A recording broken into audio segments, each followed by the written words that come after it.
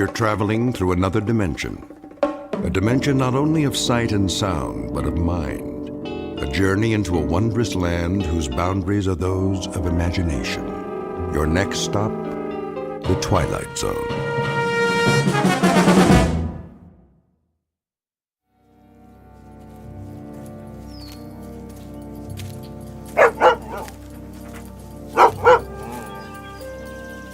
Hey, Rip, what you chasing?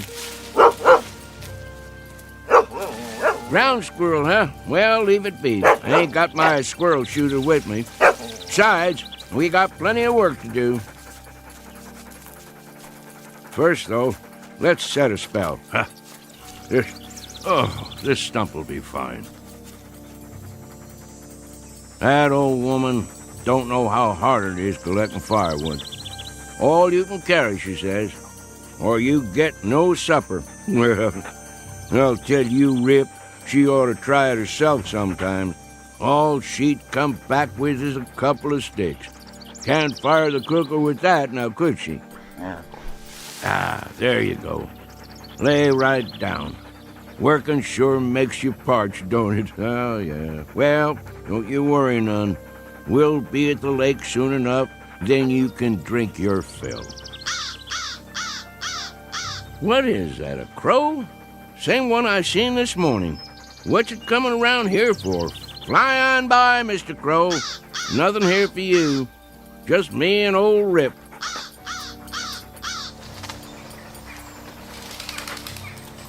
Hold on, dog, while I roll a smoke.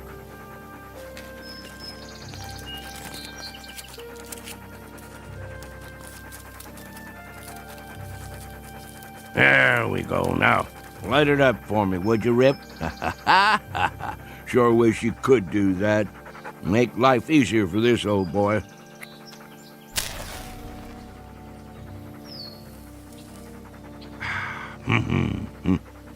Better get me another pouch in town. See if Earl has his rig hitched up. Of course, that old nag of his might not make it. And then we'll just walk the trail, won't we, boy? You and me, same as always. Come on, we better get on home before it's dark. Maybe we'll do us some coon hunting tonight. Would you like that? Sure you would.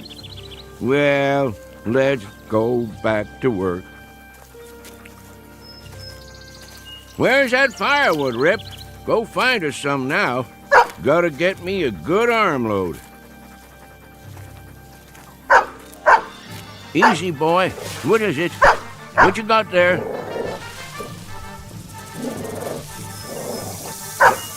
That's a rattlesnake. Mean-looking one, too. Now, just you back off. Leave it, Rip. Come on around. He ain't gonna do nothing if we let him alone. Rip, careful, boy. Oh, there you go. Good boy. All done. By golly, you took care of him, didn't you? You broke his neck clean in two. Well, thank you kindly, Rip. If it weren't for you, I might have stepped right on it. You would have had to suck the venom before it reached my heart. Think you could have done that? Oh, that's a good old hound. Yeah, you sure are. Best friend a man ever did have.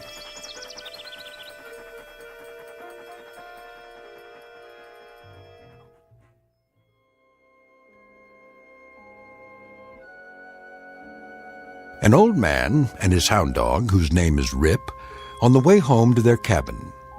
There are no highways or supermarkets here, no electricity or filling stations, and no fuel for fireplaces or wood-burning stoves. Only what a man can carry on his back and in his arms. Life can be hard, but it's also beautiful, with sights and sounds and peace of mind that city folks only dream of. And most important of all, friends and partners are for life. It's been said time and again that man's best friend is his dog, an old adage that's nowhere more true than in the Blue Ridge Mountains of Virginia. If all goes as planned, this particular man and his dog will soon be off for an evening's pleasure in quest of raccoon. It's a prize well worth trapping in these parts. Usually such evenings end with one extremely tired old man, one battle-scarred hound, and one or more extremely dead raccoons.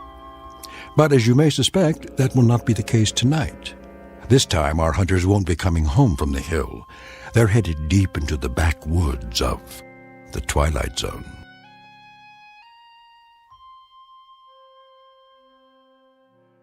And now, The Twilight Zone and our story, The Hunt, starring Shelley Berman and Karen Black, with Stacy Keach as your narrator.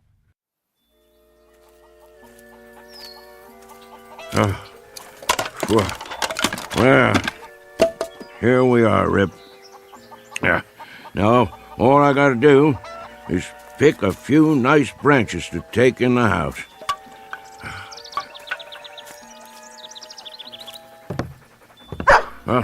Rachel, open up. What is going on out there? I can't get the door with my arms full. Hold your horses, old man. Rachel, I'm warning you. What's all the hollering about? You want your firewood or don't you?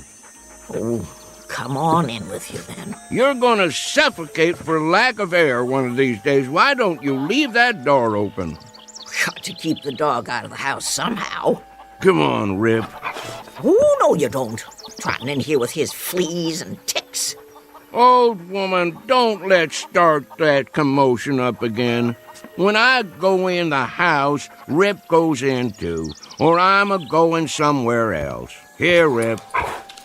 I've got a mind to move to the barn. Let you and the dog have the house to yourselves. Old woman, you're forgetting something. I never forgot a thing in my life. That's true, except when you want to. That dog saved my life more'n once. Did it again today, too. I would have stepped right on a big old rattlesnake if Rip hadn't jumped the critter and broke his neck. I have to buy myself a divorce from you to get my way around here. Well, that ornery animal come on in then. And there's another thing. Don't talk about him like that when he can hear you. What? You heard me. Rip's got feelings, and I don't want 'em hurt. I'll let him in the house, and I'll feed him our table scraps, but I'll be switched if I'm going to start sweet-talking him. Oh, woman, you tickle me sometimes. And what does that mean?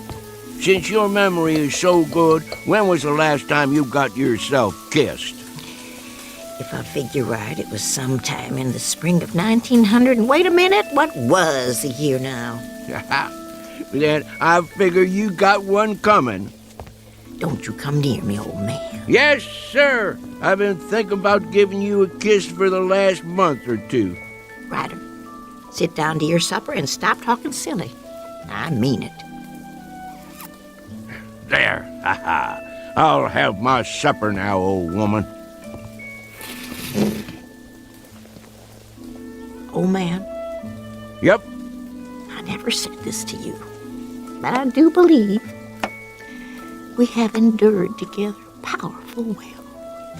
Near 60 years we've been married, ain't it? Come October 16th.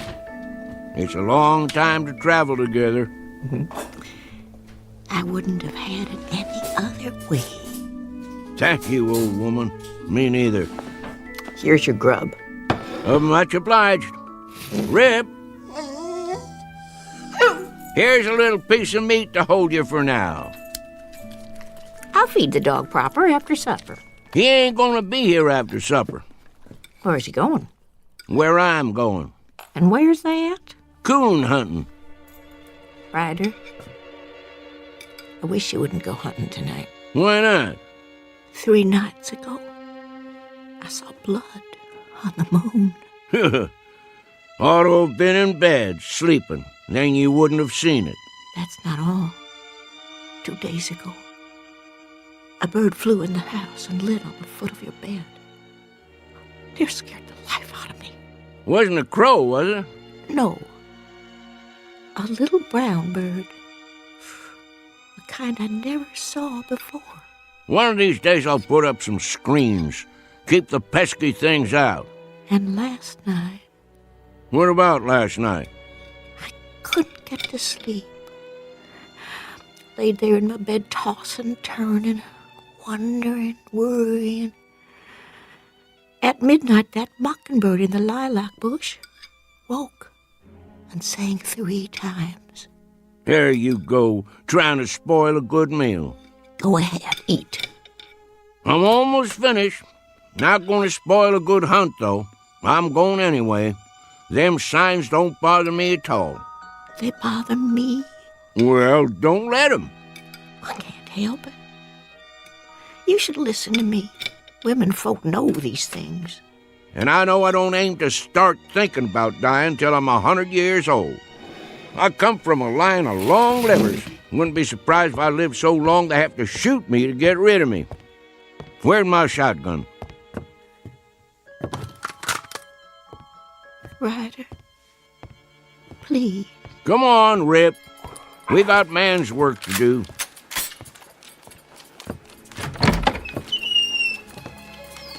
You be careful, old man. Don't worry your head, old woman. I'll be back before it's all the way dark, more'n likely.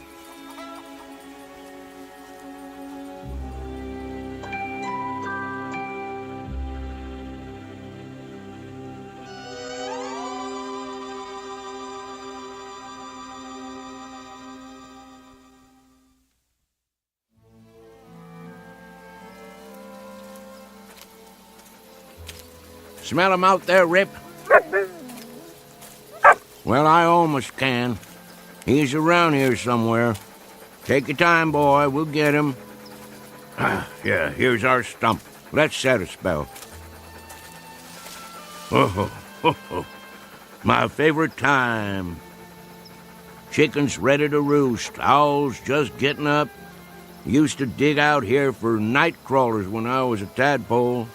Of course, you wasn't around then, but we had some good times, let me tell you. Me and the boys. In the morning, we'd go fishing in the lake. Fish jumping like silver. Sometimes we couldn't wait to eat 'em, clean 'em, and cook 'em right where we was. Then go for a swim. Even had me a dog, too. Oh, not a hound like you. But it was a good old boy. Little bit of a thing. Called him Skipper. Just went missing one day. Must have fell in the lake. That, or a bear got him. Oh, don't you go getting spooked now. No bears anymore, just coons. Big old raccoons, good for meat and hides. Catch a right bushy one and I'll make a dog bed for you. Would you like that, Rip? Gonna be cold come winter. Shh. There he is. Hear him? Big fat one. Looking for a snack. Want to get him, boy? Well, go ahead, do your work. You tree him, I'll catch him. Soon as I light the lantern.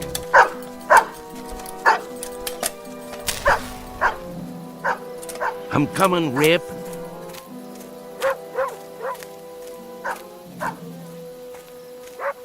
That's it. You got him, boy. I'm on my way. Up a tree, is he, boy? Yep, he must be. Let me shine the light and have a look.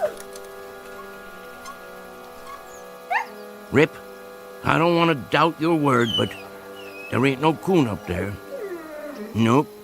If there was, I'd see his eyes in the dark, big as $50. Tricked you, didn't he? I knew it. Now you can't get the scent, 'cause he run up the tree and crossed over to another one. Probably down by the lake already. Don't you go there, boy. He wants you to. Let him go, Rip. You let him go now. I'll see him. He's out on the end of the log, and now he's going to jump in. He's only tricking you. Don't try going after him. He's too good a swimmer. No, boy. He'll pull you under. Come on back here. Oh, now you've done it. Rip, come back here, boy. That coon got you right where he wants you. Get back here before he pull you under. I'll reach down and grab you. You darn fool, don't let him bite you. Swim on over here. That coon's gonna drown you in a minute. Uh-oh, coon's got him down, and I'm a-losing my balance. Hold on, boy, I'm a-coming.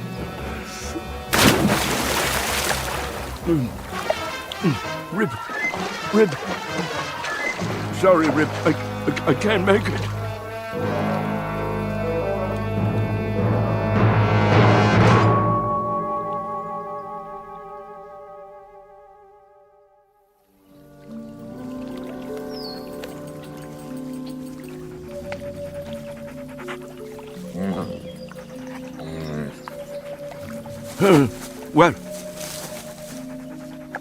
Well, what do you know, Rip?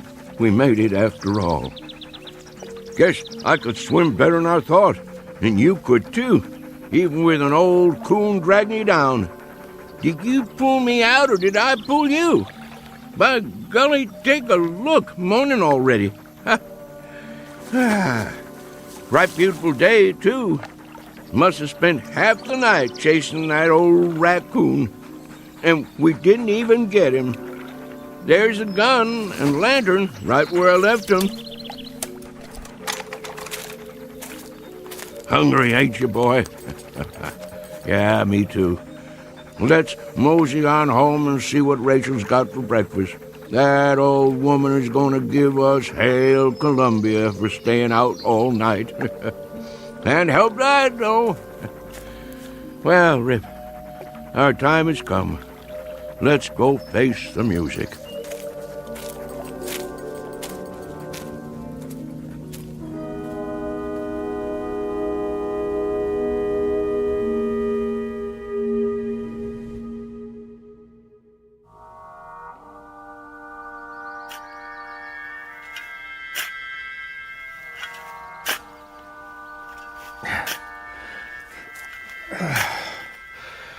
Well, that should about do it.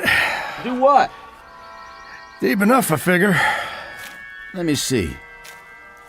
Man, that hole ain't more than 4 feet. So what? So you can't bury nothing in there? Sure you can. Box will fit. Won't fit proper. Wesley, it's a coffin, you know? Yeah, a little one. Just the same. 4 feet deep's enough for a dog. Well, maybe for an ordinary dog. Old Man Simpson claimed there wasn't nothing ordinary about Rip.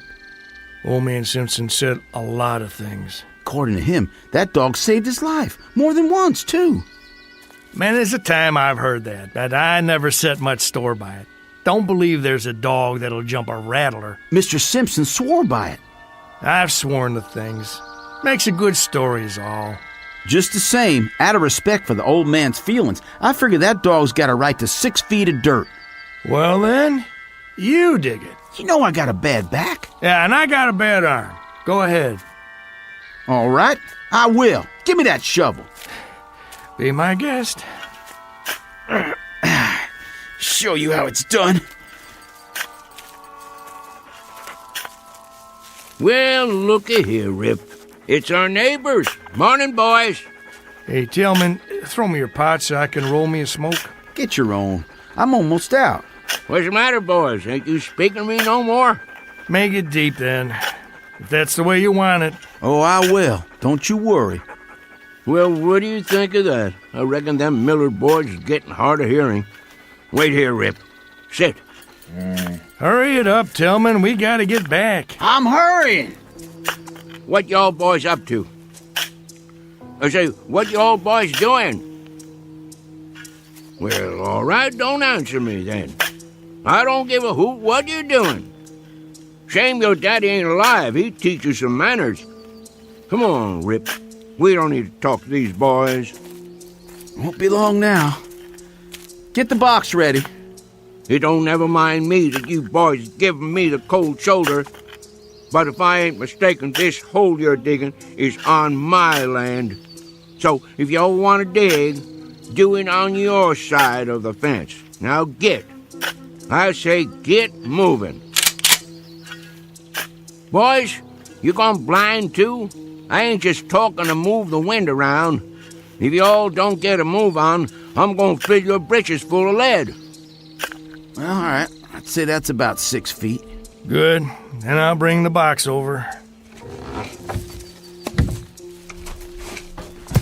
Have a little care with that. It's just a dog. Not to some folks. Hand it to me real easy. Oh, now, boys, why didn't you tell me you'd lost your dog? How'd that happen? There. All right. That ought to do it. I don't blame you for not feeling like talking. I don't reckon I would myself. Let's move on now, Rip. We're butting in on other folks' trouble when they're just too heartbroken to talk. Speaking of trouble, your woman's gonna have plenty of that waiting for us. Now help me up. We'll put the dirt in. I have to admit, it's gonna be kind of lonesome around here without old man Simpson. That it is. That it is.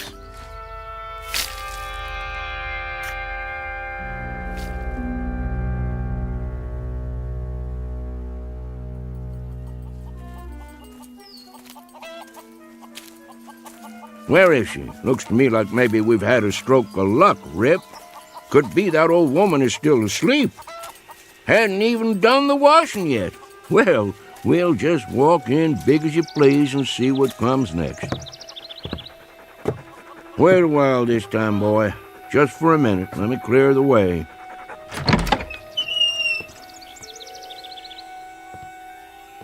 Old woman? There you are. Morning. What are you sitting in a rocking chair for? Taking a rest already? Huh. Got your long dress on, too. All dressed up like the 4th of July.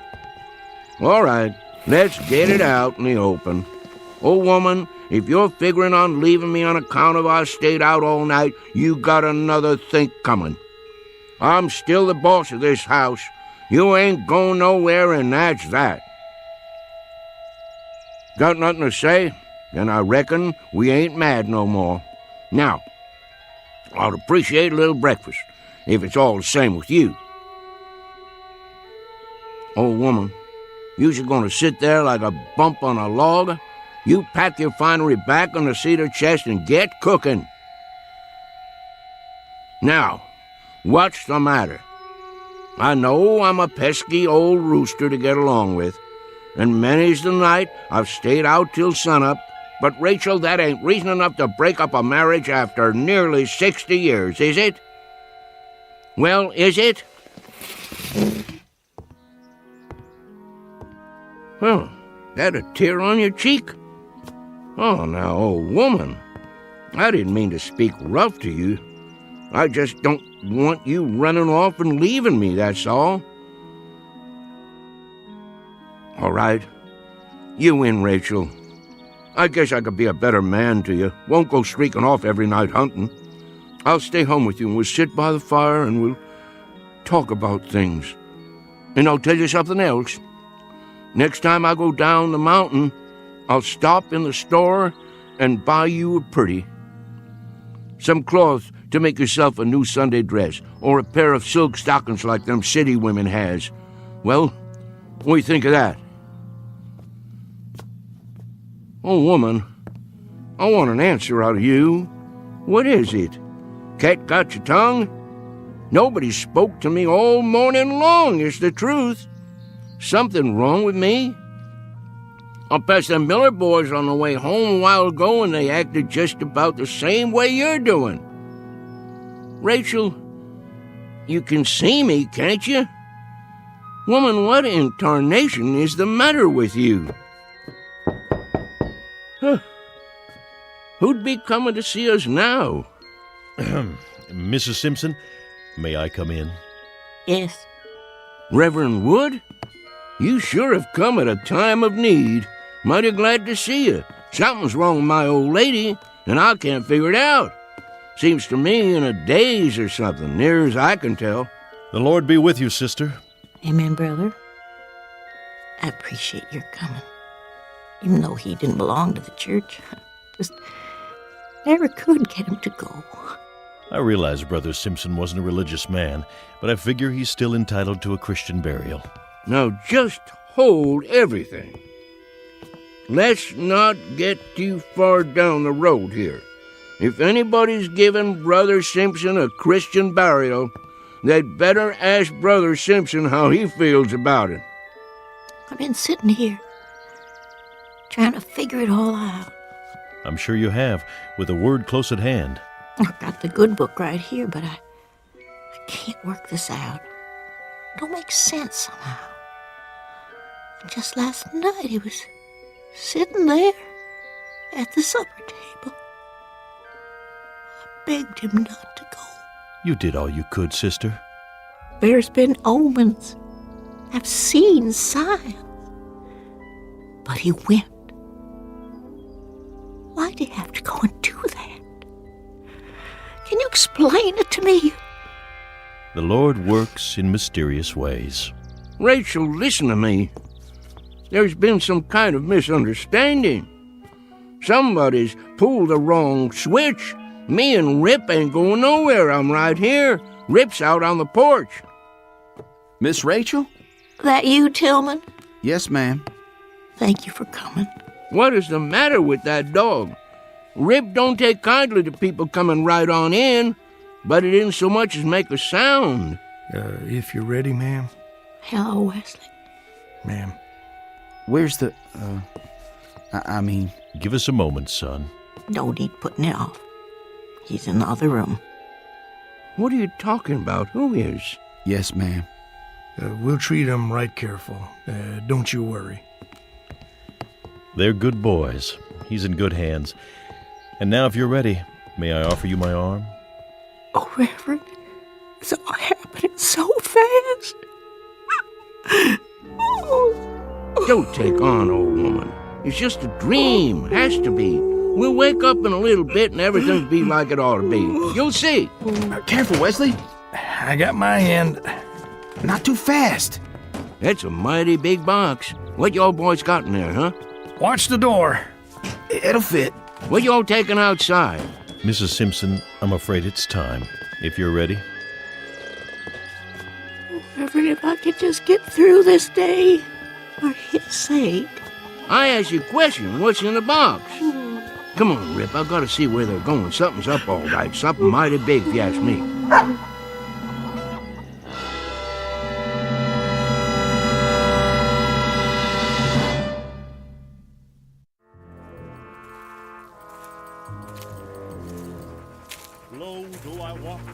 Where are they going? All the way to the top of the hill, looks like. Getting pretty steep. Must be heading for the graveyard. Just let me get my breath here once. We'll find out what this is all about, Rip, in a minute or two. Graveyard's just over the other side. Leastways, that's how I remember it. Can't say it's someplace I go more'n I can help it. All right, let's go. Ain't much further.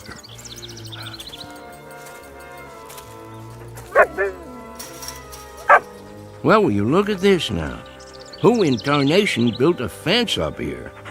No call to do that. Don't know why they would have bothered. Can't even see the sun over there anyway. Just fog coming down from the top of the hill. How'd Rachel and the Reverend and the Miller boys get through? Gotta be a gate or something. Rip, I don't know what to tell you. We must have taken a wrong turn somewhere along the line. I don't memorize ever seeing this here fence before. Oh well, just follow it, I guess. We're bound to come out sooner or later. What you see, boy? Well now, looks like you found it. Here's the gate. All locked up, though. Chain and everything. Hello? Anybody home in there? Howdy, neighbor. Oh, howdy. Think you could open this for me? Sure enough. Wasn't expecting nobody this morning. Don't let me put you to no trouble, friend. Seems like I lost my way. Everybody says that at first. Easy to do. Who put this gate up, anyway? The owner. The owner? Well, who's that? He don't like to use his name. make him sound high and mighty. What's your name, friend? Simpson. Hyder Simpson. Ah, yeah. Think I heard of you. Just let me check it in my book here. I belong to that bunch of Simpsons over on Wales Mountain. Lived there all my life. I got it. Yep, you're on the list. Guess you can't see it from here, though. Rip and me, we traveled a far piece. I don't never recollect coming so far we couldn't see the top of Wales Mountain. And how old are you, Mr. Simpson? Well, sir, can't say exactly, but I've been walking the earth for more than 70 years now. Arrived at the gate 10:45 a.m. Nice watch you got there. Thank you kindly. It's none of my business, friend, but could I ask you something? Oh, go right ahead. What are you writing down in that book? Oh, this and that. You know, for the record. I just need to know one more thing, Mr. Simpson. And that would be? How'd you die? I was born with a cheap set of ears, friend. I ain't sure I heard you rightly. I said, how did you die? Well, who claims I'm dead? Oh, there ain't any argument about that. You wouldn't be here if you wasn't dead. Then let me pinch myself. Man, that's solid flesh and bone. Want to feel it? Now think back, neighbor. Well, now, my memory's none too good lately. What did you do last night? In your own words. Well, that's an easy one. I'll tell you exactly what I done. Me and Rip left the house long about supper time. Rip, he picked up a coon trail right away, and wouldn't you know it, just like a coon, he headed for water. And Rip didn't do a thing but go in that water after him. I see. Just about that time I got there, and I moseyed out on this log, and, say, let me ask you something else. Sure thing. What's on the other side of this gate, anyway? Must be pretty all-fired important if you keep it locked up. Well, you see that pasture right up there? Yeah? They call it the Elysian Fields. You don't say. You cross that and you come to the Golden Street. And that takes you to the Celestial Palace, where the old master's got his headquarters. You wouldn't be pulling my leg now. Why'd I want to do that? Then I take your name to be St. Peter. I keep the gate, that's a fact. I'm proud to meet up with you. Well, just as proud to have you here, neighbor Simpson. Something wrong? I was just listening. To what? I thought they did a lot of singing and dancing in heaven. How come I don't hear no music? 'Cause you're on the outside. Minute you step inside the gate, you'll hear your favorite hymn. Don't much care for hymn singing. Favor guitar music myself. Well, don't stand out there in the cold, cold world. Come on in and reap your heavenly reward. You've sure earned it. Mighty nice of you. Rip? Oh, hold on, neighbor Simpson. You can't take that dog in here. And why not? It ain't allowed. Ain't no fleas on him. That don't make no never mind. He can't go in. How come? This here is folks' heaven. There's another place we can put him in, up the road a piece. You just tie him up to the gate, and I'll walk him over there a little later on. If that's how it is. Well, where do you think you're going, Mr. Simpson? I thank you all the same, but I don't reckon in there's any place for me. Well, why not? Any place too highfalutin for Rip is too fancy for me. How thoroughbred has a dog got to be for you to let him in there anyway? Ain't no dogs allowed in there at all. What kind of outfit you running don't allow no dogs? I tell you, they got a special place for dogs just up the road. Well, me and Rip will go on up there then. They won't let you in. The dog maybe, but not you. What kind of heaven would it be with nothing in it but dogs? A dog has got the right to have a man around, same as a man has got to have a dog around, if he's going to be happy anyways. Neighbor, let me make you a little proposition. What is it? See this place in the fence? That's a spot that needs repairing. Now, why don't you go on in the gate, and a little later on, I'll slip your dog through this hole. It's breaking the rules, but I'll do it. Friend Peter, if I go in the front gate, Rip goes in the front gate likewise. I don't want him getting the feeling he ain't welcome. Well, I got another idea. Here, boy. What's going on there, mister? Let go of his collar. Well, I thought maybe I'd hold on to your dog and let you go in and take a look around. See how you like the place. I ain't got to see it to make up my mind. Let me ask you a practical question. How do they expect me to do any coon hunting in there without Rip? Man, they don't allow coon hunting. You don't say. Rip, heel. Now, where do you think you're going, Mr. Simpson?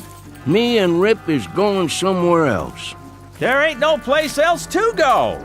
I'll go wherever this road takes me. That don't lead nowhere. It's Eternity Road. Just keeps on, never stops. Me and Rip will be all right. Neighbor, this is a right serious step you're taking. I'd say the best thing for you to do is sit out there and think it over. You got all eternity to make up your mind. Good day to you, sir. Well, if you change your mind, just let me know. Much obliged. I'll do that.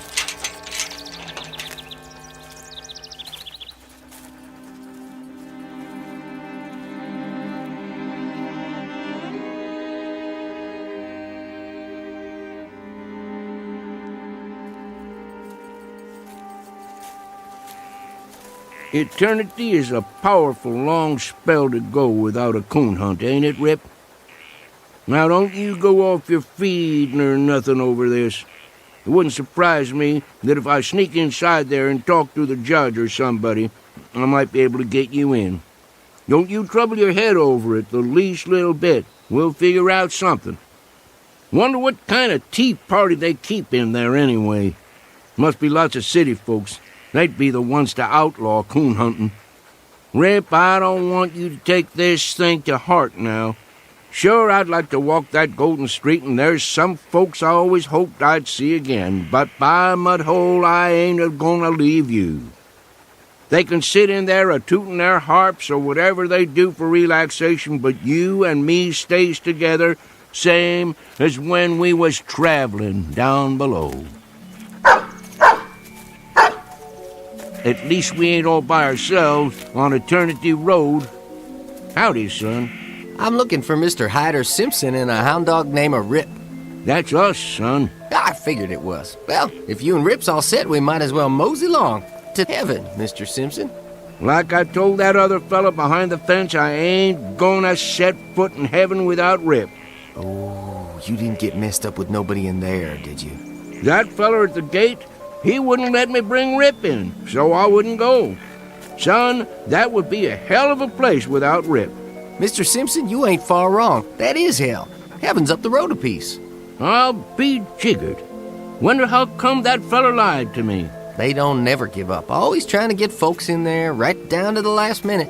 What reason would they have for wanting to keep Rip out? They always feared Rip would have warned you, and he woulda, time he got a whiff of that brimstone. You see, Mr. Simpson, a man, he'll walk right into hell with both eyes open. But even the devil can't fool a dog. You wouldn't be St. Peter, would you? No, sir, I'm just a regular angel. Where's your wings, son? Shucks, I don't use them half the time. I appreciate walking myself. You about ready to go, Mr. Simpson? Rip! Look at that dog go. We'll just have to catch up with him. He can hardly wait. How's the coon hunting up there, boy? Oh, just prime, Mr. Simpson. There's one tonight right after the square dance. You want to come along? Wouldn't miss it for the world. Here's the gate.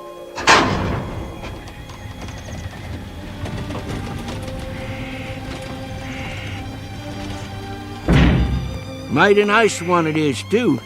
Welcome to heaven, Mr. Simpson. Thank you, son. I'm right proud to be here.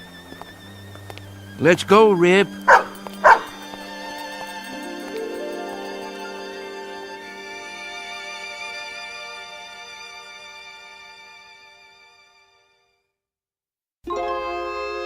Travelers to unknown regions, off the beaten path, would be well advised to take the family dog, because in a pinch, he might just save you from entering the wrong gate. At least, it happened that way once in a particularly mountainous area of the Twilight Zone. More from the Twilight Zone after this.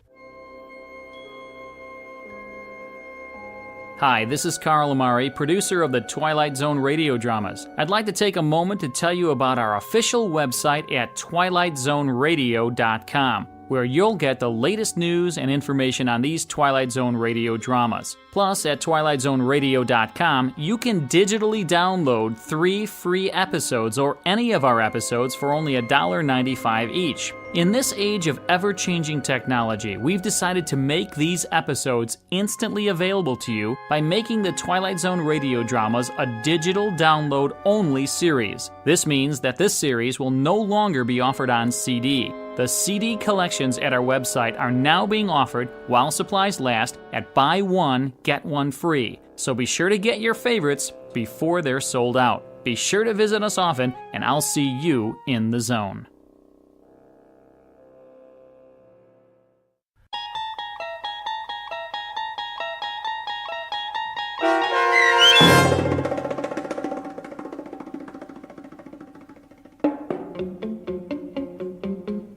The Hunt, starring Shelley Berman and Karen Black, with Stacy Keach as your narrator, was adapted for radio by Dennis Etchison and written for the Twilight Zone by Earl Hamner Jr. Heard in the cast were Mike Baccarella, Jeff Lupetin, Darren Stevens, Craig Brawley, and Kurt Nabig. The producers of the Twilight Zone wish to thank CBS Enterprises and the Rod Serling Estate for making this series possible. This copyrighted radio series is produced and directed by Carl Amari and Jeff Lupetin for Falcon Picture Group and Westwood One. Sound design and custom Foley effects for The Twilight Zone by Cerny American creatives Bob Benson, Craig Lee, Matt Sorrow, Tim Cerny, and Todd Beyer. To learn more about the Twilight Zone radio dramas and to contact us, visit our official website at twilightzoneradio.com. Doug James speaking.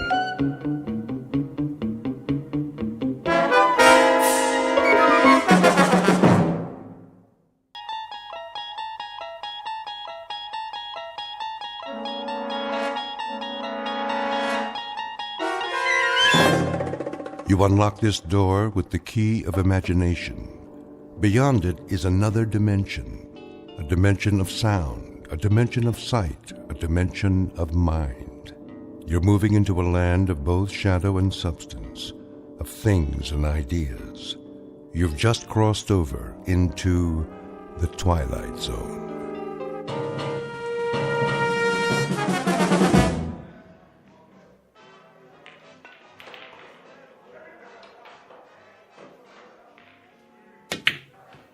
Oh, tough luck, mister. Yeah, I thought I could make that one easy. Yeah, I thought so too. Well, at least I didn't leave you much. Well, let's see. Face it, you don't have a shot. It looks like you're gonna snooker yourself. Well, you never can tell.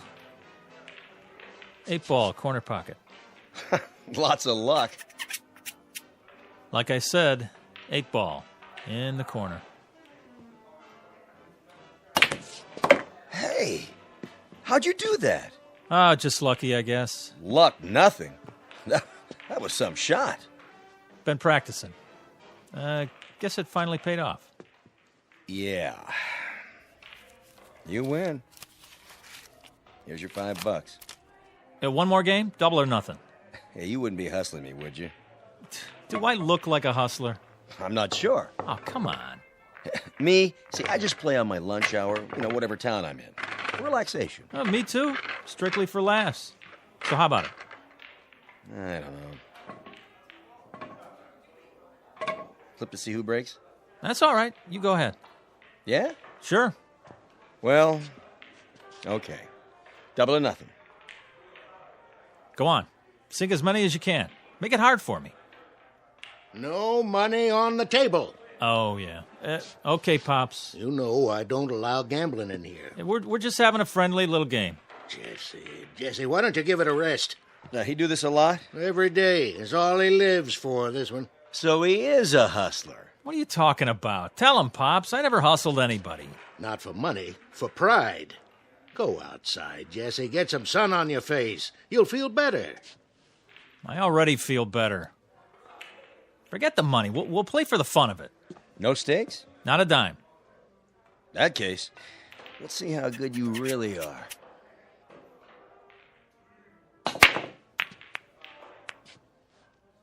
Nice break. Of course, I didn't sink any, but that's my advantage. Yeah? Too many balls on the table. It doesn't leave you a shot. Watch me.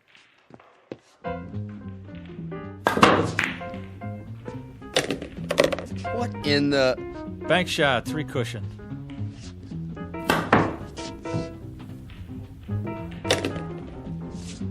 Curveball.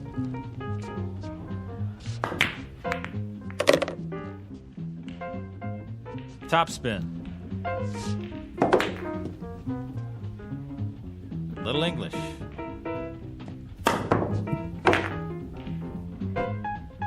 And over and under.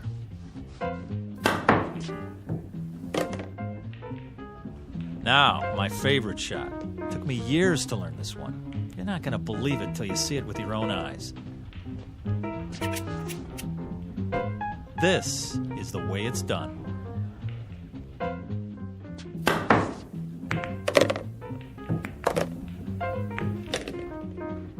Pretty good. Pretty good? You kidding? Nobody ever made a shot like that in the history of the world. Yeah, it's not bad, I'll give you that. But you're no Fats Brown or anything. What? Put your glasses on. It was impossible, but I made it. Yeah, sure. Keep practicing. You'll get there. Hey, here's for the beer, Pops. See you around. Okay, thanks. What are you talking about? Keep practicing. I made it. Jesse. Just enough Hey. English, the right draw, perfect position. Settle down. Perfect. Easy, Jesse. That's all I ever hear. Fats Brown. Well, I'm sick of it. I'm sick of hearing his name. Jesse, relax. You got company. Hi, Jesse. Jesse, you are a lucky man. Rita, what are you doing here? I thought we had a date. Oh, that's tomorrow night. Thursday night. Tonight is Thursday night. What? Oh, I guess I lost track of time. I'm sorry. I was supposed to pick you up at 8 o'clock. 7. 7. It's 9. Wow. Wow. You look great. Don't change the subject. But I did get dressed up special just for you. Well, we can still go out. It's pretty late for dinner. Well, how about if we go out for a drink? Or a movie? How did you forget about our date? Yeah, how did you do that, Jesse? I was shooting pool, and I guess I just lost track of the time. Uh-huh. The guy I was playing started baiting me, saying, I'm no Fats Brown, I'm no Fats Brown. Can you believe that? How could I not be better than a guy who's been dead for 15 years? When it comes to dating, it's a draw, Jesse. Okay, I deserved that. Look, I'm sorry. I'll make it up to you. Come on, let's get out of here. Why not? There's nobody left to hustle. Right, kid? You bet, Pops. I beat them all. Fats might have been good in his day, but this is my day. I'm Jesse Carter, the best pool cue on Randolph Street, the best player ever. Maybe. Too bad Fats is dead. Now, you'll never know for sure. I know, and it's killing me. I would have given anything to play him.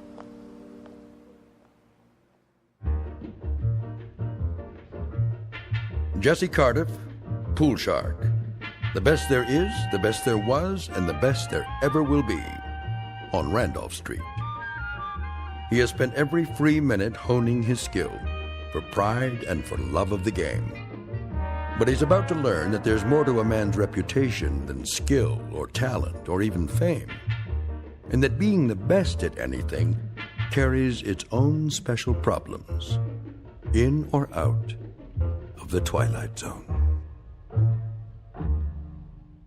And now, The Twilight Zone and our story, A Game of Pool, starring Wade Williams with Stacy Keach as your narrator. So, what's the big deal about this dead Fats guy? Don't you know nothing? Fats Brown is a legend. Where you been?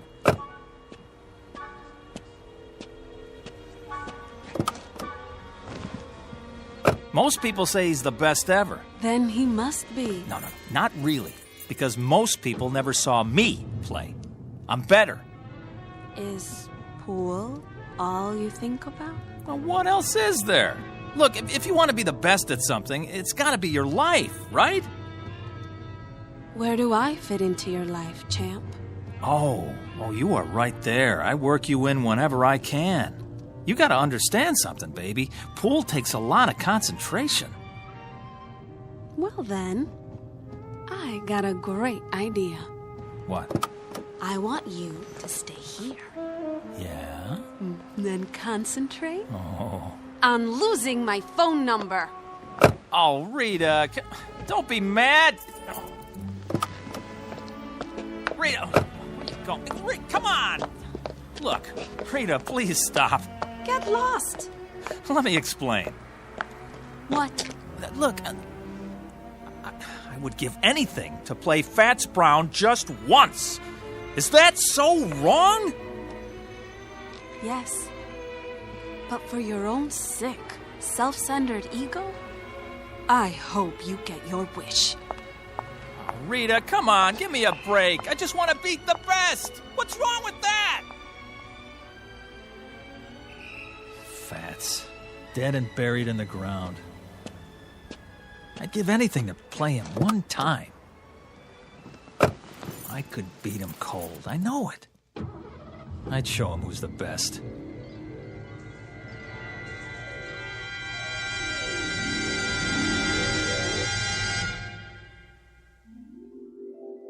I'd give anything to play him one time. One time. One time. One time. One time.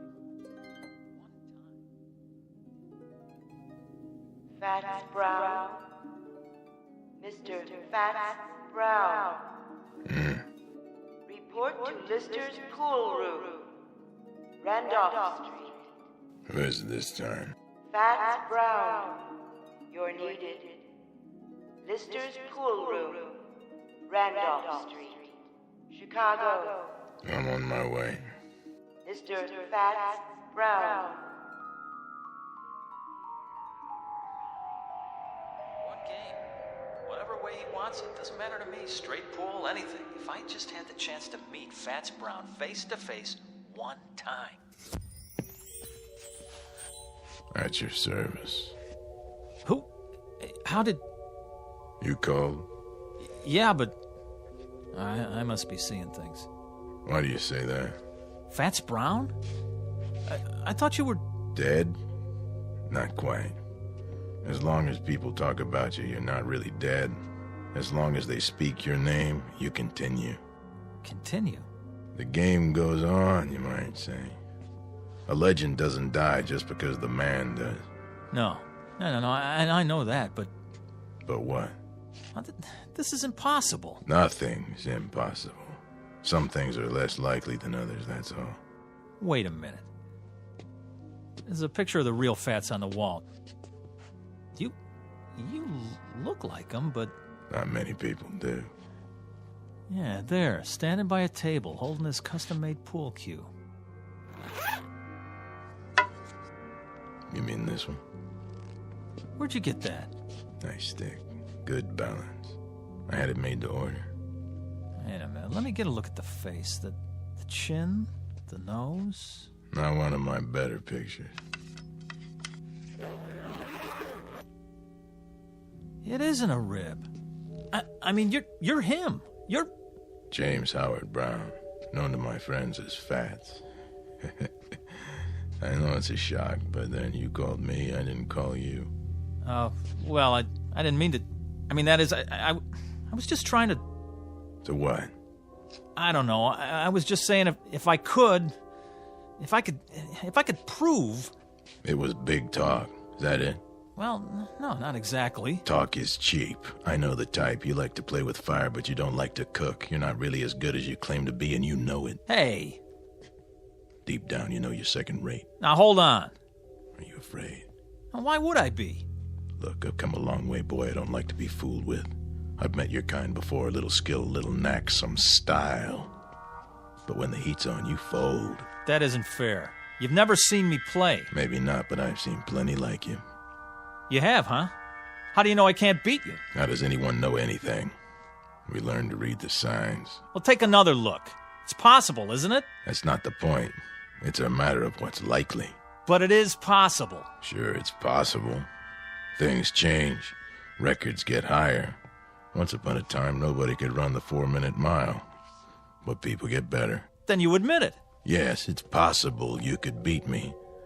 But the only way you'll do it is with a pool cue. You'll never get the job done with your mouth. All right, fat boy. Dead or alive, I'll tell you something. Maybe you are some kind of a legend, a tin god, but you know what you are to me? A big balloon, just waiting for someone to stick a needle in you. Well, I'm the someone, and here's the needle. Where? My pool cue. Oh, it'll get the job done, don't you worry. You're like all the other legends. You get by on your reputation.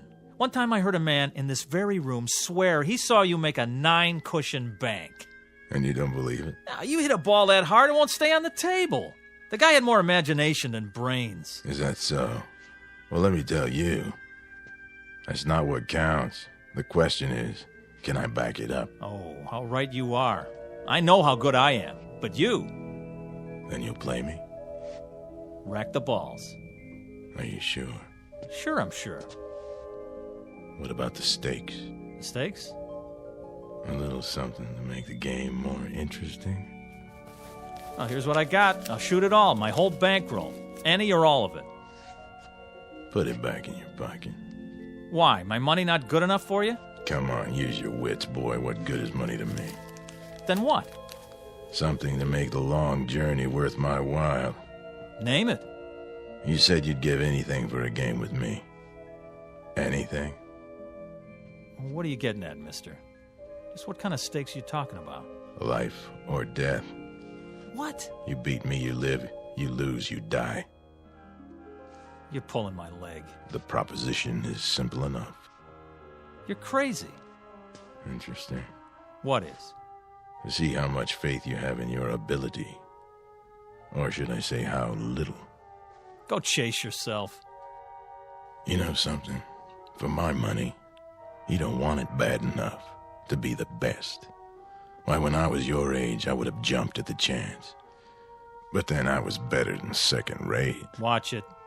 You wouldn't know about that. It takes more than skill to be a champion. It takes equal parts talent, work, luck, and nerve. A quality you sadly lack. Nerve? You mean insanity? How so? You want me to risk my life on a game? Insanity, then, if you prefer. Listen, I'm just a pool player. There's probably no less important thing on the face of the earth, pushing balls around with a stick on a felt-top table. But mark this in your book, I'm the best. It's a proud thing to be the best at anything. But then you wouldn't know about that either. Hey, hold on. Where you going? I'm going back, of course. Back where? You wouldn't understand. You're wrong. About what? You say I don't want to be the best bad enough. That's not true. Oh boy, is it not true. Do you know how many hours, how many years, how much of my blood and sweat I put into this game? I'm listening. How many nights I slept right here on this table? Yeah, I did that. I made a deal with the owner so I could practice after the place was closed. I haven't been to the movies in years. I know what you're talking about, but it's still talk and nothing else. I'm good, mister. Real good. But am I that good? You'll never know until you're ready to risk everything. Will you stop pushing me? Sure I will. I was just thinking. Where I come from, there's a race driver. Go to the track and whisper his name. Say Tazio Nuvolari and watch their heads nod up and down. Or go to the bull ring and hear them talk of Manolete. Both men face death daily, and both are legends. They learned something important early on. You'll never make the grade by playing it safe. This is nuts. So long, kid. Wait. What for? Oh, boy, what am I doing? Something you want to tell me? Well, You accept the terms? Life or death? Rack 'em.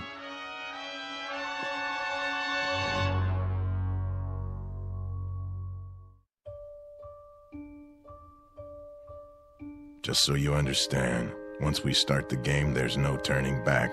Get cold feet and it'll be too late. You heard me. Rack the balls. In a hurry, are you? I've been waiting a long time for this. Have you? Yes, I guess you have. First, the tools of my trade. Now, what's so special about that stick, anyway? It's the man that counts.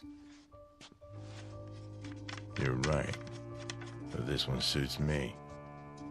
You know how it is, the big game hunter has his elephant gun, specially bored with a custom grip. The fencing master uses a blade from Lima. This cue, it was made for me in St. Louis. It cost $600 back then, and I made a living from it for 35 years. It never let me down.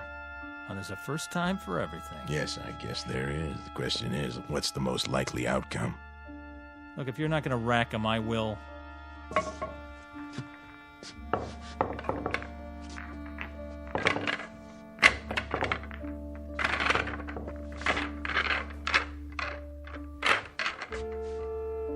Anytime you're ready. Do I get to call the game? Name it. Rotation. Kelly. 14-1 rack. 8-ball, what's your pleasure? All right. Let's see how good you are. 1 game, 300 points. That'll do. Standard rules. Is there any other kind? But just so there's no misunderstanding, we play for the value of the balls. 9 points for the 9-ball, 10 for the 10, and so forth. Agreed? Agreed. Good. You have a coin? Right here. Toss for break? You flip. Sure. Call it. Tails. Here goes. Why'd you put your hand over it? I want to give you a fair chance. Go ahead, let's see. You can change your mind. You heard me. Tails. All right, then. If you're sure. You can change your mind, you know. There's still time. Not on your life. My life's not what's at stake. Let's see it. Heads. I guess that means it's my break. Yeah, your break. Soon as I chalk up. Take your time. I know what you're thinking, son. Oh, you do, huh? Same as most players. The man who breaks is at a disadvantage. Once he scatters the balls, the other man has a clear field. Well, doesn't he? Maybe with some people, but not the way I play. Oh, sure. I suppose you can control the break. Time to go to school.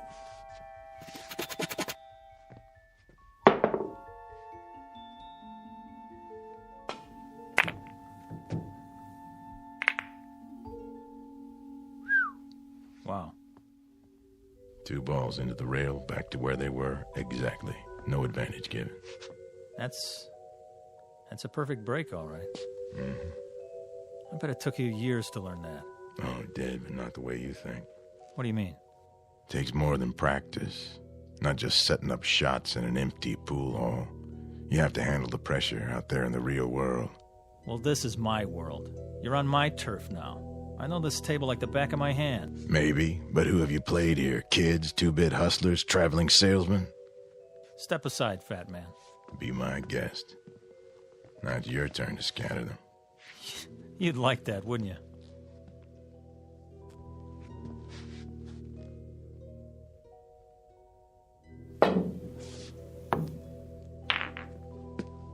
On safety. Playing it close to the vest, aren't you? That's what you call strategy. What are you going to do now? I'll try to think of something. There's always a power break. Yeah. But if nothing falls, you leave me wide open. And if I sink...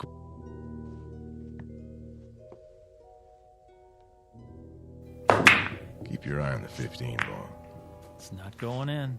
Funny thing, I was thinking it is. Corner pocket.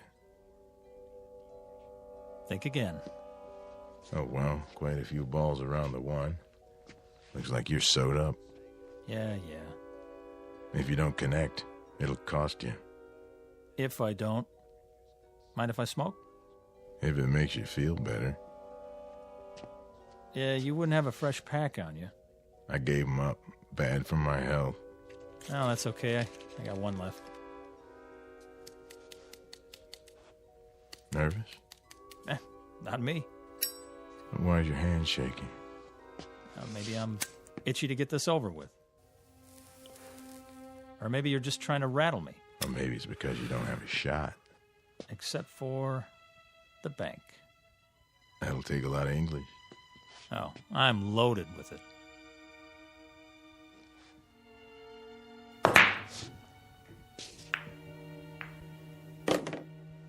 So you are. This time. Shall I keep score? I got it. Now what? The follow-up is important. You have to plan ahead. 3 rails, 2 ball in the corner. That's a hard combination. For some people. Watch your angle now. You watch it. Oh, I am.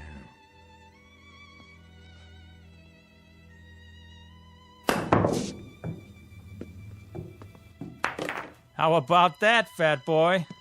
Not too shabby. It was great. In some places. You know what? You're like all the others. Always trying to bring me down. Well, why would I do that? When I was a kid, there were plenty of guys like you. Guys who were good at things like music and basketball and arithmetic. They'd do anything they could to make me feel about an inch tall. Well, you fooled them, right? Yeah, I sure did. I knew there was something, somewhere, that I could be good at. One day, I was about 16. I wandered in here. It was cool and dark, like being underwater, you know? Yeah, I know. So I kept coming back. I used to stand around and watch him play. Got to know the place, till I felt relaxed. One day, he was sitting right over there. I said, "Do you want to play, mister?" "Why not?" he said. And I beat him. That was when I knew I had an eye for the game. 3 ball. Go in. And what happened to it? Well, I almost made it. My turn. 3 ball.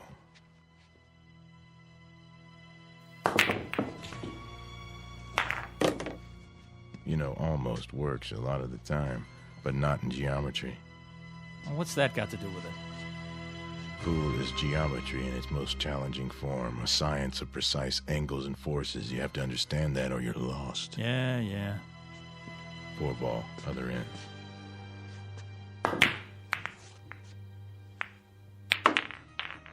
Lucky shot. Luck had nothing to do with it. 5 in the side. Angles, forces, big deal. Now who's sewed up, huh? I'll admit, it doesn't look good. You can say that again. If you don't hit the 5 first, you scratch. And that'll cost you points. Mm-hmm.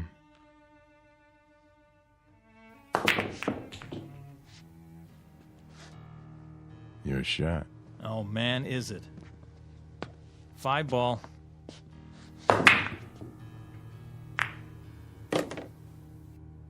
Six.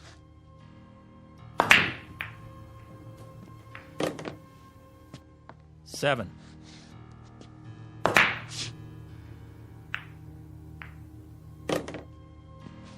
9 the 8.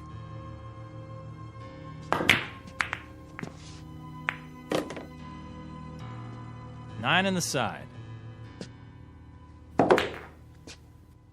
10.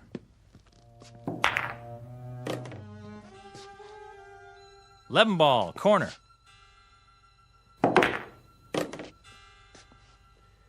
I have 59 points. You have 7. The game still has braces on its teeth. Rack 'em up.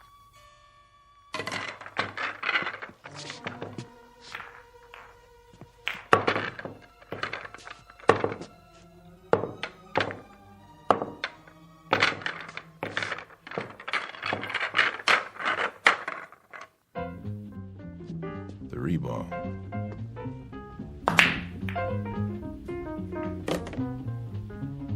Four in the side pocket.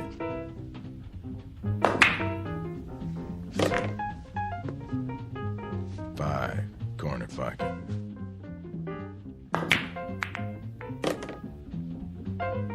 Nine in the side.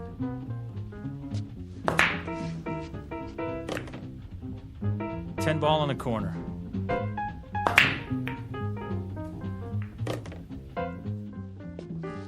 11.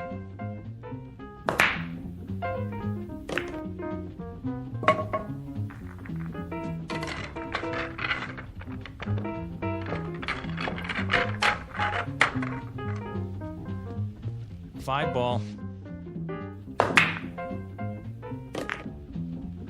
6. 10.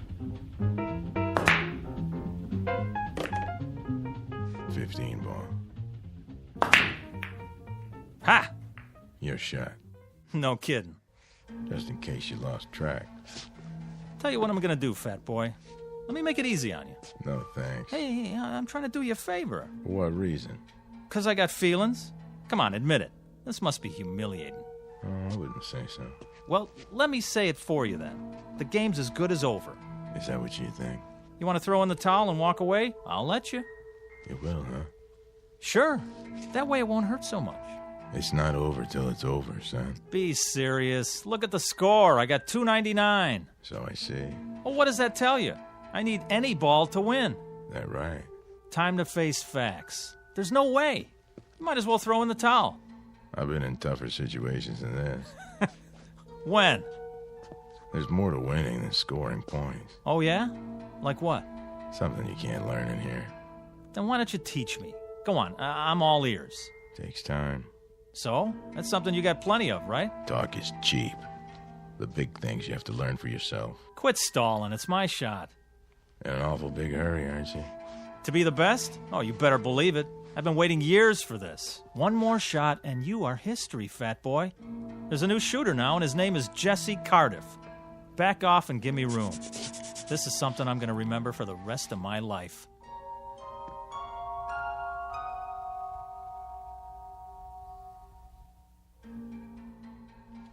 Don't let me hold you up.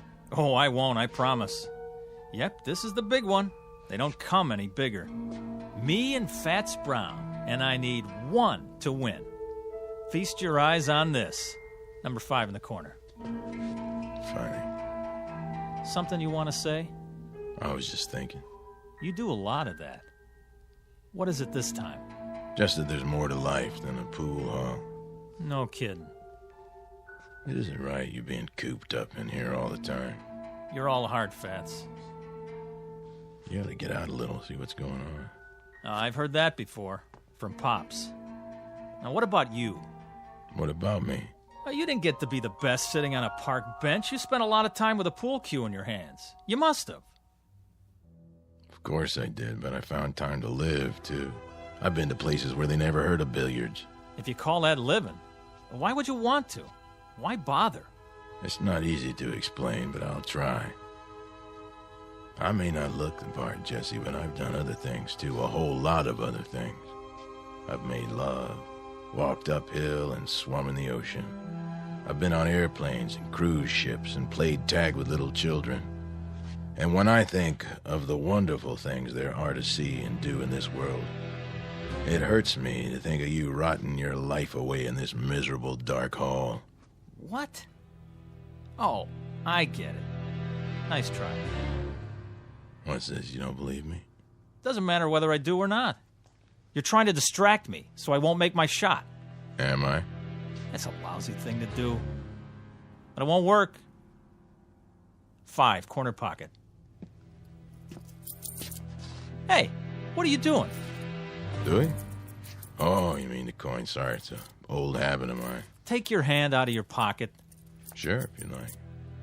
Now don't say another word, just for a minute. This is the easiest shot I ever saw. There's no way I can mess it up. Nobody could. I'm in no hurry. Good. Take your time. I will. All right, I'll stand over here and just give you all the room you want. You do that. Enough with the chalk already.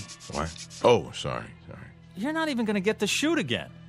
I'm making this shot and there's nothing you can do to stop me. No doubt. You did that. Did what? You dropped the chalk. Then I better pick it up. My shot. But... That one right there. In the side. Oh, I don't believe it. Look at you. A little gamesmanship, a little pressure to put some fun in the game, and you come apart at the seams. You cheated. I did? How so?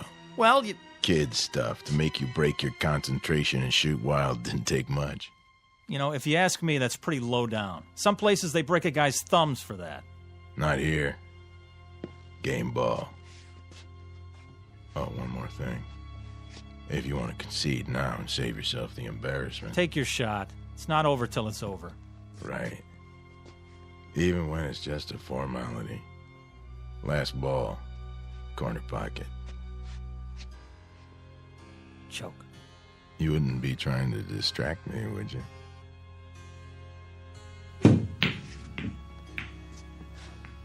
Ha! Almost. Almost doesn't make it. There it is, the game ball again, right in front of me. All my life. So you said. Okay, you had your fun. This ball has my name written all over it. Perfect angle, clear table. I was made for this. Give it some thought, Jesse. Think about this. I sink it. I become the greatest. You're not gonna make it. It's simple enough straight in, but you won't make it. You're sweating, fat man. Now, why are you so nervous? Not why you think. You wouldn't understand the reasons. No. I understand, all right. It means a lot to you, doesn't it? Even as a dead man, to have your name up there as the unbeatable champ of all time? It carries certain satisfactions, yes. I'll give you a chance at my crown, Jesse, but only if you're willing to stake your life on the game, Jesse. Couldn't be just a nice, friendly little game, huh? I take it as it comes. To you, pool is not a nice, friendly game. It's a win-at-any-price affair. I saw that right off, and I acted accordingly. But it didn't do you any good. Didn't it? I've made this shot hundreds of times. Not when your life depended on it. Is this some more of your gamesmanship? I've been studying you, Jesse. I've gone up against dozens like you. Pressure is what separates the champions from the also-rans. I've seen men who could shoot brilliant pool, but they were duds when the stakes were high. That's why I insisted we play for something big. What does it matter to you if I win or not? Afraid I'll take your place? Is that it? Did people stop talking about Dempsey when Joe Louis came along? Did Beethoven replace Bach? No. He wouldn't replace me. Then why? Someone has to keep the flame. Someone has to weed out those who haven't got what it takes. The champions, the legends, they serve a purpose. To be a challenge and an incentive. I don't need a challenge. Everyone needs a challenge, Jesse. Someone great out of the past to say, match what I've done, boy, and make it better. That's true of all walks of life. Music, politics, sports, you name it. Musicians all over the world have been better because of Bach and Beethoven and Mozart. There's a man in the White House who can look out his window and see the Washington Monument and the Lincoln Memorial. Don't you think it helps him to be a better president? Yeah, but a game of pool? Anyone who tries to be good at anything finds himself in your shoes. He finds himself faced with a legend. And when he can't measure up to the legend, he fades away, he dies, and is forgotten. I'm only a pool player, Jesse, but I'm the best. No, you were the best. No man gets past me unless he has what it takes. And you don't think I have it? There's still one ball on the table, and it's taken you a mighty long time to get at it. You wouldn't believe this, Jesse, but personally, I'd like to see you win. Yeah, I've only been doing my job. Stand back and give me some elbow room. Wait, Jesse. Oh, no. I've been waiting too long. Before you shoot, think about one thing. What? Sink that ball and you may win more than you bargained for. You're wasting your breath. Don't you get it? There's nothing you can do to stop me now. Nothing. Sorry, I was required to say that. Something along the lines of a disclaimer. Well, what are you waiting for? Not a thing.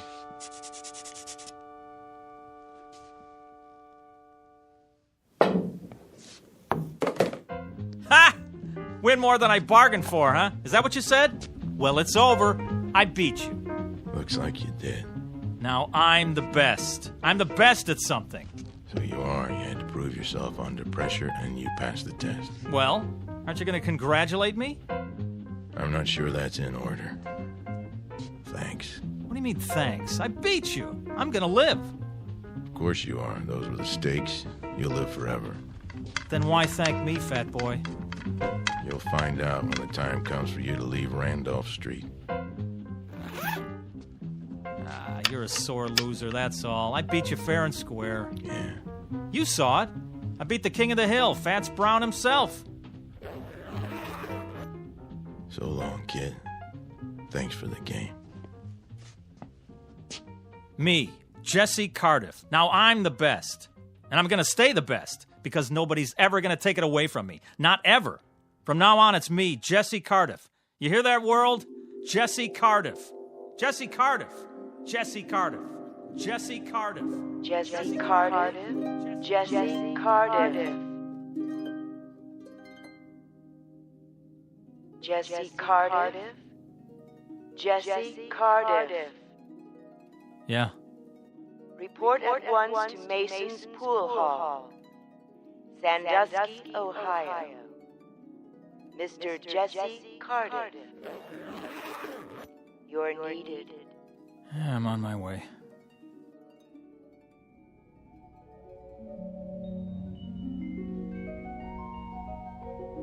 Mr. Jesse Cardiff, who became a legend by beating a man known as Fats.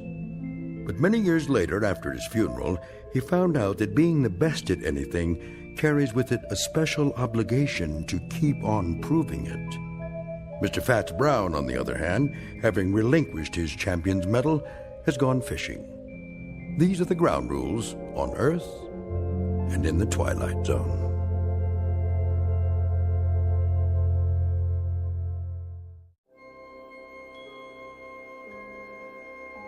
Hi, this is Carl Amari, producer of the Twilight Zone radio dramas. I'd like to take a moment to tell you about our official website at twilightzoneradio.com, where you'll get the latest news and information on these Twilight Zone radio dramas. Plus, at twilightzoneradio.com, you can digitally download 3 free episodes or any of our episodes for only $1.95 each. In this age of ever-changing technology, we've decided to make these episodes instantly available to you by making the Twilight Zone radio dramas a digital download-only series. This means that this series will no longer be offered on CD. The CD collections at our website are now being offered, while supplies last, at buy one, get one free. So be sure to get your favorites before they're sold out. Be sure to visit us often, and I'll see you in the zone.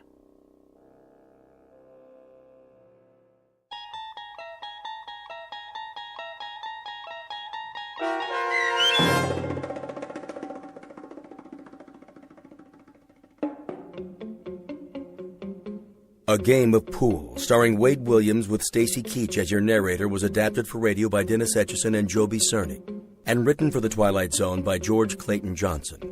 Heard in the cast were Craig Brawley, Doug James, Roderick Peoples, Sandra Delgado, and Linda Reiter. This copyrighted radio series is produced and directed by Carl Amari for Falcon Picture Group. Sound design and custom Foley effects for The Twilight Zone by Cerny American creatives Bob Benson, Craig Lee, Michael Slaybach, and Matt Sorrow. To learn more about the Twilight Zone radio dramas and to contact us, visit our official website at twilightzoneradio.com.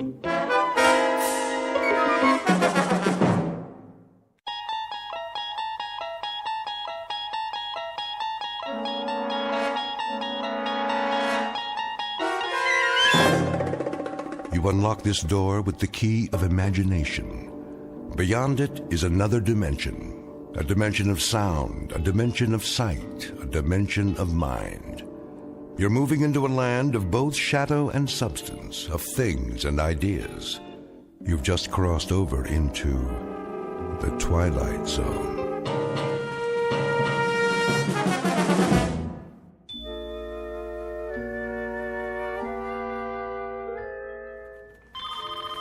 Cooper Corporation, how may I direct your call?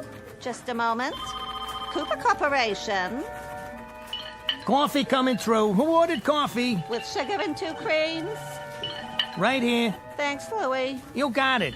Coffee here. Do you have any Danish this morning? I got bran muffins, granola bars, and trail mix. Oh, no. What happened to the Keach? Mr. Cooper's orders. Mr. Cooper, how come? He's on a health kick. Says Danish is bad for you. For the whole office? Everybody on the floor. He wants more work out of you. Oh, well. I suppose I'll have one of those granola bars. Is it chocolate coated? K-Rob. Sounds positively yummy. Guess I'll give it a try. Hey, that's wrong, you know. What is, McNulty? Well, the pastries are bad for the brain. True, they're mostly sugar and starch, but so are muffins, huh? Granola bars? Granola bars have as much fat as 13 strips of bacon. Did you know that? And trail mix? Forget it! Forget it! There's so many calories and saturated fats, you might as well eat a tub of popcorn, huh? With butter! Well, if Mr. Cooper wants to improve productivity... All I know is I got coffee with cream, cream and sugar, cream by itself, sugar by itself, or artificial sweetener. And that old favorite, all black. Take your pick. Ah, diversification. Now you're on the right track. As I always say, you can't run a business standing still. A business has got to move. A business has got to progress. You think about that now. Excuse me, I gotta progress through the office. Yeah, so do I. We all do. A business has got to keep pushing, keep punching, keep prodding, keep moving forward. That's what a business has got to do. Now, you think about that. Personally, I gotta get a drink of water. You coming, Gertrude? Oh, yeah. I think I better go with you. Ah, sounds good. Think I'll come along, too. Oh, that's all right. Hey, did you know that water is the most important part of a healthy diet? We're almost all water. I mean, our cells feed off of it, right? Hey, you see that suggestion box on the wall? I personally told Mr. Cooper to get better quality bottled water. Huh? But the chemicals they put in it these days, I mean, think about it now. It's a disgrace. Not to mention...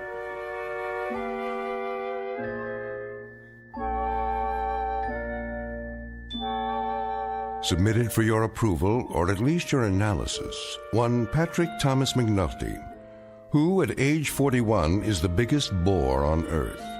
He holds a 10-year record for the most meaningless words spewed out during a typical coffee break, and it's very likely that as of this moment he would have gone on through life in precisely the same manner, a dull, argumentative big mouth who sets back the art of conversation at least 1,000 years. I say he very likely would have, except for something that will soon happen to him. Something totally unexpected that will considerably alter his existence and ours. You think about that now, because this is, after all, the Twilight Zone.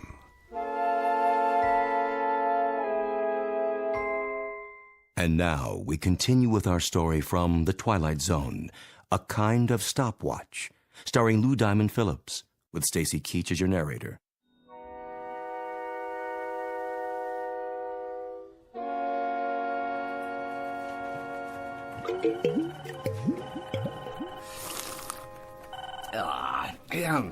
You can taste the impurities. We need clean air, too. HEPA filters, air ionizers, the whole bit, huh, you know? And these rooms need a new paint job while they're at it, you know? I mean, a nice, soothing color. Come on, Angie. Let's go to the powder room. Yeah, I'm with you. Because we got to keep this company on track. You think about it now. We will.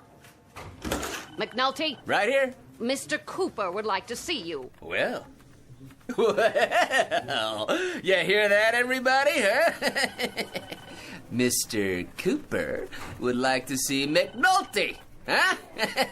And all because of that box right there. You know why Mr. Cooper wants to see McNulty? Because McNulty has been feeding him suggestions in that box for 11 months now. Did I say suggestions?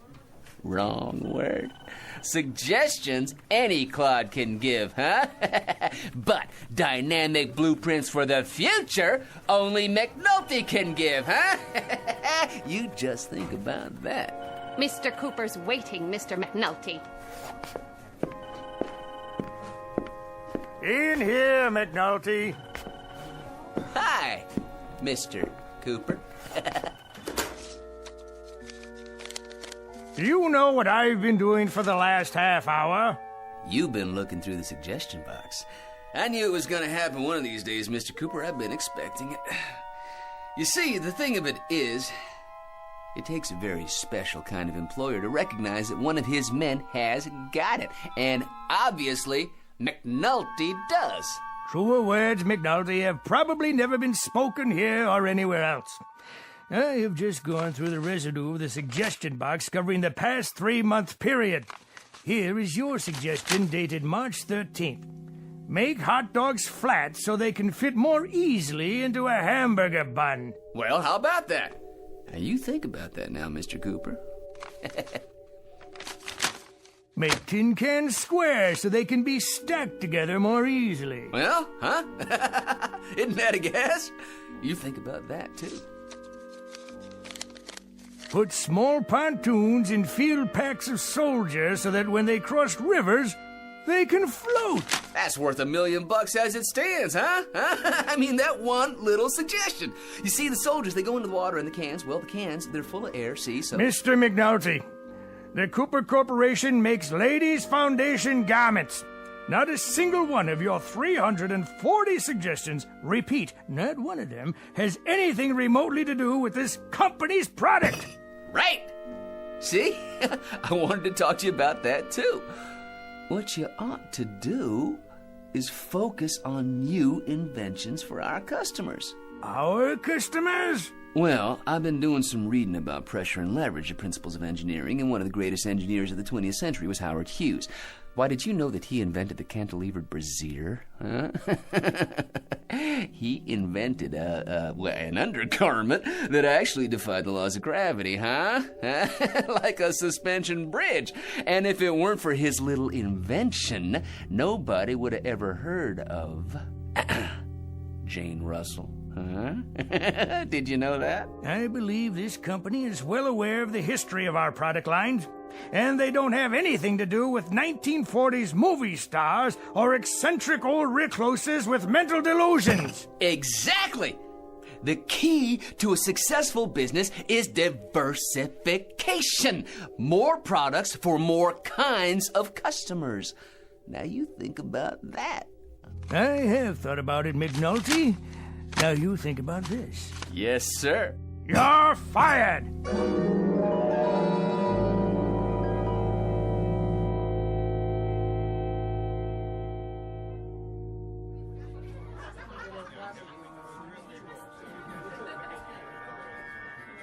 Another round, McNulty? In a minute. I'm still working on this one. Over here, Joe. Coming right up. You know something? Oh, here we go again. With the long ball hitter, as opposed to the consistent clutch hitter with a big average, I will take the latter. Well, that's very nice of you to tell us, McNulty. Well, it's a fact that at no time has the home run leader in either league led the league in batting at no time, which should tell you. Ted Williams won the batting championship and led the league in home runs in 1941, 42, and 47. The exception to the rule? Think about that now. The exception to the rule. Let me ask you something, McNulty. How come you're in here so early tonight? You've been sitting here now for 3.5 hours. Well, for the simple reason that I quit my job. No kidding. Yeah, I went into Mr. Cooper's office and I read him off. Just like that, you know, Cooper eyes said. Don't tell me, McNulty. You got canned. Well, in a manner of speaking, you might say, well, yeah, we mutually agreed that I wasn't going to work there anymore. Let me ask you something. Wouldn't you think that after 1 year of putting suggestions in the suggestion box, after 1 whole year, I'd get noticed? McNulty, you want to know something? Getting noticed and getting liked are 2 different things. What do you know about it? Nothing, McNulty. Not a thing. All I know is that every week of every month except Election Day, you come in here and drive everybody out of their skull walking on your lower lip. Now you think about that little thing, will you? For my sake. Where's my other beer? Right here. Thank you, barkeep. If you don't mind, I think I'll find myself a nice, quiet table to sit at. Goodbye. Excuse me, my good man. Is this seat taken? Is now. So, you want another one? Thank you.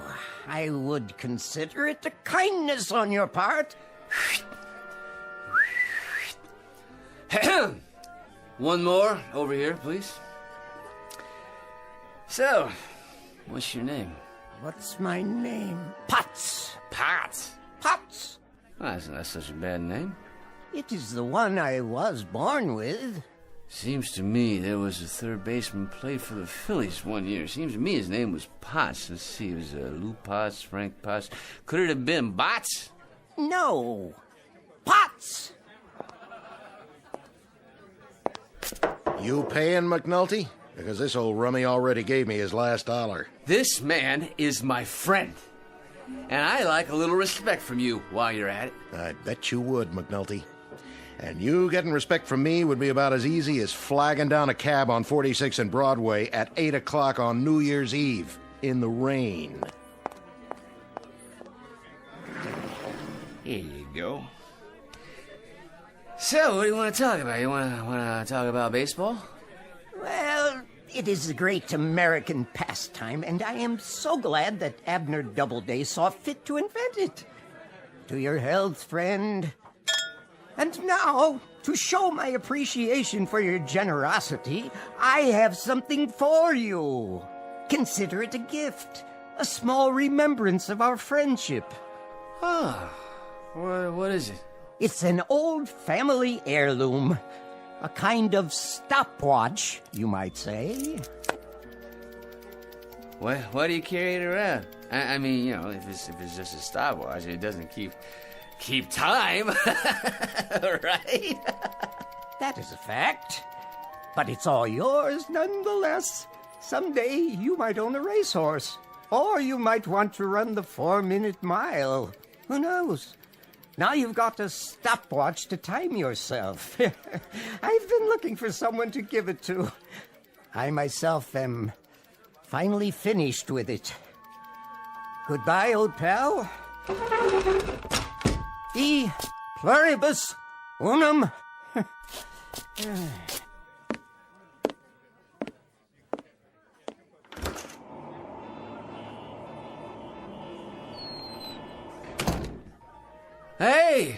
Hey, you didn't finish your beer. You done for the night, McNulty? There ain't no more ears in here you can bend. You bored 10 people to death and you emptied this place faster than a smallpox sign. Funny looking watch. Anyway. I hate to go home, Joe. I mean, geez, I already saw the picture on the Late Show. I mean, I even saw the one on the Late Show. Hey, McNulty, do me a favor, would you? Whenever you get the thirst, go to some other bar. Sometimes, I wish I was married, because so I wouldn't have to go anywhere, You ever get that feeling, huh? How do you work this thing? Pushing the button on the top. And another thing about you, McNulty, you make me nervous. First you come in here, and then... What? What's going on, Joe? Hey, Joe. Why ain't you moving, Joe? Joe, why don't you say something? I mean, it's like he was frozen.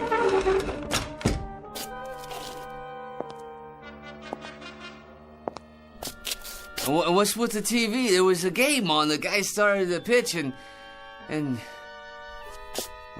you look at that. The ball's just hanging there. Did the TV freeze up or something? Say, what is this? Something's going on. All I was doing was telling you about how bored I was, and then that crazy gleep gives me this watch here, and I push the button on it like this, and... And you bore people to death, and then you start to make me so nervous my back itches. And...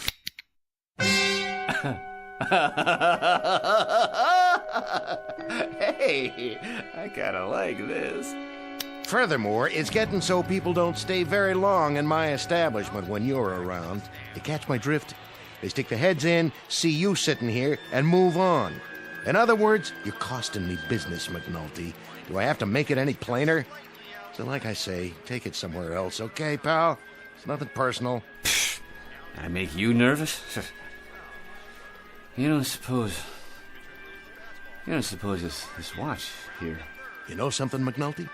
You're the one guy who makes me wish they never repealed Prohibition. And you know what I think, Joe? I think this watch is a very unusual one. That's what I think. A very, very unusual watch. Huh?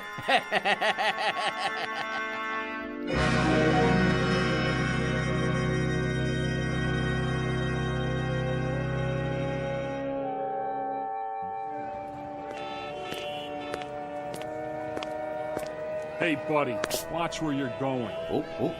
Sorry, sorry, my good man. Yeah, you should be. Excuse me. Begging your pardon, lady. Officer, oh, officer.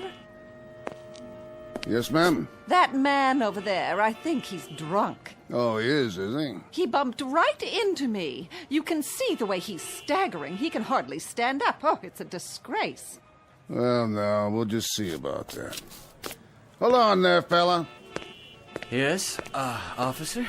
Had a little too much to drink, did we? Well, I wouldn't say that. Not enough is more like it. Why don't you just go home and sleep it off? You'll feel better in the morning. Yes, yeah, of course. I'm on my way home now, as a matter of fact. Walking, are you? I'd say you're in no condition. You know, you're right, officer. I was just thinking about that. Well, get along with you now. Why should a man have to walk at all, right? He could fall down and get hurt. Now, here's an idea for you. You make the sidewalks out of rubber, huh? Think about that now, huh? No more injuries.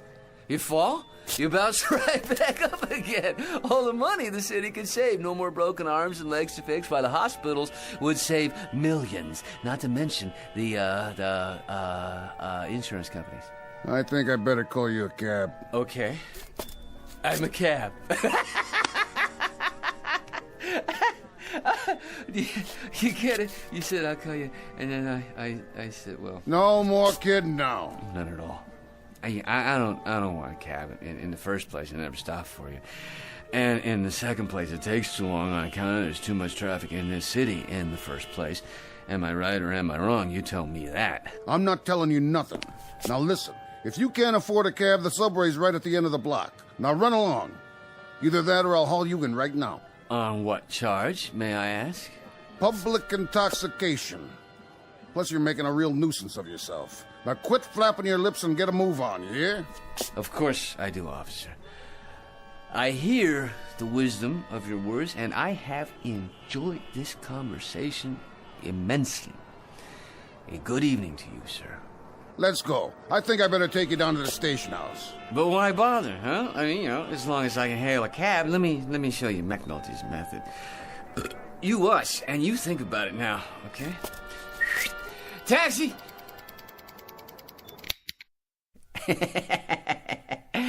There, yeah. I think I can see a cab now. That one, in the middle of the street. How nice of the driver to stop just for me.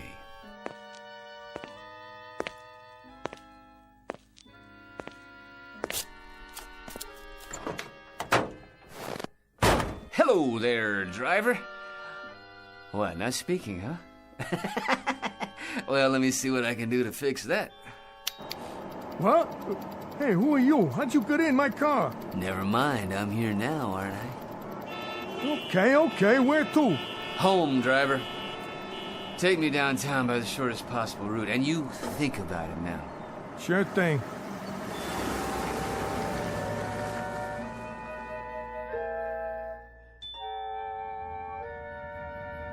Hey, have you ever thought about this? Ban cars completely, you know, in the city at least, for starters. Helicopters. Now that's the future. Your private copters, okay? Each one big enough to hold one person. You think about the savings in gas, pollution, and traffic jam, not to mention police meter maids, no parking zones. Anything you say, buddy. Yeah, you see, all you do is you take some electric golf carts and you retrofit them with propellers on top, and you plug them in, you charge them up, and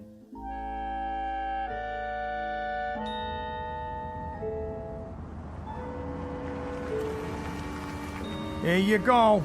This here is it, mister. Far as I go. Think I'm gonna pack it in for the night. Thank you, my good man. That's $17.80. How's that? The fare. Make it $18 plus something for the wife and kids. Now, you see, that's just my point. All that money, and for what? I say ban the internal combustion engine. Springboard shoes would work just fine. All we need is a company to manufacture a prototype. You gonna pay me or talk me to death? Neither, to tell you the truth. Do you have the time? Huh? The time. Here, let's have a look at my pocket watch, shall we? Have I told you about it yet? This is really a very unusual watch. A kind of, stopwatch. Literally. Allow me to demonstrate. Don't try to con me. All I want is for you to pay up. If you don't, I'm calling this in. It's a violation of the city code to defraud. There. Isn't that better? So much more restful. I think I'll go inside now and lie down. No, don't you worry about it. As soon as I get to my apartment, I'll open the window and hit the button on this stopwatch again, and you'll be on your way. And tomorrow morning, so will I. In fact, from the way things are going so far, I say that your friend and mine, the one and only Patrick T. McNulty, is going to be the life of the party. Yeah? You be sure to think about that now, won't you? Stand back, world. McNulty is walking through the universe. Yes,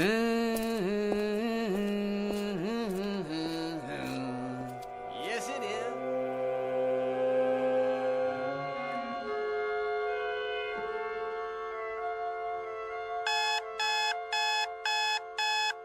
And a good morning to you, listeners. We'll be bringing you the Eyeball News at 7:27. Oh, forgot to turn the blasted alarm off. But for now, here's an update from Weather Central. Some overcast this morning with scattered clouds this afternoon.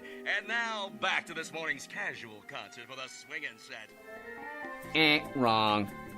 There is nothing moderate about today, because today is the day that people start listening to McNulty. Unless it was some kind of dream. Now, where is that crazy watch? Aha! Here! All right, now let's give it the old test. My kind of town. Millions of people going to work, no imagination. But McNulty, now that's a different story. A man who's just full of ideas, so original, they don't have a word for him yet. But they will. If this thing works. Well, here goes. It's not a dream! It's not a dream, it's the goods! The real deal! This wonderful, gorgeous watch! I just push the button and everything stops. I mean everything! The whole world stops for me.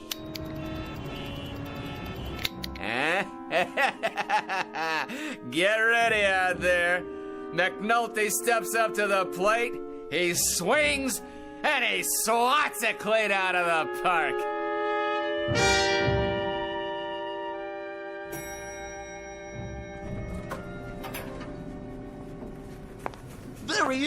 Oh, no! Not McNulty again. What's doing here? Maybe he's gonna shoot up the place. Morning, Angie. McNulty? You look lovely this morning, as always. What's the suggestion this time? Because if you haven't got one handy, I've got one for you. Yes? Why don't you jump off a bridge? Honey, baby, you don't mean that. Wait till you see what I got in my pocket. It'll put a dent in your eyeballs. Try the Brooklyn Bridge at midnight. You think about this now. You think about a stopwatch that, if somebody pushes it, everything stops in midair. Everything, huh? Huh? Think about that. Without a life jacket. McNulty, why don't you get lost? What's the point? You see this little gimmick? It's a watch, so... So, last night, I'm sitting in Joe Palucci's bar. Figures. We're talking about this and that, and this funny little gleep comes in and gives me this watch. Without thinking about it, I give it a push. This little button right here. And everything stops dead. Palucci stops, the ball game stops, you know what else? Everything. That's what stops. You think about that. No kidding. Joe Palucci and the TV too. Well, thanks for the entertainment. Now get out of here. After I see Cooper, it's time to diversify. Now you wait just a minute, McNulty. Mr. Cooper's in conference. You bet he is. He's in conference with me. I thought I fired you, McNulty. What are you doing back here? Mr. Cooper, he barged right in. I couldn't do anything about it. Well, if he barged right in, he'll barge right out again. Hey, listen, Coop. Coop? You can't afford to fire me. This time, I got more than a suggestion. I got the goods. You figure out how this little doohickey works, and you got yourself all the money in the world. McNulty, once more I remind you, we make ladies' foundations, nothing else. Did you hear me? Nothing else. Now I'll give you 15 seconds to leave this room, 25 seconds to reach the elevator, 45 seconds to vacate the building, and you may use that watch to time yourself. Is that a fact? All right, then. I'll go. Just remember, you lost a fortune today.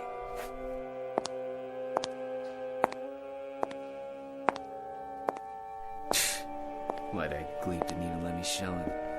McNulty, if you're not out of here in 1 minute, I'll call the police. So, what am I waiting for? I'll show him anyway. I'll show you all! Hello, operator. Get me... Now, you put that phone down and come with me. That's right. In here. Right on Cooper's lap. How about that, huh? Nice coffee. Right in the middle of pouring it, huh? And you, hey, sweetheart. I like your typing. Don't your hands get tired up in the air like that, huh? All right, so it's good for a laugh, maybe. There must be something else I can do with this thing. Miss Hinckley, what do you think you're doing?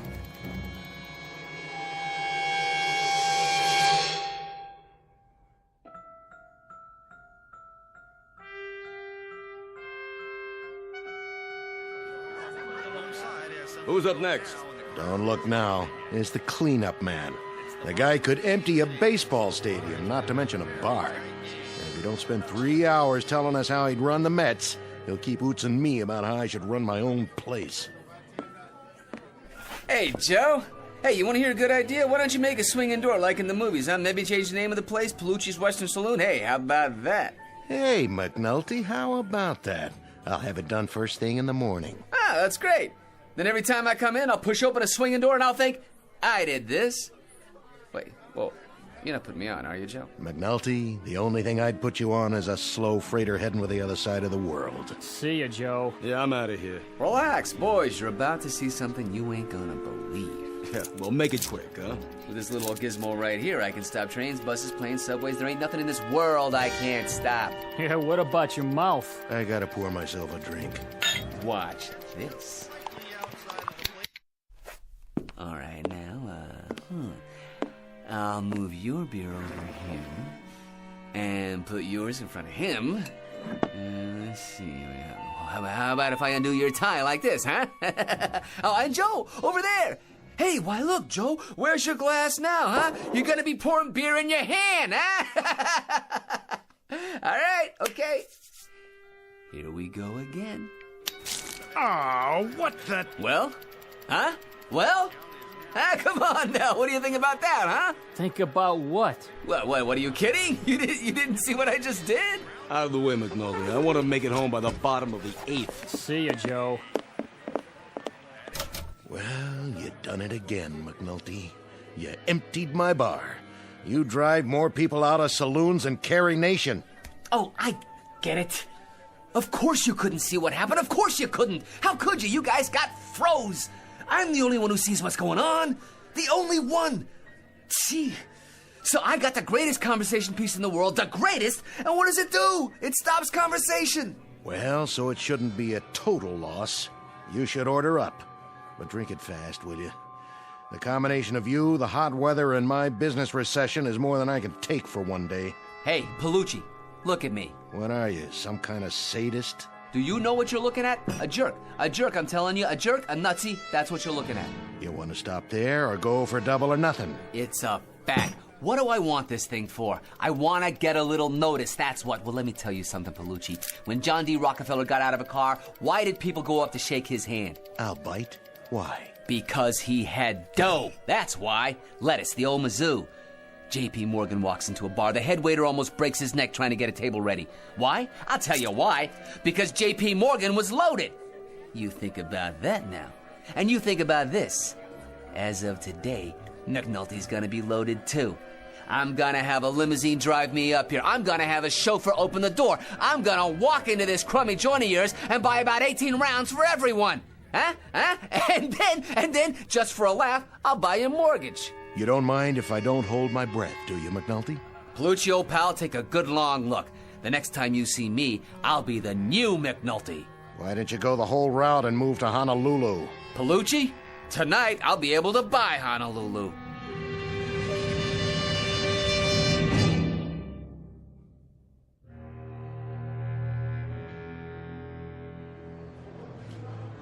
I'd like to make a deposit to my account. You'll have to wait in line. I want to cash this check. All in large bills, ma'am? Next customer in line. Is this where I make a withdrawal? Yes, sir. How much would you like? Oh, I don't know. How much you got? Sir? I'll take small bills. Lots of them. Just need your bank account number. Right here. Oh, you want me to get them for you? Oh, sure. No problem. Well, let's see. Oh, a bag of 5s. And some 10s. And, some 20s while I'm at it. Yeah, let's see, that ought to do it. Oh, don't worry, folks, it's only money. It grows on trees. That's what it does, right? It grows on trees. For me. Okay, here we go. 1, 2, 3. My watch.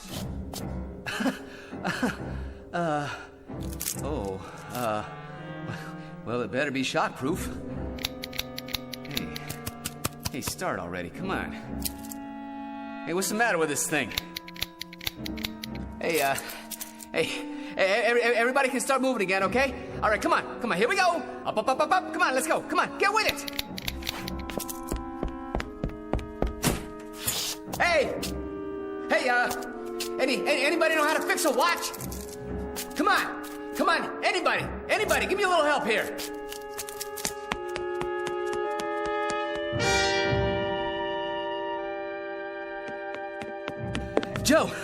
Joe, please do something, say something, go ahead, insult me. Please. Please, won't somebody do something? Or say something? Hey, please! Don't anybody know where I can get a watch fixed? I'm begging you. Please. Hey! Hey! Anybody! Anybody! Please! Please do something! Say something! Anything!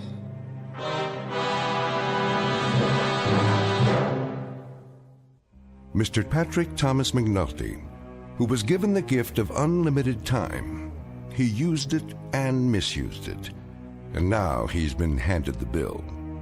Mr. McNulty, who now controls the earth and everything on it. From this point on, he will eat well, live well, and have everything at his beck and call. But the thing he wanted most, the thing that gave him the most acute hunger, his need for a sympathetic ear, this he will never have again. Tonight's tale of motion and the lack thereof, and a man named McNulty in a place called the Twilight Zone.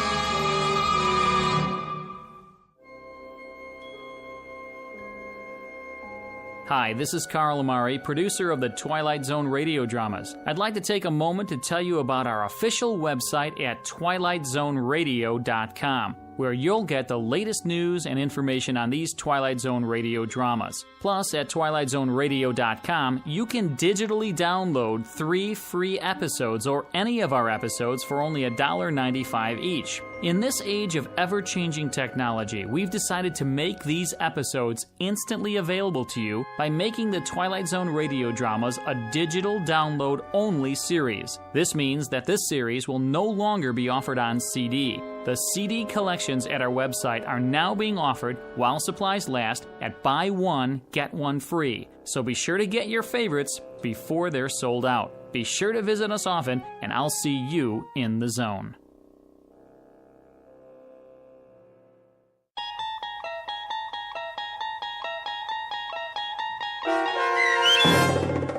A Kind of Stopwatch starring Lou Diamond Phillips with Stacy Keach as your narrator was adapted for radio by Dennis Etchison and based on a script by Rod Serling. Heard in the cast were Rick Peoples, Mike Baccarella, Guy Burrill, Meg Thalken, Maggie Carney, Rich Komanek, Doug James, Carl Amari, Roger Wolski, and Irene Olson. To learn more about the Twilight Zone radio dramas and to obtain audio cassettes and CDs of these programs, visit our website at twilightzoneradio.com.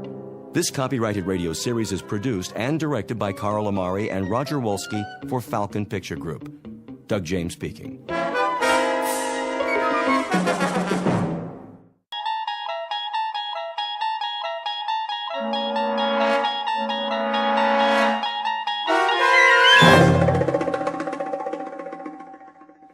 The Mighty Casey, starring Paul Dooley, with Stacy Keach as your narrator, was adapted for radio by Dennis Etchison and written for The Twilight Zone by Rod Serling.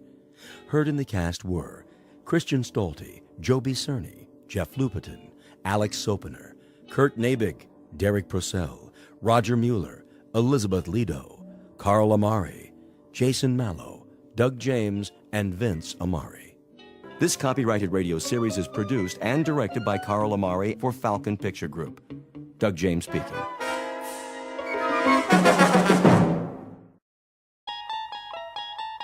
There is a fifth dimension beyond that which is known to man. It is a dimension as vast as space and as timeless as infinity. It is the middle ground between light and shadow, and it lies between the pit of man's fears and the summit of his knowledge. This is the dimension of imagination. It is an area which we call the Twilight Zone.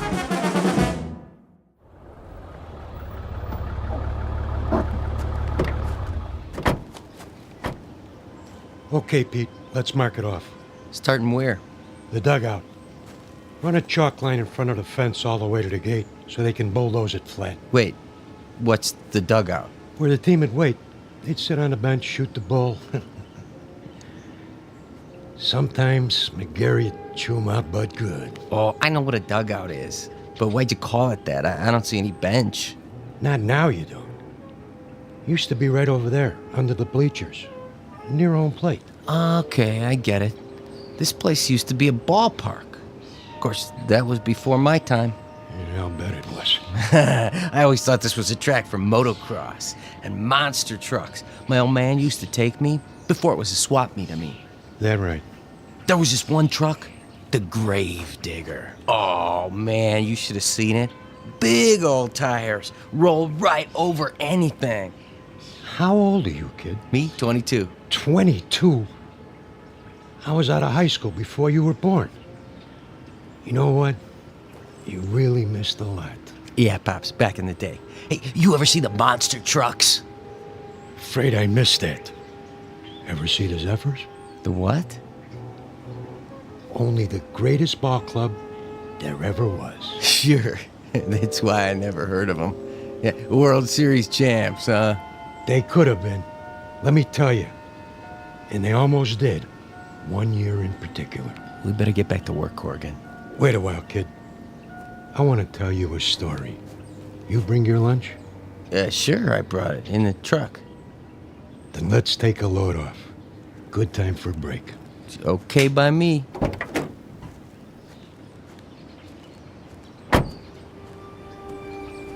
We can sit over there in the pitcher's mound. Of course, you can't see it anymore, but it was there.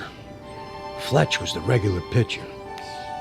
He was a nice guy, but he had an arm like an old lady. Then one day out of the blue. Oh, you're not going to believe this. Oh, one day what? Well, it was, must have been July. Yeah, that's it. Middle of the season, everybody was talking about the Giants, how good they look, what a lineup, blah, blah, blah. The Zephyrs were stuck in a toilet. Then one day McGarry, that was the manager, he called for open tryouts. Why not? Couldn't be any worse than what we had. And that was when he came along. Didn't look like much. But when he wound up, man, what an arm. Who? I'm getting to it. Better start at the beginning. It was a hot one that year. No rain, the sun beating down.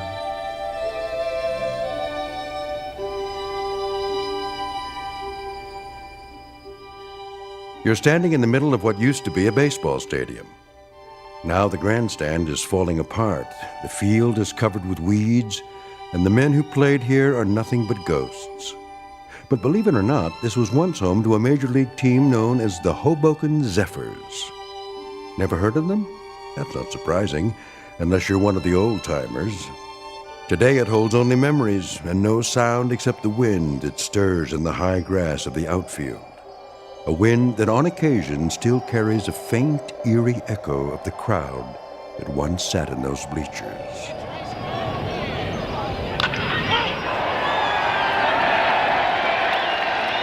We're about to travel back in time to a day when the Hoboken Zephyrs were still a part of the National League, and this mausoleum of memories was an honest-to-Pete attraction. But since it's strictly a story of make-believe, we must begin this way. Once upon a time, in New Jersey, a most unusual event happened on the way to the ballpark. In a moment, you'll meet the cause of that event, a left-hander named Casey. Not the most original of monikers, but that's what he was called. So sit back, grab a hot dog and a bag of peanuts, and get ready for the playoffs. Because this particular broadcast is brought to you live from the Twilight Zone. And now, The Twilight Zone and our story, The Mighty Casey, starring Paul Dooley, with Stacy Keach as your narrator. All right, new guys, let me see what you got. Give me 50 jumping jacks. Make it 100. Make it 100. Then take a lap around the field. 2 laps. You got it, McGarry. Of course, if we burn them out too fast... They better learn to hustle or they're out of here. Okay, Mel, if you say so. Let me hear you count. 9, 10, 11, 12, 13, 14, 15. Morning, McGarry. Beasley. 4 great-looking boys, huh? The one with the black socks and the floor shimes brought a note from his mother. Who are you expecting, the All-Stars? Post a sign for open tryouts in a last-place club that happens to be 31 games out of first place, and this is what shows up. You never know, I guess. Might be some talent out there. Yeah, and you might be Yogi Berra. I can't make something out of nothing. You're the owner of the club. You gotta give me some ball players. Think you'd know what to do with them if I did? 20 games out of fourth place, and the only big average we've got is a manager with the widest mouth in the business. When the Zephyrs win one game, we gotta call it a streak. Buddy boy, when contract time comes around, you don't have to. Sure, you let me go. Who you gonna get? Now think of something. You can always manage the team yourself. One more time, Fletch. Ugh, trying to get it over the plate. You okay, Monk? I must have slept funny on my arm last night. How's the team doing? Are you kidding? Last week, Fletch pitched 4 innings and only gave up 6 runs. That makes him our most valuable player of the month. Hey! Hey! Okay, let's see some sweat out there. New guys, take a lap. We gotta do it. Jeez, it just goes on forever and ever. I get it. Dugout. What? Who?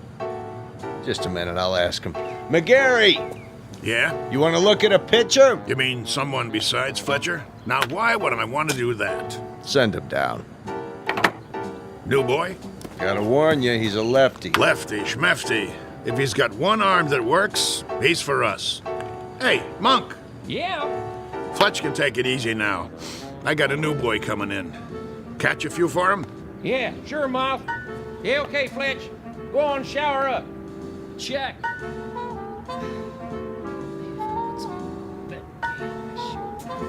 One more lap, let's go. You got the lineup for tonight? I'm working on it. Who's the starting pitcher? I don't know yet. You don't know? Have to see how it goes. Whoever's hot gets a shot. Make that lukewarm. Oh, my. Chavez! That's enough with the laps. They look like they're gonna pass out. Check. Take 5, boys. All right. All right, McGarry, I've seen enough. Yeah, you and me both. What's that? I said I'll see you on the sports page. I'll stop by later. You do that. Mr. McGarry? Over there. Hey, Mouth! Your new man's here. You gotta be kidding. Mr. McGarry, is it? Okay. What's the gag? I don't know what you... Come clean, Gramps. Did old man Beasley put you up to it? I'm afraid Well, tell him I don't need a water boy. Thanks for coming by. Leave your name at the office. There must be some misunderstanding. I'm here about the pitching position. Right. Hardy har har. Oh, I'm not a pitcher, though I've thrown a few baseballs in my time. Of course, that was before the war. Yeah? Which one? The Civil War? You don't look old enough for Valley Forge, but come to think of it, was the winter really as cold as they say? I represent Casey. Oh, Casey. Straight from Mudville, I bet. Even got himself an agent. How much do you get? 10% of nothing? Here he is now. Him? What is he? 115 pounds soaking wet? Listen, no offense, but if a wind comes up, those ears will start flapping and he'll take off like Dumbo. Say hello, Casey. Nice one, Miller. Oh, pleased to meet you. Hey, watch out. I said watch out, the ball's coming down. Step aside, Casey. Now, boy. I said... Ooh. Ow! Right on the old beam. That must have hurt. You okay, fella? Oh, Casey's fine. Just fine. How come he's still standing? Must be out on his feet. I'll call an ambulance. Don't go suing us now. I wouldn't think of it. Casey, as I was saying, this is Mr. McGarry. He's the manager. Hello. Pleased to meet you. Do you want to lie down? Come on in the dugout. Shake hands, Casey. That's all right. You remember how to shake hands, don't you? Yes, sir. Right hand, Casey. Your right hand. Put her there, pal. Oh, ow! You can let go, Casey. That's right. Release now. Ow! Whoa! My hand. What a grip! Sorry, Casey doesn't know his own strength sometimes. Some arm. Never would have guessed it. Well, let's see what he can do. Mind if I try him out? That's what we're here for. Right, Casey? Correct. Okay. See that guy over there with the great big mitt? Yes, we see him. He's what's known as a catcher. His name is Monk. Ah. Go out there and throw him a few. Thank you, Mr. McCary. This I gotta see. Quite. You his father? Casey? Oh, no, he has no father. An orphan, huh? Not exactly. I guess you'd call me his creator. That a fact. It is, actually. Come from around here, does he? You might say so. Uh-huh. How old is he? Well, that's a little difficult to say. What's difficult about it? It's hard to discuss Casey's age in chronological terms. He's only been in existence for a brief time.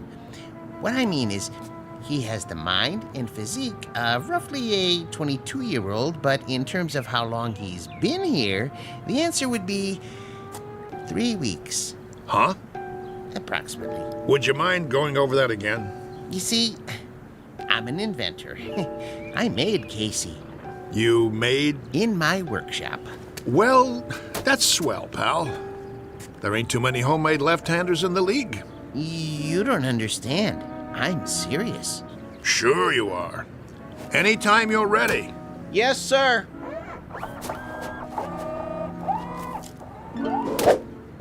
Oh, jeez Louise. That's his fastball.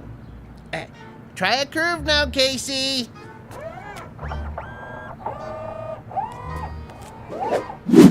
His curveball. Hey, do that again.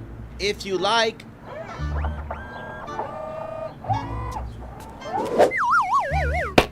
Hey! What was that? We don't have a name for it yet.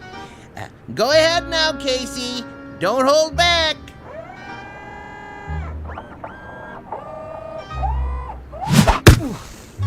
Oh, enough already. Something wrong? Wrong? What, you see him? That kid, he picks up where Feller left off. He's got a fastball almost went through my glove. And a curve, and a hook, and a knuckler, or whatever you want to call it. He got control like he uses radar. Oh, it's the best pitcher I ever caught in my life. Thanks, Monk. That's enough for today. I swear, I never seen anything like it. He don't even pitch like a human being. Precisely. Well, he's still rough, Gramps. He's plenty rough, but I might give him a try. If he can do the same thing when there's a game on. Oh, he can do it. Consistency's not a problem. He's a robot, you know. Don't say that. Don't ever say the word R-O-B-O-T-T around here. We'll just keep that one between us, okay? Did you like my pitching, Mr. McGarry? You might have a little potential, Casey, like I told Mr. Stillman here. Professor. The Professor Stillman. You're awful rough around the edges, but I think maybe we could give you a shot. I like to help young ball players.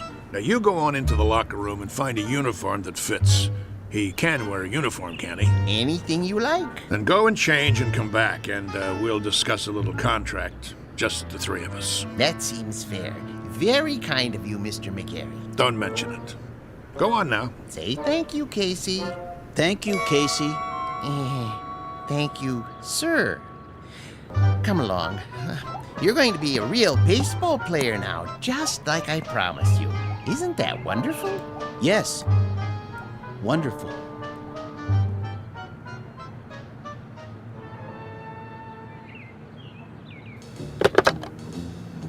General Manager's office? This is McGarry. Now listen. Draw up a contract. New pitcher, name of Casey. No, I don't know his last name. Leave that part blank. Just do it.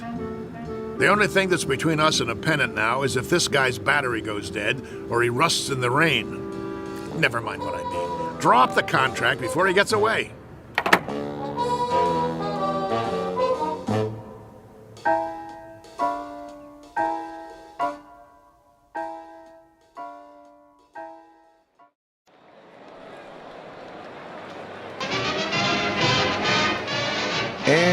Ready in 3, 2... Good afternoon, sports fans. We're coming to you live for the last in a series of home games for the Hoboken Zephyrs. The Bullets are already on the field, warming up, but there's been a delay. The Zephyrs are still in the locker room. Now, we understand they're getting a last-minute pep talk from their manager, the colorful Mouth McGarry, and knowing him, it's an earful. Peanuts, Red Hots. Well, the Zephyrs are at the bottom of the league this season, which means this is a make-or-break situation. Now, rumor has it there's a new pitcher on the team, but that's unconfirmed. Ah, yes, a beautiful sunny day. Local fans all here, ready to root for the home team. Still, no sign of the boys from Hoboken. Well, this might be a good time for a break before the action starts. But we'll try to get word from the locker room. But till then, let's go to a commercial. And you're on. 60 seconds. How much longer do I have to fill? Beats me. What's with these losers? Well, if I was on that team, I guess I wouldn't want to show my face either. 45 seconds. Beer here, get your ice cold beer. Somebody get me a beer. I'm dying out here. What am I supposed to do? Play tiddlywinks? It's going to be another slaughter anyway. Hey, ask him if he's got anything stronger than beer. You can always read him the stats. There are no stats. If this team was any lower, they'd get stuck in the grass. What am I doing here? Get me another gig. Little League. The weather. I don't care. Just get me out. 20 seconds. The Zephyrs are charging onto the field. No. The Zephyrs look hungry this afternoon. Yeah, sure. Oh, who am I kidding? They're not going to show. The game's canceled. You'll see. 10 seconds to air. Oh, those bums. It's the same old story. Fletcher winds up, he throws, and he drops the ball on his foot. They should send out a bunch of chimpanzees. 5, 4, 3, 2. And welcome back, ladies and gentlemen, to more thrilling baseball action.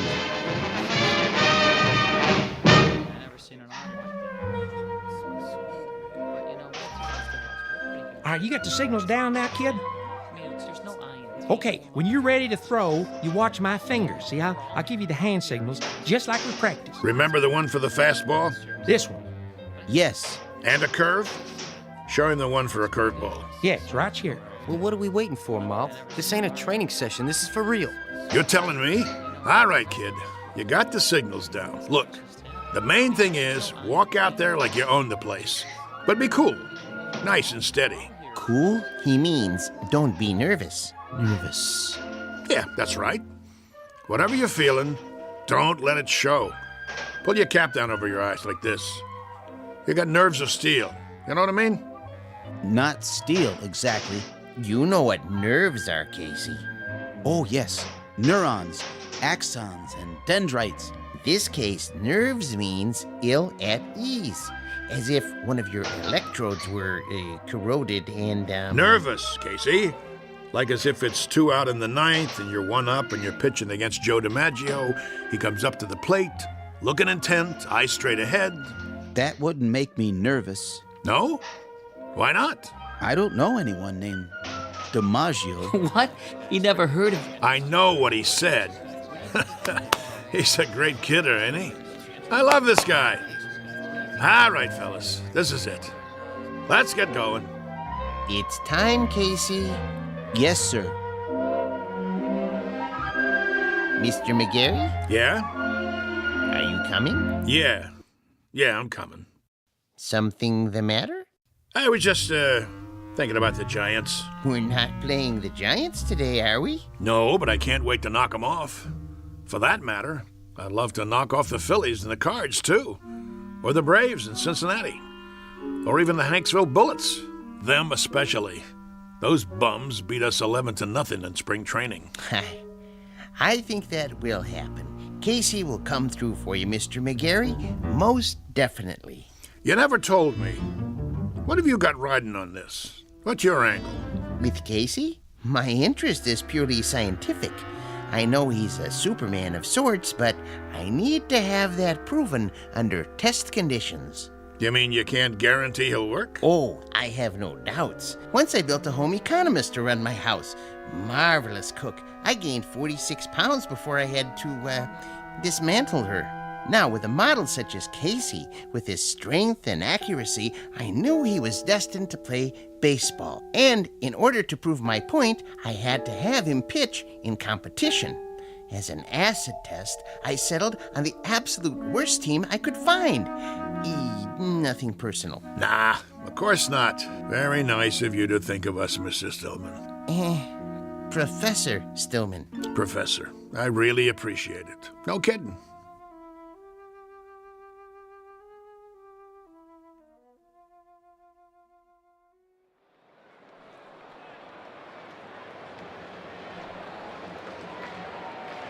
You can feel excitement in the air as the Zephyrs take to the field.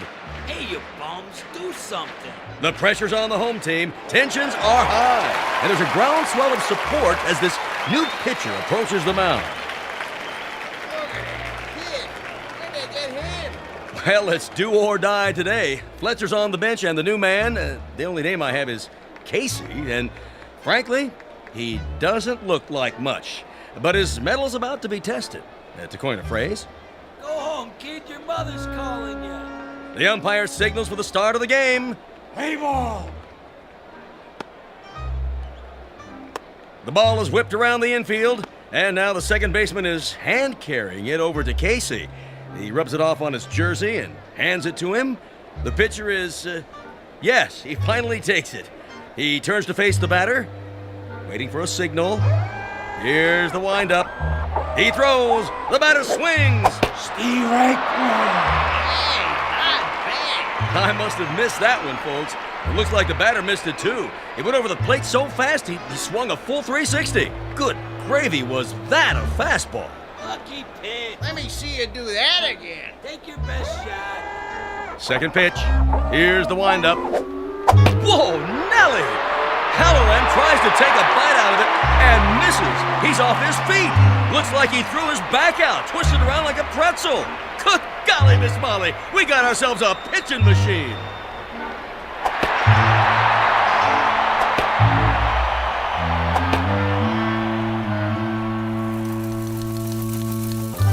In baseball news, here's a cutie for you. Seems there's a rookie in Hoboken who's pitched 3 straight shutouts. They said it couldn't be done, but with a blistering performance to sew up 9 in a row. In a stunning comeback, the Zephyrs zoom to 4th place in the National League as Casey gets ready for number 14. And that makes 3 more no-hitters for the mighty Casey. The Zephyrs are locked into 1st place. Questions in the news this morning about the mysterious Casey. Where does he get his superhuman ability? Playoffs temporarily suspended as the Baseball Commission orders an investigation. Today's headline, the mighty Casey. Is he on steroids? Good day.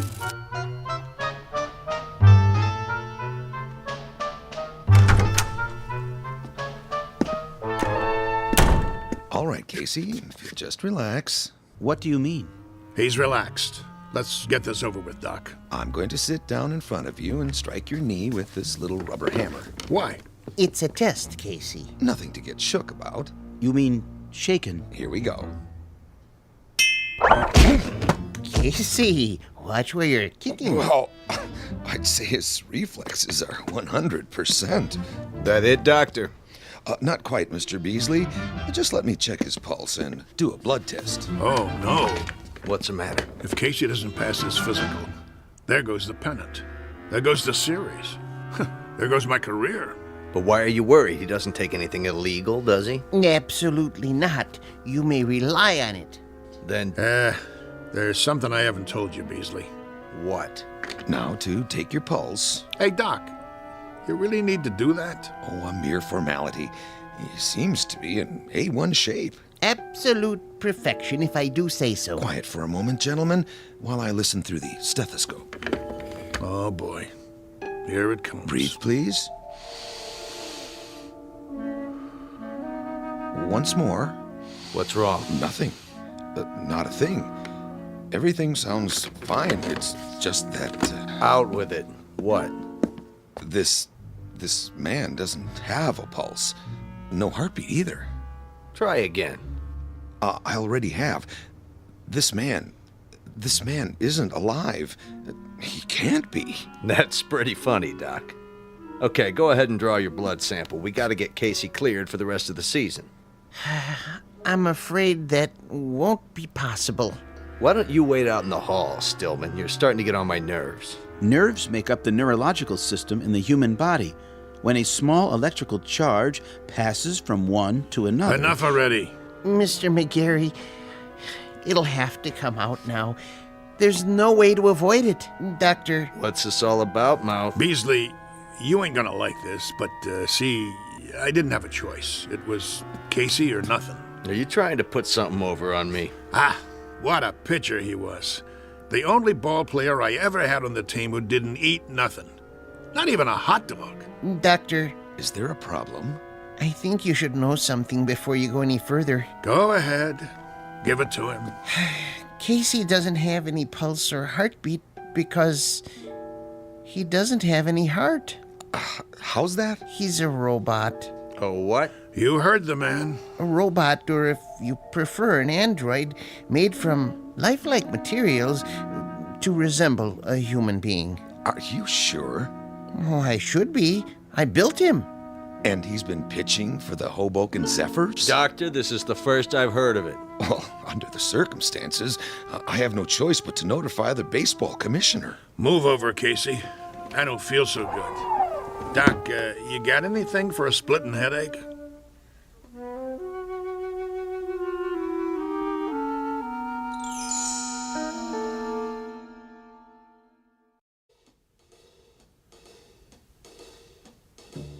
McGarry, you gave me your word. Yeah, that the team would win.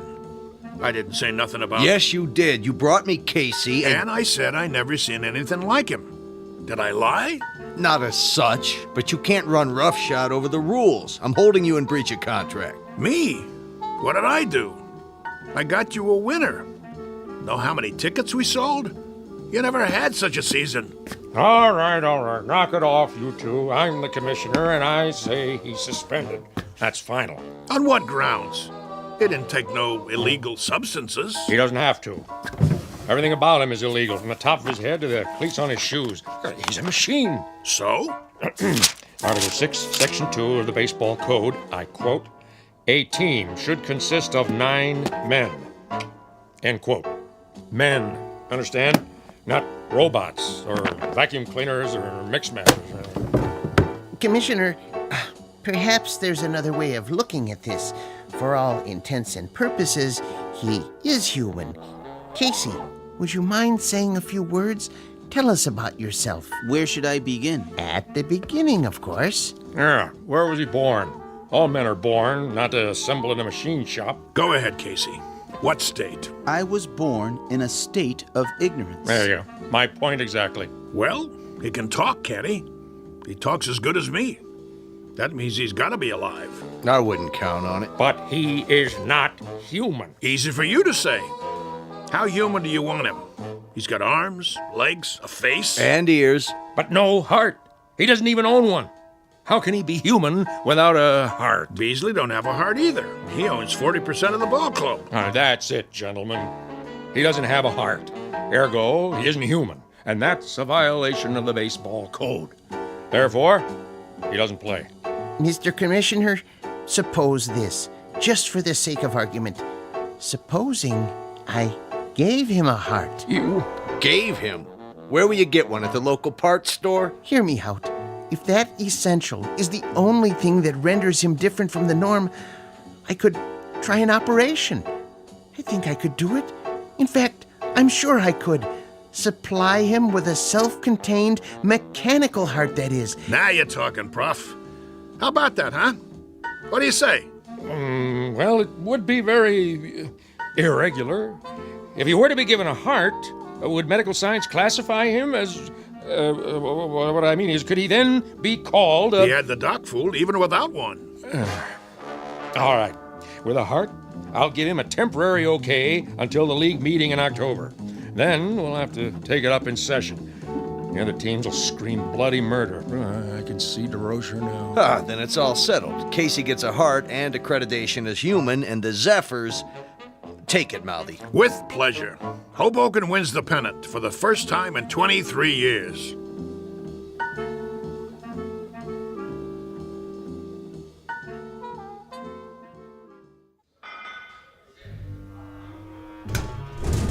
So, where's Casey? Search me. He's supposed to be here. Yeah, well, thank you very much, operator. Well, how's Casey? Is he coming? I don't know. What do you mean you don't know? The operator can't get an answer at Stillman's house. Well, maybe he's in the middle of the operation. So he's in the middle of the operation. What's the matter?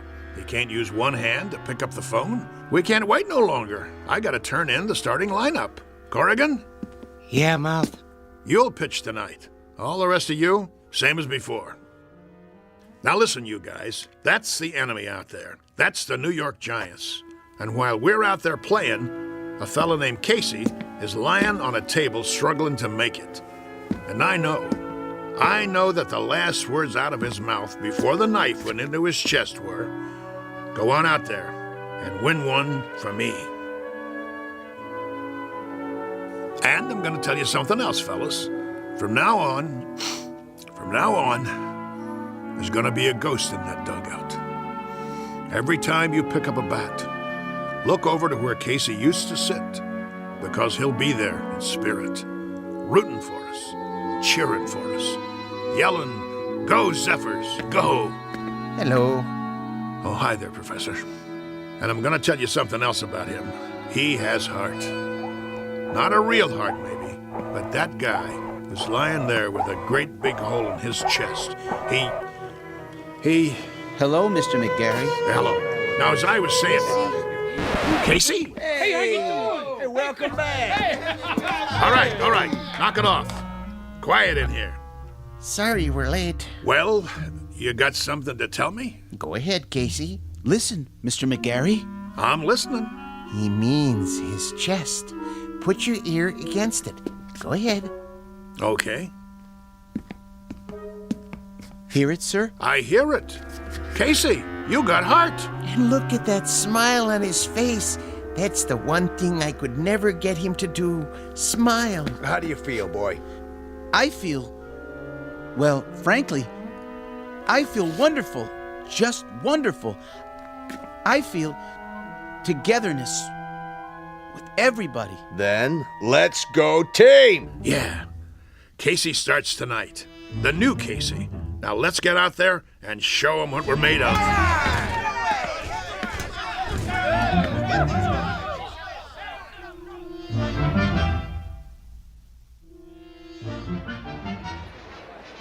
Here, get your red hot. Ladies and gentlemen, boys and girls, this is what we've all been waiting for, the big one. Oh, there's joy in Hoboken tonight, let me tell you. I wouldn't miss this one for the world. One of the greatest comeback streaks in history. Casey takes the pitcher's mound. The umpire signals the start of the game. Casey winds up. He throws. And it's a high fly over the wall and out of the park. That's a home run for the Giants. What a way to start the game. Well, that'll be a big one on the scoreboard. What's he doing? Cool it, guys. Casey's just playing with him, making it more exciting. Know what I mean? If you say so, Mouth. Another run for the Giants. Now it's 3-0. What's wrong with the mighty Casey? That's what fans want to know.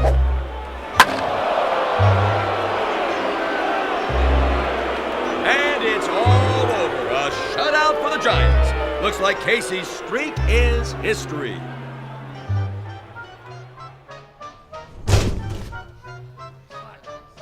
Well, 1 minute he's 3 Bob Fellers rolled into one, and the next minute he's a tanker with nothing. You want to tell me what's going on? It's rather complicated. Then you tell me, Casey. Start by explaining how one pitcher can throw 9 balls and give up 4 singles, 2 doubles, a triple, and 2 home runs. I don't know what to say, Mr. McGarry. Shall I tell him?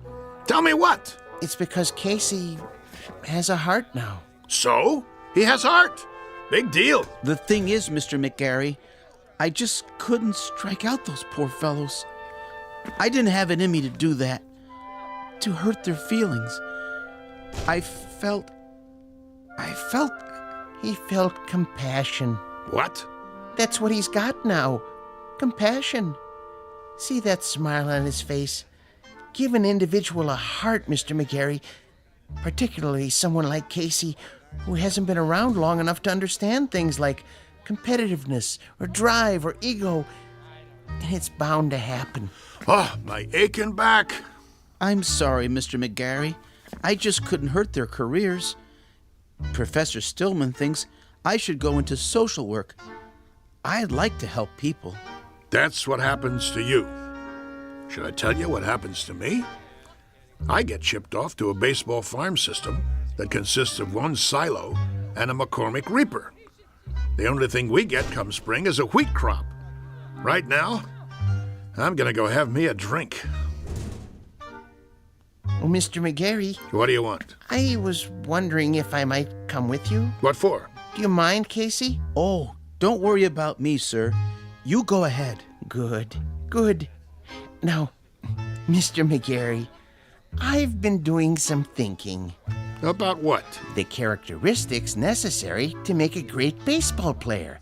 I figured out the mechanism for hooks and curves and sliders, and I think Casey is the perfect height.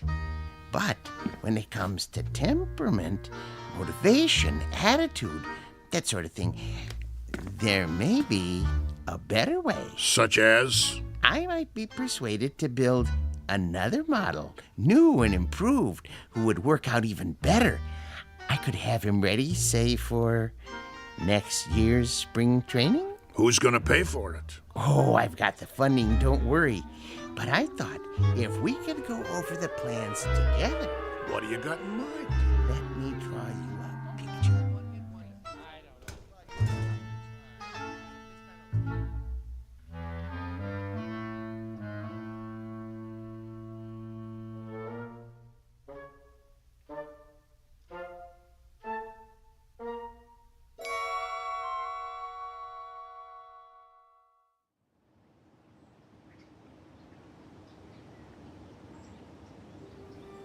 Geez, that's a heck of a story. Yep. Of course, it didn't work out. The professor didn't have the money, and he wanted certain, well, perks that old man Beasley wouldn't agree to. So it fell apart after that. But for a few weeks there, a bright, shining time it was. We didn't just have heart, we had hope. How do you know so much, Mr. Corrigan? Because I used to play with him when there still was a team called the Zephyrs. No kidding. Come on, we better get back to work. You finish your lunch? Yeah. Then let's go. They're gonna flatten this place to the ground tomorrow. We gotta get it marked off. I guess so.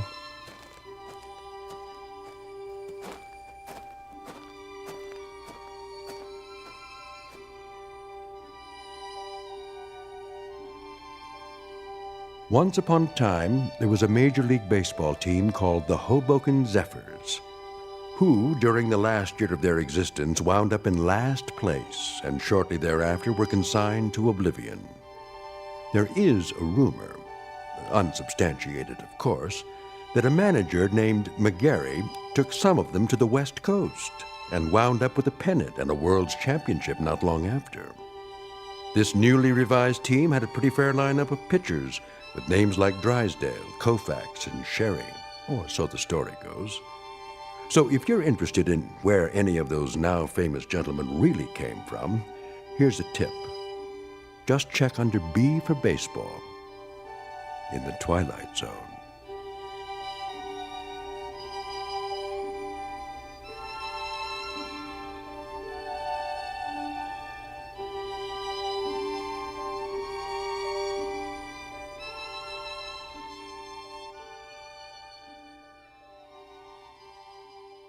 We'll return to the Twilight Zone in just a moment. You are about to enter another dimension, a dimension not only of sight and sound, but of mind, a journey into a wondrous land of imagination. Next stop, the Twilight Zone. Hi, this is Stacy Keach. I'd like to take a moment to tell you about our Twilight Zone website at twilightzoneradio.com. At twilightzoneradio.com, you'll find the latest information on these Twilight Zone radio dramas, including behind-the-scenes photographs, plus the newest product releases, trivia contests, ways to contact us, other Twilight Zone-related info and merchandise, plus links to other fascinating websites. So make your next stop twilightzoneradio.com.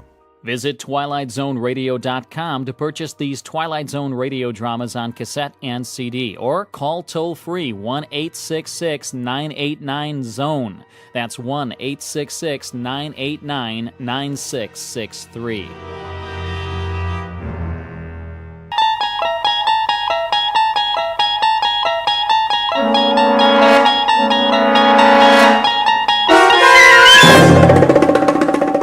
There is a fifth dimension beyond that which is known to man. It is a dimension as vast as space and as timeless as infinity. It is the middle ground between light and shadow, and it lies between the pit of man's fears and the summit of his knowledge. This is the dimension of imagination. It is an area which we call the Twilight Zone.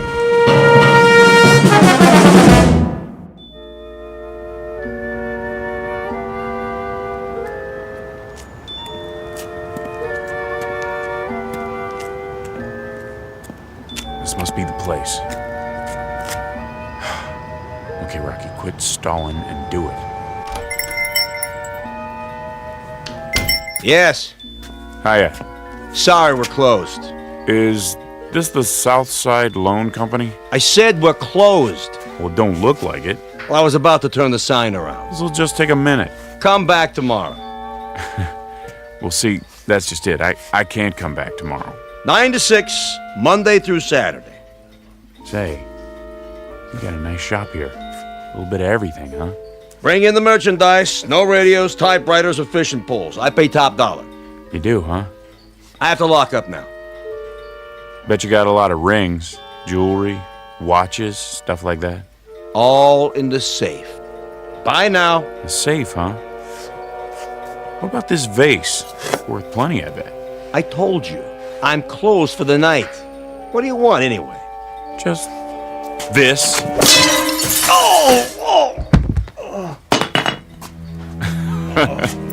Don't worry about it. I'll close up for you. Now just point me at the safe and I'm out of here. Probably in the back room. Didn't even lock it yet. What a loser. Now you're talking. Diamonds, gold, this is worth a fortune. 911. Police, I'm being robbed. What? What are you doing? Calling the cops?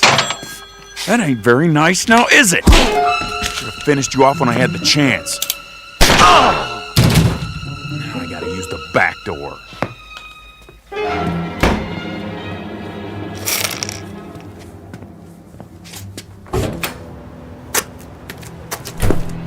Hold it right there. Put your gun down and throw your hands over your head. Not this time, screw. I ain't going back in the joint. Stop! Stop or I'll shoot! Missed me! Eat lead, copper! The alley's a dead end. You ain't going anywhere. We'll see about that. Oh!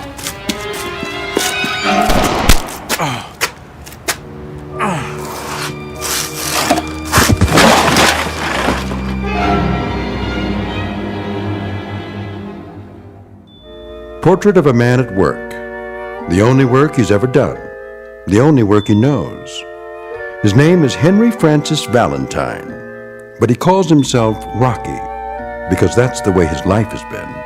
Rocky and perilous and uphill, at a dead run all the way.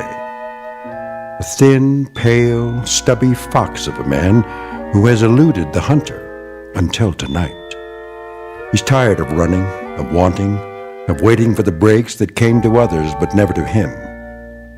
Now he thinks it's all over, but he's wrong. For Rocky Valentine, a new career is just beginning in the Twilight Zone.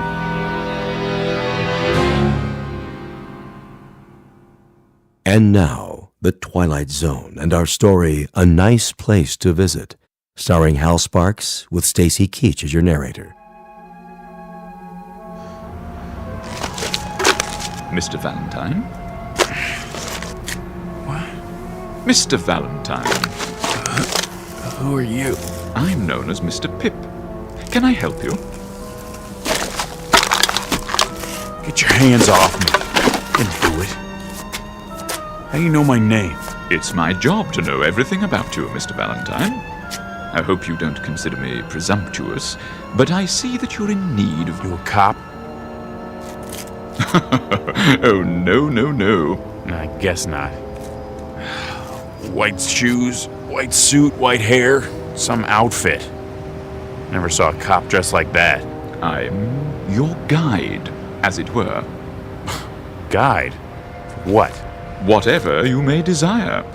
I'm at your service. That I need like a hole in my head. I'm dizzy. What happened? You had an accident. Lost your step, so to speak. Some accident? Must have fell flat on my face. Don't worry. Soon you'll be as fit as a fiddle. Come along now. I'm sure you'll want to get out of those rumpled clothes. Clean up a bit. I told you, keep your hands off the merchandise. If I've said anything to offend you... Answer the question. Question? I want to know how come you know my name. I believe I already told you. You told me nothing. We clue, you fatso. I don't like games. Oh, but that isn't true. You calling me a liar? Not at all, sir. But according to my notes, you like games very much. Roulette, blackjack, poker, craps. Let me see that. Between the ages of 7 and 10, you were quite fond of Mumbledy-Peg. Say, what do you want anyway? One thing and one thing only, Mr. Valentine. Your comfort. My job is to see to it that you get what you want, whatever it may be. Ha! Your heart's desire, as it were. It's a pretty big assignment, pal. I know, and I must say I'm rather looking forward to it. I'm sure it will entail a good deal of activity.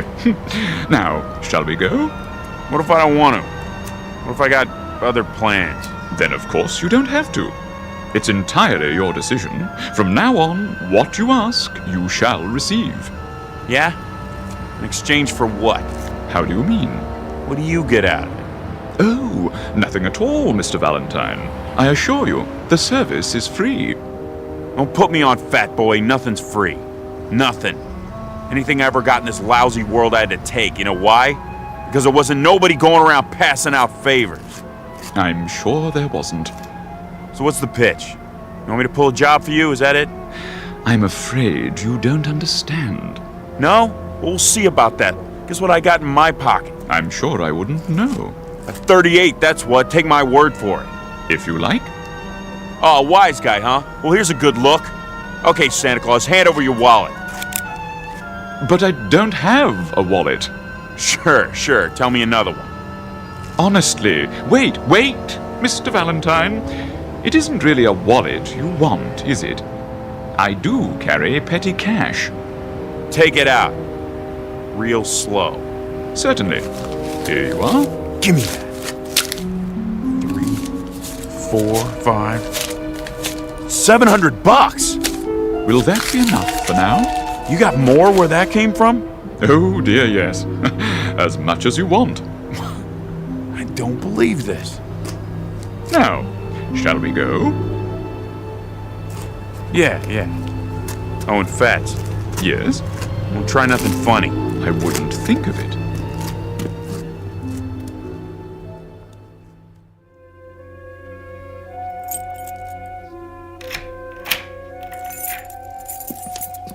Here we are. The penthouse. Hey now. You like it? Sure I do. Oh, I'm relieved.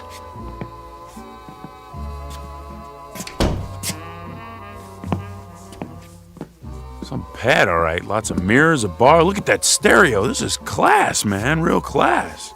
Chinese modern, I believe they call it. I was afraid you might find the red velvet walls a bit much. Not on your life. Who's it belong to? Some crooked politician? Why, it belongs to you, Mr. Valentine. That is, if you approve. You kidding? This is to die for. Of course, we can make any changes you wish. I wasn't sure about the pool table, but I thought we'd give it a try. Mr. Valentine, are you all right?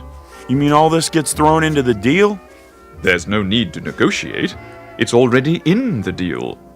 Look here. What? Didn't you notice what it says outside the door? Read the nameplate. Henry Francis Valentine. You see? This is now your residence. No kidding. Now, if you'll please follow me. And this is the master bedroom. Wow! That's a real king-size bed, huh? Emperor size. I dig the mirrors in the ceiling. Bathroom in there. Now then, I'm sure you'd like a change of clothes, freshen up a bit. Yeah, sure, but first you gotta give me the pitch. I thought I explained. Come on! The gimmick, the angle, the catch! What do I gotta do for all this? Nothing. I can't tell you any more than I already have, honestly. All right, I get it. You're just a goon. I am? A messenger boy, servant. You work for somebody, right? Well, yes, in a way. When do I get to see him? See? Mr. Big, your boss. Oh, I really couldn't say. Okay, goon. That's fine by me. I can wait. So what's next? As I was saying, this is your wardrobe. I hope you'll find something that suits you. That's pretty funny. Suits. Regular comedian. How many you got in here? Oh, dozens, hundreds perhaps. I haven't counted them. Something for every occasion. Any particular color or style? Nah, I don't care. You pick it. Oh, I could hardly presume to do that, sir. However, keeping in mind your taste, let me see. Perhaps a nice pinstripe, if the lapels that you're liking. It'll do. And to go with the dark material, a nice tie. I believe your favorite color is yellow. Mm-hmm. Splendid. It should go well with, let me see, a new pair of brown shoes, like the ones you have on. Well, sir? Make up your mind. What's the matter? You got no taste? My taste doesn't matter. Perhaps these, a smart black and white pair with tassels and pointed toes. Fine. I'll just lay your selections on the bed.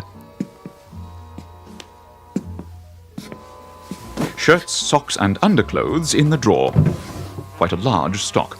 And in this ebony case, a selection of jewelry and accessories. Jewelry, huh? Let me see. Cufflinks, tie-tacks, rings, watches, a little bit of everything. I'll draw your bath. Yeah, you do that. You do that.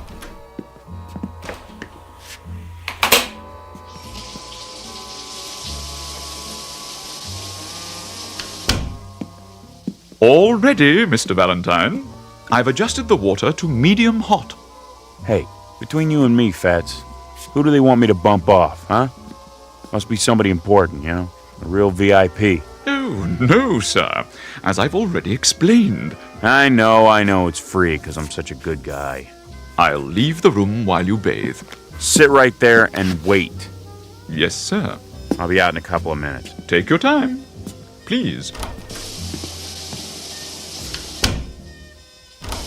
Hey, Fats? Yes, sir? Don't try anything while I'm in here. I got my gun with me. One wrong move and you're Swiss cheese, you understand? Perfectly. When I tell you, pass in my new clothes one at a time. Absolutely. And no funny business.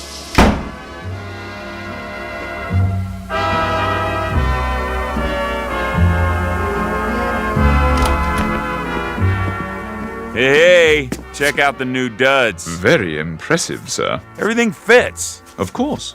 I'll say this, your guy sure knows his threads. Now, Mr. Valentine, if you'll follow me to the living room. What's all this? I took the liberty of calling room service. I thought you must be getting hungry. So? What'd you order, the whole menu? A little bit of everything. All your favorites. Steak, potatoes, spaghetti with meatballs, a hero sandwich, French fries, ketchup, chicken noodle soup, peanut butter and jelly, fried chicken strips, donuts, and a banana split. Won't you have a seat? You first. No, thank you. I'm not asking, I'm telling. I want to see you taste everything. Oh, but I don't eat. So I was right. You're in on it. I haven't eaten in... Why, it must be 2 or 3 centuries. That's a good one. Eat! Or is there something wrong with it? No. Then chow down. I can't. I've forgotten how. Pretty slick. You give me a bath, some clothes, then poison me. I'll tell you something. You gotta get up pretty early to put one over on Rocky Valentine. You think you're smart, don't you, Fats? Yeah, you're smart, all right, but you're not smart enough. What are you doing? Just this. If you won't eat the food, you're gonna eat lead, big boy, because this here is the final course.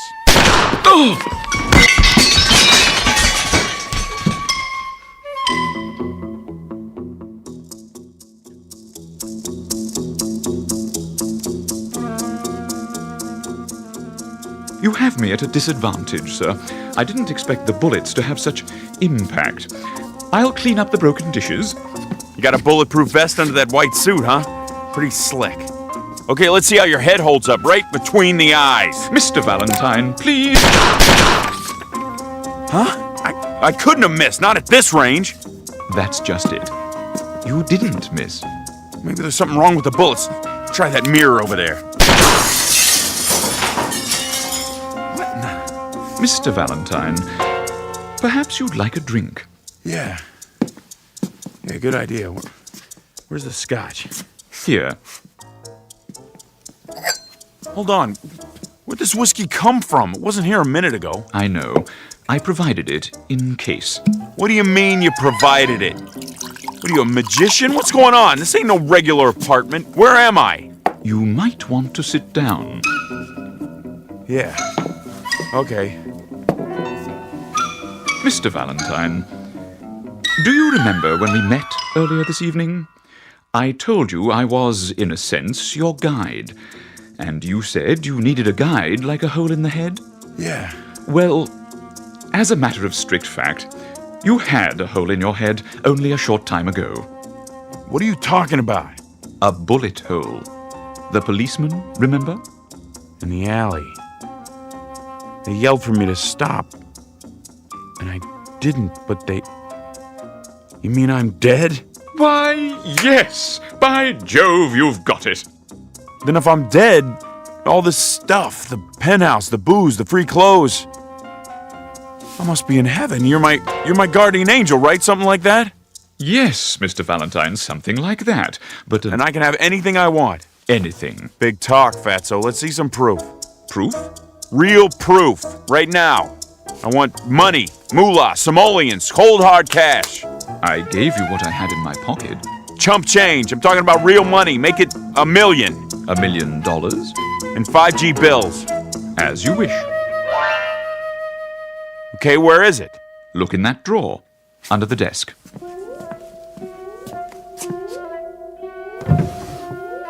You're putting me on $1 million.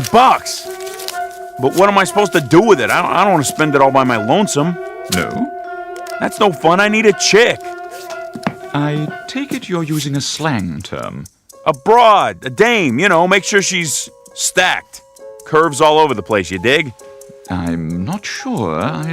Let me spell it out for you. Beautiful. Oh, now I understand.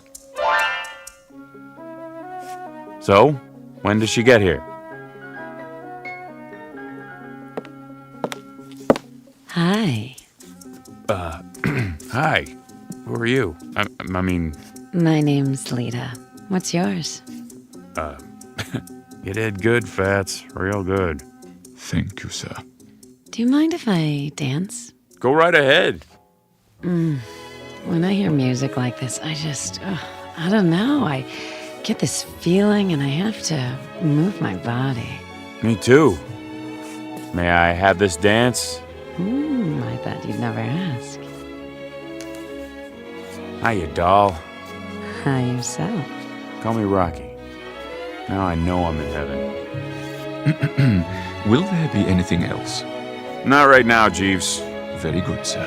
But hang around. I might need you later, in case I want more. Of course, Mr. Valentine.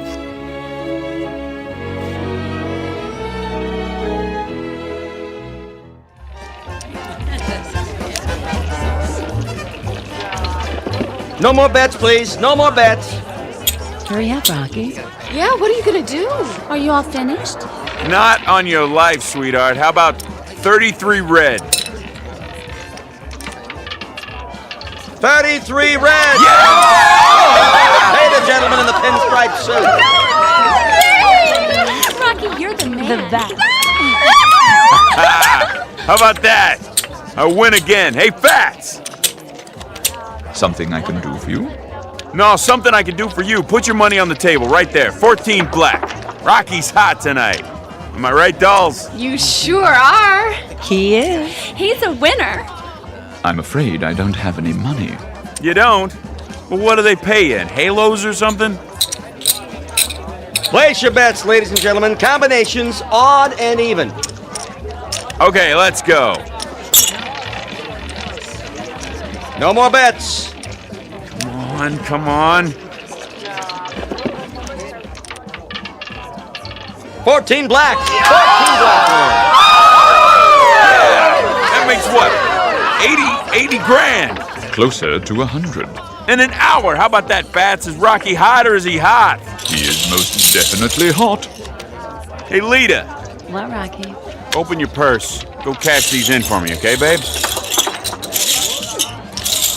Sure. Hold on. Yeah? 100 G's, sweetheart. I count real good. Get me? Don't worry, Rocky. Be right back. What now, sir? Come on, let's see what's shaking with the cubes. I got this table spooked. Very well. The dice table is this way. No more bets.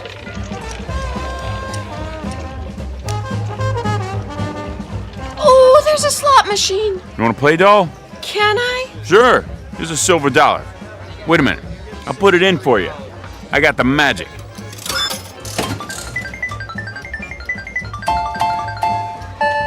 Jackpot! I told you. Would you like me to carry them for you? Yeah, sure. And give the ladies a tip. Very good, sir. 7 out. Line away. Step aside. Let me show you how it's done. That, sir? Here's your money, Rocky. Put it on the line. All of it, sir? Why not? When you're hot, you're sizzling. Money talks. Get your bets down. Hard ways, horn bets, any craps. Breathe on them for me, doll. Sure, Rocky. New shooter coming out. Yo, 11. Frontline winner. Here you go, doll. Go get yourself a new dress or something. Something skimpy. Gee, thanks, Rocky. How much loot we got? Approximately 200,000. Bet, sir? Let me see. Give me a proposition. How much for another 11? 16 to 1. Put everything on 11. Maybe you should hold some back, Rocky. Don't make me laugh. I'm gonna buy and sell this joint. Same dice. Yes, sir. Guess them for me. If you say so. Same good shooter coming out, looking for a point. Yo, 11. Winner, frontline winner. I'll have to get you a briefcase for your winnings, sir. You do that, Fats. Get 2. Get a whole bunch of them. I ain't stopping now, not the way my luck is running. Never had a night like this. Place your bets. Okay, buddy, let's do it again. Same bit, same bet. Hey, I'm dry as a bone. Anybody get me a drink or what? I'll get it for you, Rocky. Me! Pressing 11, all bets down. Come on now. Like the song says, luck be a lady.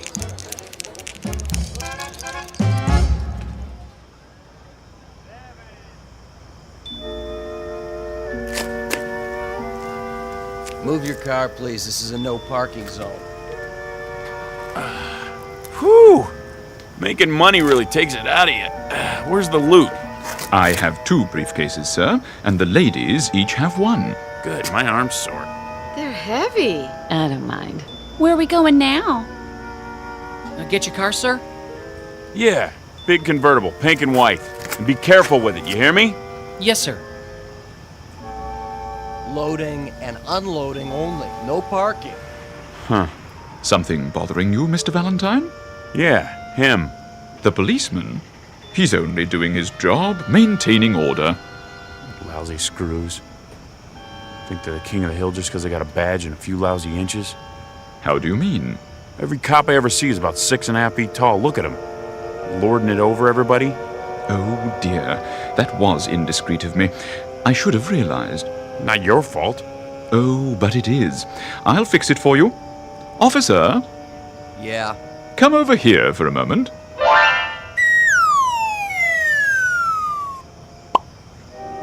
Yeah, what do you want, mister? Better? Sure is.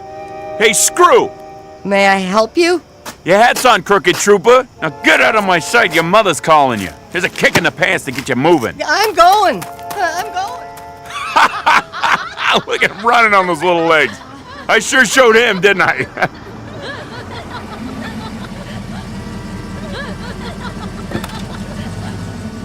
Your car, sir.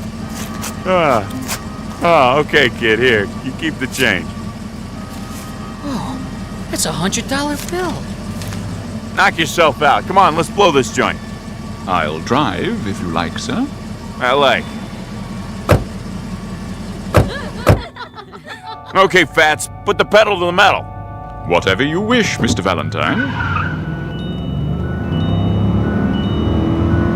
You broads in the back seat, hang on. Should we fasten our seatbelts? Maybe we better. It wrinkles my dress. Hey, what do you say we open her up and see what this baby will really do? Very well. We're gonna crash. Not on your life. I got all the luck tonight. Punch it, Pip. Man, this is really living, huh? In a manner of speaking, Mr. Valentine. In a manner of speaking.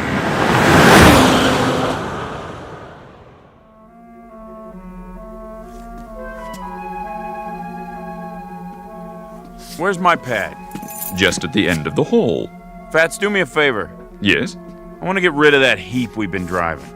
Is anything wrong? It seems to go fast enough. Yeah, but the ashtrays are full. I'll make a note. Change car. Wait a minute. Wait a minute. What is it, Mr. Valentine? We forgot the suitcases full of dough. Oh, yeah. He's right. I set mine down and... No need to worry. After all, you can win it back tomorrow. Yeah, that's right. Hey, girls, go on inside. I want to talk to Fats. Okay. Sure, Rocky. We'll wait up for you. What's on your mind? How about tomorrow we look up some of my old buddies, like Mike Fink and Matt Gorman and Silky Armstrong? What's the matter? Didn't they make it? Oh, it isn't that, Mr. Valentine. It's... Well, you see, all of this is your own private domain, as it were. It was made for you alone. What about the broads? I mean, they're extras, like in a movie? In a sense, yes. Everyone here is, except, of course, you and me. Oh. Well, we'll just party it up tonight anyway. You too, of course. I'm not permitted, sir. Why? Angels ain't supposed to have fun? Come on, who's to know? Sorry, sir. Man, you really pulled rough duty with this job, didn't you? It has its compensations. Hey, Fatso, let me ask you a question. Go ahead. Something's been kind of bugging me. Don't get me wrong. I ain't ashamed of my life. You know, anything I did, well, I did it because I had to. You understand? Perfectly. Of course, I ain't saying I was the greatest guy in the world. Maybe I made a few wrong moves, but, you know, like a shrink said one time, I'm sort of a victim of my environment, you know? Can't get away from that, right? Whatever you say. I never got a break, you know, never. Old man a drunk, old lady a tramp, no lousy dough in the house. I mean, what do they expect? I should grow up to be president? The thing I want to know is, how come they let me in here? I thought this place was for school teachers and like that. Oh, we have some school teachers here, Mr. Valentine. Well, must have been something real good I did once, something that made up for everything else, huh? Yeah, maybe that's it, but what was it? What'd I ever do that was good? So, how do I find out? We have a hall of records. It isn't far. Perhaps you would like me to take you there. They open now? They're always open. Let's go. Wait, what about the dolls? Don't worry, sir. Something tells me they'll fend for themselves till you get back. Right this way. I'll ring for the elevator. Will you look at this? The files are over here, sir. It's the biggest room I've ever been in. You can't even see the ceiling. Strictly speaking, there isn't one. Valentine. The V's should be in one of these cabinets. How'd they get all the fog on the floor, like some kind of movie? I'm afraid the movies are only a pale imitation. Here, this should be the one. V. Here it is. Henry Francis Valentine. That's me. Born Brooklyn, New York, cried a lot as a baby. I did? At age 6, tortured small dog. Well, why not? It bit me. At age 7, began stealing toys from dime store. Age 8, organized street gang known as the Angels. How about that? Great bunch of kids. That's what we called ourselves, the Angels. Can you believe it? Age 9, broke into bicycle store. Age 10, beat up smaller child, hospitalized with injuries. Hey, what is this anyway?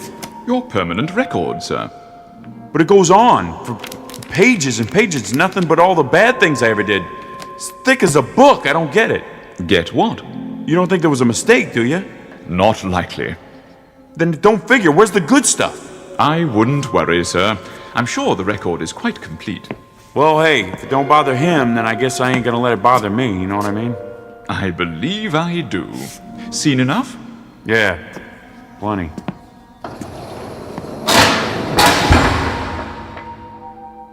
What now, Mr. Valentine? I don't know.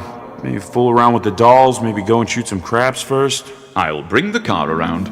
Nah, I can catch a cab. I got some thinking to do anyway. Very good. If you need me, just pick up any phone. Dial 1-800-PIP. Sure thing. I'll see you, Fats.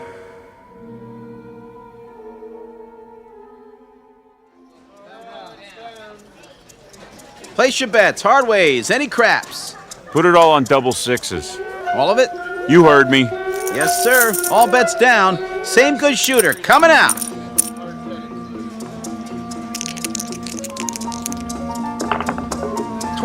Midnight, winner 12. Say, you want to stay up all night? What? Double sixes, midnight. Let it ride, sir? No, forget it. Your chips. Yeah, sure.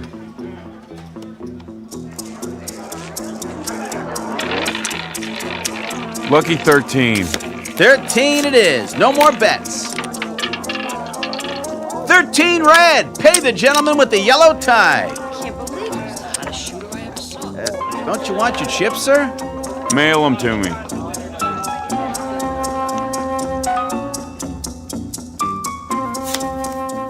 Okay, pick up your hand. That's it. How many cards you want? I'm okay. How about you? I don't need any either. Lita, how many? I think I'll play these. Dealer stance, Pat. What do you got? Huh? Now's the time when you lay them down. Oh. Let me see. I got a full house. Great. What do you got, doll? I'm not sure. I'll tell you. Looks like a straight flush queen high. Oh, is that good? It's great. It's just great. Lita, show me your cards. But everybody will know what I have. It's okay. Yep, you got her beat. Straight flush king high. I win. Not so fast. Any other game you could bet the farm. But here, read 'em and weep. I got a royal flush. You win again, Mr. Valentine. Yeah, I know already. That's all I ever do in this nutty place. Win, win, win. Is there anything else you'd like us to do? There must be something. Nah, get out of here, all of yous. Sick of looking at you. Can we come back later? Don't call us, we'll call you. Go on, scram. Now what am I supposed to do? Play tiddlywinks? Maybe a game of 8-ball. Nah, straight pool.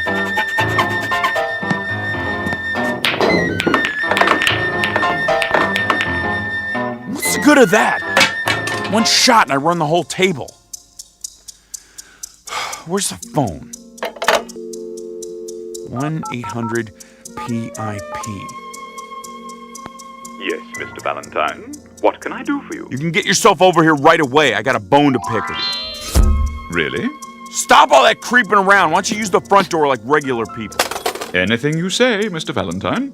Anything I say. Anything I say. Will you knock it off? Is something wrong, sir? No! Nothing's wrong. Everything's peachy. Look, I've been here for a month and I can't take it anymore. I don't understand. I'll spell it out. I'm bored, Fatso. I'm bored. There's no excitement around here, you dig? No kicks.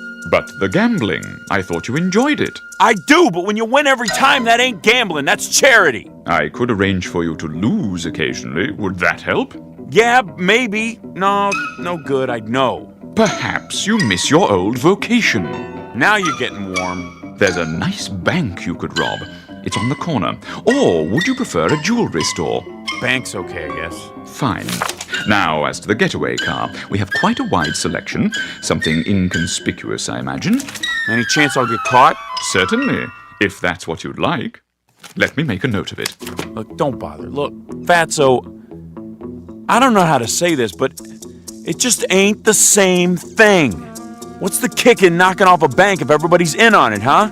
Even the dames. I never thought I'd get bored with beautiful dames, but... See, I wouldn't expect an angel to understand this.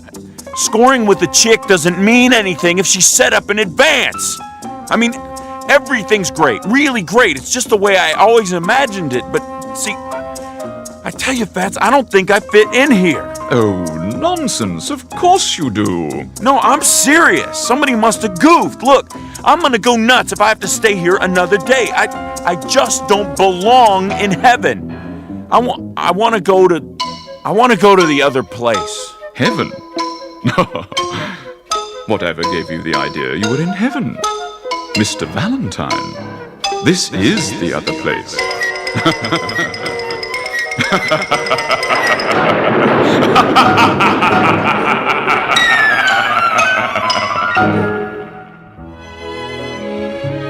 Portrait of Henry Francis Valentine. Small-time crook, grifter, thief, and worse. A scared, angry little man who never got the breaks he thought he deserved. Now he has everything he ever wanted, and he's going to have to live with it for all eternity in a place called the Twilight Zone.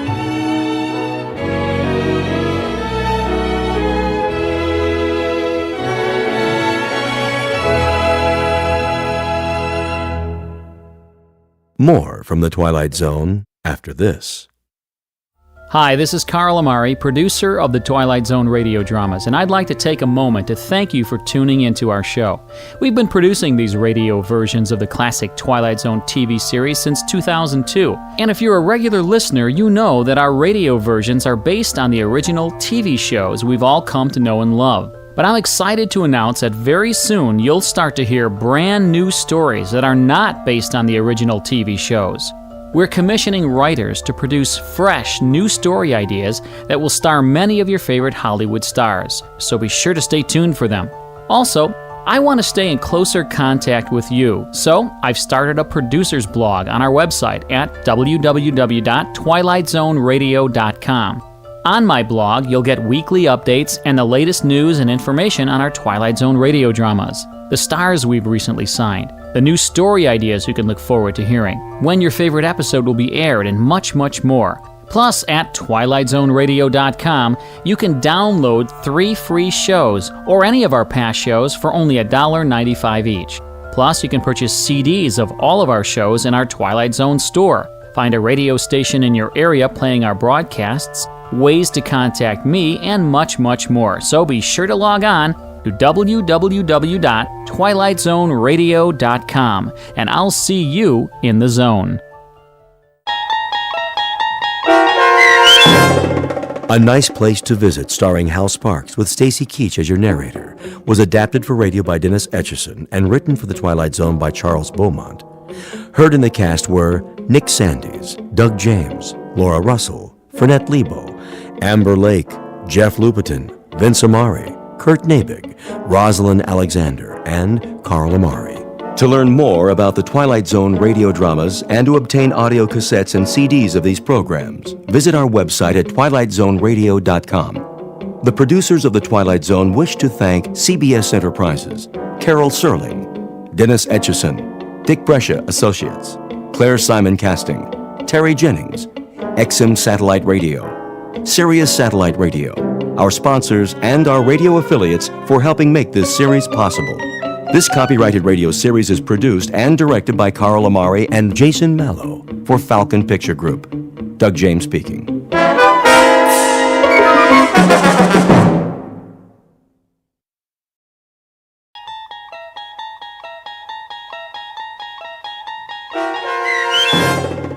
The Jungle, starring Ed Begley Jr., with Stacy Keach as your narrator, was adapted for radio by Dennis Etchison and written for The Twilight Zone by Charles Beaumont. Heard in the cast were Alyssa Fraden, Jeff Lupetin, Doug James, David Darlow, Ivan Vega, Joseph Minoso, Tim Rose, Roger Wolski, Vince Amari, and Carl Amari. To learn more about the Twilight Zone radio dramas and to obtain audio cassettes and CDs of these programs, visit our website at twilightzoneradio.com.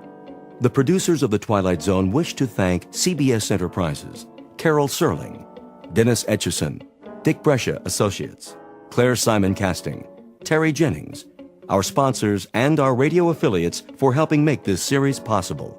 This copyrighted radio series is produced and directed by Carl Amari and Roger Wolski for Falcon Picture Group. Doug James speaking.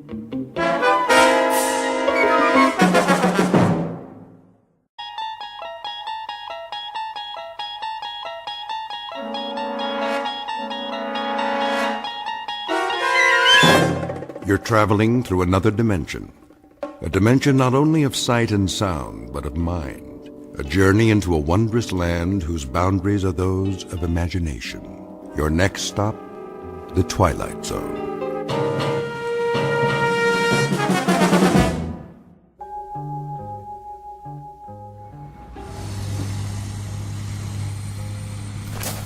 This is where the hotel will be built. But I thought this is sacred ground. It was. That's all been taken care of. Over there, a shopping center with restaurants. A lot of jungle to be cleared. Nothing but trees and vines. We may burn the rest of it. I haven't decided. Hey, Mr. Richards. Yes, Walt? I just hit something. What do you mean? In the ground. Well, let's have a look. What is it, a boulder? I don't think so. Looks like a wooden chest of some kind. Here, let me break it open. Use the shovel.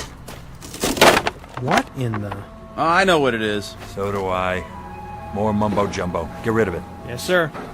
Not so fast, Alan. These are artifacts, hand-carved effigies. Devil dolls, strings of beads. The museum will want to see them. Nonsense. They're a dime a dozen. The natives think that if they bury them here, it'll stop the project. Well, it's not going to work. Just the same, they're sacred. They're junk. Superstitious nonsense. What do you want me to do, Mr. Richards? Cover them with a bulldozer. We've got 5 acres to clear by sundown. Yes, sir. Hold on. We're not alone. Bokwa? I told you to stay away from here. Who is he? The Kikuyu medicine man. A troublemaker. Mr. Richards. Listen, Bokwa. I've had it up to here with your voodoo. You are the one who does not listen. I've tried to explain. The government of this territory signed an agreement. Your tribe will be relocated. Too late. You have killed us. We haven't killed anyone. You have everything you asked for. Fertile land, goats, chickens. Our land is here. It was. By next year, 5,000 people will live in Mbara. There'll be new roads from the airfield. They'll bring money, old man. Money for everyone. For your tribe. If your people come here, they will know what it is to die. Hear me well, Bokwa. Right now, my company is sending a full construction crew. If you do anything to harm them... What, Mr. Richards? You'll be eliminated. The bringer of death. Mbara is my dream. I've been planning it all my life. This will be the greatest development in East Africa, and there's nothing you can do to stop it. And what of our dream? What must we do? Wait while you make your city and others come?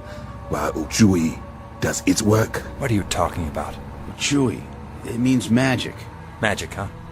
I have a permit to build on this land, and that's exactly what I'm going to do. Keep your dolls and amulets off my property. You will not find them all. Some are buried deep. They will join with the earth and rot, as your people will rot. Like this one. Alan, that doll. What about it? The long hair, it looks like Doris. Your woman. How do you know what my wife looks like? In a dream, Mr. Richards. In a dream. Get out of here, now.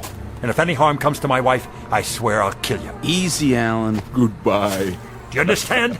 I'll kill you!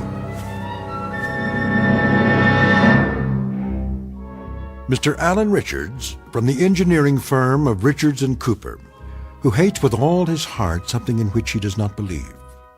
Add a few buried dolls, strands of human hair, a handful of glass beads and native charms, and you have the ingredients of fear, the kind of fear that quickly turns to terror.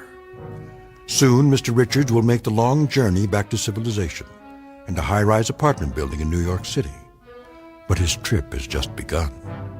Although he doesn't know it, he's about to take an even longer trip, the longest one of his life. It will lead him from the Upper West Side across Central Park and directly through the heart of the Twilight Zone.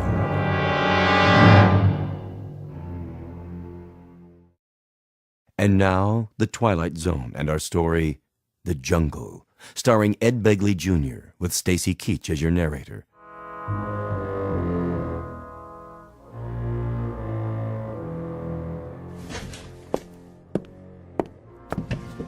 Oh, great. Doris? Yes, dear. Where are my cufflinks? In the jewelry box on the dresser. Ah, I've got it. What? I say I've got it. What's this? Find them? Yes. Doris? Then everything's all right. Oh, you look great. Very handsome. Thank you. Doris? What's this? What's what? A little cloth pouch. I found it in the jewelry box. Oh, that. Did you get it in Africa? I don't remember. Well, let's open it. See if that refreshes your memory. Alan, please. Polished stones, bits of glass. What's this? A bit of fur. A lion's pelt. Just a tiny piece. And the straw? It's from a swallow's nest. Oh, for the love of... Well, what about it? You tell me. There's nothing to tell. I decided to bring back some souvenirs. That's all these are to you. Souvenirs. Of course.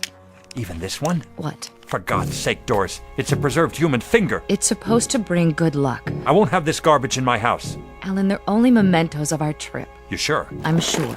Good. Then you won't mind if I dispose of them in the fireplace. Alan, don't! Why not? It's a capitu.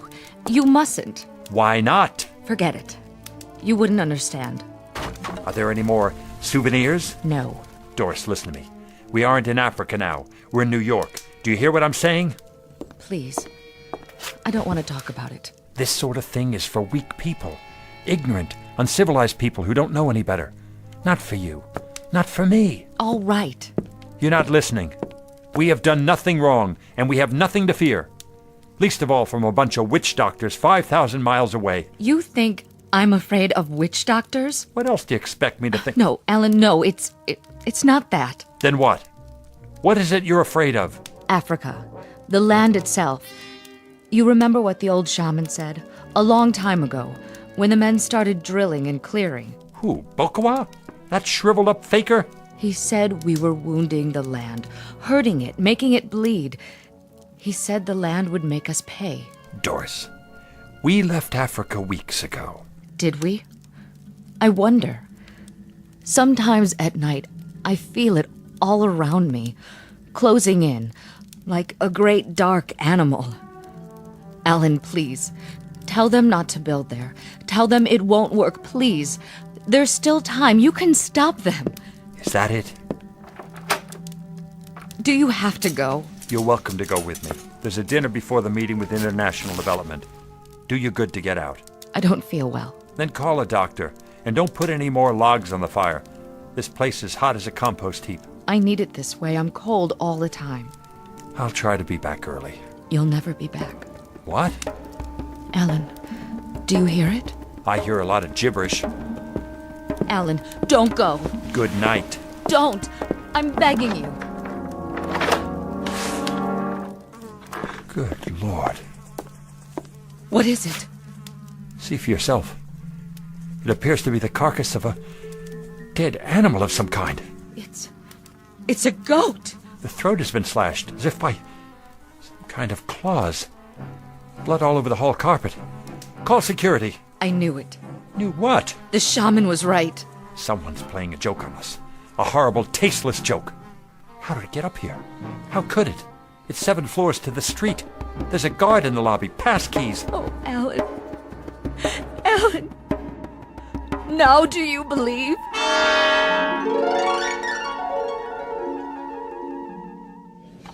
So, to sum up, the site is clear. Drainage and leveling have already begun, along with preliminary work on the diversion of the river. Then it's behind schedule. Not seriously. What about the cost? We'll have to add an estimated 3 to 6 months for completion, but the cost shouldn't vary by more than a few $100,000, at most. You recommend that we dispatch a full crew, Richards? Yes, sir. That's exactly what I recommend. And your partner, Mr. Cooper, what do you say? I concur, Mr. Templeton. In short, we've done what we said we'd do. Allowing for delay because of weather. We're on track. Mission accomplished, or very nearly.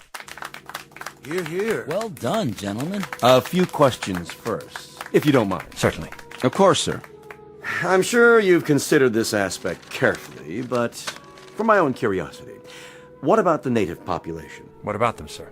Environmental impact, relocation, that sort of thing. How are they reacting? To be perfectly frank, not as well as I'd hoped, but better than I'd feared. The Kikuyus have a violent tradition, Mr. Templeton. They resent the loss of their village. They resent the project, even though they're going to benefit from it eventually.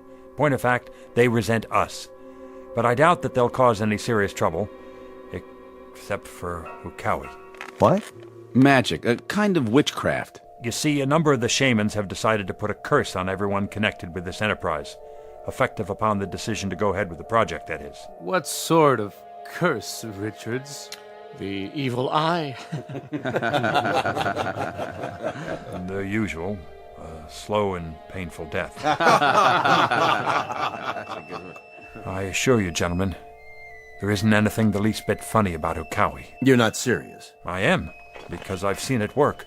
I've seen healthy men sicken and die within 10 minutes of the time set by the witch doctors who cursed them. Of course, not in this case. Well, then where? Well, I included a section about it in our background report, but for our men, there have been only the normal intestinal infections, that sort of thing. Then why bring it up? Healthy men and women who weren't touched or poisoned or harmed in any way, who just died. I'll leave copies of our report for everyone.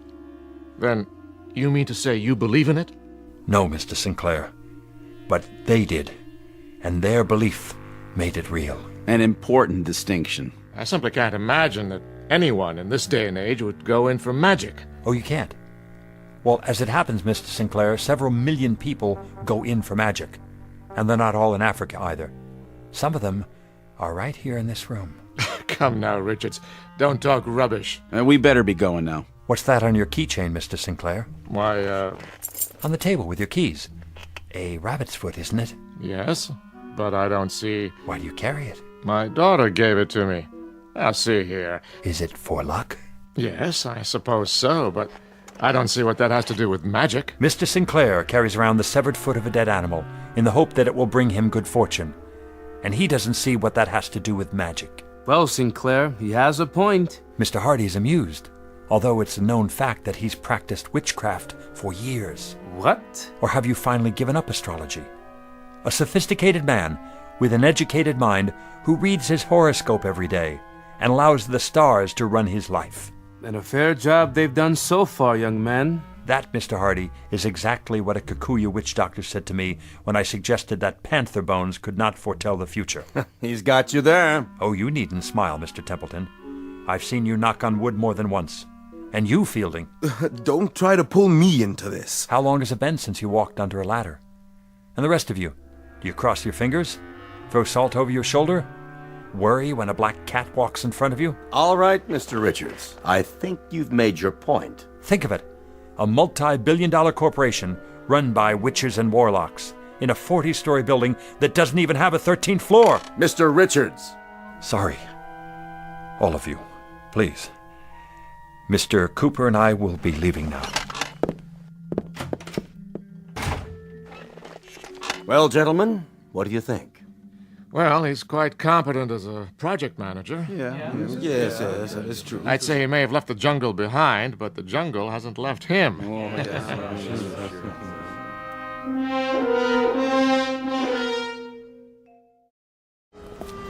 Well, I guess I blew it. Not necessarily.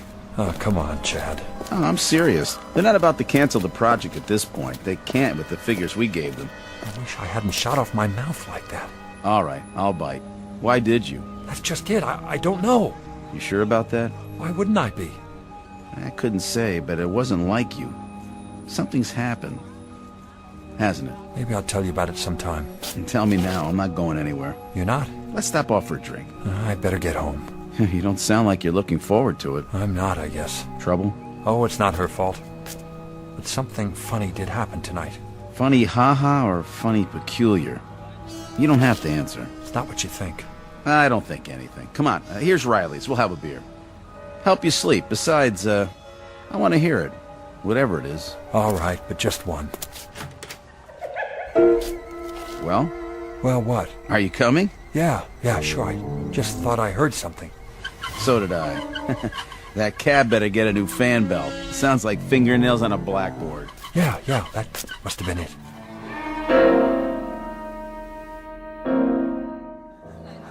Here you go.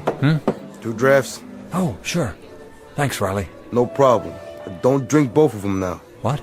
Your partner, what's his name? Chad. Nature calls, huh? Been gone a while. He had to phone somebody. Huh. Okay, Mr. Richards. Enjoy. Well, I got through to Sinclair. What's that? Sinclair, on the phone. You did? Hey, just got home. Says they voted to go ahead with the project. I see. You almost sound disappointed. Oh, no. What's the matter? Nothing. Hey, this is me, remember? Your body's here, but your head is somewhere else. You look like you're 1,000,000 miles away. Only a few thousand. Sorry, Chad. So am I. You want to talk about it? I seem to have done enough of that already. So I'm surprised the project's still on after my outburst. You've been under a lot of pressure. They understand. I wish I did. What happened anyway? It's hard to explain. It's about Doris, isn't it? Why do you say that? Well, I talked to her yesterday when you were out. You did? She sounded bad. She hasn't been feeling well. When did it start? About 3 months ago in Africa. At least that's when I first noticed it. I guess it's time to define it. I don't know if I can. She found a swallow's nest outside our tent one morning. The usual Mganga sign. I didn't think anything about it. Then that afternoon I had an accident in the Land Rover. Nothing serious, but that's all it was. An accident. Only she didn't think so. Right. And then there wasn't any such thing as an accident, as far as she was concerned. Every time I ran a fever or stubbed my toe, it had to be magic. Witchcraft. Like the crew, the skin infection. What do they call it? Jungle rot. A tropical infection, that was all. But not according to Doris. All that mumbo-jumbo got to her. I thought it would wear off by the time we got back, but it didn't. She actually believed in those little dolls, with the pieces of hair, the fingernail clippings. But you didn't. Of course not. What happened to change your mind? Tonight, before I left for the meeting. Chad, tell me something. If you wanted to get a hold of a dead goat... A what? On short notice, in New York City, where would you go? To a psychiatrist. I'm serious. So am I. You want a dead goat? No. Then what? Never mind. It isn't important. I'd say it is. A question like that out of left field? Let it go, I said. Take it easy, buddy. We're only talking here. Strictly theoretical, I'm sure. Drop it. Hey, careful! Sorry. It's all right. It's only beer. I'll get some napkins. Use my handkerchief. What's this? I don't know. Yes, you do. It looks like a tooth of some kind. It's a capitu, a protective amulet. And you've been carrying it around in your pocket? It was Doris's idea. A lion's tooth. I guess that means I'm protected from lions. In the city? Lions? Oh, yeah. Well, you have to admit it's kept them away so far. I'm sure that's the way Doris looks at it. Why lions in particular? Because they symbolize the country. And the whole country's out to get you? Not just a few witch doctors? Close. You see, Doris isn't afraid of the witch doctors. She's got it all worked out in her mind. She thinks Africa itself is out to get us. The entire dark continent, because of a little development work. They told us that the country was a living thing. That when I sank the drills and diverted the river, I wounded the land. And that the land would hunt me down. Or its spirit would. Unless I turned in a negative report and kept the others away. Then maybe I'd be forgiven. I was right there beside you over there. But I was in charge. The head criminal, so to speak. And you've been carrying that on your shoulders all this time. Oh, I didn't take it seriously, even if I am the responsible party. What are you going to do? About Doris? I don't know. She's sick, isn't she? With delusions. You must realize that. Of course, but so are half the people in this city. Maybe more. The president of International Development carries a rabbit's foot. My wife carries a little bag full of nail clippings and amulets. And I've got a lion's tooth in my pocket. It's all the same thing. All the same rotten disease, eating away the strength, the will, the very soul. Hey! What? Alan, I'd take it easy if I were you. A person doesn't get this steamed up over something if he doesn't believe in it. What are you getting at? Nothing, just a piece of friendly advice. Germs aren't the only thing that's catching. Depression, obsession, they can rub off on you too if you let them. Come on, drink up. I'll get us 2 more. What time is it? Doris will be worried. I'll call her. Sounds like a plan. Hey, Riley? Yeah, Mr. Cooper. Another round over here, please. You got it. Be right back.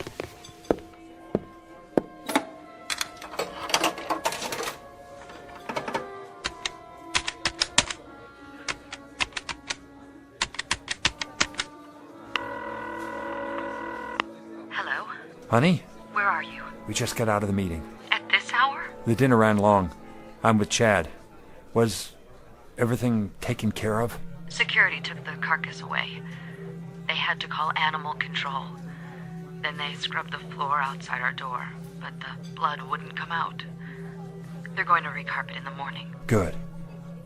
Doris, how you feeling? Oh, just dandy. How do you think I feel? A sacrifice on our doorstep. Take a sleeping pill. I took one. Then take another one. I'll call the doctor tomorrow. He can't help. It's not a question of nerves anymore. It's bigger than that, can't you see? Be home as soon as I can. Chad? Chad? Something the matter, Mr. Richards? What happened to Mr. Cooper? Who? The man I came in with. Where is he?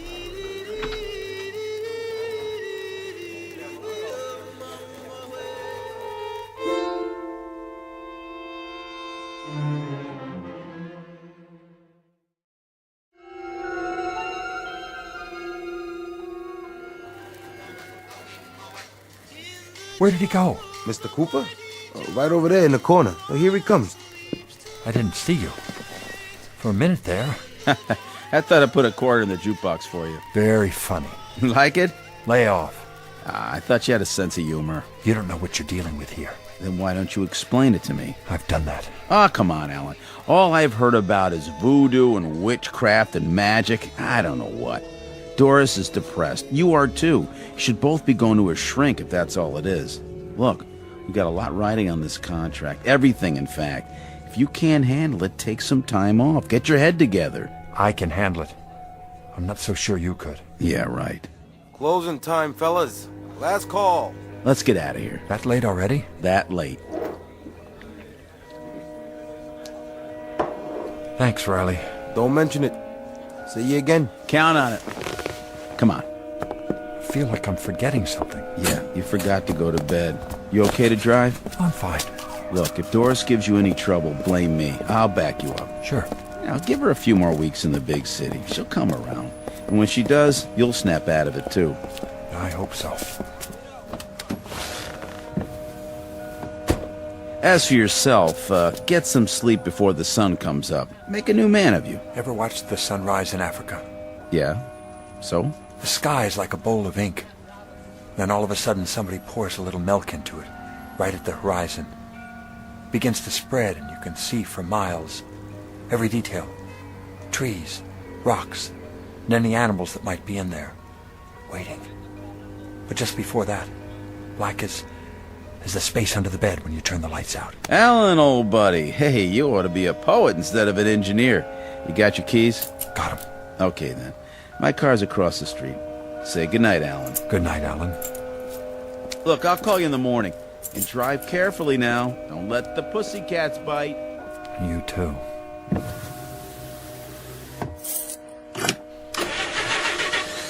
Oh, great.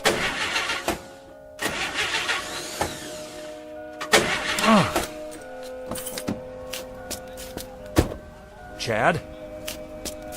The lion's tooth. Hey, Hey, Riley, open up. It's Alan Richards. I left something on the table. Riley! Riley! My car won't start. At least call me a cab, will ya?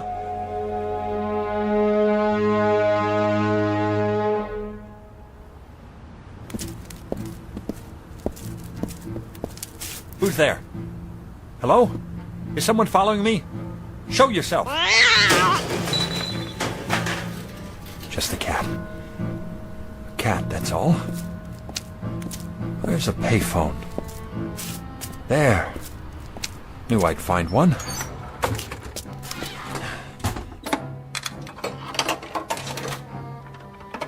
What's the matter with this thing? Out of order. Of all the times. What? Yes? Hello? Hello, is anybody? No.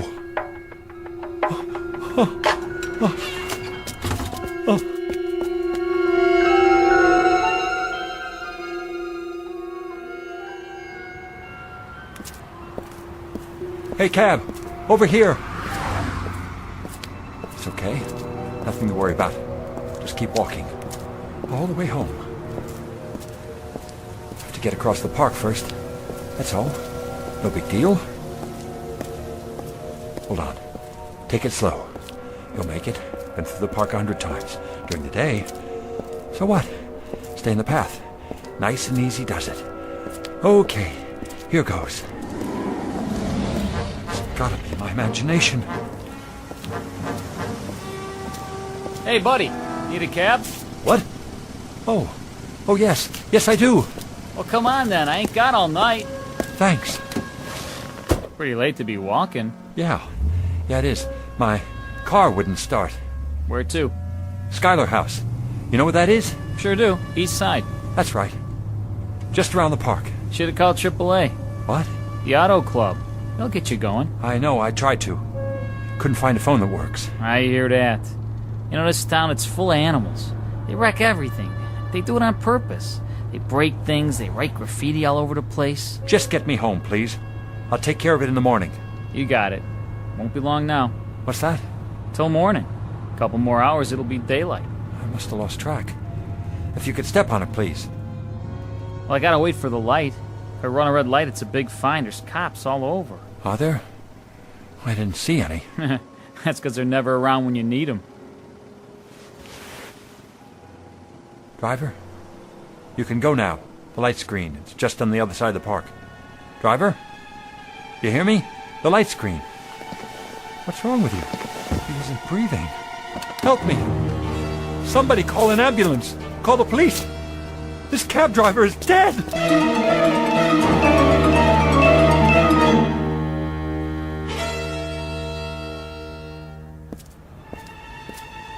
Not far now. Across the park.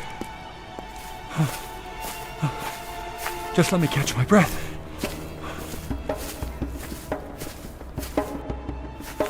Who's there? Stay where you are. Spare change? Oh, I thought you were... Who? I don't know. Excuse me, mister, but I ain't had nothing to eat for 2 days. Sure appreciate it if you could help me out. I don't have any change. Here's a 5. God bless you, mister. Wait, sound. Where's it coming from? What sound? The drums. I don't hear no drums. Do you mean to tell me you don't hear that? Well, my ears, you know, they ain't so good. How would you like to make some more money? Doing what? I'm trying to get home. I live just beyond the other side of the park. If you walk with me, I'll pay you $10. All I have to do is walk? Help me find my way in the dark. Make it 20. I don't know. Please. I just have to stay on the path. You're on your own, pal. I ain't into weirdos. Come back. I'll make it $20. 50! There. The other side. Gotta keep moving.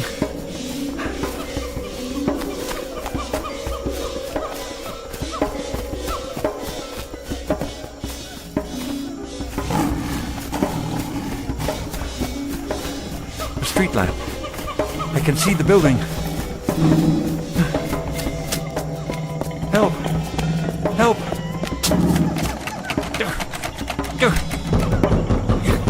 Let me in!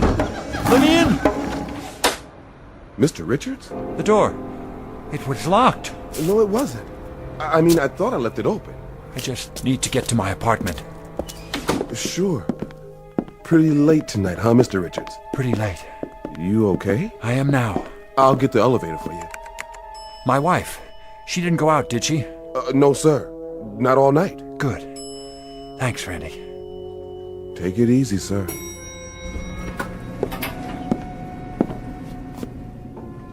Don't know what's wrong with me. So tired. Need to sleep.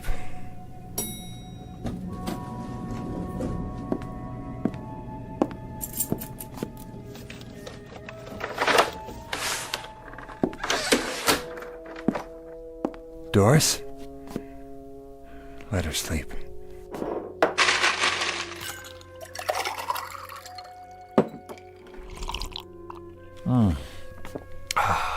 That's better.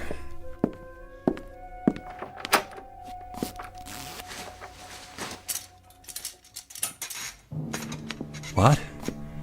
Doris? Doris, are you up? I didn't mean to wake you. Do you mind if I turn on the bedroom light? Just for a moment? What's wrong with the bed? Doris, is that you? What? No. Get back.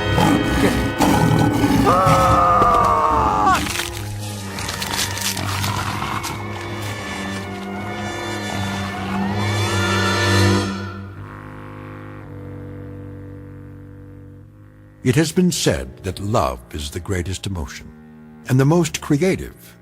But hate, if it is strong enough, can create as well, and destroy. Alan Richards had only a moment to understand this, a brief flash of insight.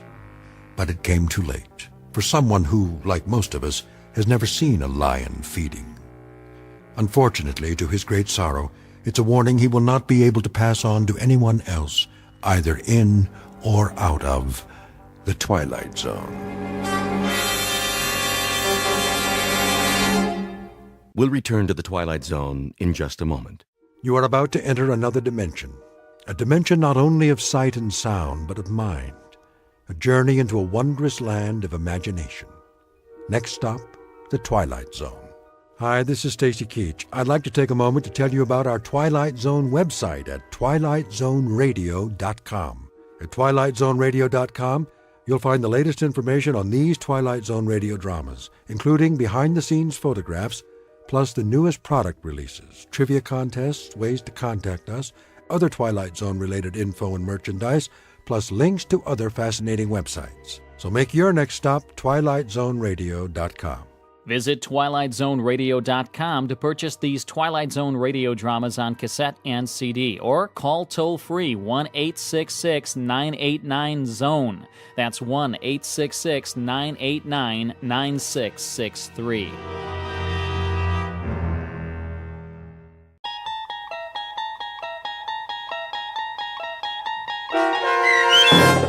A World of Difference, starring Luke Perry, with Stacy Keach as your narrator, was adapted for radio by Dennis Etchison and written for The Twilight Zone by Richard Matheson.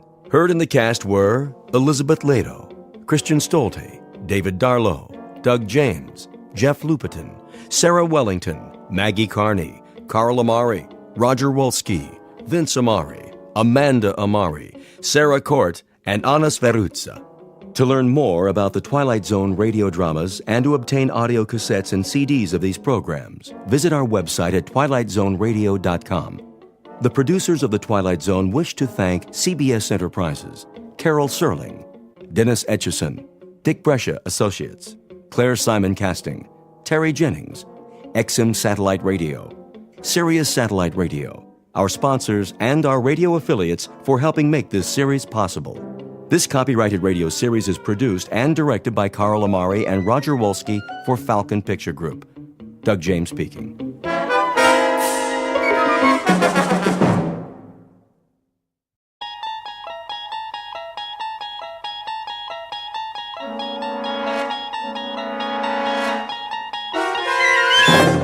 There is a fifth dimension beyond that which is known to man. It is a dimension as vast as space and as timeless as infinity.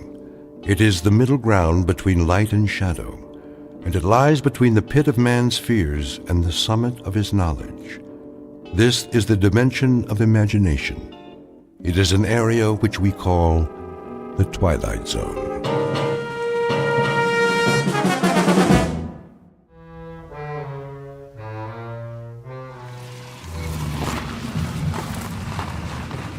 Hey there, Will.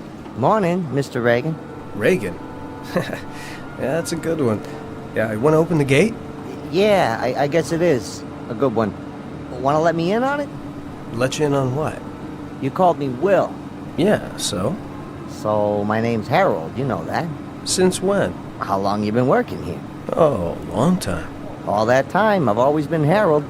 Some people call me Shorty, but never Will. And I'm Arthur. My wife calls me Artie sometimes, but if you want to be Harold, that's okay by me. Oh, I get it. You want I should call you Arthur from now on instead of Mr. Reagan? You got it. Guess that makes us even. Harold, do you a favor? What's that? Leave the parking lot open, then take the rest of the day off. Okay, I'll bite. What for? You must be tired. Didn't get much sleep last night, huh? Have some breakfast, cup of coffee. See if that helps. Helps what? To get your head on straight. You can open the gate now, Harold. Or whatever your name is. Sure, if you say so.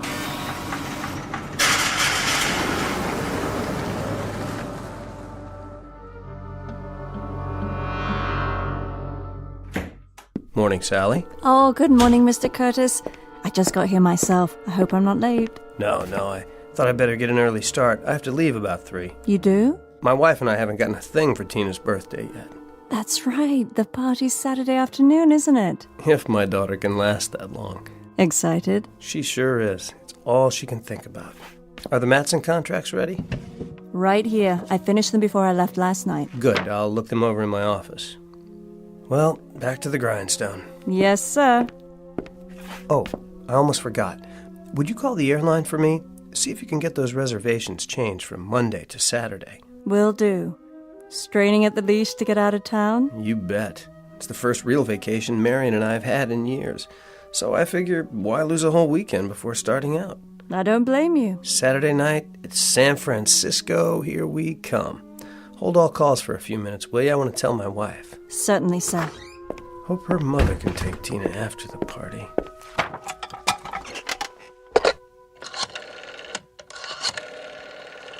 Oh, for heaven's sake.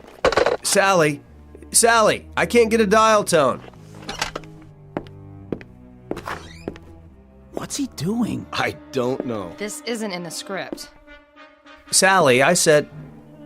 Who are you? What are all you people doing in... Cut! Where did Sally go? What happened to the wall and... I said cut. All right, everybody, take 5. Will somebody please tell me what is going on? Reality. The quality of being real or having an actual existence. A matter of interest to philosophers throughout the ages. The definition comes from the dictionary, and it directly concerns one Arthur Curtis, 36 years old, and a successful businessman. Or so he believes. Mr. Curtis is about to discover that the line between reality and unreality can be very thin indeed. In fact, under certain conditions, it may be less than thin. It may be invisible. At least in the Twilight Zone.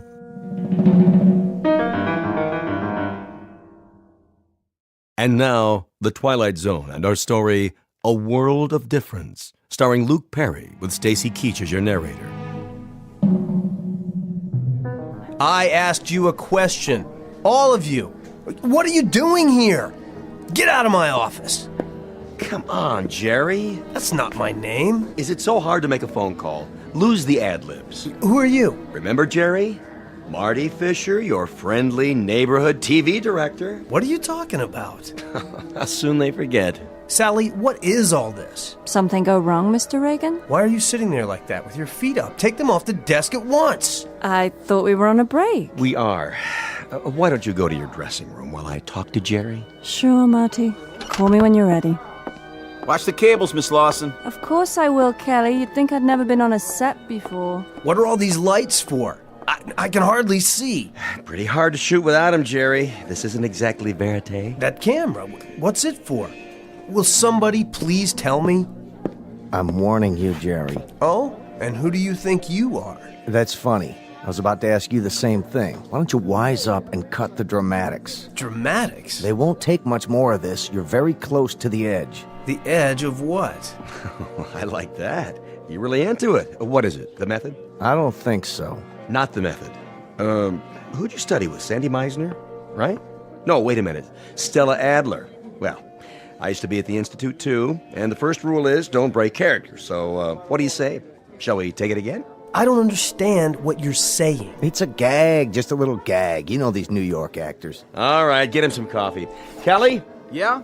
Coffee over here, please. Black. Coming right up. Okay, Jerry, let's forget about it. Get your scene done. The front office doesn't like it when they're over schedule. Over schedule? Not this show. Then let's try it again. Back to the set. Set? Listen, I went out on a limb for you. The whole agency did. What agency? Just do your lines. Are we ready here? We're ready. Now, Jerry. All right, one more time. You're gonna call your wife, tell her to meet you at 3:15. How did you know that? Got all your lines down? Where's your script? What are you talking about? Easy, Jerry. Don't burn yourself out. Places, everyone. Break's over. Where am I? In your office. It's morning. You just got here. This can't be my office. It only looks like my office. The window isn't even real. What's he doing? The city outside. It's a painting. What is this, a joke? Jerry. What are you people watching me for? I don't know you. I don't know any of you. Don't let him get away. He's not going anywhere. He's not on his mark. Maybe you can shoot around him for a while. I don't want to shoot around him, Sam. We've got 7 pages to do before lunch. He'll come through, Marty. We never had any trouble with him before. What's he doing now? The scene, I told you. Get ready to follow him. Roll sound and action. Still dead. Cut! Where are you going, Jerry? Stop calling me that. It's not my name. Sure, if that's what you want. Is there another telephone in here? Sit down, Jerry. One that works? Jerry, if I have to phone Brinkley on this, you're dead. Do whatever you like. Just leave me alone. You don't look so good. How do you feel? I felt fine when I got here. Please sit down. What's that on your face? Sweat? Kelly! Yeah? Call for an ambulance and make it fast. Yes, sir. Shall I ask the front office to authorize it? Of course not. If they find out, there's no telling what they'd do. Suspend production, probably. Go on, go! Right away. Jerry, let's go to your dressing room. You can lie down. Where's the nearest telephone? Jerry, we're trying to help you. My name is Arthur Curtis. Take your hands off me. I'm getting out of here. Did you hear that? Arthur Curtis? Is this a real telephone? Looks like it. All right, everybody. 1 hour for lunch. Is it hooked up? Should be. The number. What's the number? Search me. Operator, number please. I don't know. I can't think. I'll connect you with information. Yes, please. Directory information? Hello. Would you give me the number of Arthur Curtis? 22437 Ventnor Road, Woodland Hills? Checking. On Ventnor. Ventner. I have no listing for a Curtis at that address. What? You must be mistaken. Jerry? Listen, it's my own home. I'm Arthur Curtis. I just can't remember the number at the moment. Will you? If it's an unlisted number. It's not an unlisted number. At least I don't think it is. Look, would you try again? I know there's a phone there. I'm sorry, sir. Jerry, put the phone down. You're wrong, operator. Connect me with your supervisor. Let's go to your dressing room. Listen. Give me the phone. What are you doing? You're not yourself. You're sick. Get your hands off me. I'm trying to help. Well, I don't need it. I'm getting out of here. Where are you going? Home. Jerry, somebody stop him.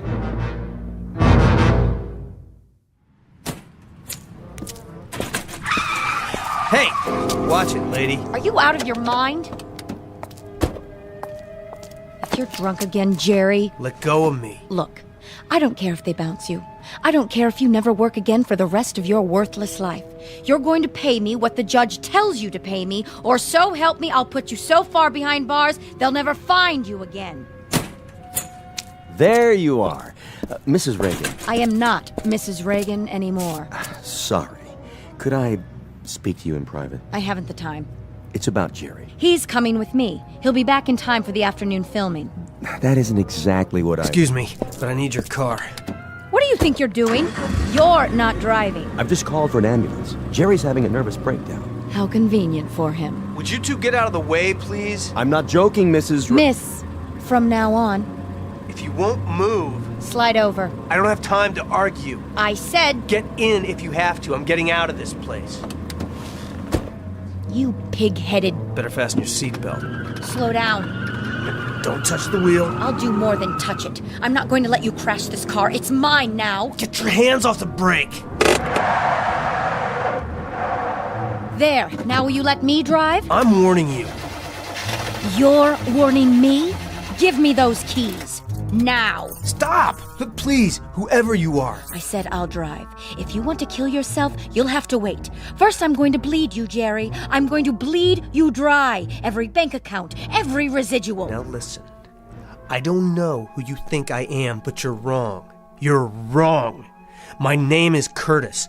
Arthur Curtis. And I don't have the slightest idea what you're talking about. Right now, I'm going to... Oh, cut the histrionics. If you think you can chisel your way out of pain with a cheap trick like this... I'm gonna turn the key again. And I'm driving to my home in Woodland Hills. Once we get there, you can have your car back. Do you understand? I told you to cut the act. No act. My name is Arthur Curtis. My wife's name is Marion. I have a daughter named Tina. And I live at 22437 Ventnor Road in Woodland Hills. I mean it, Jerry. My name is Arthur Curtis. My wife's name is... I said cut. Cut!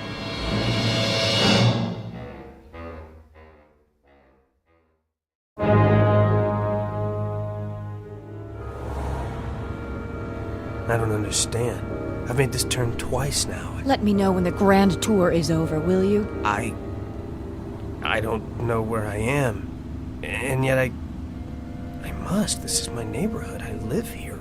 Do you? I have, for years. Ever since I bought the house. But my street, it's just not here. What do you want, Jerry? An Academy Award? I've told you, my name is... Oh, can it, will you?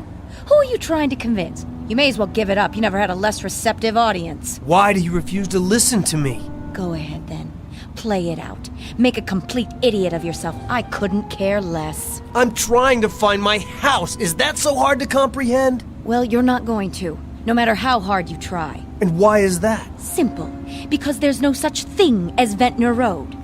Keep quiet. I'm trying to think. And what's more, there never was, except in your dreams. What's in the glove box? That's none of your business. This is my car now.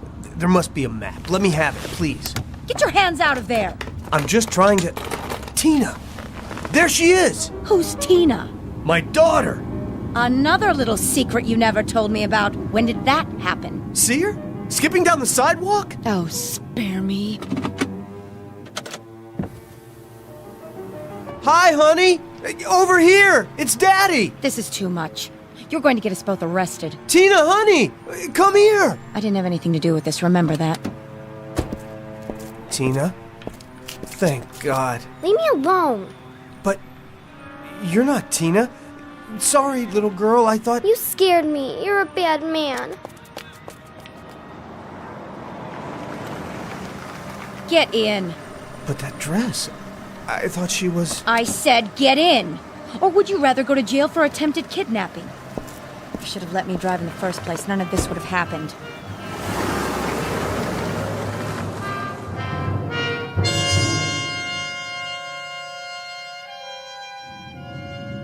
Why are you stopping? Because this is the end of the line. Here? Oh, don't tell me you're going to play surprised. But I've never seen this house before. You just won't quit, will you? That's Brinkley's car out front. What does he want? Who's Brinkley? Pound of flesh, probably. Well, he'll have to wait his turn. Coming? I can't stay here. I have to go. I said I'd get you back for the afternoon shooting. I mean home. You are home. Who's home? Move it, Buster. Or would you rather sit out here? Fine with me. Suit yourself, but I promise you you'll regret it. Where are we? Come on inside. Fix yourself a drink. A little hair of the dog? Maybe that'll do it.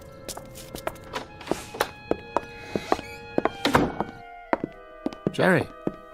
Who are you? Better be nice to Sam. He's still the vice president of your agency. Where have you been? I'm not sure. Did Sam call you? More than an hour ago. Said he'd left the studio, walked out. Stumbled is more like it. What's all this about? The studio? First things first, Jerry. Come into the study. Why? Nora, we need to do some damage control. We sure do. Can't this wait? I've waited long enough.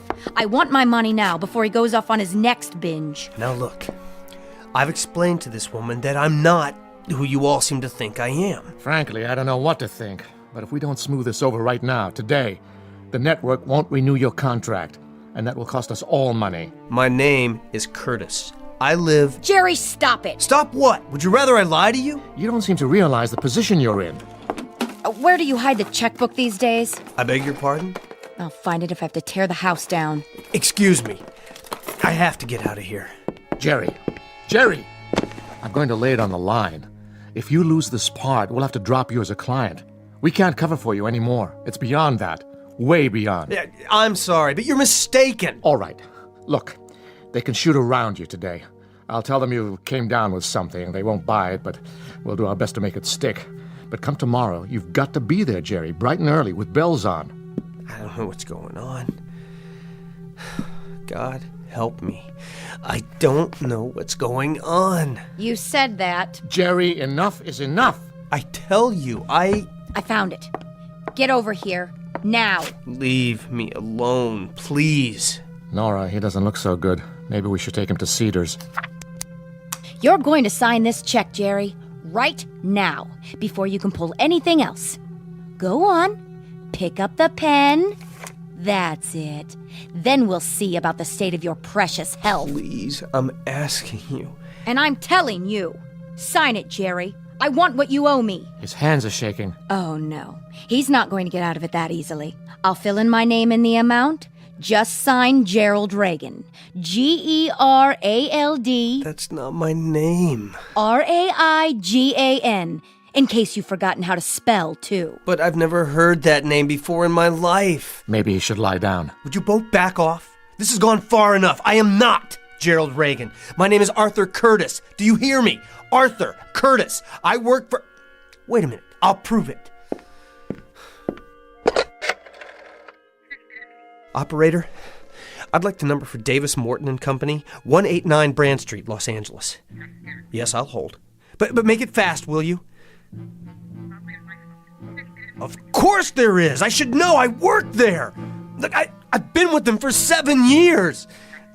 Don't tell me that. Don't. Here, lean on me. Sarah Bernhardt. Look at his eyes. I don't think he's faking it. Awfully good timing, if you ask me. Help me to get him to the other room. What? What is happening to me?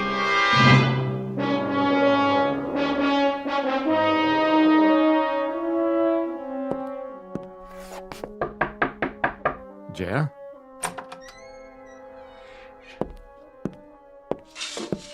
What are you doing? Just closing the blinds. Don't bother. I was hoping you'd catch a few winks. Feeling better? You don't believe me, do you? It doesn't matter what I believe.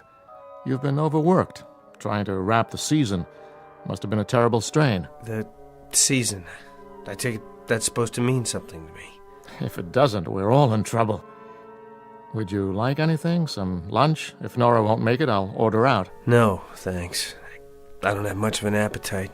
You need help, Jerry. It's not in my province, but I've known you a long time, and I hate for this to happen. It's not necessary, you know. It really isn't. Can't you see what's happened? Why don't you tell me? You know what this is? A script. For what? It's all right here. Take a look. Cast of characters. Arthur Curtis, 36. A young business executive. Happily married. Let me see that. Curtis lives in Woodland Hills, California, with his wife and young daughter. Where did you get this? It's yours. From the dresser here, where you left it after studying your lines last night. Go on, keep reading. He is married to Marion Curtis, 33. A charming young woman, typical of that efficient breed which can manage a house and family and still have ample time for... Ring a bell? Who wrote this? That's neither here nor there. Some hack, probably. The point is, the only information you have about Arthur Curtis is what's written here. That's crazy. Jerry, I really do understand. Sometimes I'd like to escape myself, get away from this turmoil. The long hours, the early calls, to a simpler, sweeter existence. It's only natural. You're telling me it was all a delusion? That I'm really somebody named Gerald Reagan, a dissolute, pitiful... A sweet, unhappy man. A square peg in a round hole who never should have moved to Hollywood. Burdened with that harpy in there. Jerry Reagan, who wanted to be a serious actor once. Trying to make a living and find a little happiness. That's all. No. I won't accept that. The life I remember, it was real. I wish it were. For your sake. I wish it were. I have to go, Jerry, and report into the agency. Try to rest and forget about the series. You won't have to go back. I just spoke to the studio a few minutes ago. They're canceling production. Production on what? You may as well give me the script. I'll toss it for you. It doesn't matter now. I'm sorry, but Arthur Curtis is dead.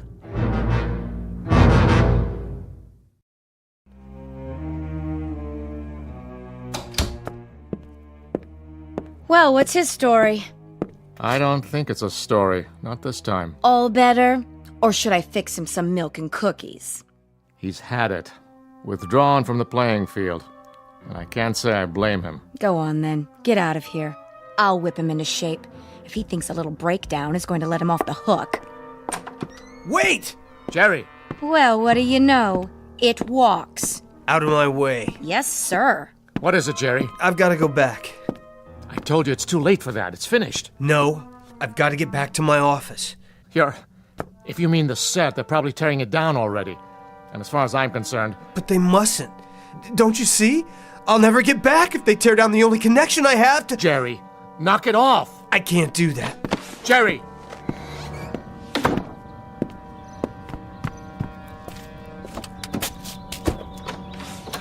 Careful, Jerry, that's my car!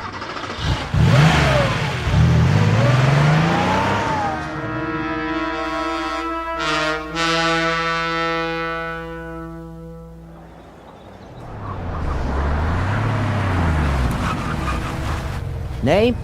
Open the gate. Oh, that's you, Mr. Reagan? I'm in a hurry. Oh, sure. Nice car. What happened to your... Now, Harold.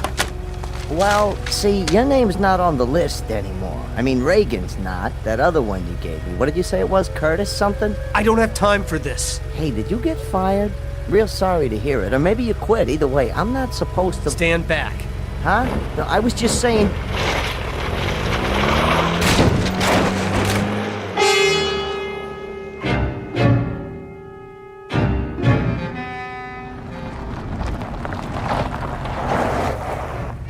What in the...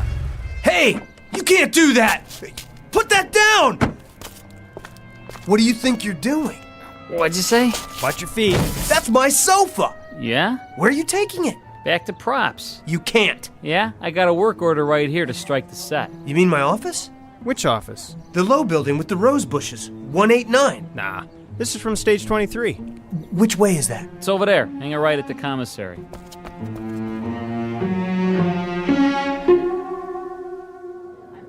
Take the wall down? Not yet. Get the desk and chairs. Where do you want them? Hold on! Pardon me, Mr. Reagan? Don't touch the desk yet, or the chair. No? How come?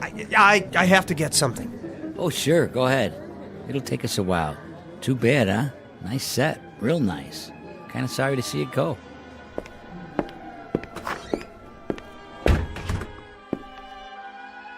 Sally? Are you still here? No matter. I don't know where to start. There must be a way. There has to be. Mr. Reagan? Who? It's Kelly. I thought I saw you come in. What happened to my books? Books? Oh, sent back to props by now. And my papers? And file cabinets? Even the photos on the desk? They were pictures of my family, my wife and daughter. Were they? You mean they were real? Give me a few minutes. Maybe I can track them down. Do they have to do this? I'm afraid so. The studio needs the space. A career. A whole life packed up while you're out and shipped off to God knows where. I had no idea. I thought it would last. Nothing lasts in this town. You know that. But I thought... You thought you were different. The exception to the rule? Well, I don't blame you. It's easy to fall into that. You see what happens to everyone else, but you never think it'll happen to you. Human nature, I guess. But, you know, the next thing will come along. And what will that be? Beats me, but it always does.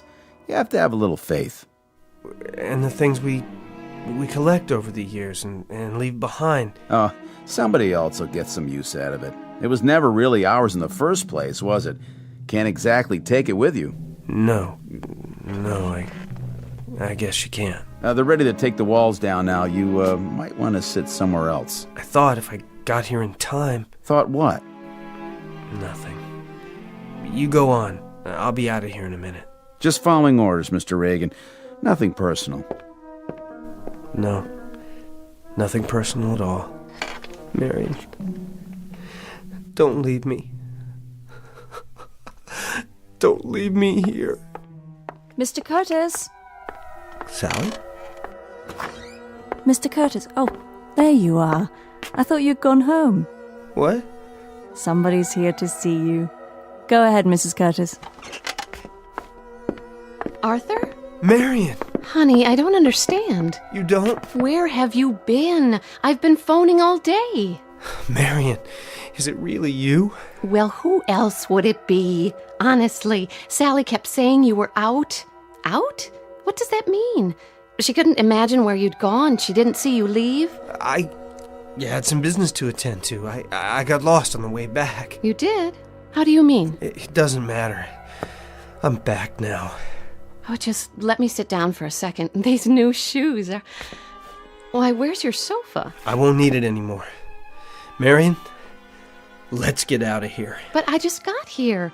I didn't think you'd mind. I thought you might want to have dinner on the way home. That sounds wonderful. Oh, and I wanted to tell you, I got something for Tina's party. That doll she's so crazy about. Now, Marion, let's go right now. Artie, are you all right?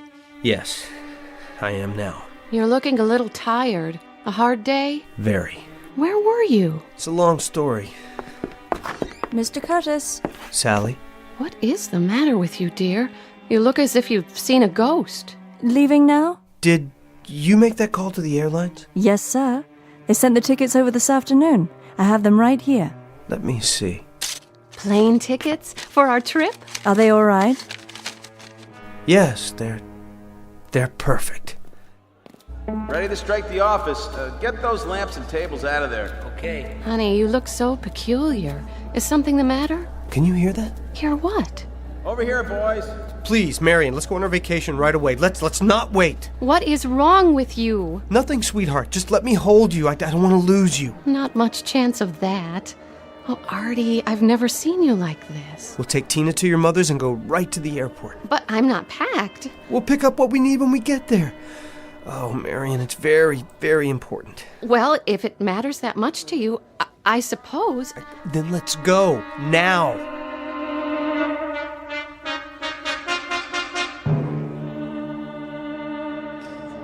Hi there, Mr. Brinkley. Have you broken it down yet? Just about to.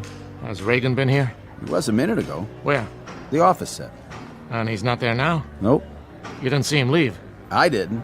Any of you guys see where Reagan went? Nope. Sure didn't. Would you look in his dressing room? Sure thing.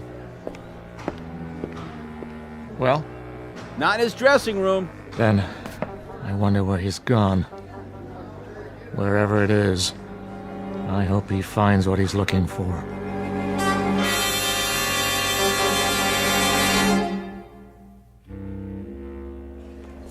Flight 23 departing at Gate 5. Last call, Flight 23 to San Francisco.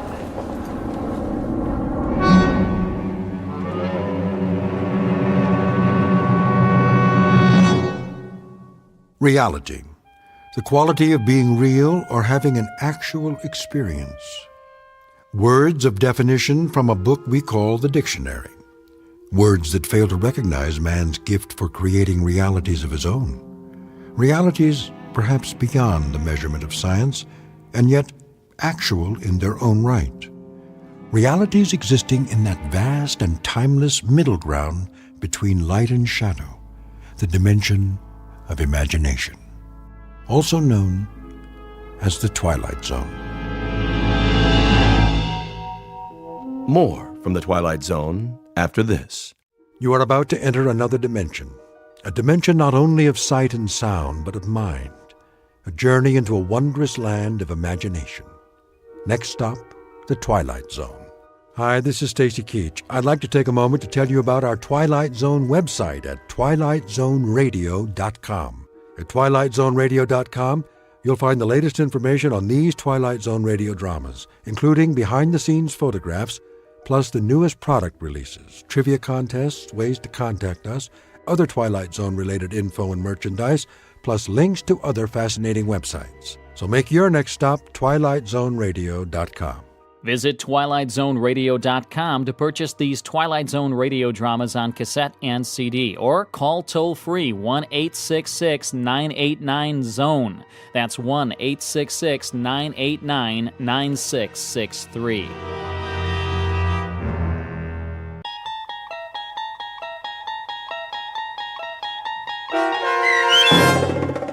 Death's Head Revisited, starring H.M. Wynant, with Stacy Keach as your narrator, was adapted for radio by Dennis Etchison and based on a script by Rod Serling. Heard in the cast were Maggie Carney, David Darlow, Richard Shavsden, Peggy Roeder, James Schneider, Carl Amari, Doug James, and Roger Wolski. To learn more about the Twilight Zone radio dramas and to obtain audio cassettes and CDs of these programs, visit our website at twilightzoneradio.com. The producers of The Twilight Zone wish to thank CBS Enterprises, Carol Serling, Dennis Etchison, Dick Brescia Associates, Claire Simon Casting, Terry Jennings, XM Satellite Radio, Sirius Satellite Radio, our sponsors, and our radio affiliates for helping make this series possible. This copyrighted radio series is produced and directed by Carl Amari and Roger Wolski for Falcon Picture Group. Doug James speaking.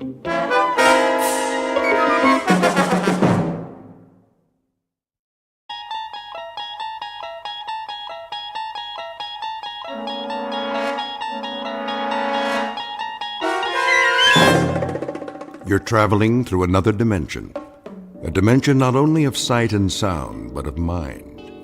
A journey into a wondrous land whose boundaries are those of imagination. Your next stop, the Twilight Zone.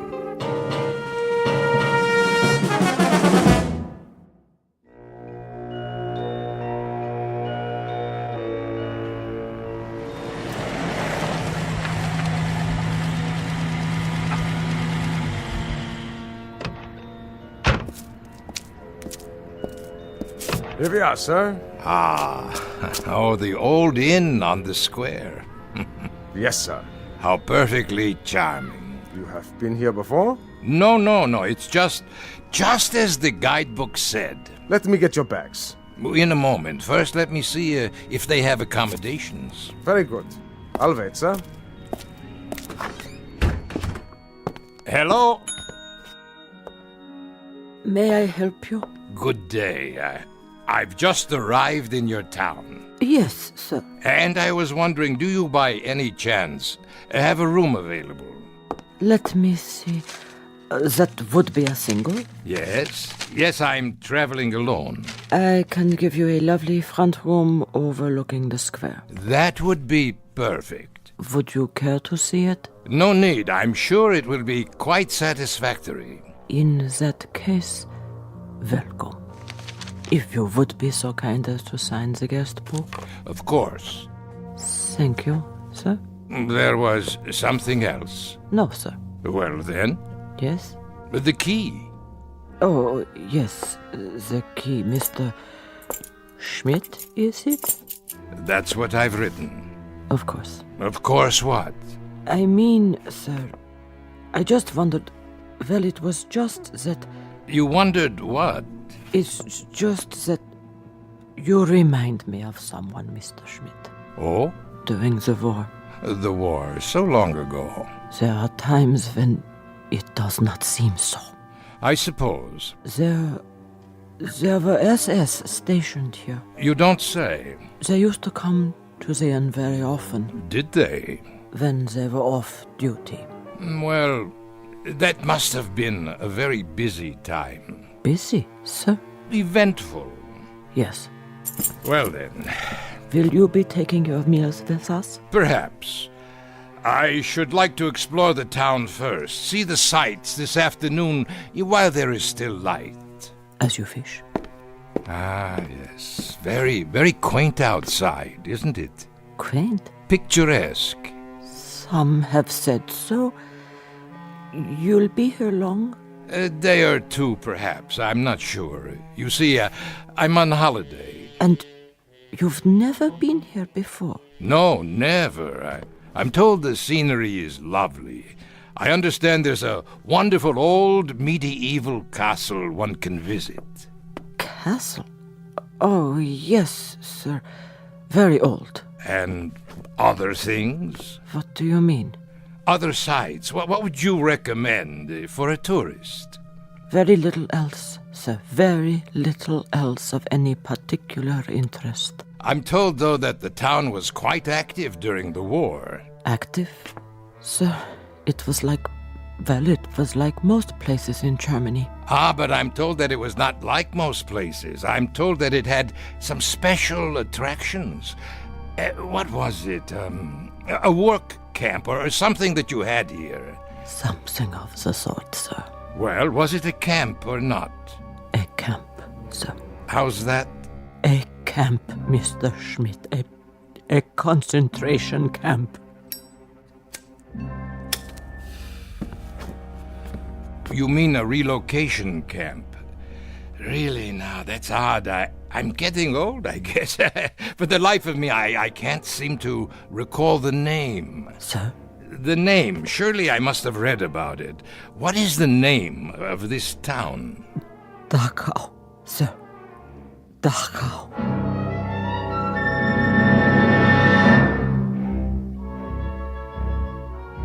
Mr. Schmidt recently arrived in a small Bavarian village which lies 8 miles northwest of Munich.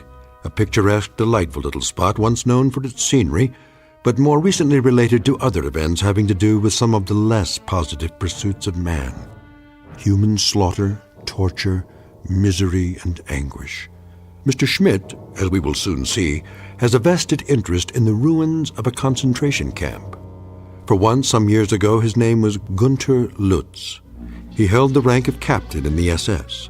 He was a black-uniformed, strutting animal whose function in life was to give pain. And like his colleagues of the time, he shared the one affliction most common among that breed known as Nazis. He walked the earth without a heart. And now former SS Captain Lutz will revisit his old haunts, satisfied perhaps that all that waits for him in the ruins is an element of nostalgia. What he does not know, of course, is that a place like Dachau cannot exist only in Bavaria. By its nature, by its very nature, it must be one of the most populated areas in the Twilight Zone. And now, The Twilight Zone and our story, Death's Head Revisited, starring H.M. Wynant, with Stacy Keach as your narrator.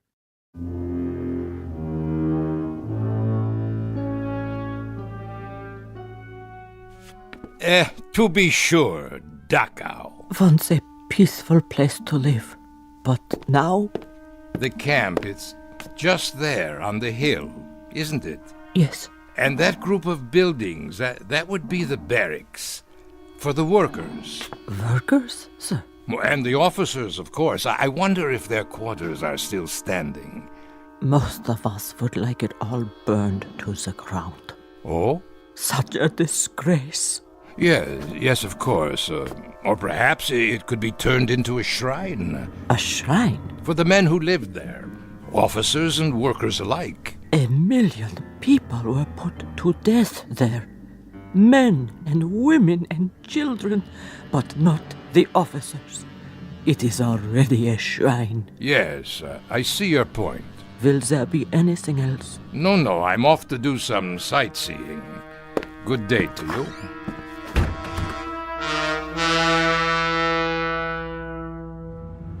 You are on holiday, Herr Schmidt. What did you say, driver? The trip, sir. You have come here for pleasure? Pleasure? Oh, yes. A rest, to relax, to forget. It's the best kind of trip. To rest and enjoy life. That is all that matters to me now. For all of us, I should say. It's true. We work, we slave, we do the bidding of others instead of tasting the fruits of our labors. And then one day a man asks himself, what is my reward for so much sacrifice? Most certainly. Selflessly, year after year. Not what we would have chosen, perhaps. Not what we would have chosen at all. No. Never mind. I'm an old man. You would not understand. But I do, sir. How could you? You are so young. Perhaps. But it seems to me, sir, that each of us makes his own reward. And eventually it will come. What we deserve most. The true product of our labors. Of seeds sown long ago. Not only for others, but in the end, for ourselves. Would you agree? You are quite a philosopher. Only a taxi driver. And you enjoy this occupation of service? Oh, yes, very much. I am a fortunate man. How so? My needs are simple. I bring comfort to others in some small way. It is the best work anyone can do. Is it? My parents. They suffered greatly in the war.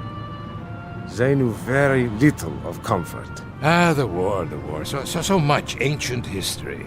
But not yet forgotten. For some, perhaps. For myself, I hardly remember any of it. And yet, you have returned. On the contrary, I've never been to this village before. My apologies. I thought because you wish to see the camp. I'm a teacher of history, that is all. And a student as well of historical places. Of course, Herr Schmidt. The camp is just ahead. But look, no one has kept it up. Very few people come here. The road, the grounds, the wire fences, the buildings, even the guard towers, the entire compound is rotting, falling apart. There is no reason to maintain it now. Perhaps you would rather visit the castle. No. This is what I came to see. Very well. A disgrace. Stop the car. Yes, sir? Yes, at the gate. Let me out. You are going in? Of course I'm going in. I've come all this way. I shall wait for you then. Return in 2 hours' time. 2 hours? There is much to study, notes to be taken, you understand. As you wish. That should be adequate. I'll come back to this spot, then, in front of the gate. Yes. And kindly be punctual.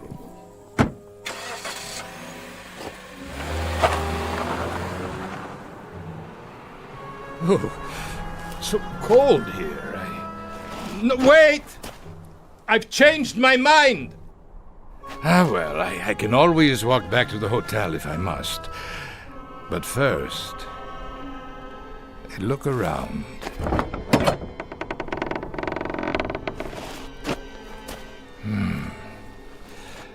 Everything seems so small. Not as I remember it. There were many more barracks in the compound. And now only a few remain standing, like this one.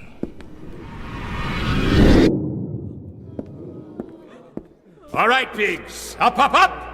Time to greet the morning. On your feet. Another splendid day, a day of glorious service to the fatherland. Please, Captain. More water. A ration of bread? Anything. I beg you. I'm pleased to bring you news. News? What has happened? The war. It is over. Even better. It snowed during the night, but the temperature's only slightly below zero. So, you will assemble in the yard at once. Do not trouble yourself with clothing for the occasion. First, we do some simple exercises to increase our physical strength. Not now. I have no shoes. We will freeze. My hands, my toes. Frostbite. Sir, I cannot stand. Outside, I say. Yes, outside. Nothing in there but an empty room. The yard. And the towers. I remember. Next to the punishment posts. 1, 2, 3. At least they still stand. What's that? A sign. Still hanging. On that building. It says detention. Ah, yes, I remember you. Oh, we had good times in that building. Oh, such good times. Water. Please. Water. Water? Pig? You'd like water? Unfortunately, we have no more water. Not for you. Why should you care? It's been only 5 days since you've been fed. Only 5 days, pig. 5 short, inconsequential days. That is nothing. On your feet, filth. Locked. It doesn't matter. Such a long time ago. But it doesn't seem so. And now there is no one to share those memories. Good afternoon. Where? Over here, at the window. But I thought there was no one inside. Who are you? Did I startle you? Well, I did not expect to see anyone here. Why not, Captain? Wait. Why do you call me that? But you are a captain, aren't you? No, I am Professor Schmidt. So, that is your name now. You have me confused with someone else.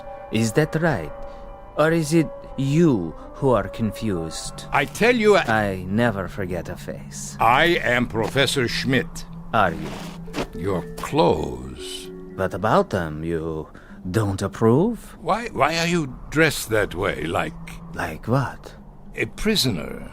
Very good, you do remember. But there are no more prisoners. No? Not now, surely. Welcome back, Captain. Why do you say that? Because I've been waiting. Waiting? For what? I can't forget a face. Especially yours. I tell you, I don't know you. Are you sure? I must go. Where are you going, Captain? That is none of your concern. Back to the town? To the life you have now? Yes, my life. I shouldn't have come. I am leaving now. I'm afraid that is no longer possible. Don't follow me. Get away! How can it be locked? There was no one near it. No one. Wasn't there? What have you done? I haven't touched the latch. Then who? I saw your own hand on it only a moment ago. Nonsense. As you wish, Captain. Why do you persist in calling me that? As I told you, I've been waiting. For what? For you, Captain. We've been waiting a long time. Such a long time. We? There's no one else in these ruins. Isn't there? Wait. You're... Yes, of course I remember you. And well you should. How well you should, Captain Lutz. Captain Gunther Lutz of the SS.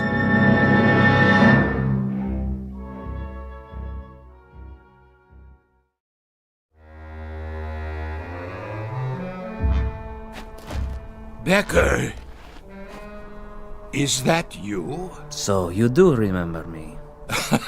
Remember you, Becker? Of course I remember you, my prize pupil. How kind of the captain, after so many years. That's what I used to call you, isn't it? You don't look so bad, Becker. No, as a matter of fact, you look quite well. You don't seem to have changed at all. Neither have you, Captain. Not really. That's why I didn't recognize you. You haven't changed. But how can that be? It isn't possible. Why, it's been years. A great many years, Captain Lutz, since we last saw one another. And now you must be what, the caretaker? Of course.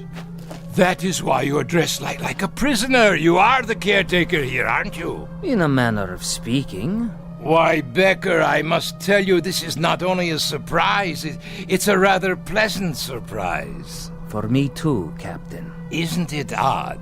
How so? It's odd that our paths cross again and we meet now under somewhat happier circumstances. Happier? Yes, for some of us, happier. What was that? What, Captain? It sounded like... The wind, Captain? Perhaps it was the wind.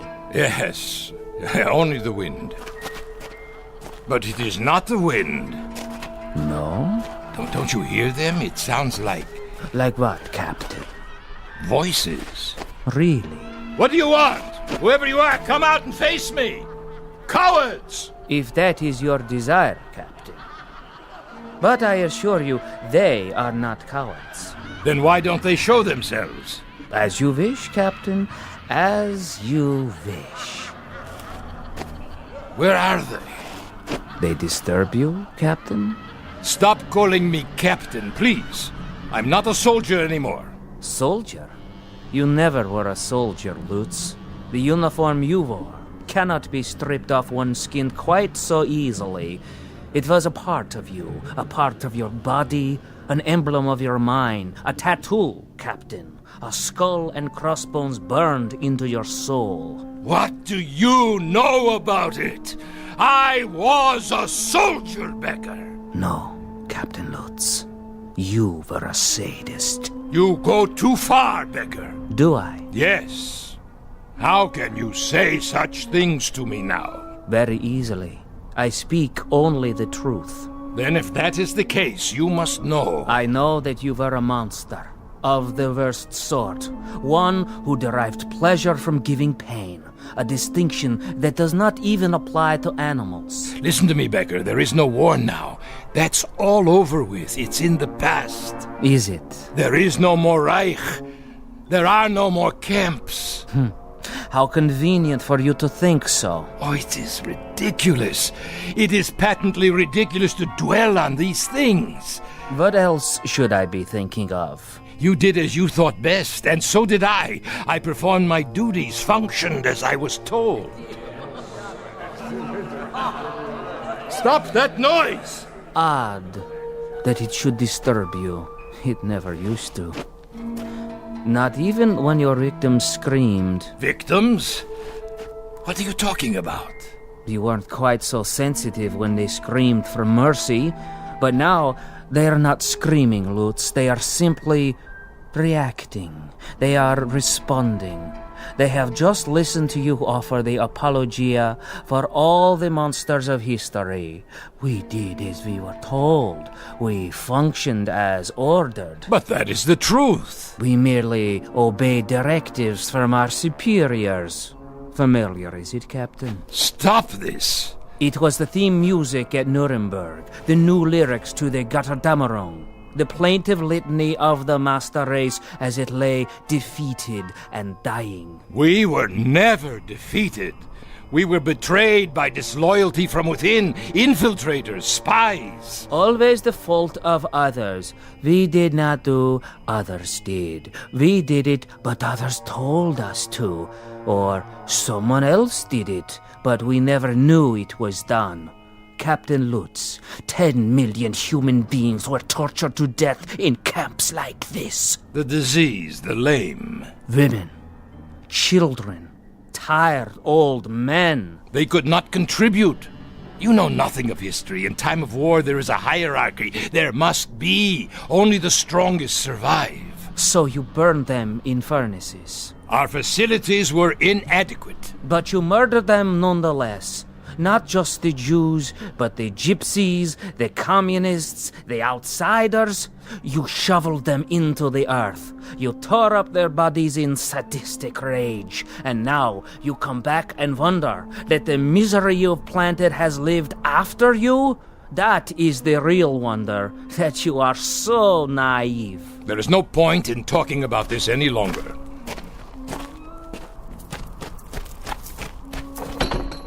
I told you I have to leave, Becker. Why did you come back, Captain Lutz? You changed your name. You are quite safe down in South America. What could possibly have brought you back here? One misses his homeland, Becker, the fatherland.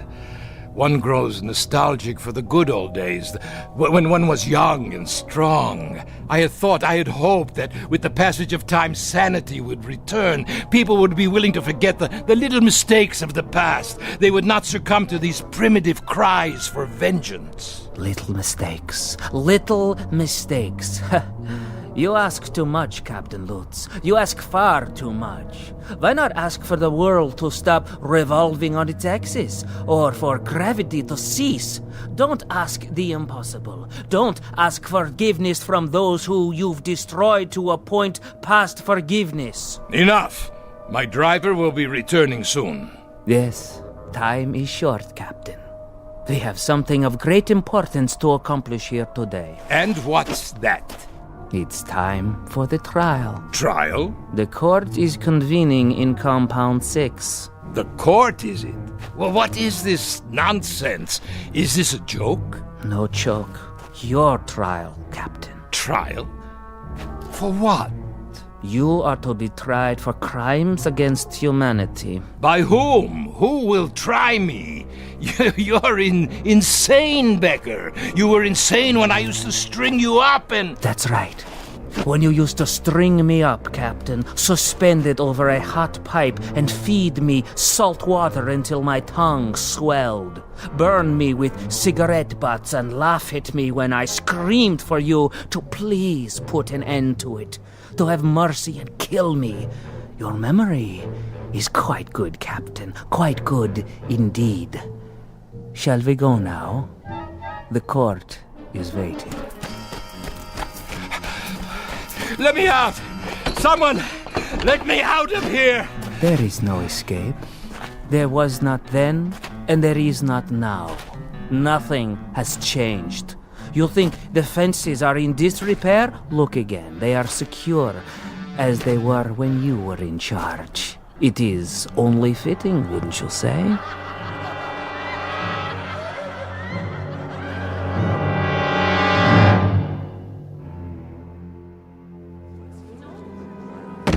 No, please! Let me up! I can explain! You can try, but it will do you no good. There is no explanation suitable for this court. We have rules. Who are these people? Greetings, Herr Captain. Welcome. Won't you join us? We welcome you to the house of pain. Do you not know their faces, their bodies? Then, starved, tortured, beaten. For they are your legacy. You made them what they are. Now then, shall we proceed? Please, please, this is inhuman treatment. Not fit for a pig. Precisely.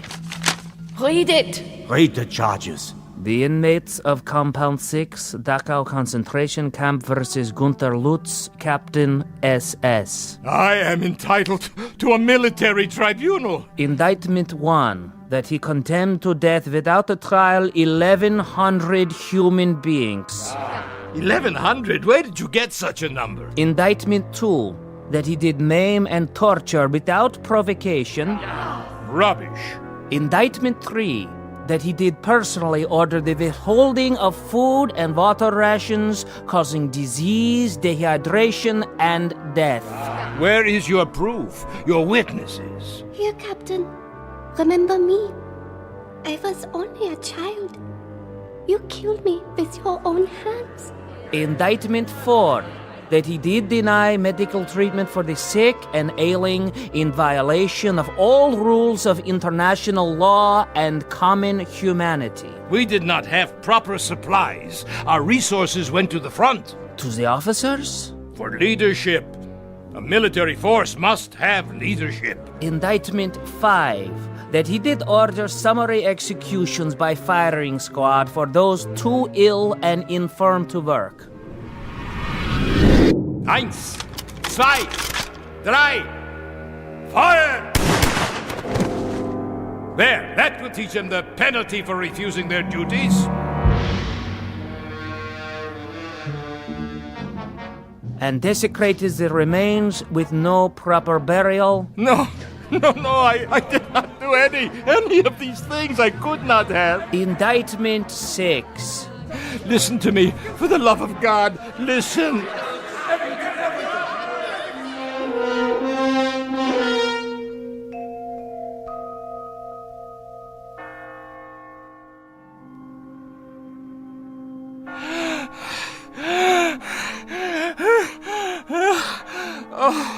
What? I fell asleep, yes. Yes, that's it. I've been dreaming. The courtyard outside. The hanging post, none of it used for years. Of course not. I'm a foolish old man. Foolish and tired. Yes, you are. Very foolish. Becker, is that you? I must have dozed off. You've been unconscious for a while. I had such a dream. You had no dream, Captain. Of course I did. I dreamt there was a kind of trial, a kangaroo court. There were people in this room. Can you believe it? Yes. Ghostly figures. Not ghosts. Then what? They were here. They're still here. They have never left. It's true? They walk these buildings and the courtyard outside. But how? You did not bury them deep enough.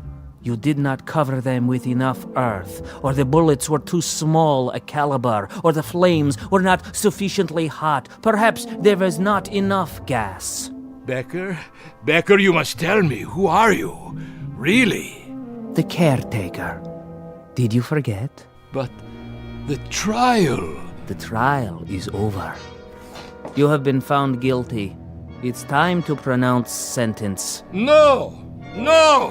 Would you care for a last cigarette, Herr Lutz?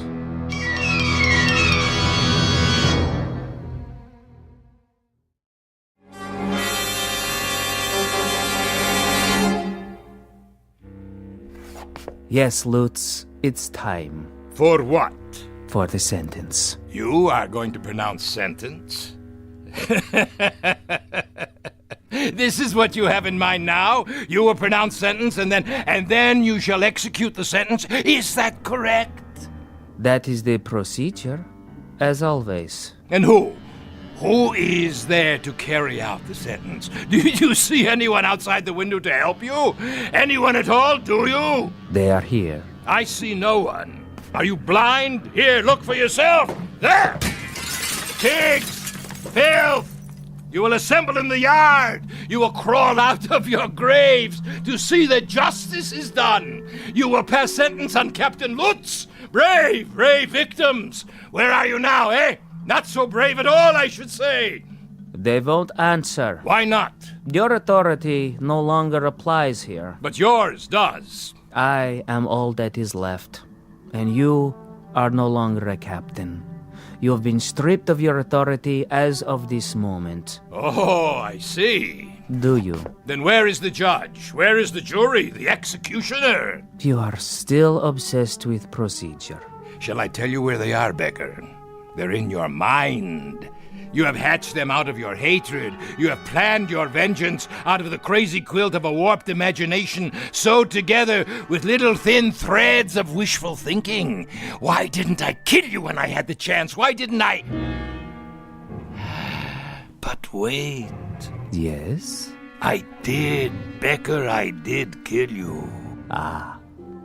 Your memory is no longer so conveniently selective. Yes. I killed you the night.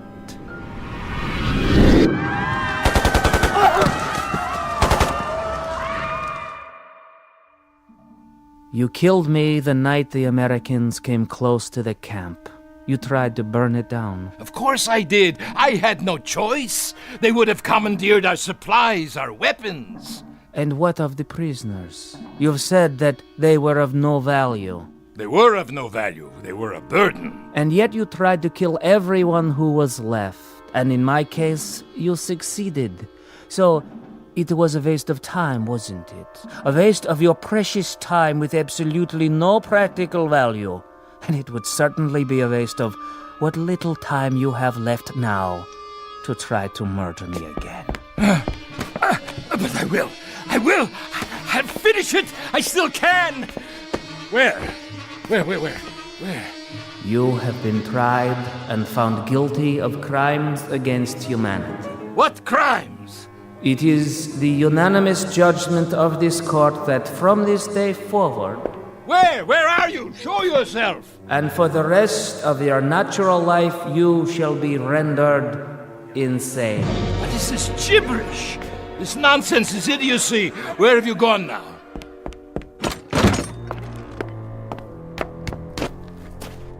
Where?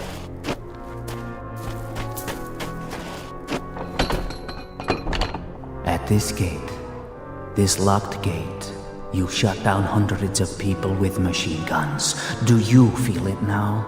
I'll finish it once and for all.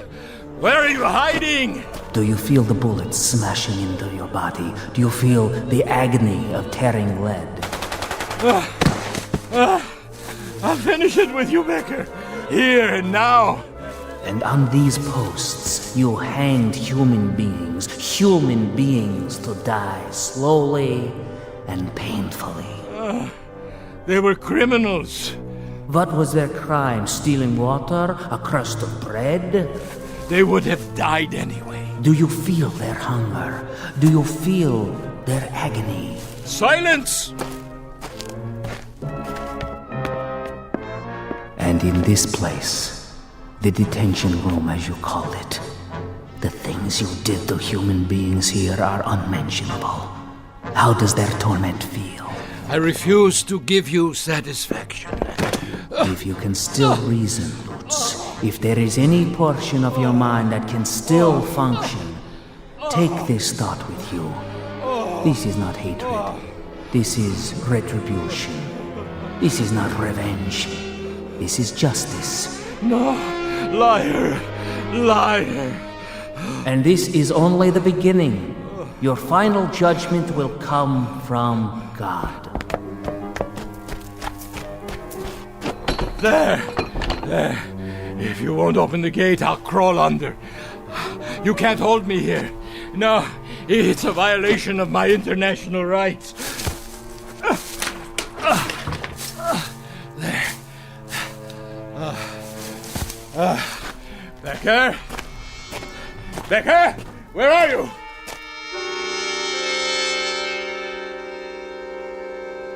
Becker! Where are you? Becker! I'll finish it, you swine! Ah! That man! What is he? He's crazy! Get out! Herr Schmidt! I didn't see you! Call for a doctor! Quickly! Get away! Get away! Ah! Ah! Ah!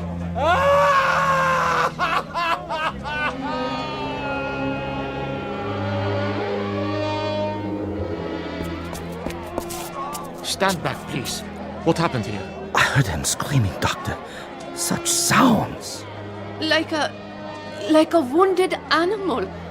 He didn't seem to know where he was or who he was. Will he be all right? Not for a while. What do you mean? I have shot him so full of sedatives that he doesn't know whether he is still on the earth. Shall I help him up to his quarters, Doctor? His quarters? He registered for our best room, overlooking the square. Herr Schmidt did, if that is his name. It is the name on his passport. Where should we take him, Doctor? His room is ready. Release it to someone else. He won't be coming back anytime soon. I want him in the hospital, strapped to a bed. Yes, sir. Pity, I could look after him.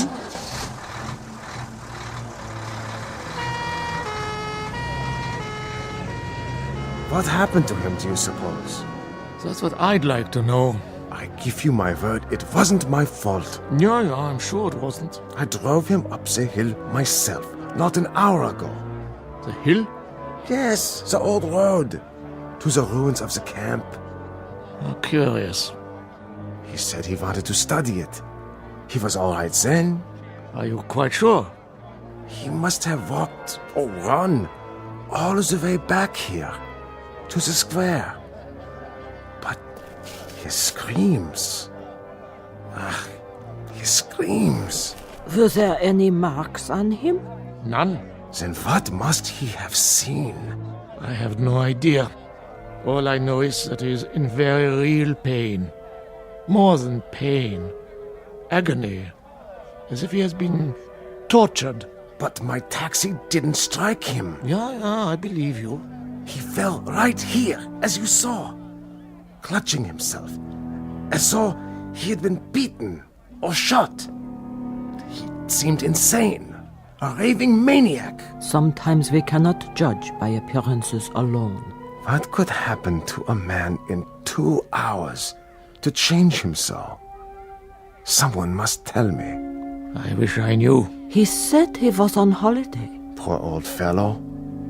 Come here to reap the rewards of a life's work. I wonder what that life's work was to bring him to such a place as Dachau. There may be an answer to that question. Yes? But I'm sure I couldn't say. Ah, well. Tell the ambulance I will meet them at the hospital. Yes, Doctor. Thank you for coming so quickly. Yes, thank you. Not at all. That is my job. To heal. Only I don't know if I can help this man. But you will try, because that is your duty. Yes, I will try to understand. Someone will have to make a proper diagnosis. I'm afraid his affliction may lie beyond my understanding. Goodbye, then, Doctor. Auf Wiedersehen. Dachau. Why does it still stand? Why do we keep it standing? Some things I will never comprehend.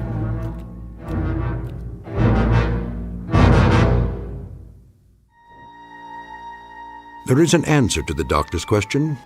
All the Dachaus must remain standing. The Dachaus, the Belsens, the Buchenwalds, the Auschwitzes, all of them. They must remain standing because they are a monument to a moment in time when some men decided to turn the earth into a graveyard. Into it they shoveled all of their reason, their logic, their knowledge, but worst of all, their conscience. And the moment we forget this, the moment we cease to be haunted by its remembrance, then we become the gravediggers. Something to dwell on and to remember, not only in the Twilight Zone, but wherever men walk the earth. More from the Twilight Zone after this. You are about to enter another dimension, a dimension not only of sight and sound, but of mind, a journey into a wondrous land of imagination. Next stop, the Twilight Zone. Hi, this is Stacy Keach. I'd like to take a moment to tell you about our Twilight Zone website at twilightzoneradio.com. At twilightzoneradio.com, you'll find the latest information on these Twilight Zone radio dramas, including behind-the-scenes photographs, plus the newest product releases, trivia contests, ways to contact us, other Twilight Zone-related info and merchandise, plus links to other fascinating websites. So make your next stop twilightzoneradio.com. Visit twilightzoneradio.com to purchase these Twilight Zone radio dramas on cassette and CD, or call toll-free 1-866-989-ZONE. That's 1-866-989-9663.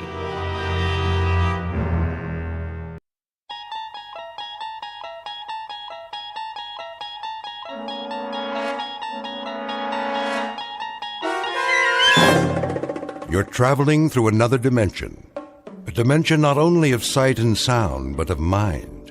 A journey into a wondrous land whose boundaries are that of imagination. Your next stop? The Twilight Zone.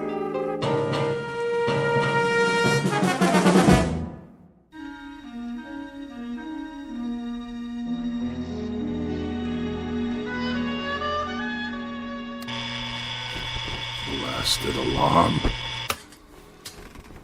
Let me sleep. Oh, all right, I hear you. It's 7:01 on a beautiful spring morning. What's so beautiful about it? And this is Mike Munn, here with some more sunshine music on your favorite listening station, Radio K-Rand. Oh, you shut up. So, whether you're on the way to work or just waking up, relax. We'll be with you all day long, bringing you melodic masterpieces around the clock. Off, I say. I did not set this radio to go on at all. And before we start another set of timeless hits, here's a special message for one of our favorite listeners, Bartlett Finchley. What? Mr. Finchley, we know you're out there, so put on a happy face. Take some time to smell the coffee, and remember, we love you madly, but we'd love you even more if you'd get out. Nobody wants you here, so you may as well pack up and get out now. We'll see about that. Of all the outrageous gall.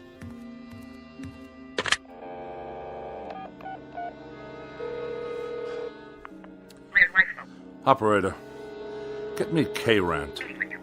Yes, the radio station. No, I don't know the number. Kindly dial it for me. If you can spare a moment from your crossword puzzle. K-Rand, how may I direct your call? Connect me with Mike Munn. I beg your pardon? Munn, your asinine disc jockey. I'm sorry, sir, but there's no one here by that name. Of course there is. I just heard him on the radio. He took it upon himself to broadcast a personal insult directly and specifically aimed at me. We play all music all the time, sir. Do you know who you're speaking to? This is Bartlett Finchley. Yes, Mr. Finchley? And I will not be addressed in such a manner, on or off the air. Of course not, sir. Which manner? I'm sure you know full well what I'm talking about. The airwaves are licensed by the Federal Communications Commission, and they are not to be used for personal messages. I'm sure the FCC will be most interested in these blatant violations. They'll pull your license so fast it'll make your empty head spin like a top. But we don't have disc jockeys. We don't broadcast any messages at all. Only beautiful music 24 hours a day, plus commercials, of course. Let me speak to your station manager. Yes, sir. Please hold. And don't you dare place me on hold, you high school dropout. Oh, for the love of... I don't have time for this nonsense.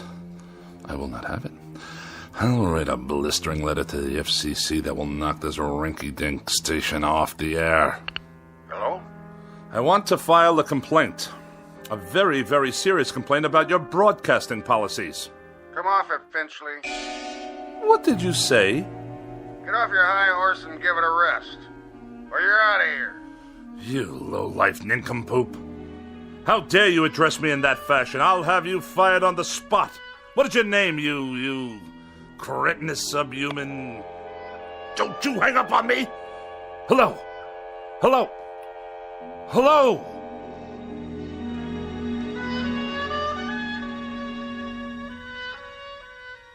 This is Mr. Bartlett Finchley, age 42, a practicing sophisticate and dedicated misanthrope who writes very special and very precious things for gourmet magazines, critical journals, and the like. He's a bachelor and a recluse with few friends, only devotees and adherents to the cause of tart sophistry. He has no interest save whatever current annoyances he can find to occupy his mind. He has no purpose to his life, except the formulation of day-to-day opportunities to vent his wrath on the mechanical contrivances of an age he abhors. In short, Mr. Bartlett Finchley is a malcontent, born either too late or too early in history, and who, in just a moment, will enter a realm where muscles and the will to fight back are not limited to human beings. Next stop for Mr. Bartlett Finchley, the Twilight Zone. And now, the Twilight Zone, and our story, A Thing About Machines, starring Mike Starr, with Stacy Keach as your narrator.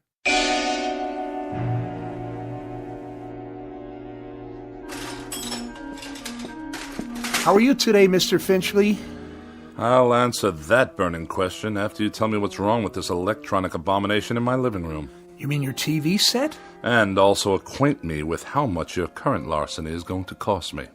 Well, let's see here.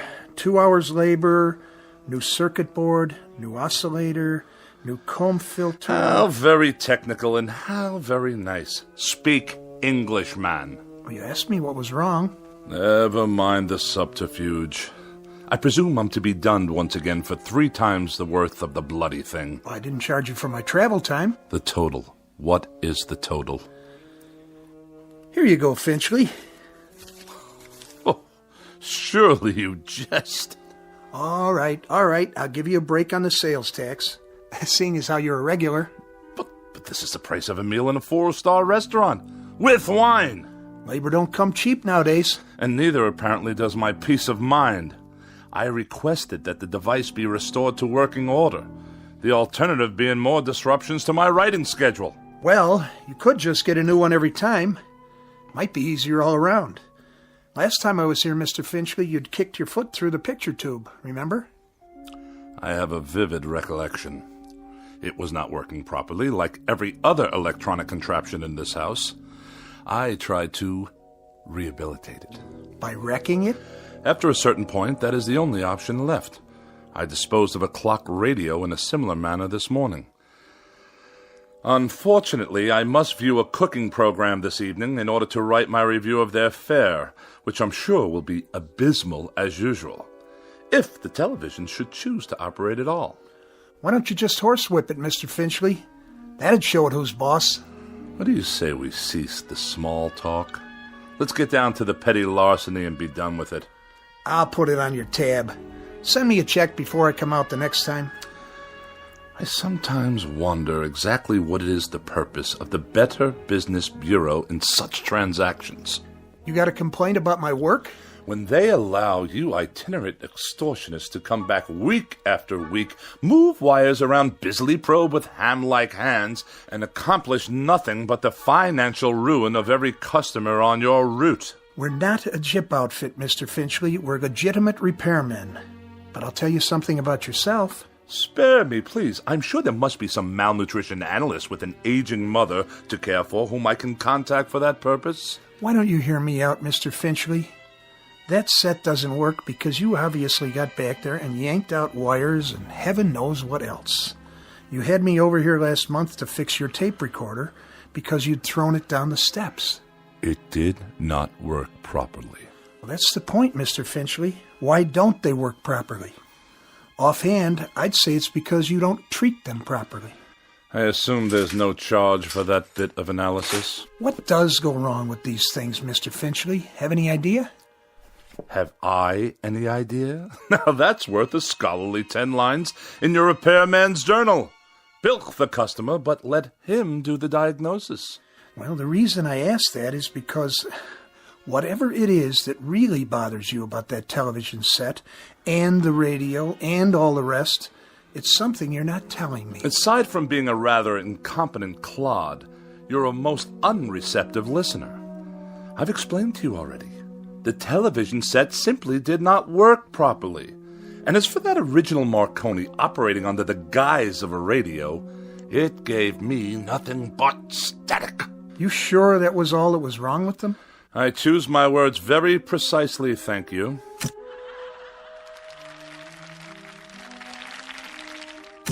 Well, there you go. TV's okay again, for now. I'll send you a complete bill, Mr. Finchley. Of this I have no doubt. Finchley, what is it with you, anyway? With me? Well, with you and machines, that is. Any type of machine, as far as I can tell. Just curious. You don't have to tell me if you don't want to. If it's something personal. I will file that idiotic question in my memorabilia to be referred to at some future date when I write my memoirs. You will fill one entire chapter. The most forgettable person I have ever met.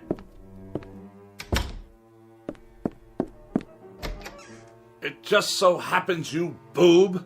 It just so happens that every machine in this house refuses to cooperate on any level. They behave as if... There! You see what I mean? Enough!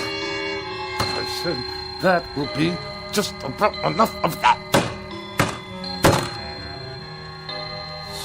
Stop! Stop! Stop! Please!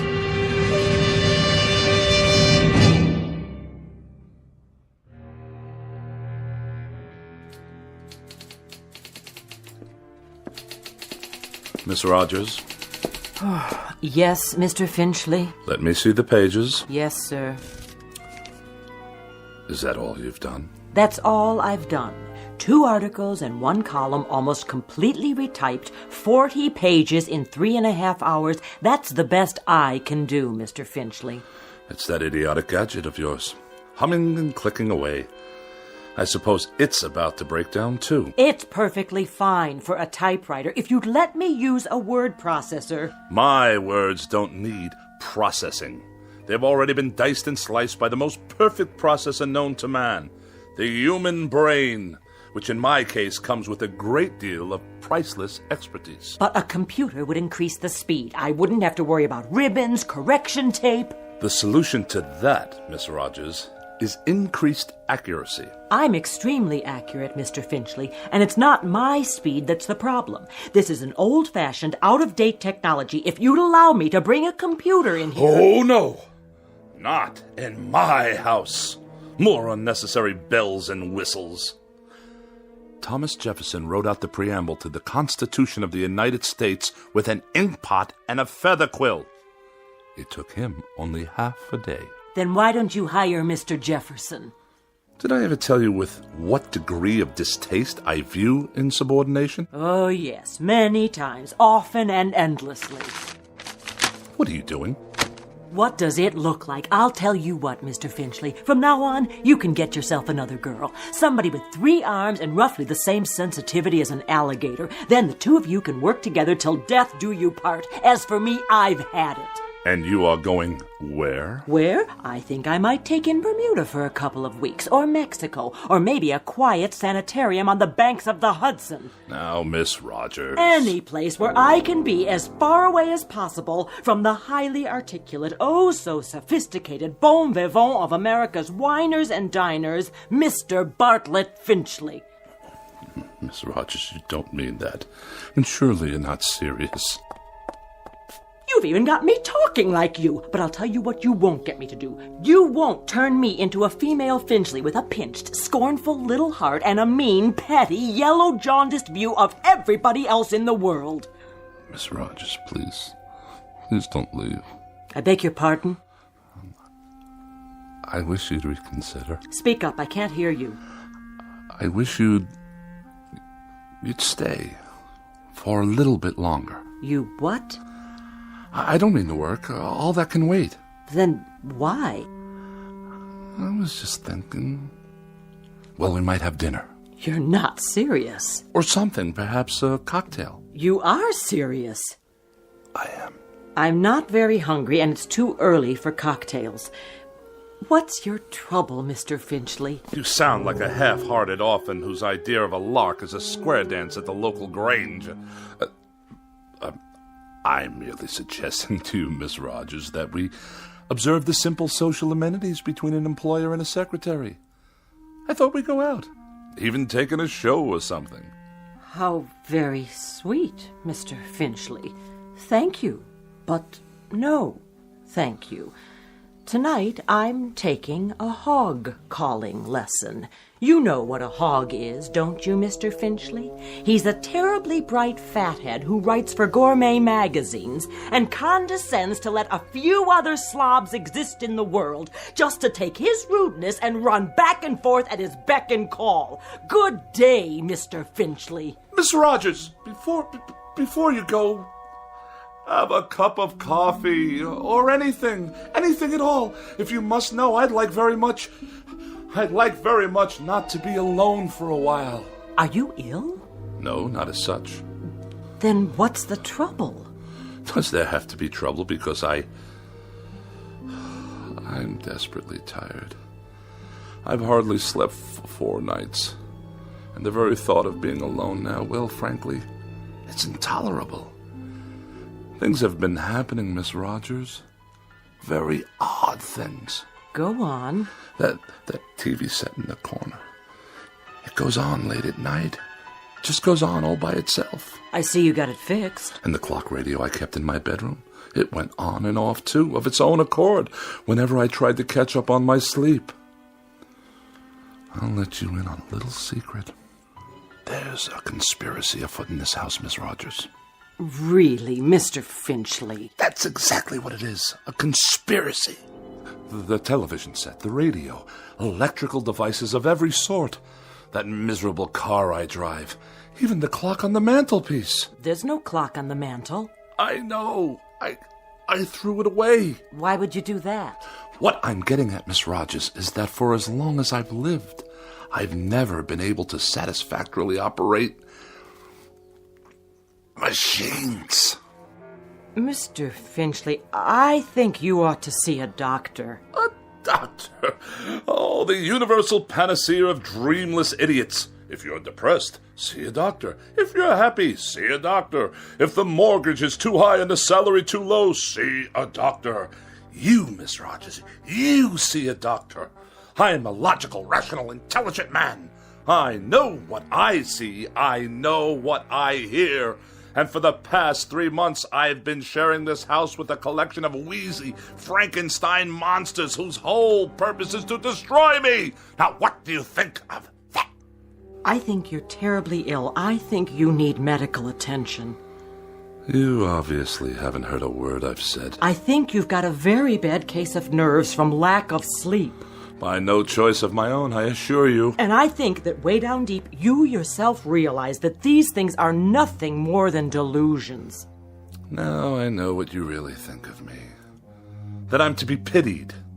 That I'm a poor wretch, not in my right mind, that... Think what you like. Now where are you going? You don't need company, Mr. Finchley. You need analysis. You're no better than a cogwheel robotic machine yourself.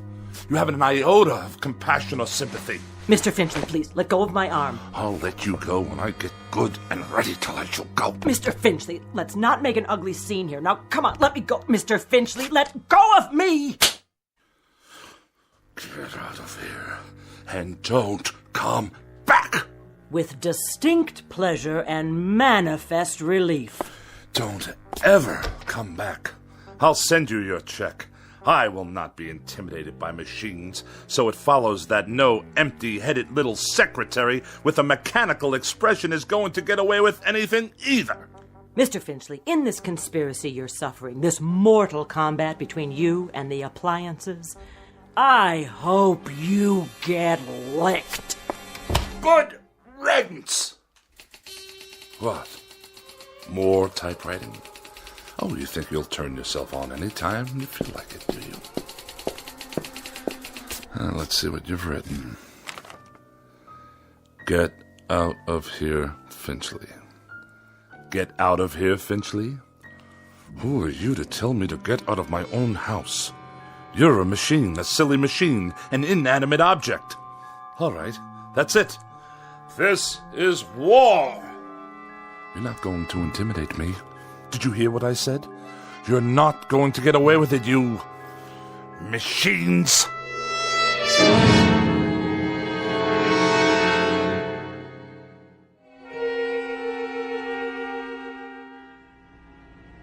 Nice day, huh? Define your terms. I was only making conversation, Mr. Finchley. Just see to it that this elevator takes me all the way to my destination without a mishap. 19th floor. I'm surprised I got here in one piece. Pardon, sir? No matter. You wouldn't understand. You couldn't, since you choose to collaborate with these infernal contraptions all day long. Yes, sir. Good afternoon, Mr. Finchley. Is it? I just meant... I know what you meant. The warm, languid weather outside, fluffy white clouds scudding across a pale blue sky. The sort of day when a young woman's thoughts turn to romantic mush. Disgusting. Mr. Finchley, I assure you I... Well, I'll have none of it. Do you hear? Excuse me. Editorial department... Ah, another telephone. Mr. Alexander Graham Bell's most loathsome invention. It undoubtedly knows my whereabouts at all times. Please hold. Mr. Finchley, did you want to see the editor? No need. I simply wish to drop off my manuscripts for the next issue, the reviews and the personal opinion column. Oh, and kindly note, the final pages are handwritten this time. Oh, did your computer crash? By no means. My typewriting apparatus is in the shop. Actually, I prefer this method. It allows me to make last-minute revisions directly from my hand to your eye, as it were. I'll tell them it's here. Then I shall take my leave. Out into the blinding white heat of the cruelest month. Reflux Publications? Iron Gourmet Magazine? Just a moment, please.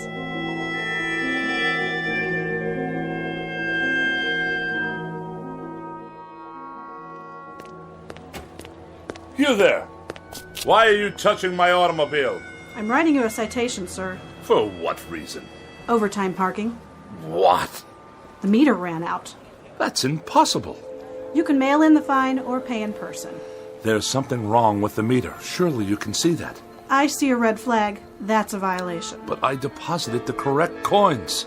Maybe you did. Just not enough, that's all. On the contrary, I've been gone for 13 minutes. I inserted coinage worth exactly 30 minutes.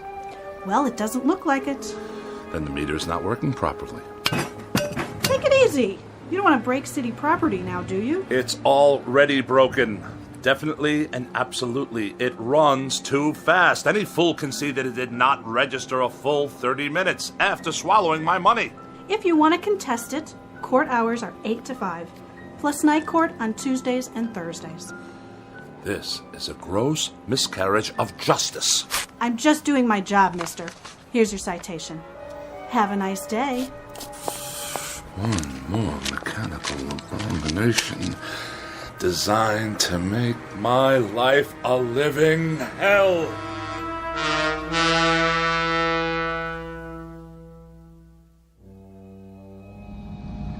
One side, madam. You, sir. Move your vehicle out of my way. Watch it, Mac. Watch what exactly, you imbecile? This is my lane. Park it, Pops. Of all the insolent. Get that rail trap off the road. Stand aside. Bartlett Finchley is at the wheel. I earned my first driving license while that bully was still in kindergarten. The barbarians are at the gates. Yet another red light, waiting for some mother and her toddler to cross the street. Oh, look at them, stuffed to bursting on cheeseburgers. What's wrong with you? Are you blind? I did nothing. Simply placed my foot on the brake pedal. On the gas, you mean? The car moved forward under its own power. Yeah, sure. You trying to kill somebody? I saw the whole thing. He did try to kill you. On the contrary, the motor car obviously malfunctioned. We're in a crosswalk here. Get his license number. You do that. The light is now green. Do I have your permission to proceed? Get that piece of crap out of here. Gladly.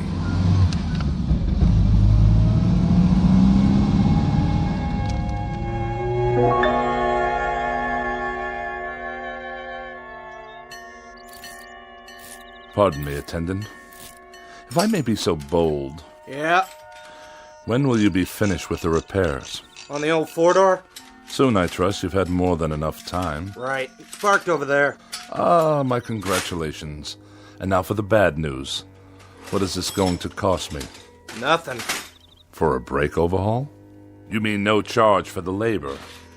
I'll consider that a professional courtesy. I mean no charge, period. So you haven't completed the work. My good man, I can't wait around this gas station all day. There's nothing wrong with it. I checked the brakes, transmission, the works. It's an oldie, but there ain't nothing wrong with that car. Nothing? She's a classic. You know, you could sell that baby for good money if you want. But I distinctly felt the machine roll forward under its own volition. All the same, it's working perfect. Real cherry set of wheels you got there. I know a collector looking for something like that. I'll give you, say, $900. $900? The hubcaps cost more than that. Okay, $1,000. Give me the keys. If you say so. Here you go, Mr. Finchley. But she's not gonna last forever, you know. You ought to get back what you put into it. Buy yourself a nice new car. If you can hang on a minute, I'll call the guy. And waste even more of my precious time? Good day.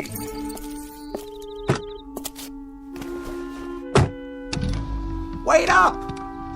Ah, now you deduce what's wrong, as I'm about to drive away. $1,100. Cash on the barrelhead. Oh, go tighten your fan belts or whatever it is you do in this incompetent establishment. Knuckle-dragging dolt. At least I can hear some decent music. Get out of here, Finchley. More abuse. Just go, Finchley. We don't want you here. Pack up and get out. Before it's too late.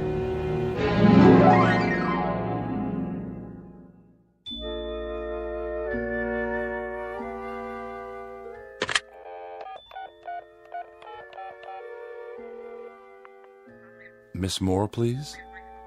Oh, is that you, Agatha? Bartlett Finchley here. Yes, my dear, it has been a long time. Too long. Which indeed prompts this call. How about, dinner this evening? Yes, with yours truly. Why, at the restaurant of your choosing, of course. Oh, no, you're quite mistaken. There are establishments that meet my standards. In this city, well, I'm sure there are. Well, it is short notice.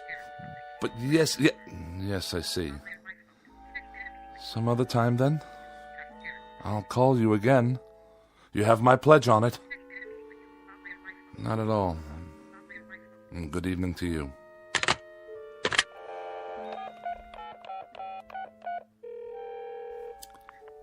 Mrs. Donnelly, please. Pauline, is that you? Oh, and how's my favorite young widow this evening? Bartlett. Bartlett Finchley. You remember? Yes. I'm tip-top. And you? Splendid. Say, listen, Pauline, I was wondering, sort of spur of the moment and all that, but oh... I see. I see. Yes, perfectly. That's quite all right. No, I hadn't heard the good news. Well, I'm delighted for you. Truly delighted. In June. I'll send you a wedding gift. Of course. Good night. It's the telephone. I'm sure of it. Distorting my voice, twisting my words. What other explanation is there? An army of forces dedicated to embarrassing me, inconveniencing me, and generally making my life as miserable as possible.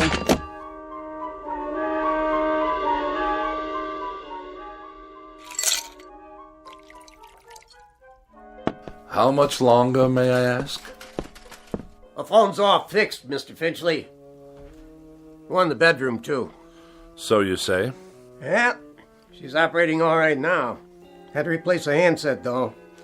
Shouldn't give you any more trouble. I'm deeply indebted. Convey my best to Mr. Bell for his reliable invention. Yeah, sure. Is there something else? Well, you tripped over the cord. Is that what you said? If that's what I said, you may rest assured that's what happened. Well, you're the boss, Mr. Finchley. Reason I asked, though, those wires sure looked like they were yanked out. Do they now? Proving what a vast storehouse of knowledge the phone company has yet to acquire. Okay. So long, then. Have a nice night. I shall certainly endeavor to do so. One thing. Yes? The thing about phones, though. What? Well, you see, they're just like any other piece of electronics. You have to be careful. Treat them right. Because if you don't, they won't do what you want. Kind of like people, I guess. Kick them to the curb, and they won't be there when you need them. You get back what you give out. But, well, I figure you know that already, don't you, Mr. Finchley?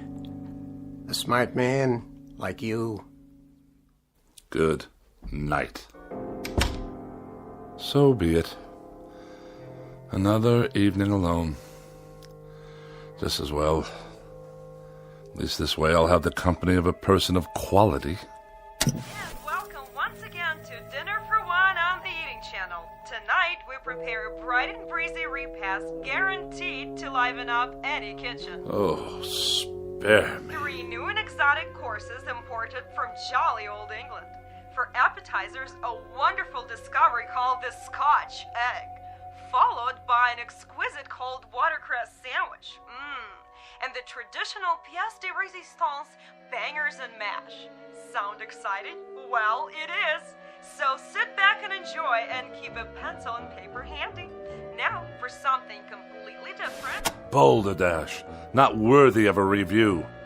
Cretins and half-wits at every turn. Well, who needs you? Who needs any of you?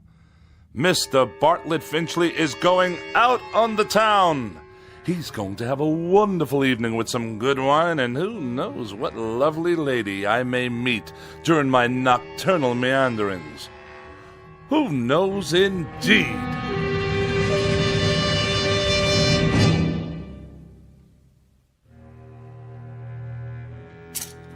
Dinner jacket, white shirt, and the red cravat. No, the blue. Or perhaps the polka dots. Yes. This will do. Now for a quick shave before dressing. Who do I see in the mirror there? Who can that attractive man be? Don't tell me. It's Bartlett Finchley. Good features. Strong chin. Bred from quality stock. All I need to do is whisk off the stubble. Ow! Bit me. The shaver actually bit me. I'm bleeding. Get away, you filthy bugger. Finchley. Who's there? Finchley. Look in the mirror. What do you really see? Who's speaking? Take a good look. You're ugly, Finchley. That's not my face. It can't be. An ugly, dried up old man. Do yourself a favor. Do us all a favor. Use a straight razor. Stop speaking at once. You have no right.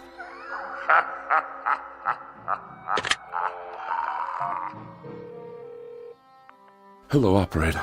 Get me the police. Someone's in my house. Hello? Hello? Finchley, get out of here. Stop this! You Finchley? Oh, thank God you're here, officer. Your car? What? The car in the street. Yes, it is. What about it?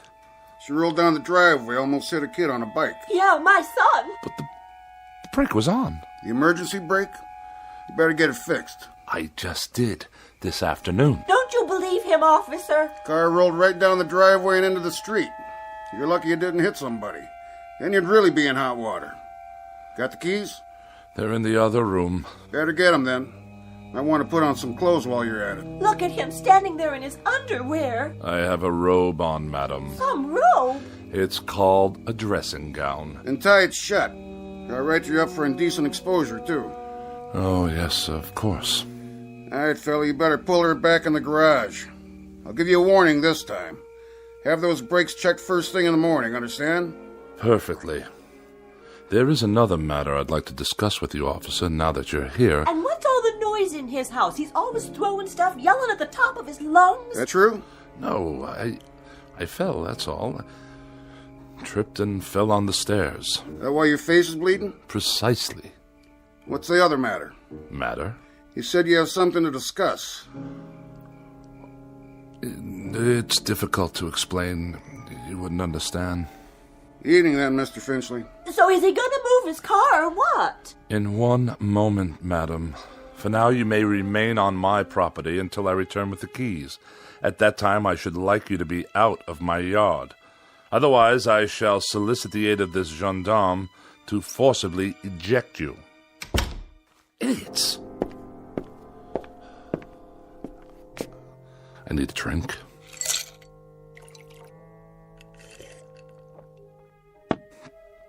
Perhaps one more.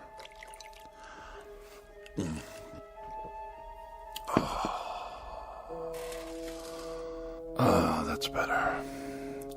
But if the car can't be trusted, how can I go out this evening?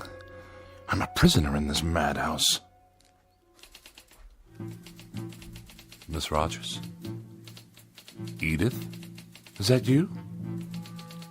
Yes, of course. You had second thoughts, and now you've come back. Where are you? But if you're not here, then who's typing? Get out of here, Finchley. Get out of here, Finchley. Is that all you can write, you infernal machine? Who turned you on? Get out of here, Finchley. Get out of here, Finchley. No. You get out of my television set. What's that? The clock. I smashed it this afternoon. Smashed it to smithereens. And you. I destroyed you too. Oh, you won't get me.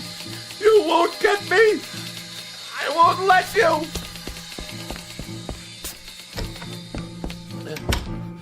Help me, please. Someone. It's Bartlett Finchley, your neighbor. Let me in. It's that crazy man again. Don't let him in, Mom. He tried to kill me. I didn't. The car did. Don't you understand? Open your door. You get away from here.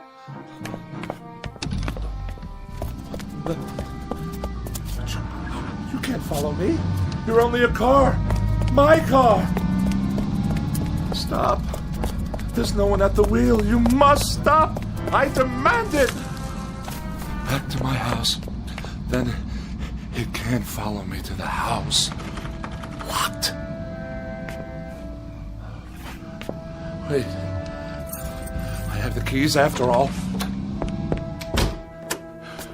It can't get in here. I'm safe now. Safe. Oh, where's the light switch? Burned out.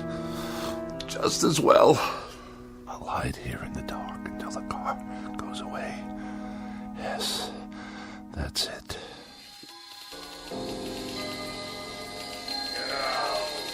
Get out of here. Get out of here, Finchley. Now! Away! I'll sneak away. Go somewhere, anywhere out of this town, far, far away. What? Those lights. Blinding. I can't see a thing.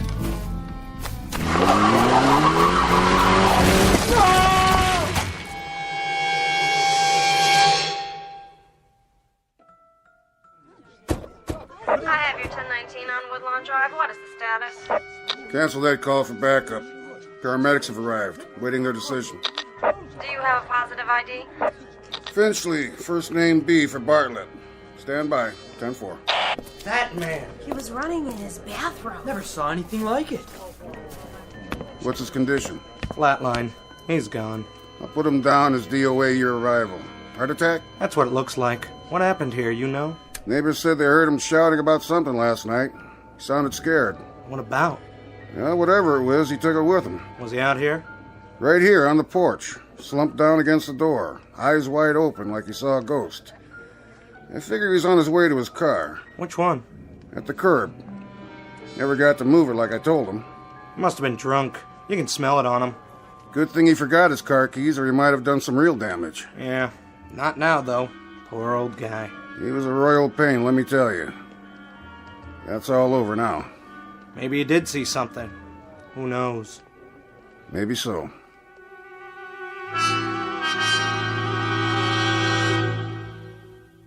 Yes, maybe so. It could just be that Mr. Bartlett Finchley succumbed to a simple heart attack and a set of delusions that were self-generated. It could just be that he was tormented beyond the breaking point by an imagination as sharp as his wit and as pointed as his dislikes. But as reported by those in attendance, this is one explanation that has definitely left the premises with the deceased. For now, look for it filed under M for machines in the Twilight Zone. More from the Twilight Zone after these words. Hi, this is Carl Amari, producer of the Twilight Zone radio dramas. I'd like to take a moment to tell you about our official website at twilightzoneradio.com, where you'll get the latest news and information on these Twilight Zone radio dramas. Plus, at twilightzoneradio.com, you can digitally download 3 free episodes or any of our episodes for only $1.95 each. In this age of ever-changing technology, we've decided to make these episodes instantly available to you by making the Twilight Zone radio dramas a digital download-only series. This means that this series will no longer be offered on CD. The CD collections at our website are now being offered, while supplies last, at buy one, get one free. So be sure to get your favorites before they're sold out. Be sure to visit us often, and I'll see you in the zone.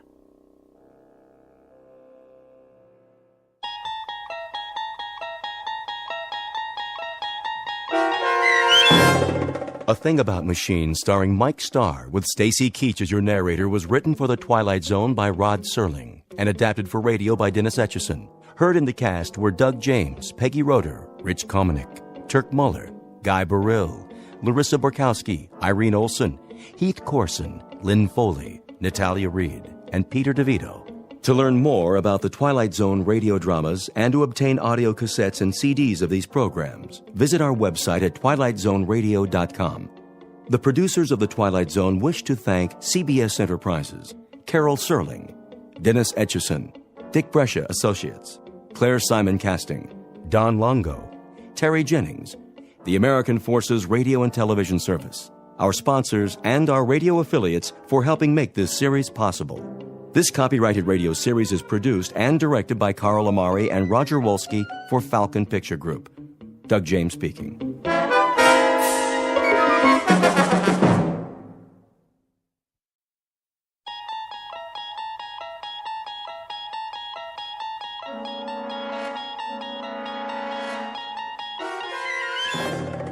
You unlock this door with the key of imagination. Beyond it is another dimension. A dimension of sound, a dimension of sight, a dimension of mind. You're moving into a land of both shadow and substance, of things and ideas. You've just crossed over into the Twilight Zone.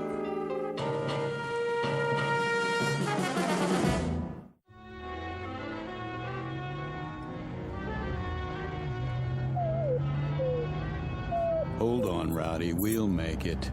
There's a fork in the road up ahead. Oh, haven't they heard of signs around here? No, I didn't think so. Well, Rowdy, I've kept it from you long enough. The fact is, we're lost. And you know what else? Take a look at the fuel gauge. Almost empty. Don't whine at me. It isn't my fault. This map is useless. So much for shortcuts.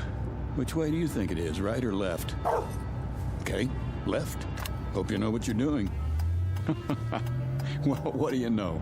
I do believe that's a town up ahead. Peaceful Valley, population 981. At least it's got a gas station. Rowdy, you just earned yourself a steak.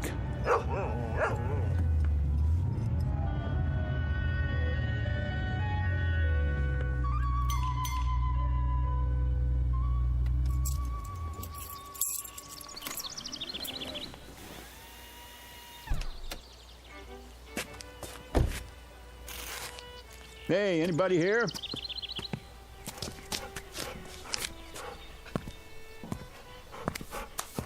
How do? Hi, can you fill it up? Don't see why not. Convertible, huh? One of those new foreign jobs? The gas cap's under the license plate. Oh.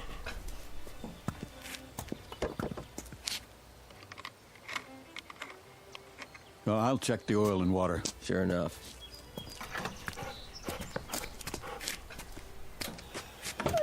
Rowdy, stay.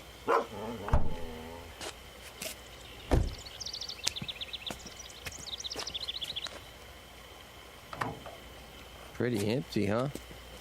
She's running on fumes. How'd you let that happen? Oh, I listened to a friend. Told me I could cut 4 hours off the trip if I took the back road. No traffic, nice scenery. If I'd gone the way I know, I'd be in Albuquerque already. Ah, you mean you're lost? That's what I mean. Think you could point me toward a highway? A great big highway with signs? Just go back to the fork and take the other road to Braden. That's about 80 miles. When you get there, ask somebody for a map. I'm fresh out. Shouldn't have any trouble, though. I shouldn't, but I always do. Here, take it out of this. Sure thing. Nice little town you've got here. What's it called? Peaceful Valley. Well, it isn't exactly a valley, but it looks peaceful enough. Where's the nearest restaurant? Down the street. It's closed, though. You'd be better off in Braden. Yeah, but I'm hungry, and so's my dog. I promised him a steak. Sorry, we don't have many visitors here. I can see why. I'll get your change.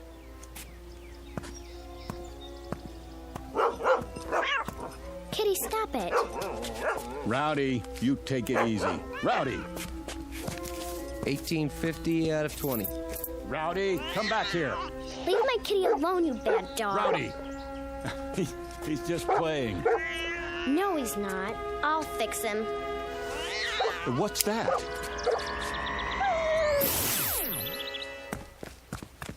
Rowdy? Hey, where is he?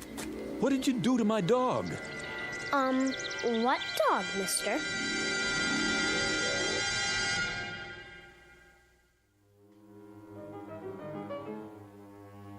You've seen them. Little towns in the middle of nowhere, off the main roads and highways. You've seen them, and chances are you kept on driving. But have you ever wondered about them? Who lives in these towns? Who are they? What do they do, and why do they stay? Philip Redfield never bothered to ask such questions, and until now he had no reason to stop and find out. If not for his dog, an errant cat, and a little girl with a peculiar electronic device, he might have driven through Peaceful Valley and continued on his way without a second thought.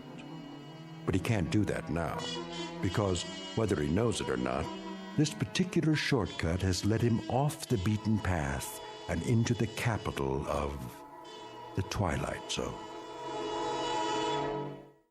And now, the Twilight Zone and our story, Valley of the Shadow, starring Chelsea Ross, with Stacy Keach as your narrator.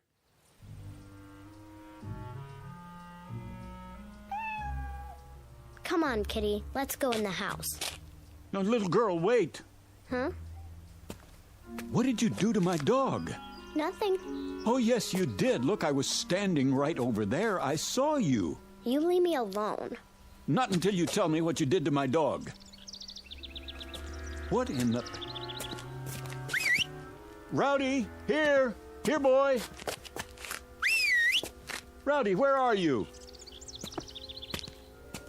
Hey, fella, you scared my little girl. That makes us even. Your little girl scared me. What do you mean by that? Just what I said. I don't know how she did it, but she made my dog disappear. What? She pointed something at him about the size of a remote control. She took it out of her pocket, and he vanished into thin air. Are you feeling all right? No, I never feel all right when I see a miracle happen. It raises my blood pressure. Easy now, mister. What kind of dog is he? A golden retriever. Let's look around the yard. He's bound to be here somewhere. What's his name? Rowdy. Here, Rowdy.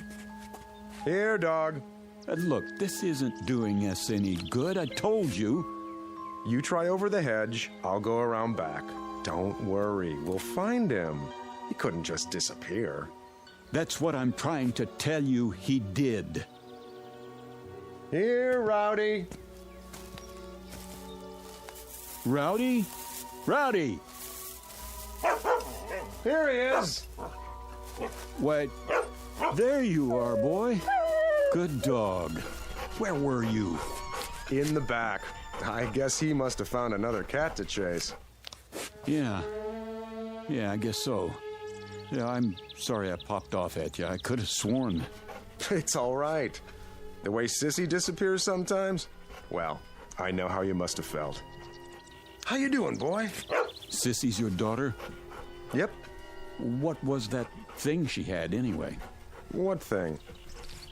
In her hand, some sort of electronic device. Now, I know I didn't imagine that. Oh, it must have been her transistor radio. Yeah. Well, I'm sorry I bothered you. Come on, boy.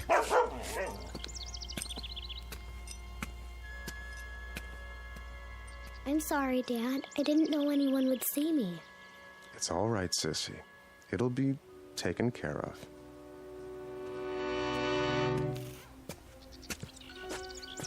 You see all that? All what? Never mind.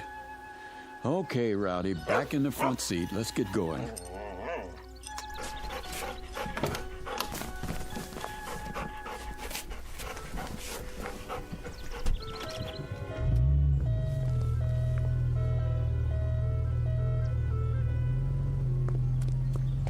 Hey, Braden's the other way. I know, you told me.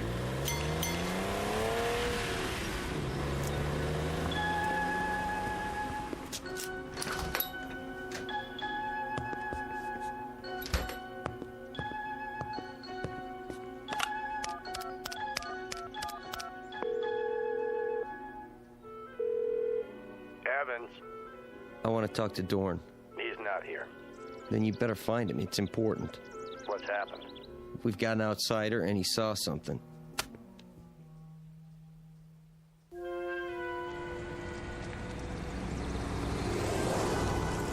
There's the restaurant. The sign in the window says, closed, all right. Great. Well, don't worry, Rowdy. I said I'd find you a steak, and I will, somewhere.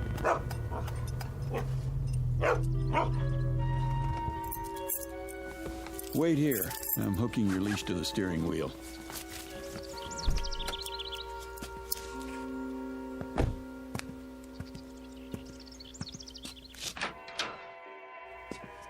Hello? Anybody here? Hello?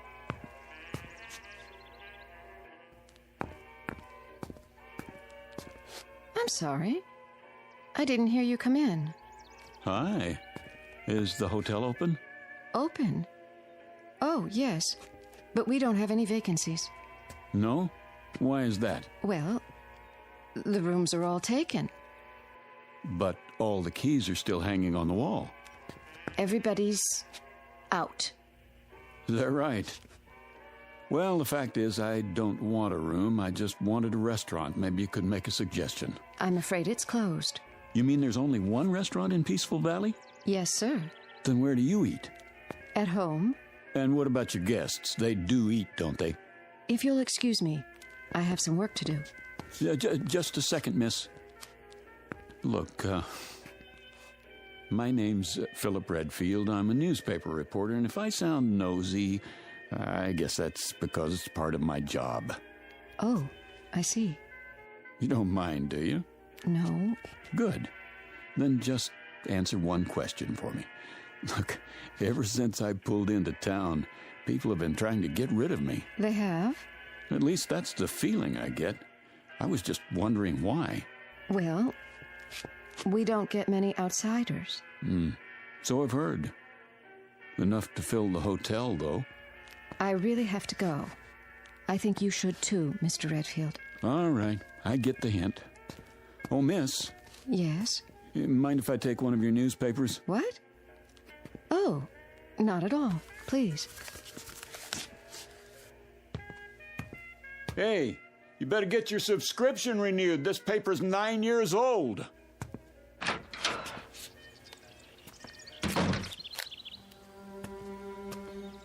Come on, Rowdy, let's get out of here.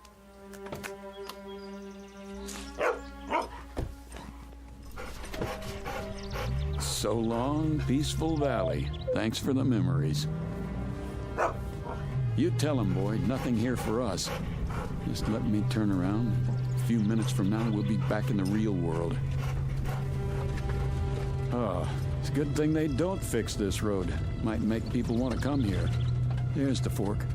Don't see any stop sign. Do you, Rowdy? Nope, me neither. Well, let's punch it.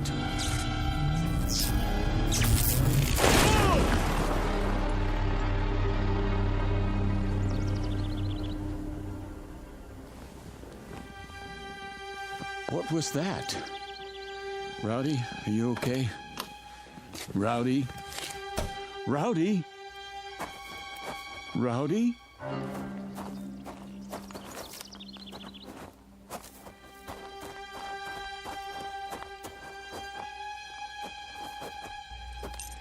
Rowdy? Oh, no. No. It's all my fault, boy. I shouldn't have been going so fast. Breathe. Please, please. Oh, Rowdy.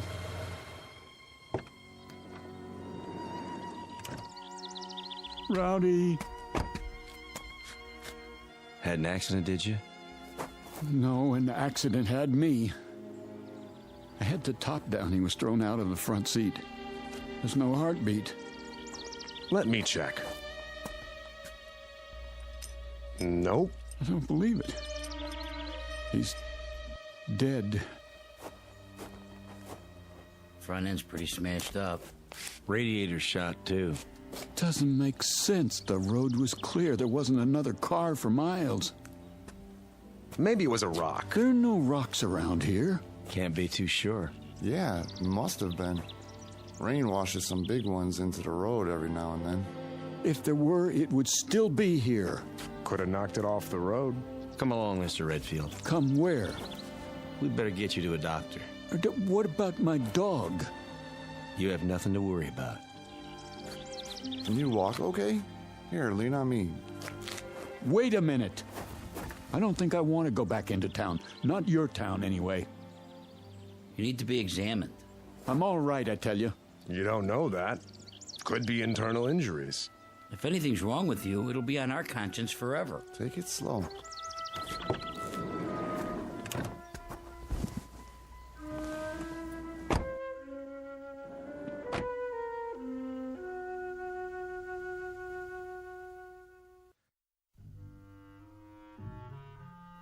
In here, Mr. Redfield.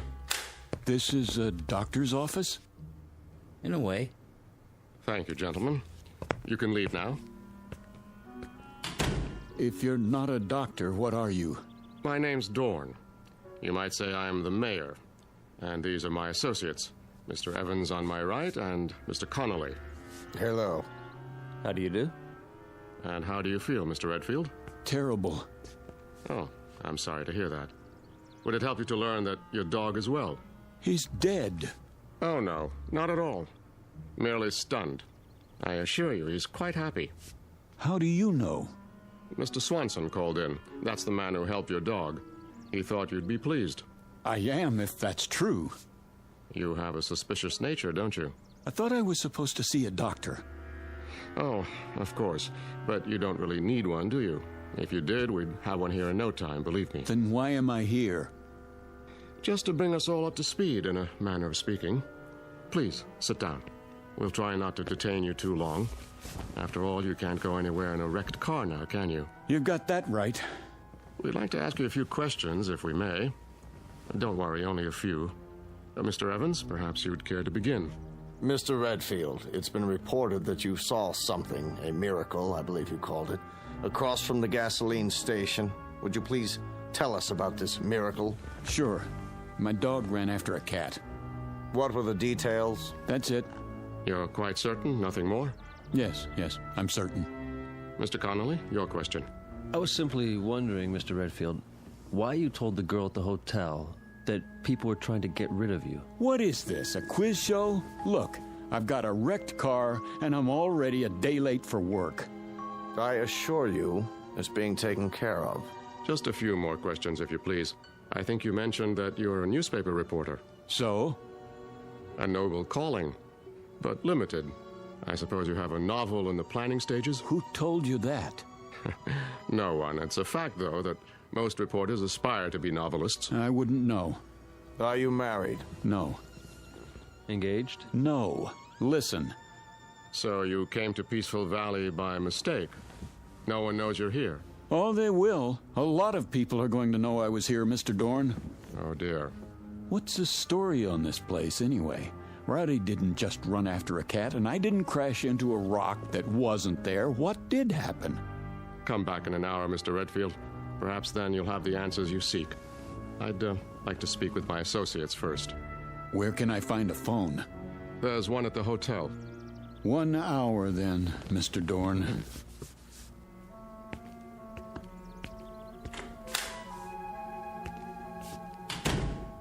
Do you think it's wise letting him go like that? He'll be watched. Well, gentlemen, it's happened. It had to, eventually. No, it didn't have to. And it wouldn't have if we'd kept our wits about us. But we didn't. We were complacent, so infernally sure of ourselves. Dorn. It's true, Mr. Evans. Would you explain the point of keeping the hotel open and the restaurant closed?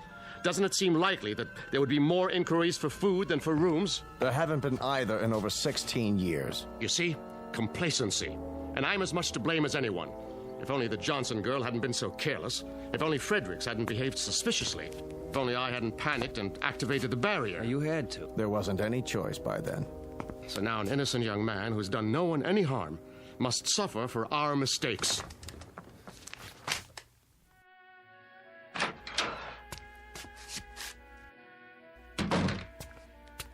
Mr. Redfield. I was told there's a telephone here. Well, yes, but... Where is it?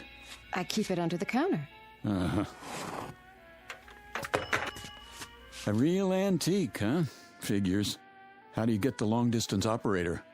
Just ask for her, but... Hello? Hello? Yes, I'd like to call Albuquerque. Chapel 77205, station to station. That's quite a mare you've got there. Makes a person feel really welcome. You've spoken with Dorn. Yeah? All right. Keep trying. My name's Redfield. Well, I see they haven't come back. Pardon? Your guests? All the keys are still here. Oh. Because there aren't any guests, isn't that right? You should have left when you had the chance, Mr. Redfield. I tried to, believe me. But I smashed my car up on a rock that's invisible. Now, how could that be, do you suppose? I don't know. Do you have a name, or is that a secret, too? It's Ellen. Ellen Marshall. All right now, Ellen. I want you to let me know when my call comes in. It's very important. Will you do that? Yes. Where will you be? Well, I'm going to check on my car, and then I'll be in the mayor's office. Still starving to death, probably.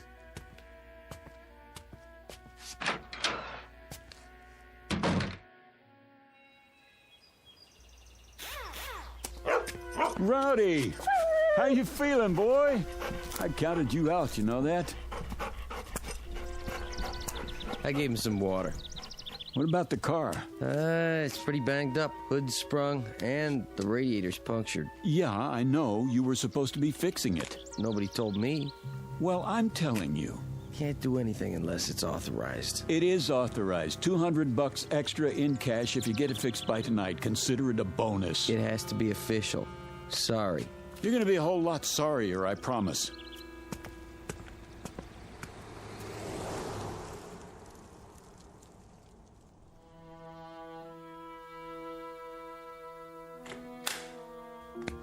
Mr. Redfield, come in. I thought you said my car was going to be repaired. Sit down, please. I don't want to sit down. I want to know why nothing has been done to my car. Why is it just sitting out there? Primarily, Mr. Redfield, because you won't be needing it anymore. No? And why not? Because you are never going to leave Peaceful Valley. Is that supposed to be a threat? You see, Mr. Redfield. Now, the situation is rather complicated. While we hold no brief against you personally... Wait, I think I've got it figured out. Oh? Peaceful Valley is an insane asylum, and you're the head lunatics. I'm never going to leave. Who's going to stop me? We are, if necessary. There's nothing you can do, Mr. Redfield. We'll see about that. Don't do anything foolish. Please listen to Mr. Evans. Tell him to get his hands off me. Come with us. I said don't touch me.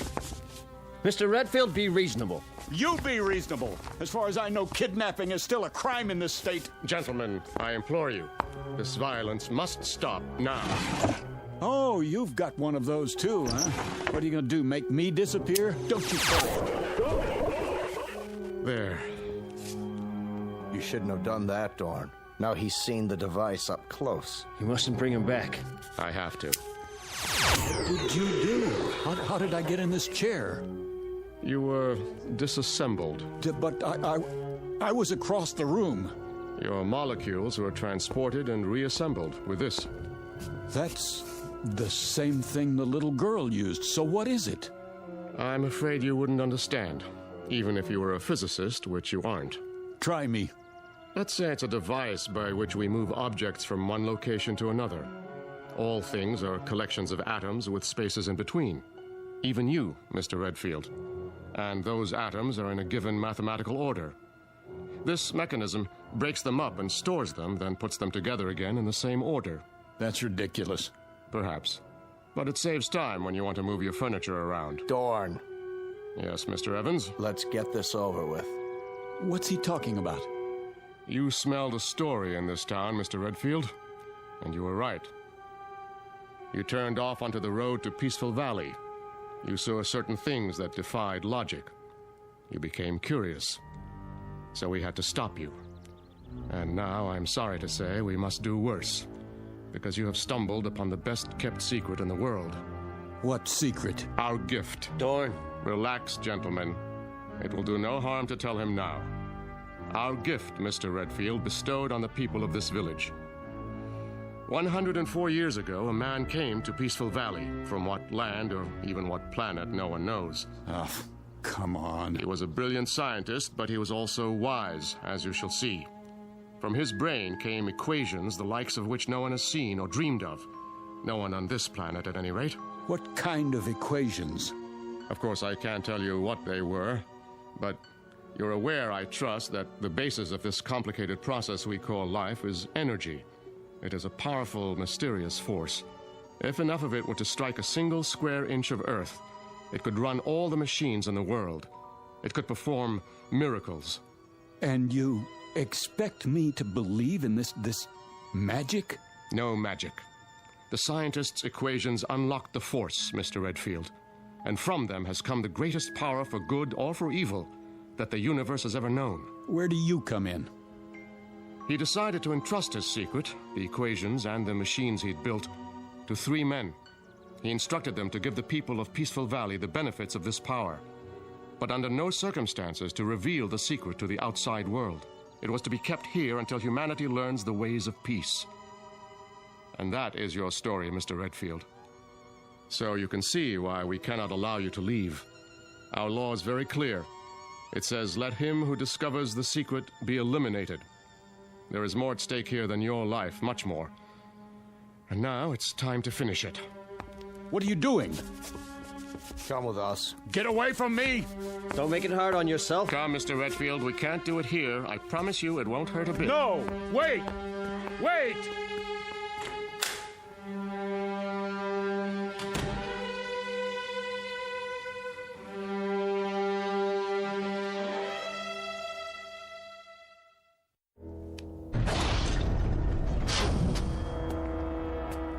What is this place? A laboratory, built by our benefactor. There's the original of the dissimulator, somewhat larger than the one we used on you upstairs. And this is a second-generation model. The same principle, with one important difference. It works in what we call the time dimension. No end of uses for it. For example, please step over here, Mr. Redfield. And don't be afraid. Mr. Connolly? Yes? Hand me that letter opener on the desk. Now, let's say that your automobile accident had been more serious. If you had been injured, if some metal had penetrated your flesh, like this. You stabbed me. Precisely. But don't worry. As soon as I direct the time ray at your wound, you will be restored to a moment before the letter opener entered your chest.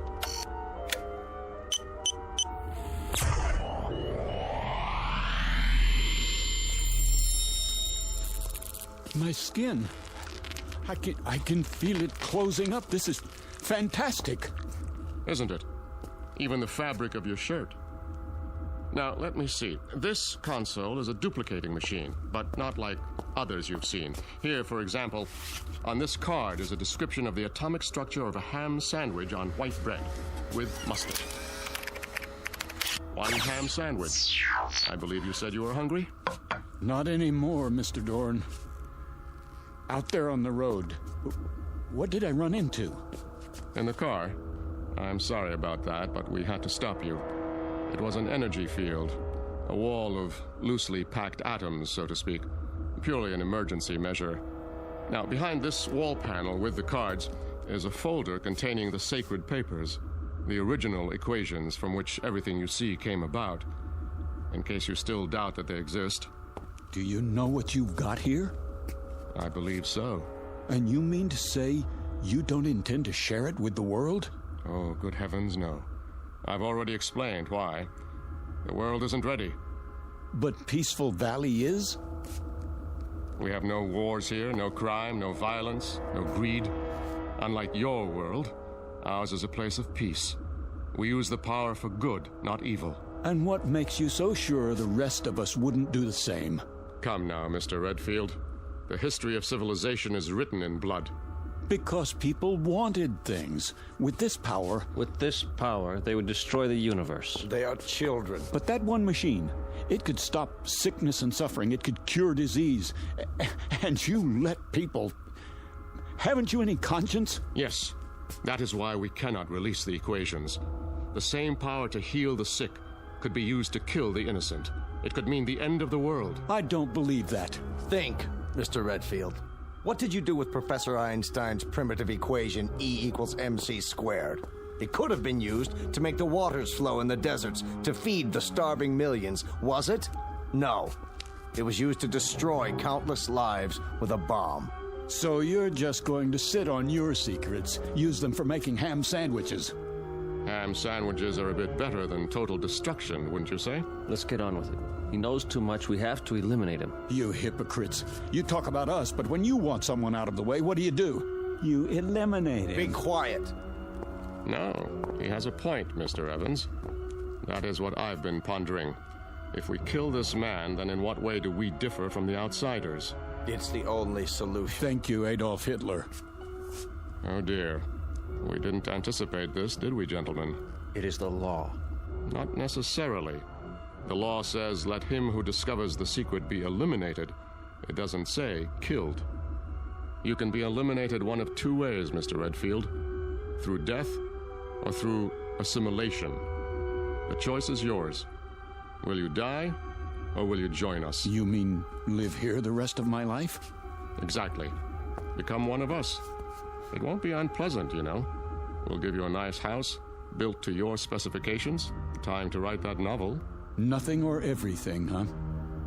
Well, which shall it be? What do you think? In that case, welcome to Peaceful Valley. I've equipped it with bookshelves, a desk, reference materials, paper. I'm sorry about the old-fashioned typewriter. We couldn't find a card for anything newer. But Dorn has promised me... Miss Marshall. Yes? Why are you going to all this trouble? Because Dorn asked me to. Is that the only reason? I suppose I'd like you to know that I'm not really unfriendly. I'm not. In fact, I think we could be very good friends. Mr. Redfield. Yes? May I ask you a question? I wish you would. Do you play chess?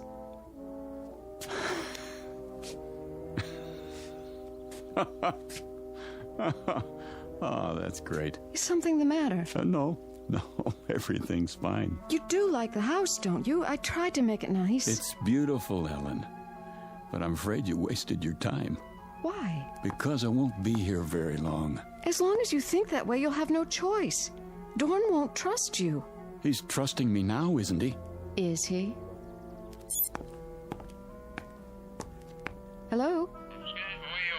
I'm leaving Mr. Redfield's house now.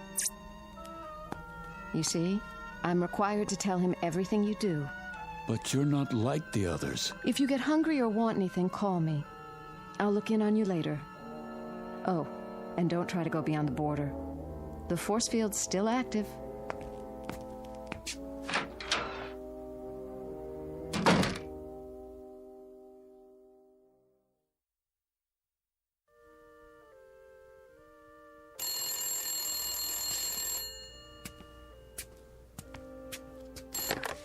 Yes? Mr. Redfield, on your call to Albuquerque, The circuits are still busy. Easy, Rowdy. Hello? I brought you a new typewriter ribbon and some erasers for now. Dorn's still looking for the atomic structure of a word processor. Thanks. Have you started the novel yet? Not really. I find it hard to concentrate in prison. I don't understand. You ought to. You've got the same problem. I can leave anytime I want to. Then why don't you? Why should I? What could the outside world offer that we don't have? That isn't the point. It's what you could offer the outside world. Right now, at this very moment, millions of people are starving. You could feed them. They're suffering. You could make them well. But you don't care. Let them starve. Let the children die because their mothers can't give them enough milk as long as you're happy. Philip, those things, are they really happening? All over the world. Every minute of the day and night. What would you do? A terrible thing. I'd get those papers, and I'd give them to the world. You mean you'd steal them and run away? But you promised Dorn... I promised myself to be a decent human being, and that means helping other human beings. And what's the use? You don't know what I'm talking about. You never wanted anything you couldn't whip up in 10 seconds like a cake. I did once. When you were going to leave Peaceful Valley. I've thought about you since then, Philip. Even asleep, I've thought about you, and it hurts. I don't know why, but it hurts. We have machines for so many things, but I can't stop this feeling. There's an equation that might help. 1 + 1 = 1. Don't people fall in love here? I don't know. But now, Philip, I want us to be together. I could want that too, in a real world. But as long as I'm in Peaceful Valley, I'm going to want just one thing. Out. All I know is I want to be with you. Then help me. If I do, will you take me? I promise. I'll be back. Wait for me outside.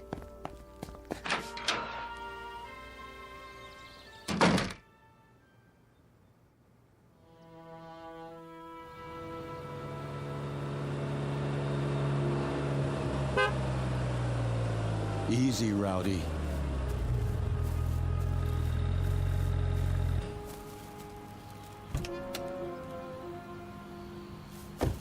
My car. You got it fixed. Dorn always keeps his word. What about the force field? I had him take it down temporarily so I could check the road outside of town. We only have a few minutes. Then let's go. There's just one stop I have to make. Come on, Rowdy.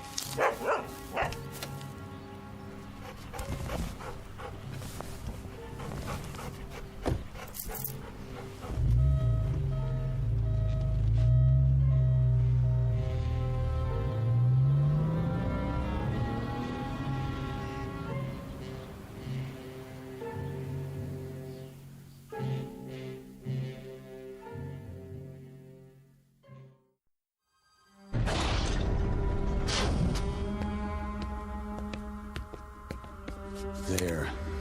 The equations. And what else? What do I need? Maybe, atomic structure of gold. Guitar. Gun. 38 police special. That'll do.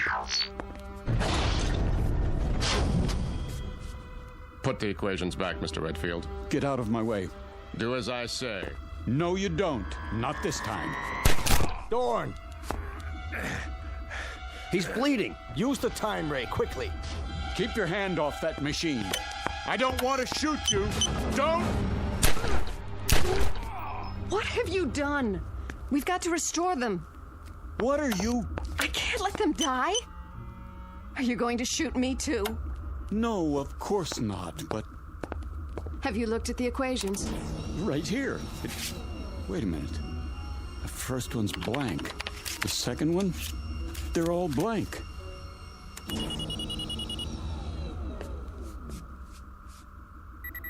You tricked me.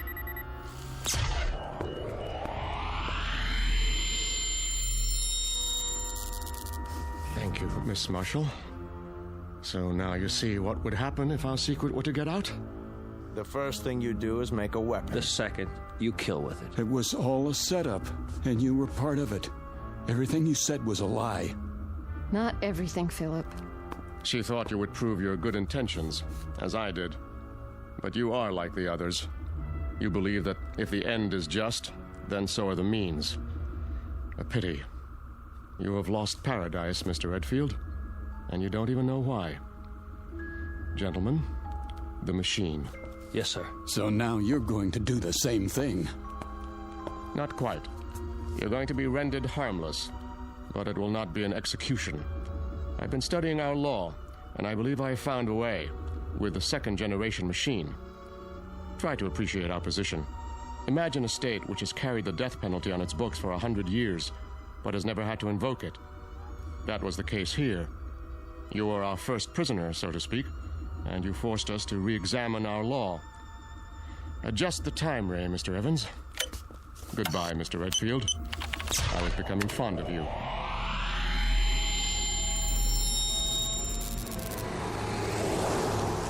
Here's your change, mister. What? Your change? Oh, sorry. I must have dozed off for a second. Happens when you drive too long. Yeah. You say Braden's back that way. 80 miles. Down, boy. It's just a cat. You stay. That's strange. Anything wrong? Well, just that woman who walked by. Thought I knew her. Wishful thinking, I guess. Nice little town you've got here. We like it. Well, so long. Don't know that I'll be back this way, but keep it peaceful.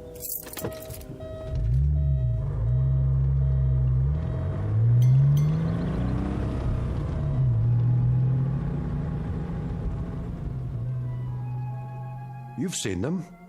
Little towns in the middle of nowhere, tucked safely away from the main road. Ever really thought about them? About the people there? What they do and why they stay? The next time you're tempted to take a shortcut, think twice. Because what happens there might change you and the world in more ways than you can imagine. Of course, change can be a good thing, as long as you're on your way out of and not into the Twilight Zone.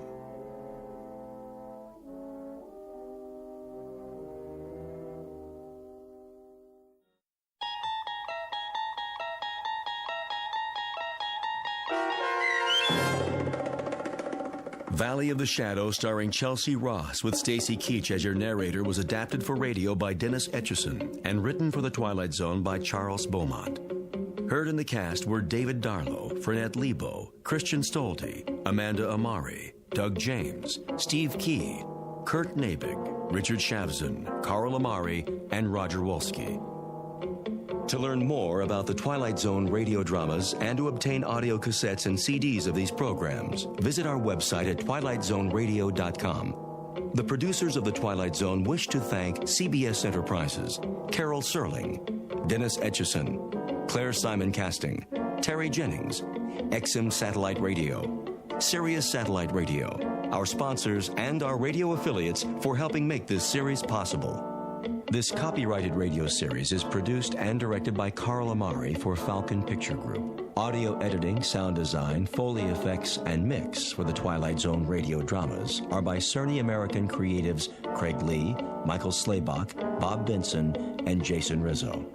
To learn more about the Twilight Zone radio dramas and to contact us, visit our official website at twilightzoneradio.com. Doug James speaking.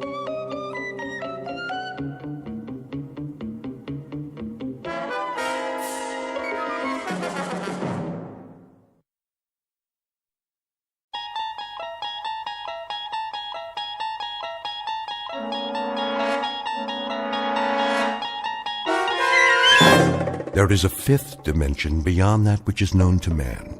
It is a dimension as vast as space and as timeless as infinity. It is the middle ground between light and shadow, and it lies between the pit of man's fears and the summit of his knowledge. This is the dimension of imagination. It is an area which we call the Twilight Zone.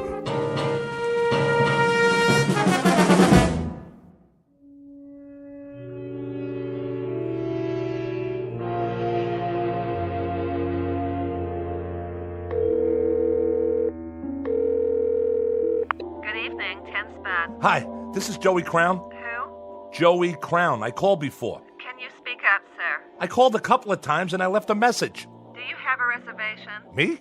No, not exactly. I mean, this is Joey Crown, the trumpet player. I'm having trouble hearing you. Did Baron get my message? I don't know about any message. The band's on now. I can hear that. Boy, can I... And the second set is at 10:30. Do you want a table? I don't need a table. Tell Baron I'll fall by if I can. You know how it is. I got a gig all the way across town. How do you spell your name? Just tell Baron that Joey Crown's coming, okay, sweets? Man, oh man. Just wait till he sees me.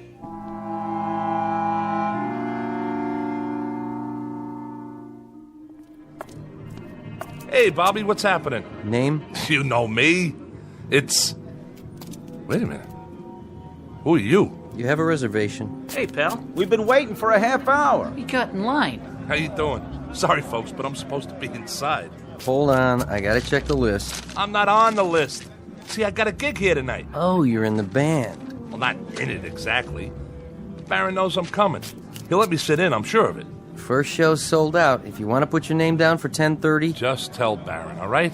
He'll comp me. Hey, fella. Hang on. There's been a little misunderstanding. No, I mean, I know you. You do? Didn't you used to be Joey Crown? Used to be? What do you mean used to be? Crown. Sorry, man. You're not on the comp list. If you want to wait in line... Hey, hold on. See this? It's a trumpet case. I'm not some piker. I played with Baron lots of times. I used to work the page tree and the gate. What's the matter? Don't you believe me? Ask Artie. He owns the joint.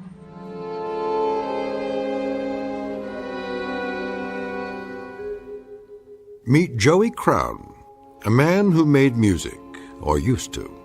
A little man with a funny rubber face whose life is a quest for decent billing and other impossible things, like flowers in concrete or trying to pluck a note of music out of the air and put it under glass to treasure. Because it is a treasure to him, and if the truth be told, to a lot of people who heard him play when he was hot, when he could take a tune and turn it inside out with a dented, beat-up golden horn. His solos were the stuff legends are made of, until he took a turn for the worse. For a while now, the only notes to come out of his trumpet have been well, slightly sour and off-key.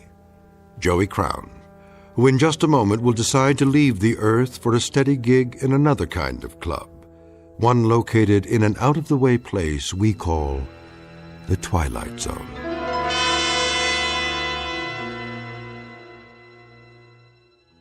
And now, The Twilight Zone, and our story, A Passage for Trumpet, starring Mike Starr, with Stacy Keach as your narrator.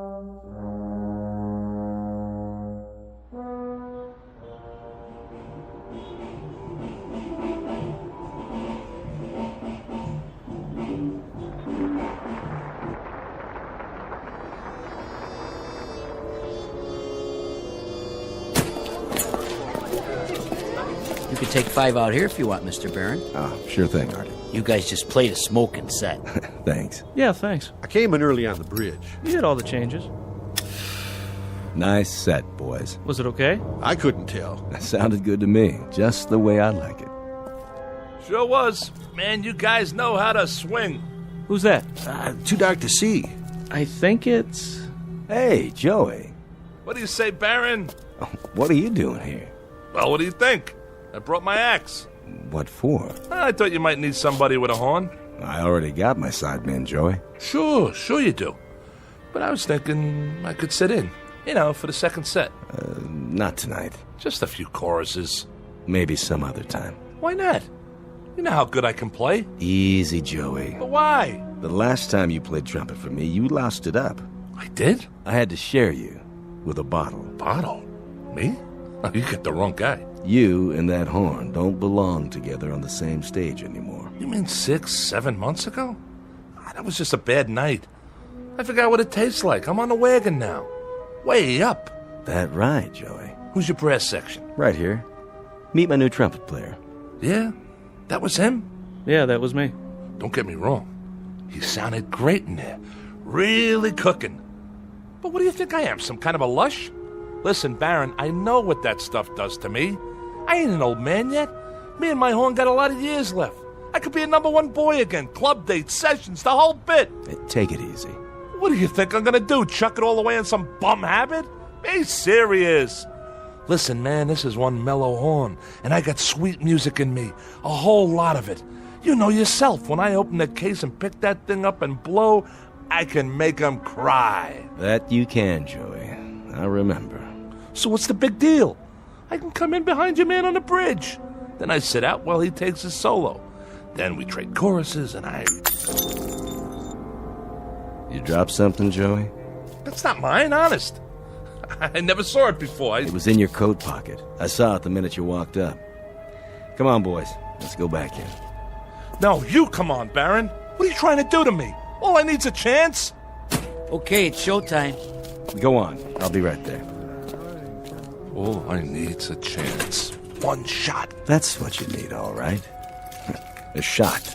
Better make it a double. That's not what I mean. No, don't worry about the mess, Joey. Somebody will clean it up for you. They always do. I'm sorry, Baron, but if you knew what it's been like to... One thing I don't know. When a guy has so many friends, why would he hang out with his worst enemy? All right. I get it. I shouldn't have come here. We've been doing all right at the club. Sold out most every night. So let me lay some green on you. Your share. For old time's sake. Keep your money. Hey, for old times. Come on, man, when you had the magic. Remember? Harry James, Max Kaminsky, and Berrigan, and Butterfield, and Diz, and Miles. Man, you had a little bit of all of them. And you traded it for some bad booze. Well, you got took. That was no kind of a deal. You got the crummy end of the stick. I don't want your charity, okay? I got one question for you, Joey. Why'd you throw it all away? Maybe because I'm sad all the time. Because I'm nothing anymore, and I know it. Because from now on, I'll live and die in a crummy one-roomer with dirty walls and cracked pipes. I'll never have a girl because I'm an ugly little gnome. I'll never be anybody again because half of me is that horn. I can't even talk to people without it. That's my language. Go easy on yourself, Joey. Oh, but when I'm high, Baron, When I'm high, I can't see how dirty the walls are. I don't see the cracked pipes. I don't even know the clock's running, that the hours are going by. Then I'm Gabriel. I'm Gabriel with the golden horn. And when I put it to my mouth and blow, it comes out jewels. It comes out a symphony. It comes out the smell of flowers and summer nights. It comes out beauty. When I'm drunk, Baron. Only when I'm drunk. Take care of yourself, son. Oh, man. I got so much misery. I got so much sadness. I'm nothing. I'm just plain ordinary nothing. Oh, I'm so tired of hanging out.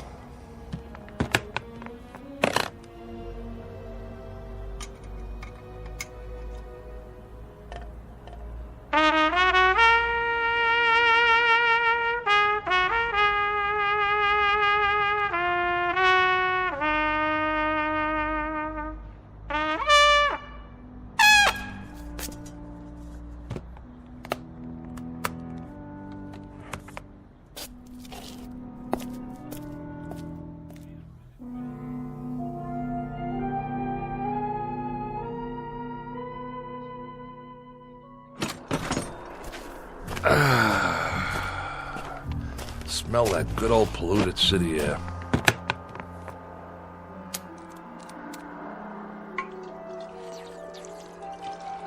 All right, Joey.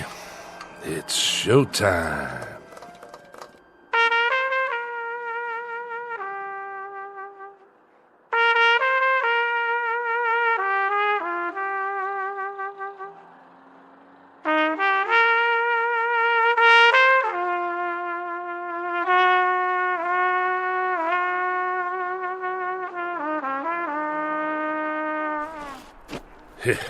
I gotta write this in the blues, all right?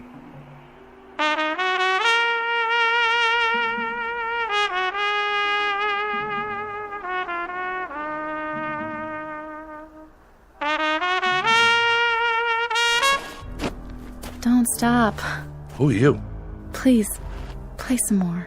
What are you doing up here on the roof? Well, I suppose I could ask the same of you. I wanted to be by myself. Don't you know it's the middle of the night? Yes. Couldn't sleep either, huh? Would you please play a bit more? I can't play. Why do you say that? I thought it sounded beautiful. What do you know? Well, I don't know much about music, I admit. But it had so much feeling. You have a gift. Once upon a time, maybe, but that was a long time ago. Use it or lose it, right? What? You wanna... No, of course you don't. You look like a nice girl. A real nice girl.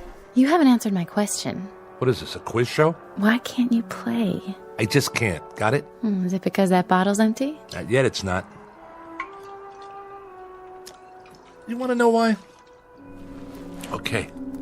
The reason I can't blow that horn anymore is that too much of me is in there. Too much of Joey Crown. Is that your name? It was. Oh, it's a nice name. I like the sound of it. You don't know who I am either, do you? You don't know anything. I'm sorry, I just like the way you play. Well, I had played my last note. Yes, ma'am. My very last note. No more. Well, I think that's what's sad. Then I'm sorry. I'll just have to disappoint you. It's been very nice making your acquaintance. You look like a nice person. A very sweet person. Thank you. You're new here. You come out from Iowa or Cincinnati or someplace like that, and you don't know anybody. I could have shown you around. I could have taken you places where they play some nice jazz, you know? All we'd have to do is ride the subway down to the village, walk around. There's places everywhere. On every street almost. There was a time when you could have heard me play. Now, it's too late, so go home, lady. Go back to where you came from. Because you'll never make it here. This town's too tough for people like you. Go on. It's been nice talking to you. Yeah, it's been a ball. Now do me a favor. Get lost. Way to go, Joey. Every time something nice happens, You go and wreck it. What's the matter with you? You're stupid, Joey. Stupid. You know something? This town's too tough for me, too. So wake up. Time for something else, Joey. Anything. Time to get out. Or die.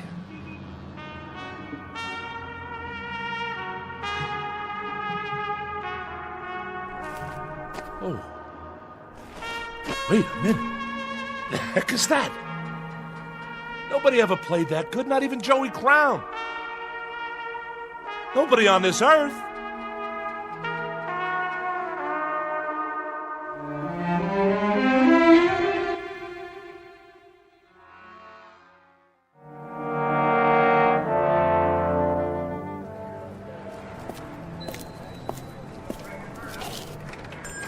Hi, Ned. How's it going? Back again. I need some cash. You and me both. Look, Joey, I can't keep loaning you money on that beat-up old trumpet. What do you mean? You know this horn. It's got a tone you wouldn't believe. That's the trouble. They all sound great when somebody's playing them. Look around. I got enough instruments to equip Sousa's band. I need another bugle like I need my taxes raised. But this horn's been around. It's got character. I played it at Newport. I played it on so many sessions you couldn't count them all. Go over there and flip through those records in a box.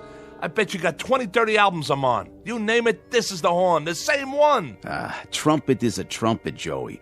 It's the man who plays it. That's what counts. Otherwise, it's just a pile of brass. $20. What? You gave me 40 last time. Like you said, it's been around. The case has got dents in it. Listen, Ned, I'm serious. So am I. What I need is enough to get a bus ticket out of the Port Authority. Taking a little vacation, huh? Atlantic City? Not this time. I'm leaving for good. $20 won't get me out of Jersey. Then you're not coming back. Not in your life. This is the new Joey Crown. I'm turning over a new leaf. If you're selling, 25. That's my best offer. Take it or leave it. Okay. 25. All right. Sign here. Just think, Ned. After today, you won't have Joey Crown to kick around anymore. This is the last time you'll see my ugly mug in here. You can count on that. Now hurry up before I change my mind. You want to kiss it goodbye? I already did that. Changing jobs, huh? Yeah. I'm going to start a new career. Digging ditches. So you don't need it anymore? That's right. Like I don't need lungs. See you in the funny papers. Then if you're sure... I'm sure. I'll go ahead and put it in the window. Wait a minute. You put a sign on it. $75. Nothing personal, Joey. Business is business. A man's got to make a profit these days. Sure, but you only gave me a third of that. Guys like you just don't get it. I mean, what's money to somebody who plays jazz all night? Sleep until noon. What kind of responsibilities you got? Nothing, right? Not a thing. Yeah, nothing. A big fat zero.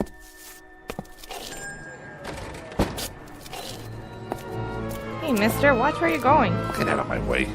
Hey, don't cross the street like that. Mind your business. Hey, buddy, get out of the way! Leave me alone! Watch out! You think I care? You're gonna get killed! Oh my gosh! He just walked right out in traffic. Like he could care less. Somebody call an ambulance.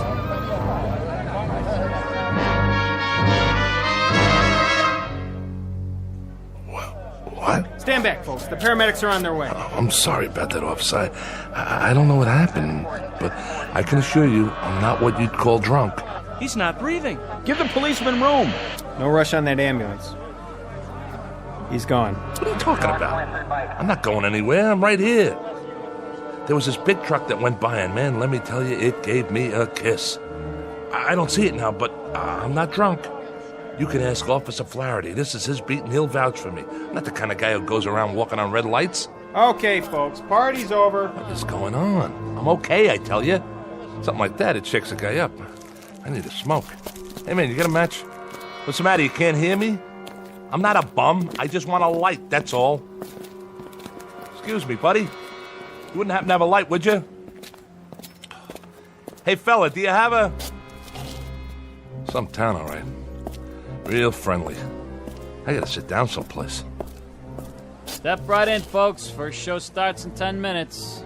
Hey, Mac. What's playing at the Bijou today? Anything good?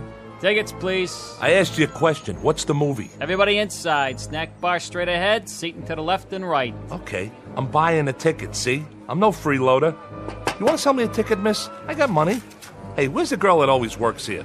I gotta tell Gracie what happened to me. I just tangled with a Mack truck, and the next thing I knew... Yeah, 2 tickets, please. Yes, sir. Here you are. What, am I invisible? You don't want to sell me a ticket? Why not? My money's as good as the next guy's. If you don't want to sell me one, then I'll just go see the manager. What do you think of that? Where's Vincent? He's an old friend of mine. Vince? Where are you? Anybody? That's what's wrong with this town. Nobody's got manners anymore. You'd think I was someplace that nobody ever heard of, like I'm some kind of untouchable. I mean, at least when you talk to people, they could say a couple of words when you ask them for a match or a ticket or something.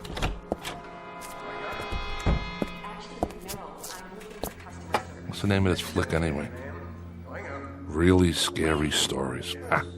Looks like a winner. What is this, a horror movie? No thanks, I gotta get out of here. Excuse me, if you could move your feet a little. Sorry, I didn't mean to step right through your leg. Hey, what's going on? Where is everybody? You, behind the counter, can't you hear me? Are you deaf? Those people in there, they couldn't see me, feel me. I stepped right on one guy's toe. Pinch me, I'm real, ain't I? Wait a minute, is somebody pulling a gag? Vince trying to shake me up? Well, now look, miss, is somebody trying to... Look at me! Right behind you in the mirror. Where's my reflection? I can't even see myself.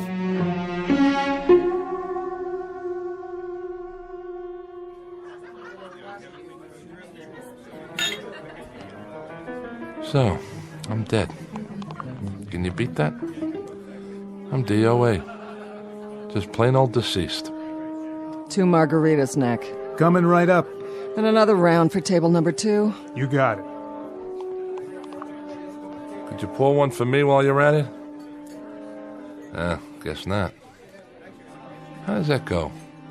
Water, water everywhere, and not a drop to drink. You get it, don't you? I'm a ghost, see? That truck must have done it after all. Understand? I'm haunting you. Ain't that something?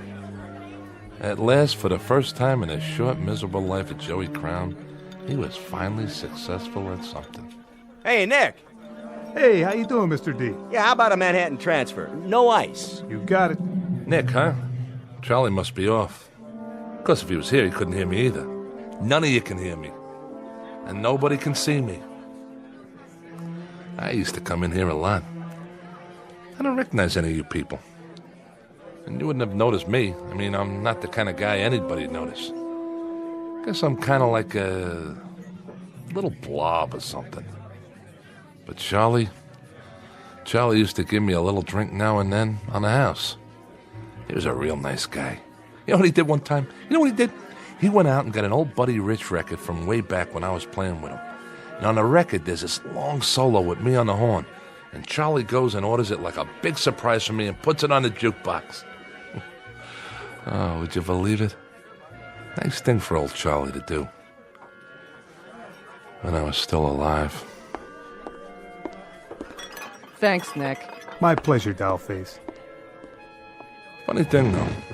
I mean, if this is it, what happens next? I just go walking from place to place till it gets dark? You know, this could wear a guy down. I mean, nobody to talk to, nobody to listen to. Not even a horn to play. Not anymore. Oh, excuse me. Am I in your way?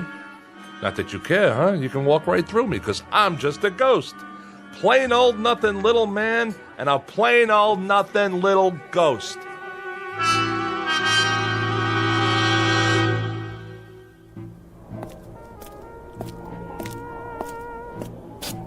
Hey, it's that trumpet player I heard. The same one.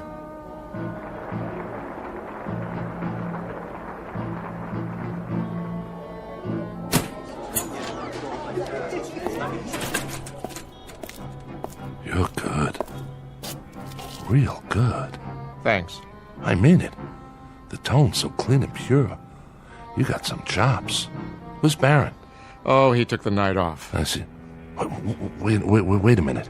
Yeah? You said thanks. That's right. Then, I can't believe this. You can hear me? Sure I can, Joey. I hear you just fine.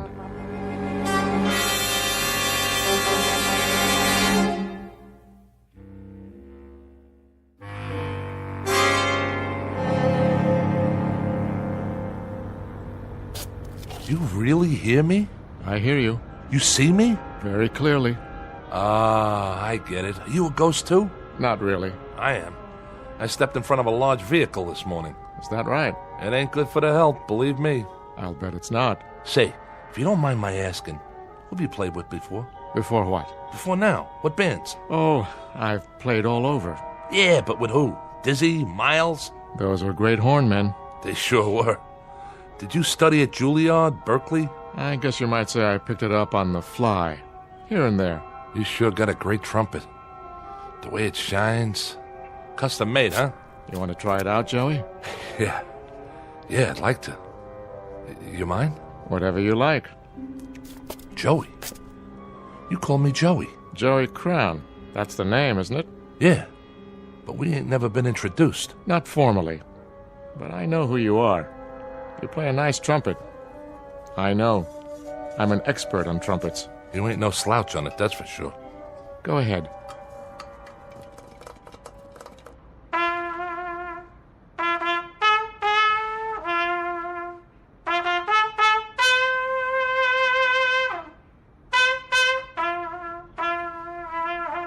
Not bad, Joey. Not bad at all. Yeah, ain't that something? I can play again. Now that it doesn't matter anymore. What do you mean by that? Now that I'm dead. How come you know who I am? You say you're not a ghost, you're not dead? Nope.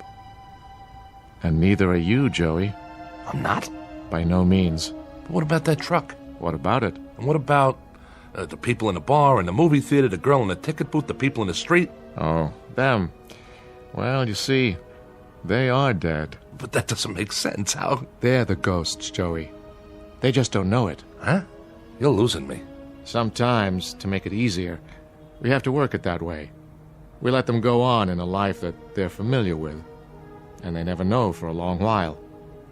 But that's why they can't hear you. You're the one that's alive. But like I said, I stepped off that curb. That you did. And right now, Joey, you're in a kind of limbo. You're neither here nor there. You're in the middle. You're on a break between sets, so to speak, waiting to go on in the real world or the shadow world. Which do you prefer, Joey? Which? Well, just what do you think? I want another chance. Think it over, now. I have thought it over. I used to think I was getting dealt from the bottom of the deck, but you know something? I just forgot how much I had already. I forgot about the music I could make on the horn and how nice it sounded. I'd have to agree with you there. And going to Charlie's and talking to people, real people, and maybe going to the movies now and then. Cutting a record once in a while, walking in the park, hitting the clubs late at night, even when it was rainy or snowing and I had to bundle up like an Eskimo. I miss that. I really do. I never won a beauty contest, but I had friends. I had good friends. What do you think happened to all that? Somewhere along the line, I forgot the good things. That's what happened. I just forgot. You've got a choice, you know. Choice? One way or the other. It's not too late. Well, in that case, if I've got a choice, then I want to go back, understand? I want to go back. All right. You go back. Just like that? But, Joey, no more stepping off curbs. That was some stunt back there. From now on, you take what you get and you live with it. Sometimes it'll be sweet frosting and nice gravy, and sometimes it'll be sour and go down hard. But you live with it, Joey. I think I got it.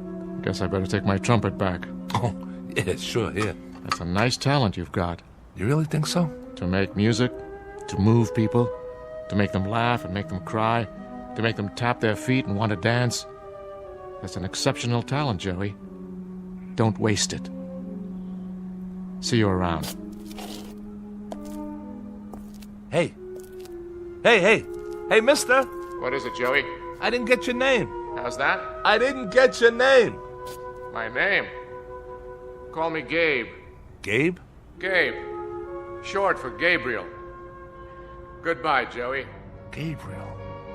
Hey, wait, I gotta ask you something.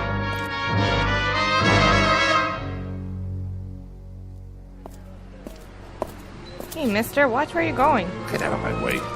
Hey, don't cross the street like that. Hey, buddy, get out of the way! Watch out! You're gonna get killed!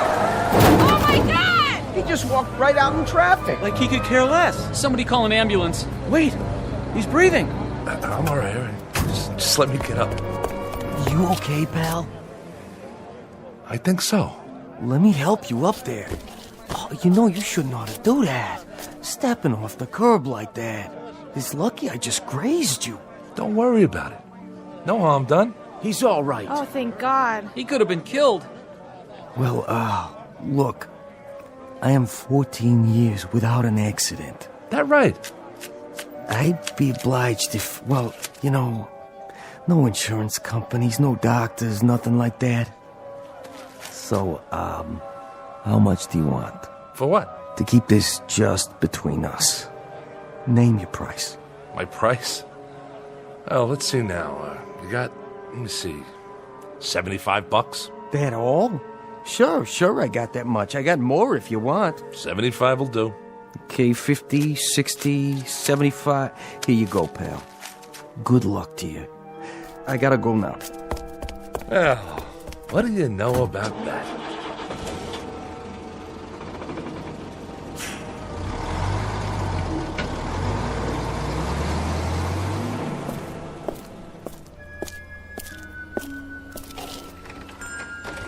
Hello, can I... Oh, it's you. Hi, Ned. Change your mind already? Yeah, I changed my mind. They come and they go. But you, Joey, you're the first one to go and then come back. I know. I don't want to hear your argument. No argument. I guess I can let you have it. How much? 75? No. 25. He'll talk me back down anyway. How long has it been? 5 minutes? Not even enough time to accrue interest. Go. The sign says 75, and 75 it is. A man has to make a living. You tempt me, Joey. Right is right. It's only business. What did you do out there? Win the lottery? Something like that. Goodbye, Ned. You won't be seeing me for a while. Hope business picks up. You too, Mr. Jazzman. But tell me something. Anything. What have I done to deserve such good fortune? Nothing much. You've been my friend is all. For quite a few years, and I'll never forget that. Get out of here. Go on.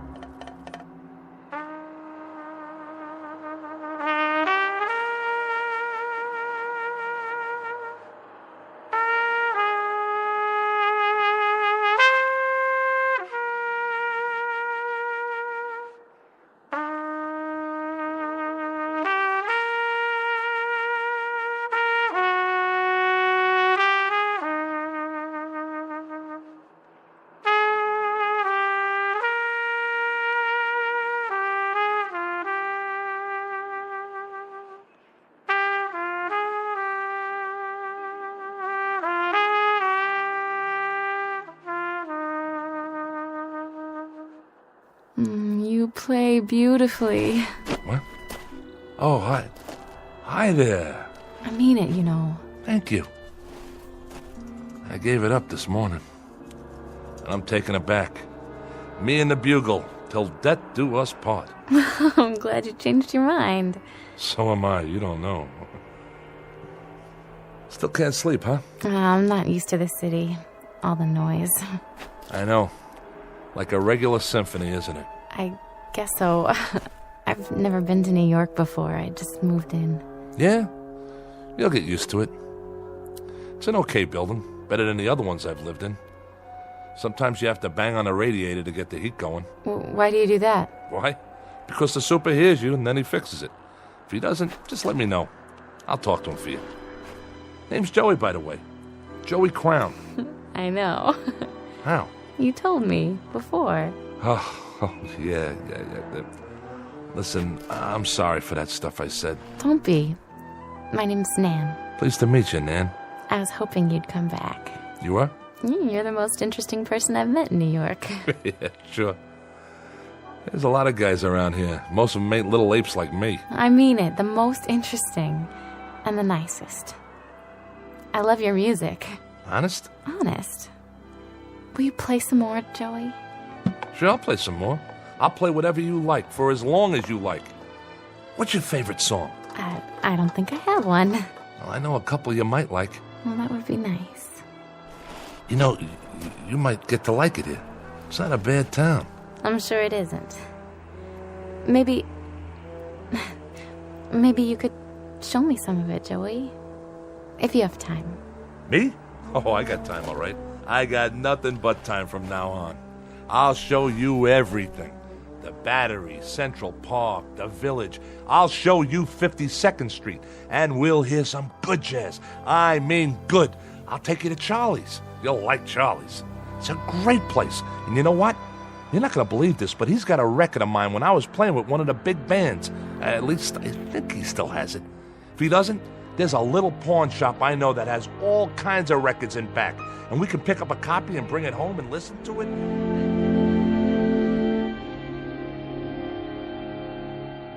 Joey Crown, who makes music in the present tense, who knows a thing or two about tunes and chord changes and how to play his axe, and who just discovered something about life, that it can be rich and rewarding and full of beauty like the music he plays, if he only takes the time to look and listen. Joey Crown, who finally got a cue and a clue in the Twilight Zone.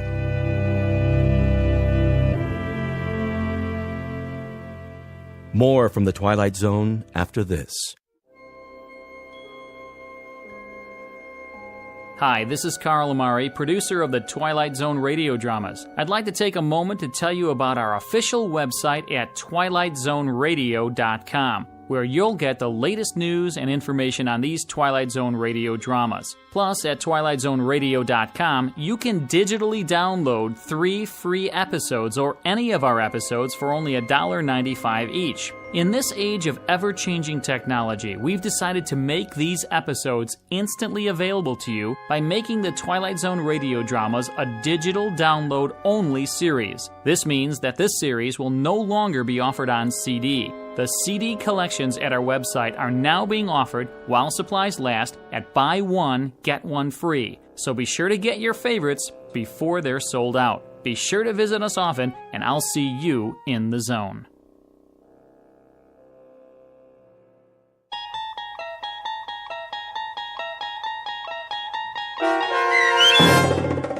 A Passage for Trumpet starring Mike Starr with Stacy Keach as your narrator was adapted for radio by Dennis Etchison and based on a script by Rod Serling. Heard in the cast were Doug James, Brooke Sanford, Jeff Lupiton, David Darlow, Kurt Nabig, Meg Thalken, Lynn Foley, Carl Amari, Sarah Marks, Chuck Somar, Vince Amari, Karina Karpolovsky, Bo Nortel, and Roger Wolski, with special trumpet stylings by Chuck Somar. To learn more about the Twilight Zone radio dramas and to obtain audio cassettes and CDs of these programs, visit our website at twilightzoneradio.com. The producers of The Twilight Zone wish to thank CBS Enterprises, Carol Serling, Dennis Etchison, Dick Brescia Associates, Claire Simon Casting, Terry Jennings, the American Forces Radio and Television Service, our sponsors, and our radio affiliates for helping make this series possible. This copyrighted radio series is produced and directed by Carl Amari and Roger Wolski for Falcon Picture Group. Doug James speaking.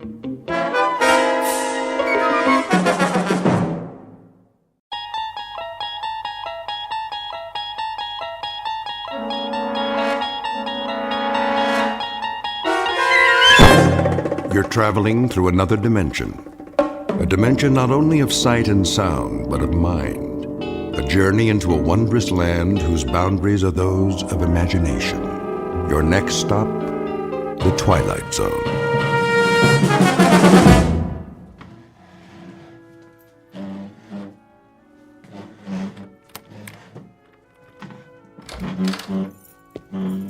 Marvin? Yes, sir. What do you think you're doing? Moving the table, sir. Why, whatever for? The party, Mr. Fitzgerald. Party? What party? Mrs. Fitzgerald, sir, for her birthday. Oh, good Lord, is that tonight? I understand that it is. You instructed me to see to the arrangement, sir. Oh, so I did. I suppose you'll transform this apartment into a veritable wonderland. Paper streamers and the like. No, sir. Just a buffet for the guests, as soon as the delivery boy arrives downstairs. The guests? Those on the list, sir. Small gathering of your closest friends. Then it'll be a very small gathering indeed. Sit down, Marvin, before you fall down. Very well, sir. On second thought, fix me a drink. As you wish. Now, I suppose I must go out and purchase a gift for the poor girl. Unless you've taken care of that for me. You left no instructions in that regard. Well, you might have simply asked her what she desires for the momentous occasion. But I couldn't. Then she'd know. Oh, all right. Let me see. What does she need? Books? No, too many of those. All they do is gather dust. A trinket? A bauble? Diamonds are quite dear these days. If I might offer a suggestion. Oh, why not? Well, Mrs. Fitzgerald has expressed an interest in music. Oh, she has she? What does she know about music? I will not have popular ditties polluting my environment. Not recording, sir. I believe she'd like to play. What? A glockenspiel? A kettle drum? You'd have to ask Mrs. Fitzgerald, but she did say it has powers to soothe the savage beast. That's breast, man, the savage breast. Do you see any beasts around here? If you don't mind, sir, I'll repair to my quarters for a while until the provisions arrive. Did you put soda in this drink? Oh, I've told you, Marvin, no soda. Make me another one at once, and this time do it properly. Yes, sir.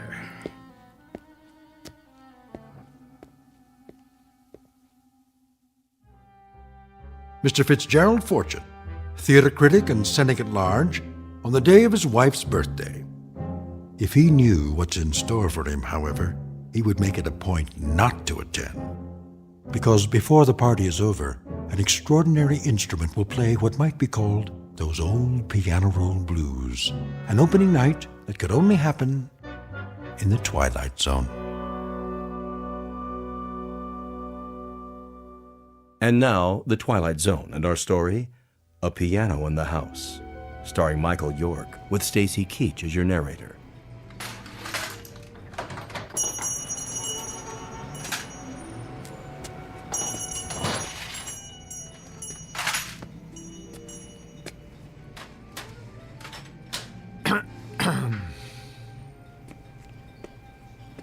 Yeah? How do you do? If you don't see a price tag, ask. I am Fitzgerald Fortune. So? The drama critic. Uh-huh. Isn't rudeness a handicap in your line of work? What's it to you? I saw the name of your shop, Treasures Unlimited. I stepped through the door, fully expecting to encounter some sentimental old biddy wearing an ostrich-plumed hat and a moth-eaten feather boa. Instead, to my sincere delight, I believe I've discovered a fellow misanthrope. What's that? A man who despises people. I got work to do, mister. Putting up stock. And I am meant to be writing a review this very hour for tomorrow's edition. So why aren't you doing it? Life intervenes. Looking for something in particular? A gift for my wife's birthday. Well, you're in the wrong place. This isn't a gift shop. It's a junk store. Exactly. You see, my wife has the absurd notion that she wants to learn to play an instrument. Unfortunately, she hasn't a trace of talent. How do you know that? Hmm? If you've never heard her play. I believe I know my own wife.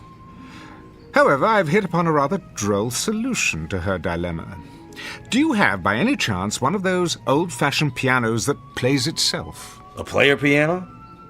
Funny you should ask. Amuse me. I just picked one up at an estate sale. Over here. It's kind of beat up, though.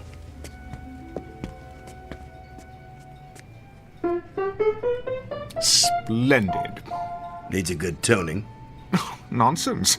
My wife will believe it to be an antique and cherish it all the more. Would you play something, please? I can't play. Takes these paper rolls. Came with a whole bunch of them. Right in the piano bench. Rachmaninoff's Prelude in C-sharp minor. Stephen Foster. U.B. Blake. Even The Prisoner's Song. Quite an eclectic assortment. You're taking a lot of my time, mister. You are taking an equal amount of mine. Let's try this roll, shall we? Number QRS 8856. I'm in the mood for love. Okay.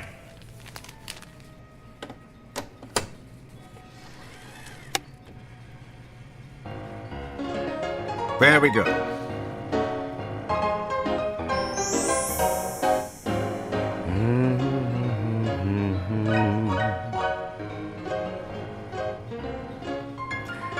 What birthday does this make for the little woman? Your wife. Oh, her 26th. So young. You must be a man of great personal magnetism to have attracted one of that age. I am. How utterly romantic. Youth, wisdom, hand in hand. Oh, how I'd like to see you both together. And for her birthday, you're giving her the gift of music. How touching. What is the price of the piano? You are taking your young bride out somewhere tonight.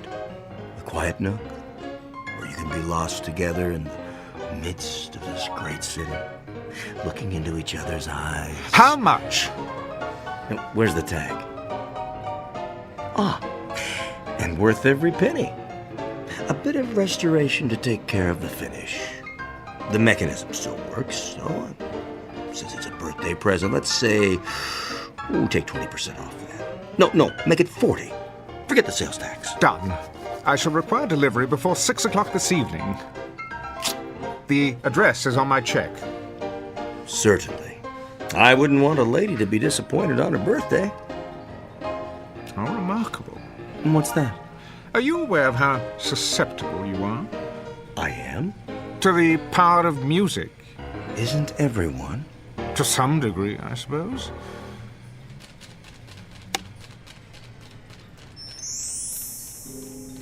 Okay. You got a sale. Now, you gonna stand around all day taking my time? No, I was just leaving. Well, nobody's stopping you. There's the door. Tell me, are you sentimental about anything else besides birthdays? Birthdays? They're a lousy waste of time and money. It was the piano, wasn't it? Extraordinary. Good day to you.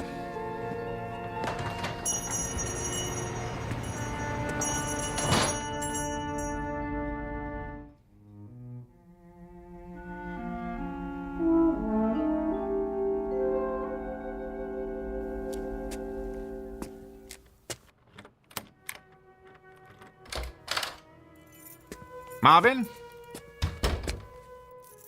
Marvin? Good evening, sir. Take my hat and coat, please. Very good. Oh, the piano arrived, I see. About an hour ago, I took the liberty of dusting it, sir. Marvin? Yes, Mr. Fortune. If you're going to wait on the guest tonight, then do something about your face. My face, sir? Yes, Marvin. A party is supposed to be a happy occasion. Could you manage to look a little less miserable than usual? I I will try, sir. Do that. Anything will be an improvement. You may make my evening martini now. Right away. Is that you, Gerald? Yes, Esther. Hello, darling. How was your day? Oh, fine. The museum again with a friend. Been going there quite a lot lately. I have. You said you wanted me to improve my mind. Indeed. One can never know too much. And what else would you like me to do? Well, there is one thing. And that would be? You might consider letting Marvin go. What do you mean? Show him the door. Give him the sack. In short, find a replacement, and as soon as possible. Oh, really, Gerald? I'm quite serious. What has he done now? It isn't anything he's done, it's his appearance. He seems the same as always. Well, that's the trouble. It's the way he looks. I can't bear coming home only to be confronted by that lugubrious expression on his face. I find it unspeakably depressing. Don't you? Not particularly, Gerald. Look at him, like a hound dog, ready to burst into tears at any moment. Surely we can find a servant who's more cheerful to have around. Keep your voice down. Why? There's no need to hurt his feelings. The man has no feelings. He's a clod. Gerald. You haven't commented on the piano. I was about to. You don't care for it? I love it. I really do. Have you tried it yet? I didn't know how, so I decided I'd wait until you got home. I knew you wanted to play. That's why I got it for you. Hardly any need. Hmm? The piano plays itself. Oh, you noticed. Wasn't that considerate of me? I thought I'd save you the trouble of all those tedious lessons, only to find out at the end that you had no gift for music. I see. Well, darling, aren't you moved by my thoughtfulness? Thank you, Gerald. Let's have a demonstration, shall we? If you like. Marvin, is this thing plugged in? Yes, sir. Good. You see, these paper rolls are punched with holes. All you do is select one, insert it, and throw the switch. The paper passes over the slots and the keys move up and down as if someone were playing them. What fun. Quite the rage in the old days. Your drink, sir. In a moment. Now then, for example, here's one called Smiles. You open the panel, press it into place like this, start it on the take-up reel.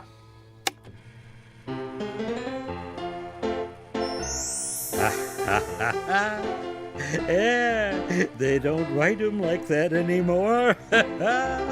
What on earth is the matter with you? Oh, nothing, sir. Nothing at all. Marvin, are you all right? I'm very well, thank you, madam. Oh, but you're smiling. Am I? You most certainly are. That's probably because I'm happy. Have you been drinking my martini? No, sir. Well, then what do you have to be happy about? Everything, sir. I make good money, got a nice place to live, my health, money in the bank. I like my job. Well, you can't. I treat you atrociously. Oh, you don't bother me, Mr. Fortune. You tickle me. What? Oh, yes. Sometimes it's all I can do to keep from laughing out loud when you have one of your tantrums. I get a kick out of it when you go around, flicking the table to be sure I've dusted, or checking the silver to see if it's polished. Oh, you are funny, Mr. Fortune. Am I? Yes, quite. Downright hilarious, if the truth be told. Why, Marvin, I've never heard you speak like this. Nor have I. Well, there's plenty more where that came from. I've got 1 million of them, sir. 1 million of them. Well, out with it, man. You're quite the comedian today.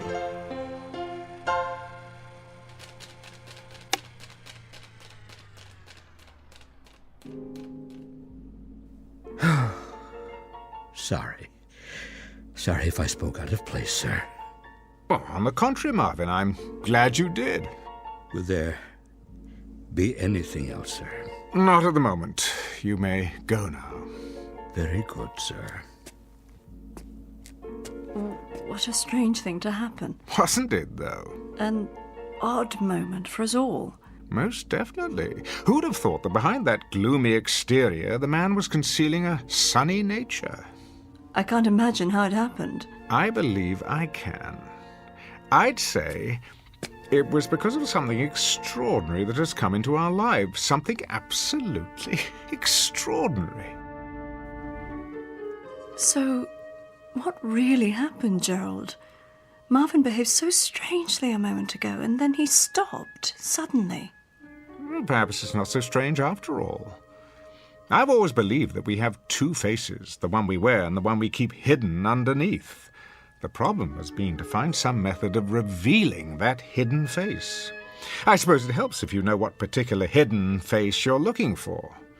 But now it appears that I, at least, have the means. I don't understand, Gerald, and I'm not sure I want to. See you in a while. Esther, wait. Let's try another one.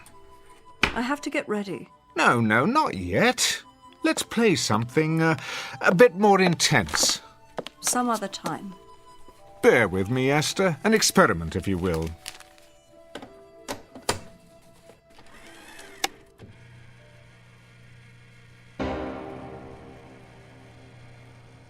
Well, what do you think of this one? I don't know what you want me to say. Go on. Don't hold back. What you're really feeling. I can't. You can. But... Let's hear it, darling. Now's your chance. You... Spit it out. You beast. That's the girl. For 6 years I have controlled myself, but I can't keep it in any longer. I was a stupid, naive child when I married you back in London. I thought you were a great man, but you aren't anything of the sort. You're a sadistic fiend. You take pleasure in humiliating me before your oh-so-clever friends for one simple reason. Because you enjoy hurting me. I've stood your cruelty all these years, but I won't stand for it anymore. Are you sure you're feeling well, my dear? I'm feeling very, very well. Better than I've felt in years. It's a great relief to tell you what I really think of you. It's been bottled up for so long.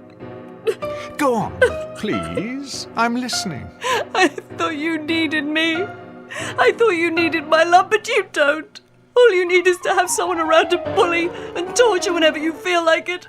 I've tried to love you. Heaven knows I have tried, but I hate you. I honestly hate you. Bravo.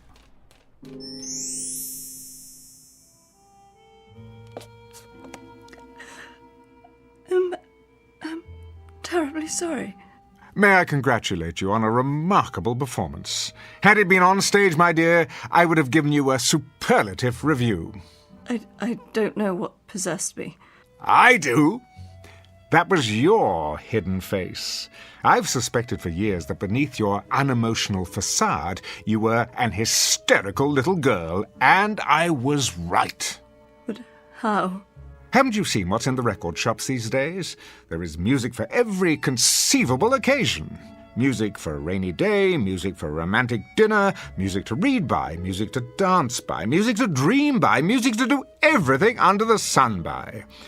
Could it be that this anachronistic old piano, the product of a more sensible time, has provided music to help us expose our hidden selves by? I still don't understand. Well, it's quite simple, really. Marvin was hiding his inherently happy nature, which was revealed when he heard happy music. You were concealing hysteria, and when you heard hysterical music, you couldn't hide yourself either. You mean the piano? That's exactly what I mean. I seem to have bought you a more interesting birthday present than I imagined. A kind of sonic lie detector, if you will. I wonder what other people are hiding. Our friends, for example. Gerald, please, promise me not to play the piano at my party tonight. I mean, to let it play itself. I promise no such thing. I wasn't looking forward to the festivities, but now I believe we may be in for a most amusing evening.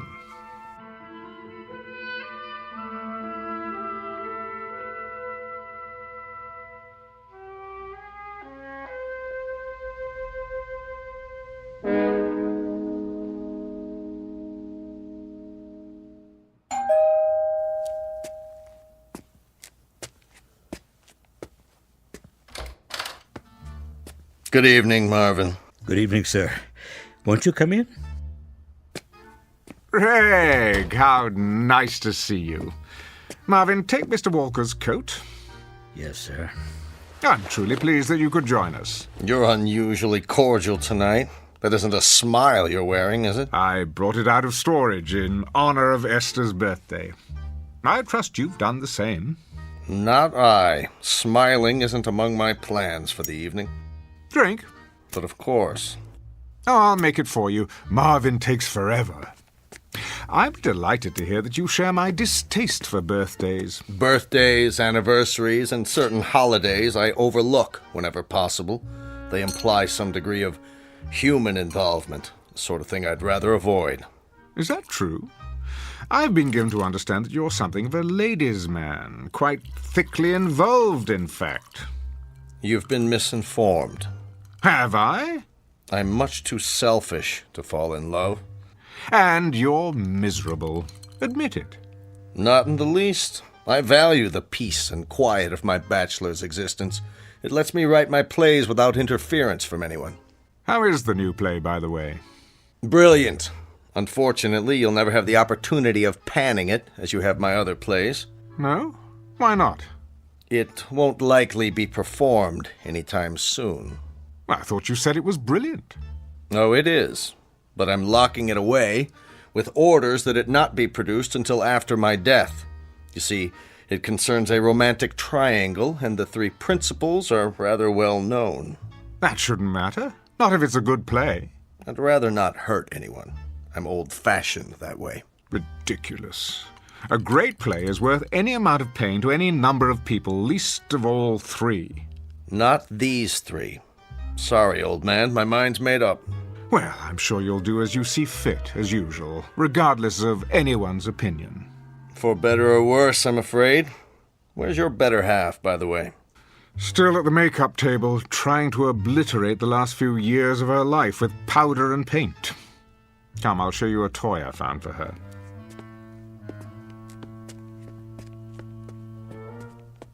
Well, well. I haven't seen one of these old jobs in years. Neither had I. Does it play? Remarkably well. Let me demonstrate. It's just this little switch here. Isn't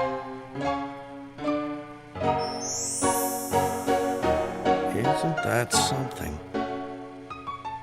Romantic, wouldn't you say? Is Esther pleased with it? She hasn't expressed any great enthusiasm. That doesn't sound like Esther. Has she heard this particular song? Not yet. Be sure to play it for her. She'll understand. Understand what? What you tried to do for her. Usually she's so grateful for any small sign of affection. I think that's one of Esther's most lovable qualities. Is that right? Her ability to accept a bouquet of daisies as if they were the rarest of orchids.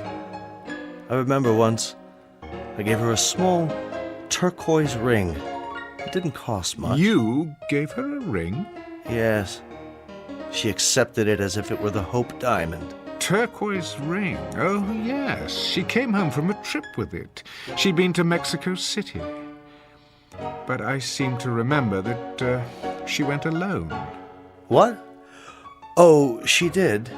Strange how we ran into each other down there. Stranger still that Esther never mentioned it. Would you call that rather an odd coincidence? Not really. Jerry, has it ever occurred to you that I'm deeply in love with her? My dear Gregory, you are about as capable of passion as a head of lettuce, and Esther could not rise beyond the level of a cast-off shoe. Don't speak of her that way. I will speak about her any way I please. She's my wife, or have you forgotten that? She may be, but you don't know her at all. Esther is full of love. Is she? Her skin is warm and soft as velvet. The scent of her is enough to drive a man wild, and her hands are so gentle, sweet to kiss and to hold. She is honey and gold and summer days and singing and The feeling of being together. Gerald, no, turn it off.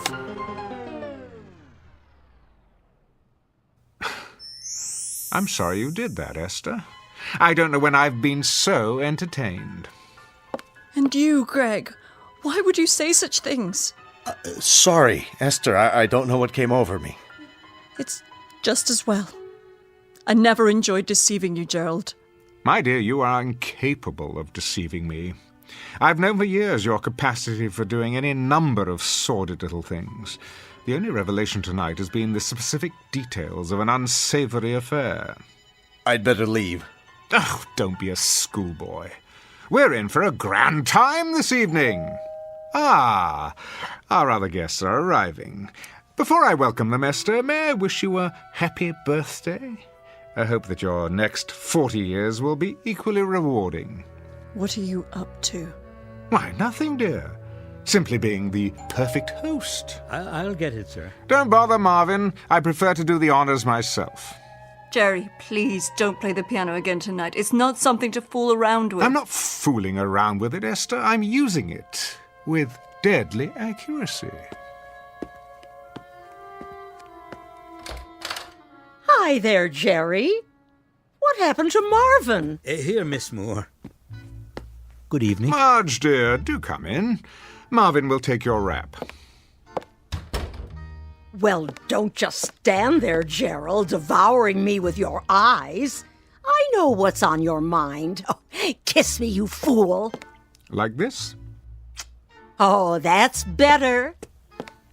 Marge, I'm quite vexed with you. You are? You promised the next time we saw you, you'd be svelte as an antelope. And what am I now? Oh, don't answer that. I've been on more diets than a jockey has horses. Somehow they always throw me before we reach the finish line. Esther, happy birthday. Hello, Marge. I have a present for you. Margie. And you. I'm not even speaking to you, handsome. You haven't called me in months. Somebody else been taking my place? As a matter of fact, yes. We've just had a most illuminating discussion about Greg's new romance. Gerald, don't tell me who she is. I may go after her with my claws. Worse yet, you could sit on her and mash her to death. Same old Jerry. Now, who's going to make me a drink? Marvin will take care of you. I believe another stagecoach has arrived. Jerry, are we early? Oh, not at all. You're just in time. Darling, you look positively radiant. How do you do, Mr. Fortune? Pleased, I'm sure. And you are... Oh, this is Roberto, my escort. Ah, I would never have guessed. And how is everyone at the Last Chance Ranch these days? Oh, Jerry, behave. Come in, come in. You might want to fasten your seatbelts, though. Something tells me this may be an evening to remember. Ooh, how exciting. What do you have in mind? Charades or strip poker? Something even more revealing than that. How about a game of ultimate truth or dare?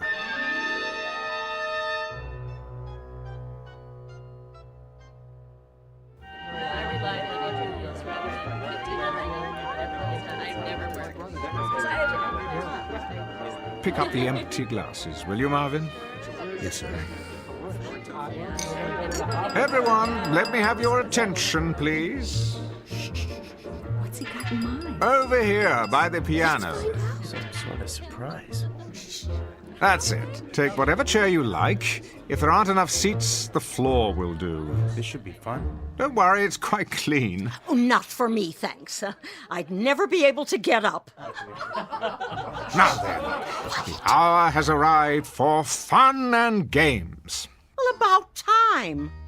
Being friends of Esther's and mine, you are perhaps inclined towards such intellectual pastimes as pin the tail on the donkey and spin the bottle. Now you're talking. I want to be it. Not this time. I've decided that tonight, rather than cater to your juvenile side, we might try a more adult game. I'm hungry. When do we cut the cake? Compulsive eaters will find hors d'oeuvre within arm's reach. Now, for our game, I shall need a volunteer. For what? You can't trust Fitzgerald. No telling what he's got up his sleeve. Must we, Gerald? Indeed we must. Hold up your hands. No one? Very well, then. In the absence of a volunteer, I shall have to conscript someone. How about Marge Moore? Okay, Svengali, I'll play along. What's the caper? Nothing physically demanding, my dear. I merely want you to listen to some music on the piano. What kind of music? Let me see. How about Claire de Lune?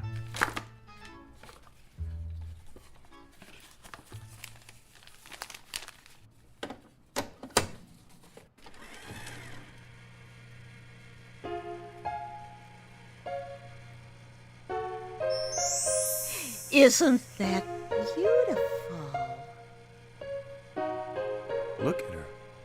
She's going into some kind of trance. This is going to be good. Talk to me, Marge. Tell me what you're feeling now. My name is not Marge. It's not? What is your name? Tina. That's a pretty name. Tell me about yourself. What do you want to know? Who are you, Tina? A little girl. And what do you like to do, Tina? I like to dance. Good girl. Would you like to dance for us, Tina? All right.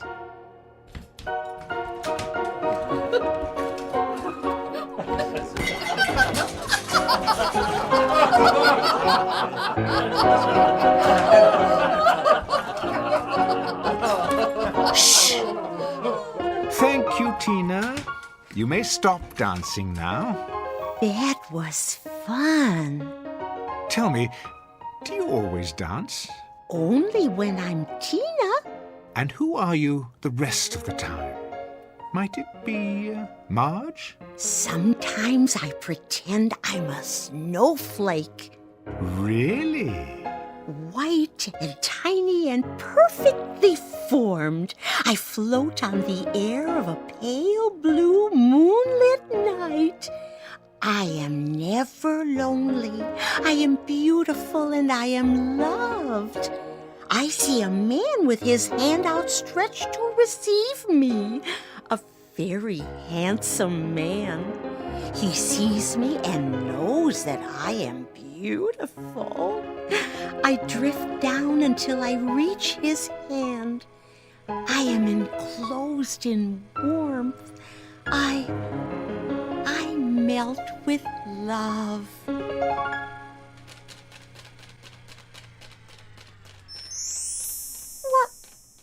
What? Where am I? Never fear. It's all in fun, my dear. What have I done? Nothing. Only an amusement for our guests. Why? Because I asked you. You were very compliant. But why me? Now, I chose you because I thought you could take a joke. Jokes are supposed to be funny. You think I'm funny, is that it? Not at all. Jerry, haven't we had enough of the piano? Not quite. I thought we'd perform one more listening test. For what possible purpose? To call forth the person who lives within someone else. And who might that be? Oh, I've been trying to make up my mind. What would be entertaining? A politician? A poet? A Broadway producer? Alas, I fear that there are none in our midst. Still, we must go for the big finish. So before the curtain falls, why not hear from the devil himself? What? Jerry, please. The only question is, in whose breast does he reside? No one here, surely. This is ridiculous. Is it? Where's your spirit of scientific inquiry? There's nothing very scientific about this. A cheap parlor trick to embarrass people. Easy, Greg. We're all friends here, aren't we? Nonetheless, I doubt that I shall get a suitable volunteer, but it doesn't matter. Esther, put this roll on the piano. What is it? Faust. If there's a devil among us, we'll know it soon enough. I don't think I like this. Why not? Are you the Prince of Darkness? Hardly. Then bear with me a moment longer. It might be edifying, a process of elimination, if you will. Esther, the piano. But... Now. Very well. And you thought this would be a typical birthday party. I think we'd better be going. Oh, but the game's not over. I think it is. Really? It's late. Just another minute, you'll see. It'll be worth it. Don't. I have to. Not that role. Something else. Greg, thank you. You've just given me an idea. Esther? Yes? We're waiting. Here, it's ready.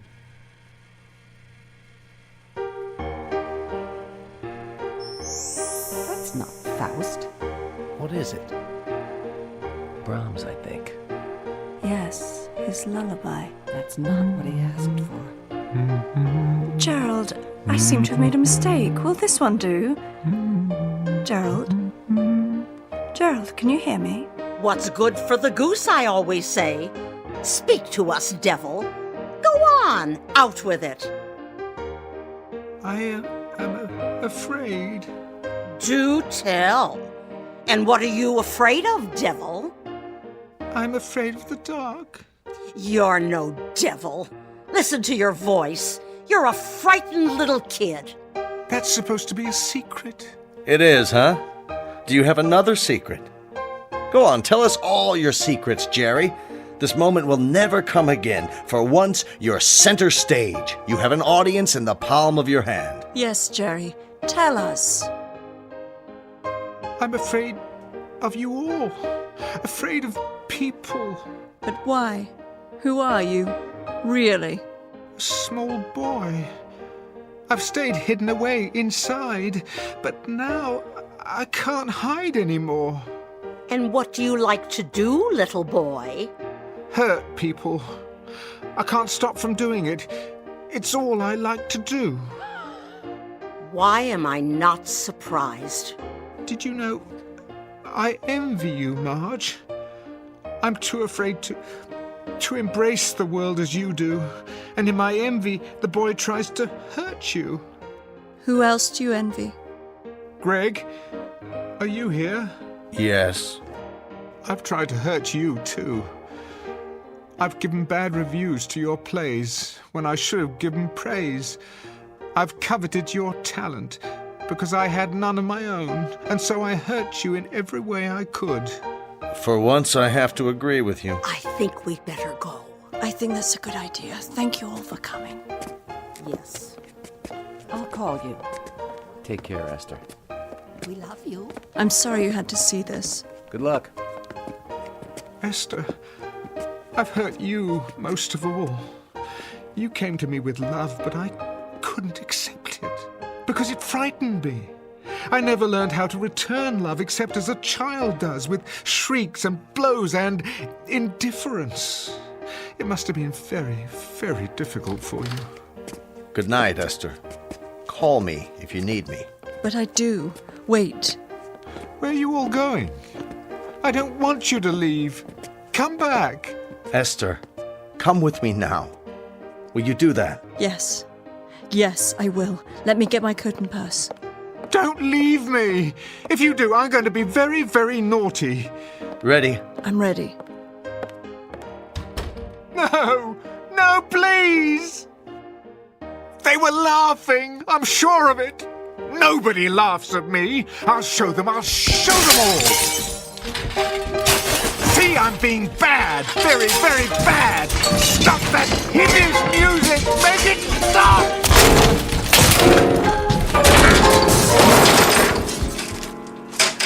There. What do you think of that? Mr. Fortune. What's happened? What's happened? What have I done? Where... Will there be anything else this evening? Are you laughing at me? Are you? Oh, no, sir. I'm most definitely not laughing. Because you're not funny anymore. Marvin! Marvin! Wait! Not you too! Don't leave me! Don't!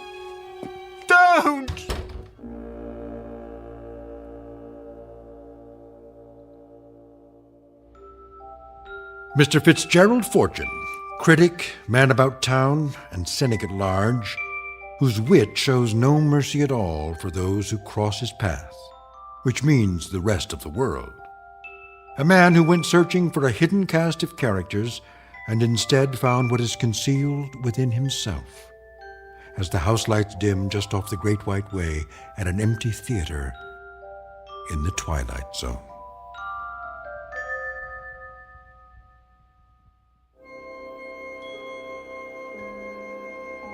Hi, this is Carl Amari, producer of the Twilight Zone radio dramas. I'd like to take a moment to tell you about our official website at twilightzoneradio.com, where you'll get the latest news and information on these Twilight Zone radio dramas. Plus, at twilightzoneradio.com, you can digitally download 3 free episodes or any of our episodes for only $1.95 each. In this age of ever-changing technology, we've decided to make these episodes instantly available to you by making the Twilight Zone radio dramas a digital download-only series. This means that this series will no longer be offered on CD. The CD collections at our website are now being offered, while supplies last, at buy one, get one free. So be sure to get your favorites before they're sold out. Be sure to visit us often, and I'll see you in the zone.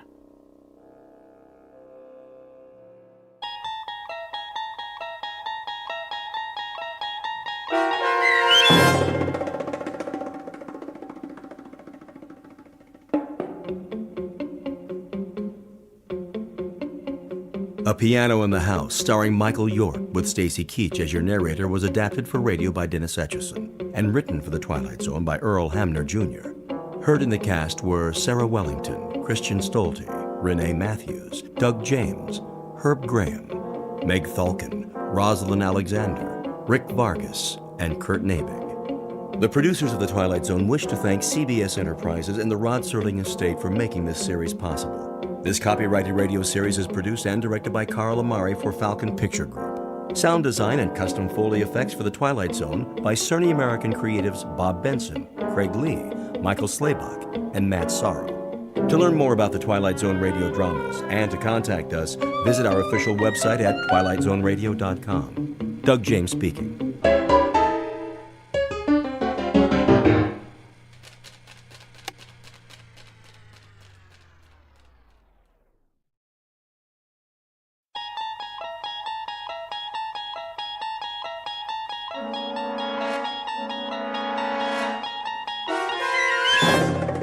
There is a fifth dimension beyond that which is known to man. It is a dimension as vast as space and as timeless as infinity. It is the middle ground between light and shadow, and it lies between the pit of man's fears and the summit of his knowledge. This is the dimension of imagination. It is an area which we call the Twilight Zone.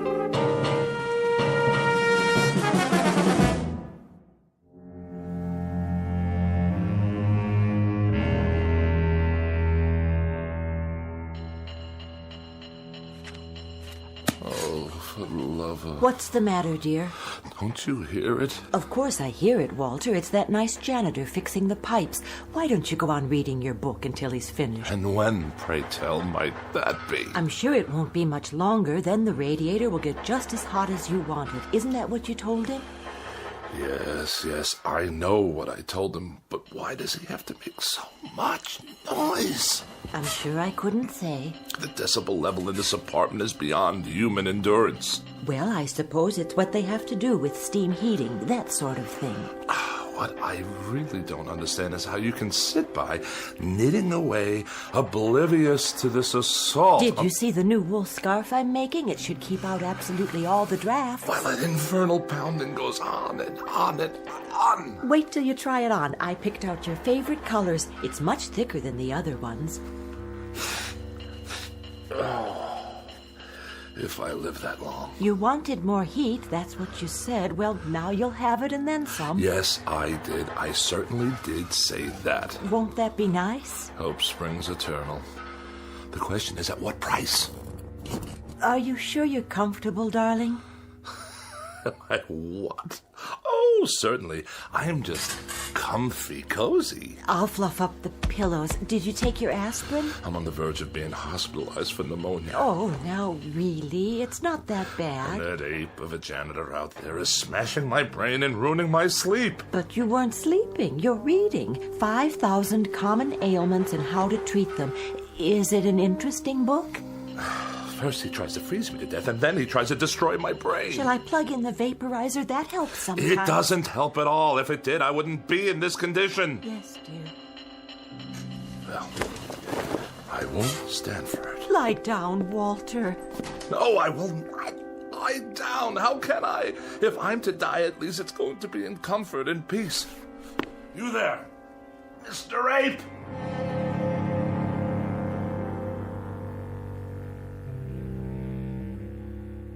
Witness Mr. Walter Bedecker, age 44, afraid of the following: death, disease, other people, germs, drafts, and just about everything else.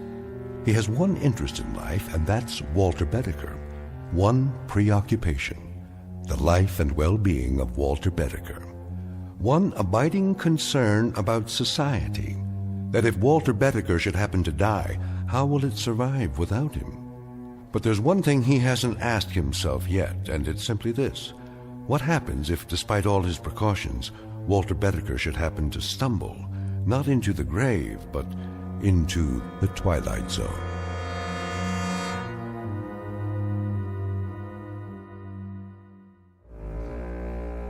And now, The Twilight Zone, and our story, Escape Clause, starring Mike Starr, with Stacy Keach as your narrator.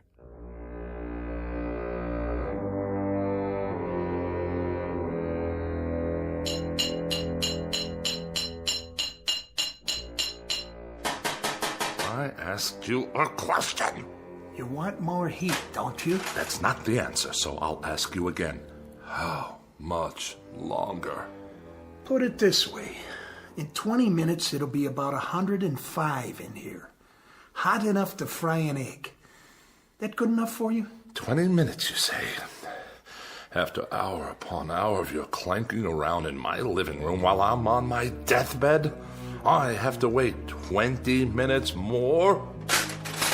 If you do die, Bedecker, and you go where I think you're going, as far as the temperature's concerned, you ain't going to be able to tell the difference. You ape! Get out! My pleasure.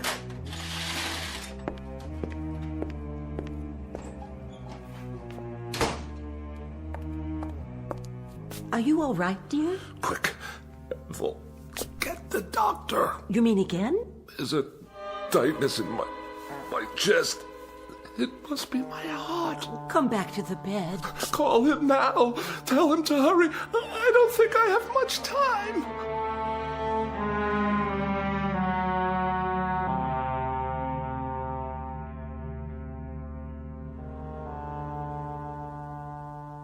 Well, doctor? Keep your mouth closed a few more seconds. I'm asking a question. All right, open, please. There. Well, how bad is it? What does that mean? Your temperature isn't bad at all. In fact, it's quite good. The thermometer wasn't in my mouth long enough. Oh, I think it was. I timed it exactly. I find that hard to believe. You'd better take it again. But why? I implore you before it's too late. There would be no point. You see, you have no temperature. What about my vital signs? Blood pressure's fine. Respiration and pulse, all normal. My throat? It's dry and achy all the time. Well, that's because it's so hot in here. No sign of infection. Throat clear. Ears and nasal passages clear. What about the pains in my back and my side? Well, what about them? And 4 sleepless nights in a row. Is it 4 now? How about that? Well, what do you want me to say? The truth. The awful truth. I can take it. The truth, Mr. Bedecker? Well, the truth is that it's, well... Go on. It's psychosomatic. To use the scientific term. Psychosomatic. You're trying to tell me that I'm only sick in my mind? That's my considered opinion. And you're supposed to be a professional. Mr. Bedecker, may I speak candidly? I insist. Well, there is nothing wrong with you except the ailments you manufacture for yourself. Manufacture? Is that what you think? Your pains are imaginary. Your inability to sleep is a case of nerves, nothing more.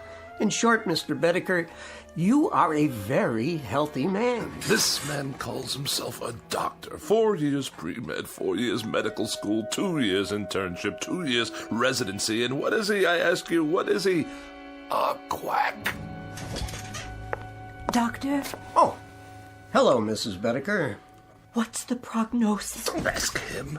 The man's an idiot. Walter, darling, I beg you, don't excite yourself. Don't whisper. You're looking at half my troubles right there, Doctor. This woman, this awful woman who runs around whispering all day long to make me think I'm sick, even if I'm not. Oh, and I am. I'm lying here at death's door, and who's ushering me out? A quack and a whispering woman without a mind. Well, I'll call tomorrow, Mrs. Bedecker. Meanwhile, try leaving the window up an inch or so. Let some fresh air in. There'll be no need to call. Just come on over with the death certificate and fill it out. Oh, Walter. Don't drench me with those crocodile tears of yours. She'd be so happy to get rid of me. I just can't tell you. Goodbye, Mrs. Bedecker. Take care of yourself. I'll see you out.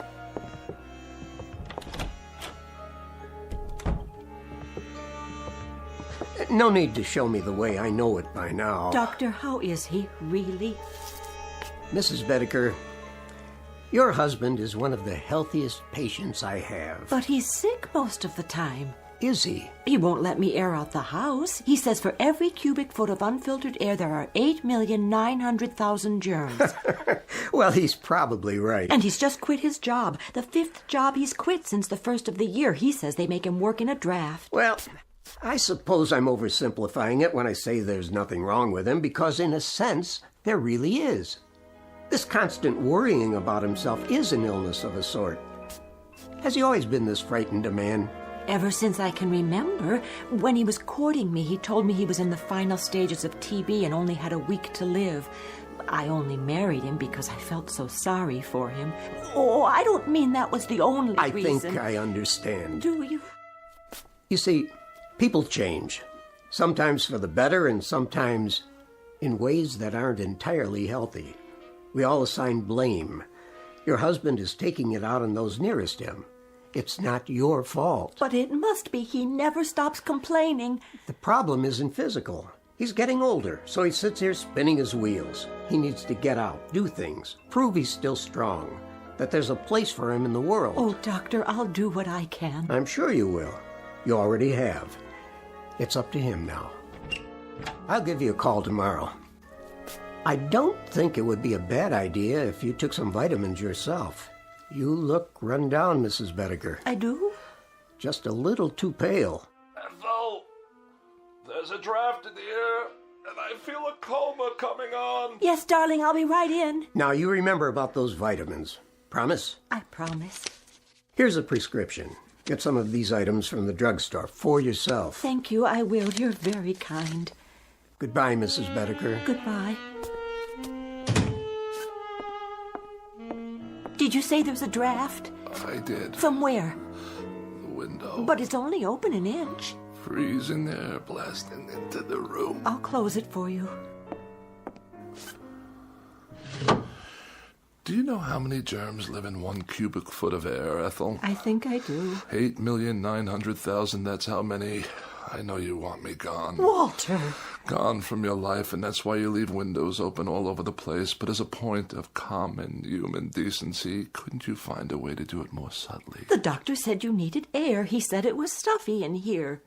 Oh, the doctor said. Tell me one thing. Yes? What is going on between you two? Nothing, Walter. I saw the way he looked at you. Oh, now you are imagining things. What's that slip of paper in your hand? What do you mean? Oh, it's only... Give it to me. Oh, now I understand. Well, if you'll let me explain. When did he give you this? Just now, before he left. If you'll listen. I'm not sick, he says, but nonetheless he gives you a prescription for medicine for me? Not a thing wrong with me, he says, but while I lie here helpless, he's out there telling you that I've got a life expectancy of 20 minutes. He said nothing of the sort. Don't deny it, Ethel. I smelled the collusion the moment he left the room. Now I suppose he's making time with you behind my back. The two of you can hardly wait for me to expire. What a great day that will be. But just remember, it will be on your conscience. Yours and that quacks. The prescription was for vitamins, Walter, not for you, for me. Vitamins for you? I lie here while the life seeps out of me and that charlatan prescribes vitamins for you? What has he done for me? Not a nil. A big fat goose egg, that's what. He comes whenever you call. He's very interested in your condition. Very interested. Oh, isn't that nice? I'm dying and he gives her vitamins.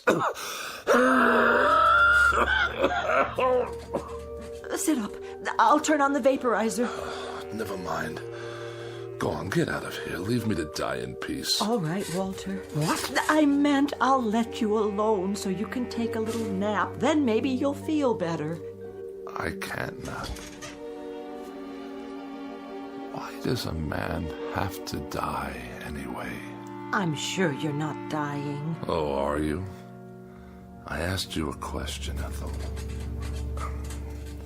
Why does a man have to die? I don't know, Walter. The world goes on for millions and millions of years, and how long is a man's life? This much, a pinch, a drop, a microscopic fragment. Why can't a man live 500 years or 1,000 years? Why does he have to die almost the moment he's born? I told you I don't know, dear. No, you wouldn't. Go on. Get out of here. Yes, dear. I have to take my own pulse. Give myself a checkup. A doctor couldn't care less. My sinuses. It's moved from my chest to my sinuses. After that, it'll be my brain, and then poof. As if I never existed at all. What's the point? The point, indeed. It's a crime for a man to live such a short span of years. A crime. What I wouldn't give to live a decent number of years. 200, 300. Why not 500 or 600? Yes. Why not? Or 1,000. What a miserable thing to contemplate. A handful of years and then eternity in a casket down under the ground. The dark, cold ground. With worms yet? Of course, with worms. And bacteria in the soil, and all manner of filth and decomposition, toxic waste. Who are you? Cadwallader's the name. And immortality's my game.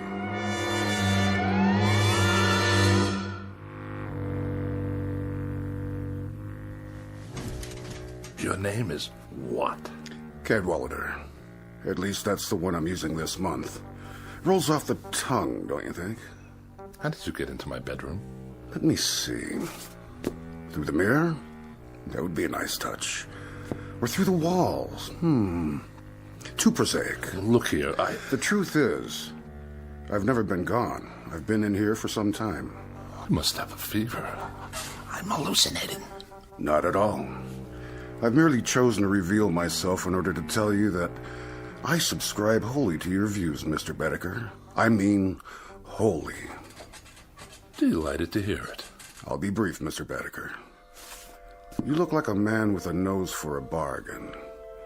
I'd like to make a proposition to you. What kind of proposition? Each of us has something the other wants. And that seems a relatively solid basis for a bargain. Do we? Indeed. What in the world do you have that I could possibly want? Oh, many things, Mr. Bedecker. You'd be surprised. Many things. Varied and delightful. Now, what do I have that could remotely interest you? Actually, a minor item. Minor? Extremely. Are you sure? Smaller than minor. Insignificant. Of no importance whatsoever. Absolutely none. Microscopic. Teensy-weensy. What did you say your name was? What's in a name, Mr. Bedecker? Just a question of semantics, after all. Language, a stretch of words. For example, what is it you want? Can you put it into words? I think you already know. You want an extended lifespan. Doesn't everyone? A few hundred years to play around with. Some people would call it immortality of a sort. But why give it that kind of description? Why make it sound so imposing? What would you call it then? Let's call it some additional free time. After all, what are a few hundred years in the grand scheme? Or a few thousand? A few thousand? Or 5,000? Or 10,000? What's the difference? The world will go on ad infinitum, so what's a few thousand years more or less, give or take, add or subtract? And this little item I'm to give you in exchange, or what do we call that? What do we call it? That's a linguistic conundrum.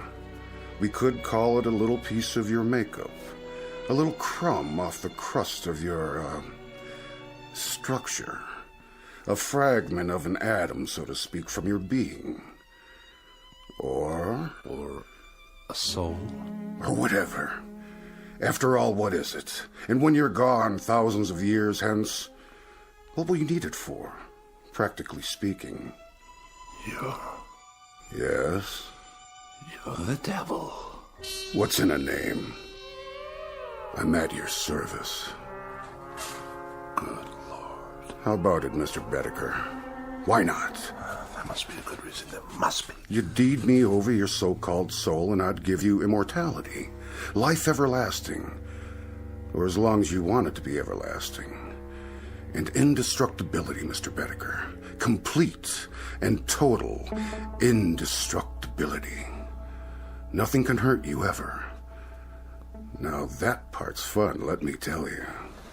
Nothing can hurt me? And I live forever? Why not? Certainly. Forever. Again, Mr. Bedecker, just terms. And everything's relative. For you, it's forever. For me, it's a walk around the block. But we're both satisfied. Think about it. Oh, I am. I am thinking about it. To be without fear of dying. To be indestructible. Invincible. Not to have to worry about disease, accidents, pestilence, war, famine, anything. Governments and institutions disintegrate. People perish. But Walter Bedecker goes on and on. Walter Bedecker goes on and on. The ultimate dream, is it not? Mr. Cadwallader, about this soul, you say I won't miss it. You'll never know it's gone. And you say I'll go on and on, quite unable to succumb? Quite. No tricks, no hidden clauses. I'll just live as long as I want to live. Is that it? That's it. That's precisely it.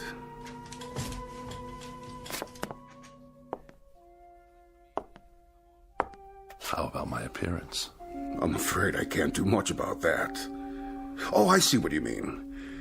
You should look pretty much the same. But in 500 years, I don't want to look like any dried-up old prune.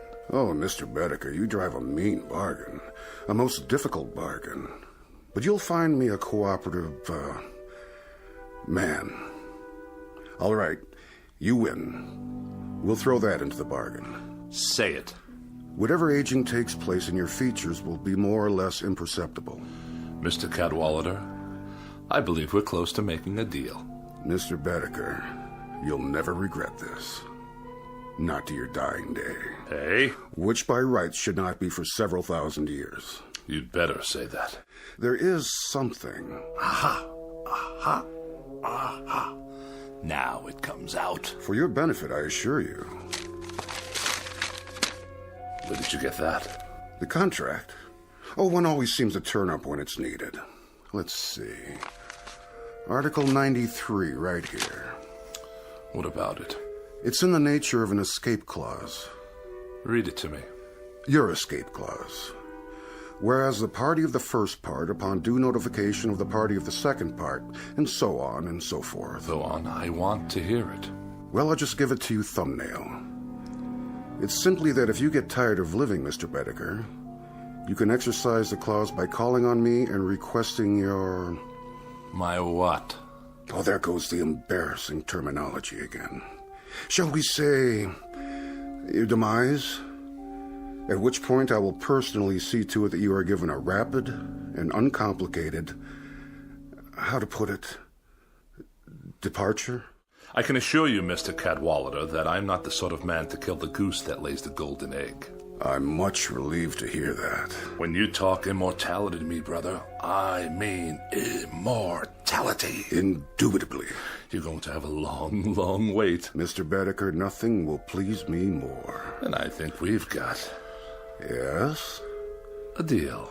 No further qualifications? None that I can think of. No ifs, ands, or buts? None whatsoever. Absolutely? Positively. Done.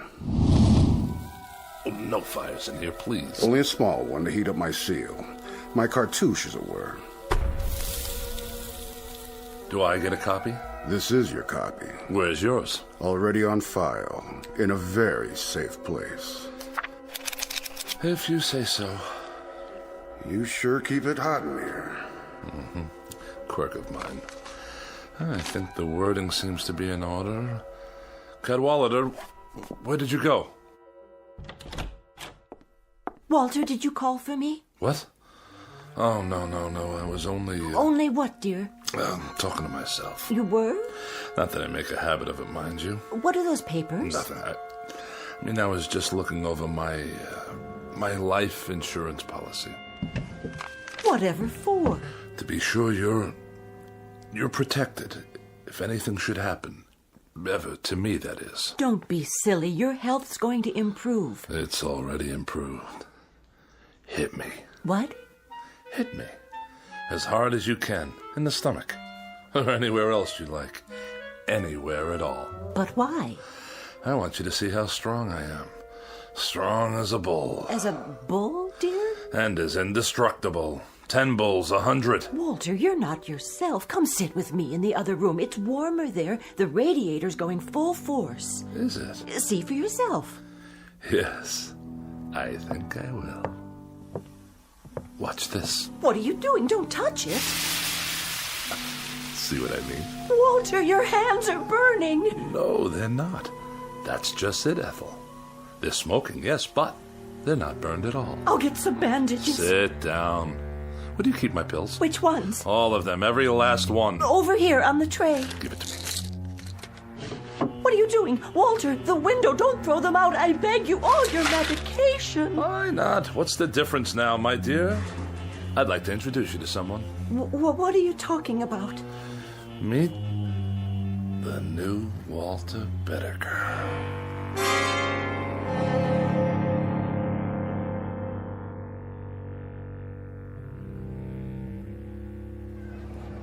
Get your paper! Boy rescued from well, lives to tell about it. All the latest news, right here. Let me see that. Sure, mister. 2 bits. A little boy, huh? Yeah, the one that fell in the hole. They got him out alive. Ain't that something? It's something, all right. A 10-year-old boy, and he's on the front page of every newspaper. He was down there for 18 hours. Can you believe it? And everybody thought he was a goner. It's amazing is what it is.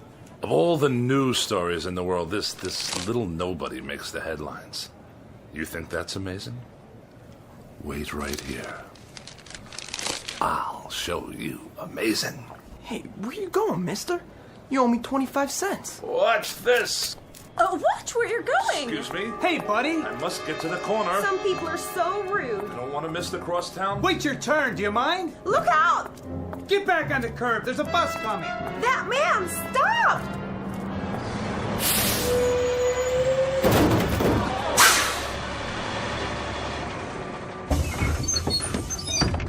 I couldn't stop. He ran right out in front of the bus. I saw the whole thing. That guy must be blind. Somebody call an ambulance. Look, he's getting up. Hey, pal, how'd you do that? Do what? Are you okay? Of course I am, you idiot. I can't believe it. I didn't even see you. Is there a photographer in the crowd by any chance?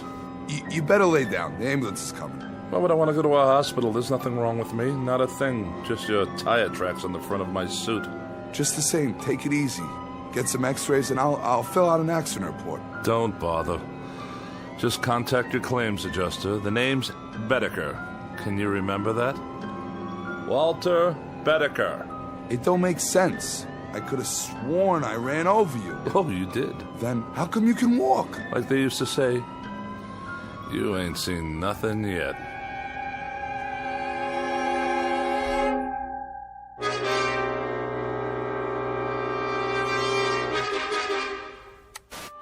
One survivor, Walter Bedecker.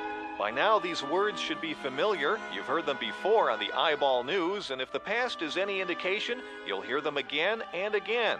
It started when he was hit by a bus, then a car, and finally a subway train, but that wasn't enough for Walter Bedecker, the man whose luck never runs out. After an explosion at a construction site, what else could happen? Last week's plane crash killed 23 people, but not Mr. Bedecker. He's certified as the unluckiest man alive and the most indestructible. Is that you, Walter? He's all right, ma'am. Aren't you, Mr. Bedecker? You're all right. When you didn't come home, I was worried. This is my wife. Wait in the other room, dear. Are you sure? I can make you some hot tea. And your friend? He's no friend. He's a claims adjuster. In the other room, Ethel. Now. Yes, dear. You want to sign this now, Mr. Bedecker? $5,000, is that all? For falling down an elevator shaft? Well, considering that you're not even scratched, Mr. Bedecker, I think the company's being very fair. Just keep your mouth shut, will you? I'll sign it just to be done with you. And can I expect the check by tomorrow? No, first thing in the morning, by special messenger. Just sign here. Waives all claims. Receipt of some indemnifies company. All right. Very good, sir. Very, very good. I'll show myself out. Hello, Steve. Hey, Jack. What are you... Oh, you too? Yeah, the subway accident. Elevator shaft here. Right. You out, you in. So long, Steve. Yeah, see you, Jack. You have my check, I presume? $10,000, Mr. Bedecker, if you'll sign right here for it. If you insist.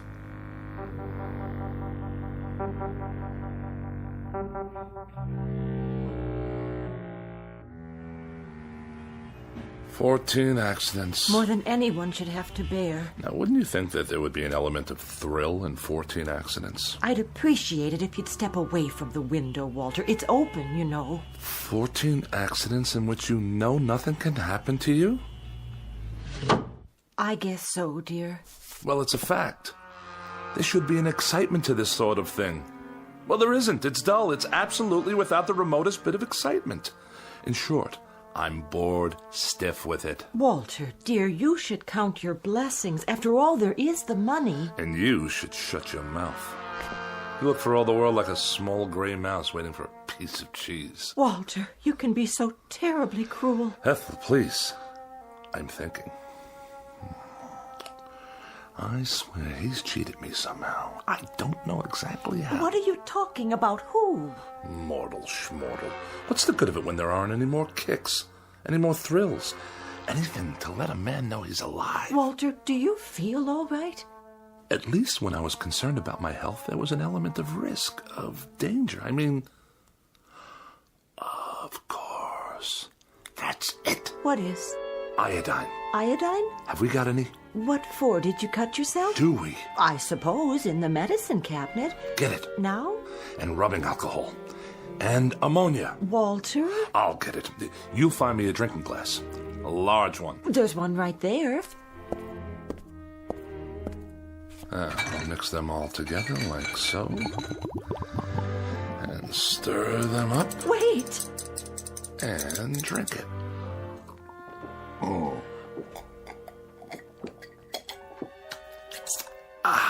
Sit down. I'll call the doctor. You see? What I just drank should kill a dozen men. To me, it tastes like lemonade. Walter, Yes? what's this all about? You really want to know? All right, I'll tell you. In a word, I am immortal. Walter, don't joke like that. It's true. I made a pact with a guy named Cadwallader, who's given me immortality and indestructibility in exchange for my soul. Your soul? More succinctly than that, I couldn't put it. Why don't you sit down? I'll make some tea and then we'll call the doctor. You will not make tea, and you will not call the doctor. Why not? If you had any imagination at all, you could tell me what there is I might do to get a little excitement out of it all. I've been in subway crashes, bus accidents, major fires, disasters, one after another, and now I even drank poison. Nothing. You know what I've been thinking? I've been thinking I'll go up on the roof and I'll throw myself down the light well. Smack dab through the light well, 14 stories down, just for the sheer experience of it. Oh, Walter, darling, please. Ethel, darling, shut your mouth and get out of my way, please.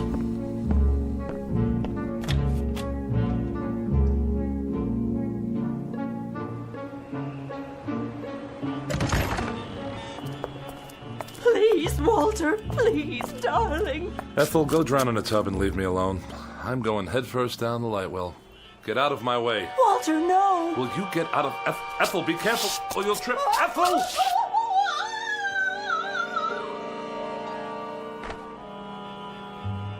I wonder what that felt like.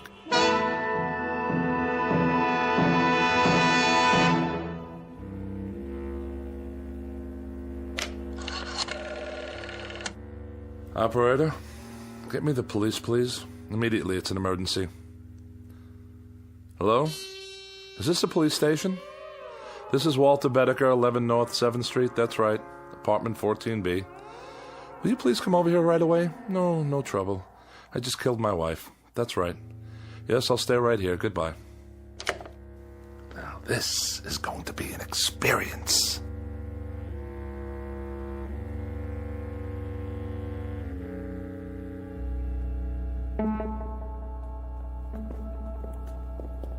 Hey, Bedecker, you got a visitor.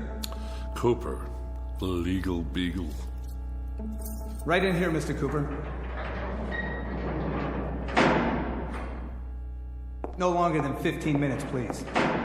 How are you holding up? As well as can be expected. Prisons are boring places, you know. Very, very boring. And you? How am I? I'm miserable, Mr. Bedecker, and I've been miserable since I took your case. I've had tough clients before, but nobody like you. Really?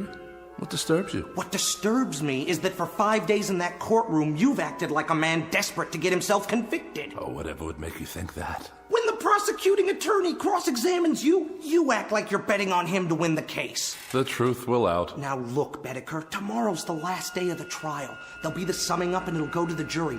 And as things stand now, you don't have a chance in hell. That a fact? That is a fact. Now, tomorrow, this is what I want us to do. Cooper, do me a favor, will you? Put it away.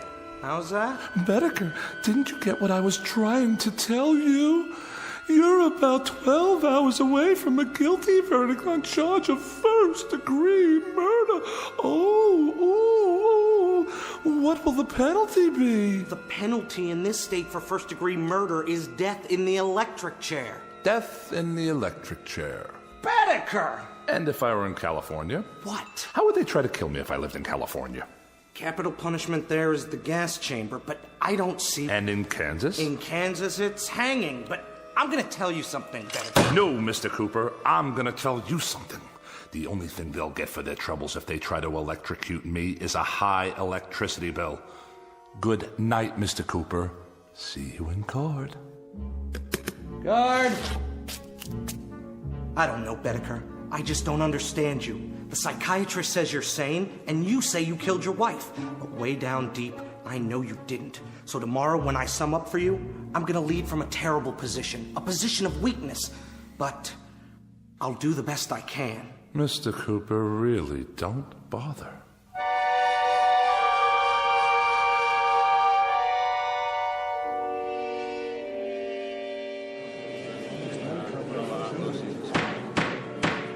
Mr. Bedecker, you've been tried and found guilty of murder in the first degree. Have you anything to say before the court pronounces sentence upon you? What? Oh, I don't have anything to say, Your Honor. Not a thing. Then the court sentences you to imprisonment in the state penitentiary for the rest of your natural life. I knew we could do it, Bedecker. I knew we could get you off without the death penalty. If I do say so myself, I gave that summation everything I had. Wait a minute. Does this mean that... It means that you're not going to the electric chair. You've been given life instead. You're a very fortunate man, Mr. Bedecker. Life? Did you say life imprisonment? We need help here! My client's fainted!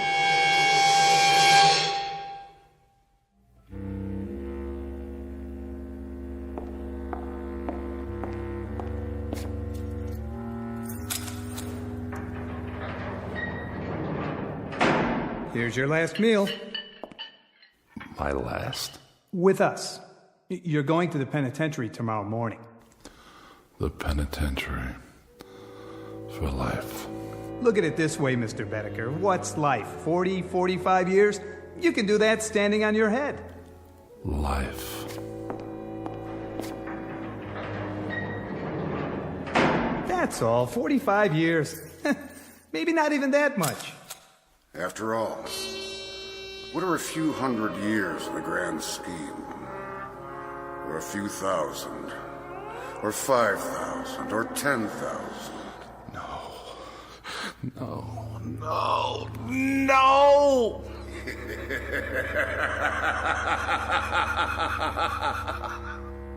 Mr. Bedecker.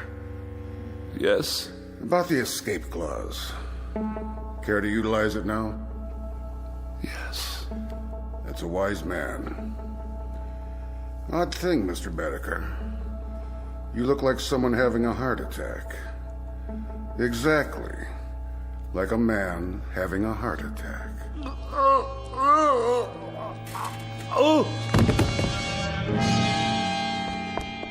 Bedecker! Bedecker! You all right? No pulse. Must have been his heart. He's dead. Poor devil. There's a saying, every man is put on earth condemned to die, time and method of execution unknown. And perhaps this is as it should be. Case in point, Walter Bedecker, lately deceased. A little man with such a yen to live that he was beaten by the devil, by his own deadly boredom, and by his place in the scheme of things, including his position, such as it is, or was, in the Twilight Zone.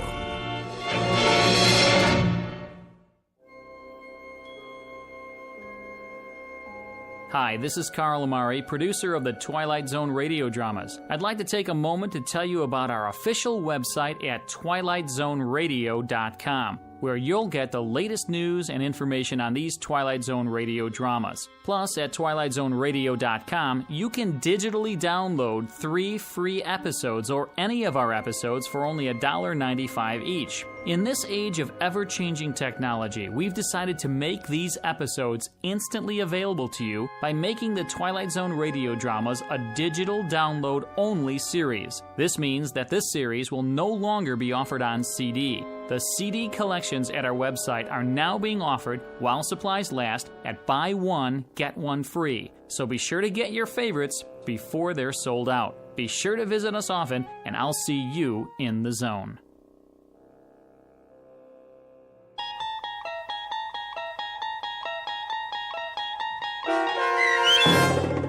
Escape Clause, starring Mike Starr with Stacy Keach as your narrator, was written for The Twilight Zone by Rod Serling and adapted for radio by Dennis Etchison. Heard in the cast were Peggy Roeder, Rich Kominick, Doug James, Turk Muller, Guy Burrill, Heath Corson, Larissa Borkowski, Natalia Reed, Peter DeVito, John Starr, Carl Amari, Paul Patch, and Lynn Foley. To learn more about the Twilight Zone radio dramas and to obtain audio cassettes and CDs of these programs, visit our website at twilightzoneradio.com. This copyrighted radio series is produced and directed by Carl Amari and Roger Wolski for Falcon Picture Group. Doug James speaking.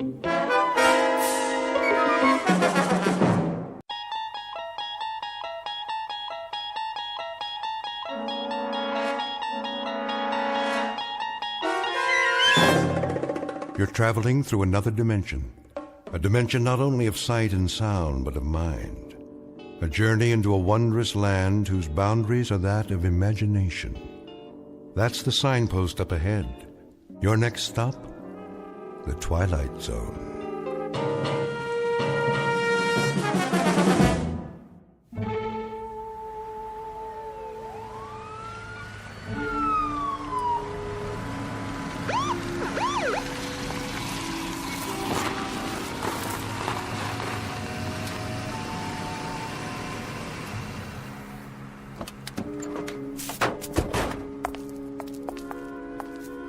The address? Yep, 2719 Ye Old Curiosity Shop.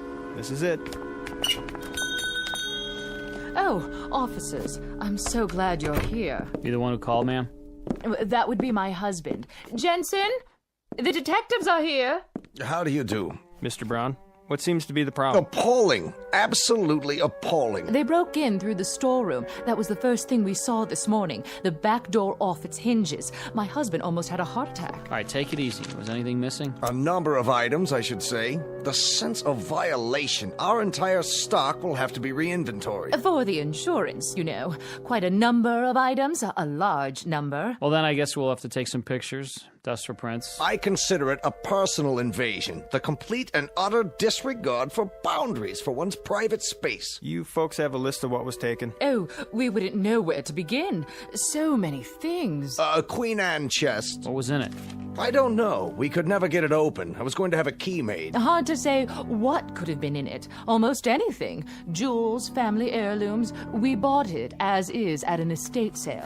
What else? A Louis XIV washstand. Our pride and joy. 2 antique children's chairs, 5 vases. 6, Ming Dynasty. 2 hand-carved teakwood cigarette cases with platforms. Approximate value? $100. He means 200.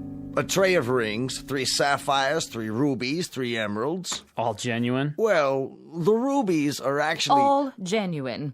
And there was a 19th century silver service for 12. Isn't that right, Jensen? And a dining room chair made in 1778. Let me see. 3 paintings in frames. Early Picassos? That right.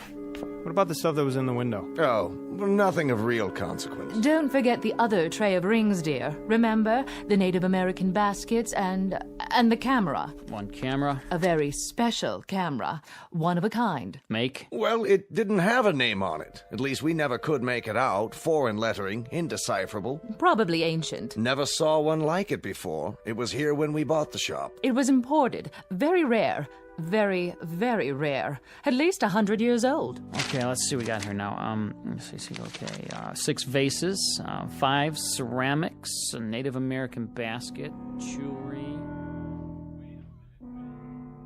A tray of rings. All paste. 6 vases of the Ming Dynasty. I don't know what dynasty they're from, but it ain't Ming's. They're from a rummage sale and they're worth a couple of shucks apiece. Chester, will you pipe down and let me read the article? Larceny. Plain no good larceny is what it is. That's nothing but a list for their insurance company. Why, those crooks. Police theorize that the thieves broke in sometime during the night. Mr. and Mrs. Jensen T. Brown, the proprietors of the antique shop, listed the following additional items as among the goods stolen. A Louis XIV candelabra. A phony candlestick holder. For Liberace. 2 antique children's chairs. 2 thrift shop chairs for midgets. And a set of U.S. Navy surplus tableware. Plus a chest worth maybe $25 tops. Hey, listen to this. The paper says there's 3 oil paintings by Picasso. Yeah, 3 posters in dime store frames. The guy who painted them thinks a Picasso is a foreign sports car. 2 teakwood hand-carved cigarette cases. All right, knock it off. Here's something they forgot to put in the paper. A camera? Big deal. Well, it looks like an antique. When I was a kid, you could have bought this in a 5 and dime. But now, I get it as part of a heist. Perfect. The whole haul is worth maybe $50. A fence will give us 10 if we're lucky. I could have shot pool for half an hour and made more. Oh, come on, Chester. Want to take my picture? You think that thing works? Well, let's give it a try. Even if there's film in it, it'd be so old by now that... What do you got to lose? Huh, Chester? Please. Please.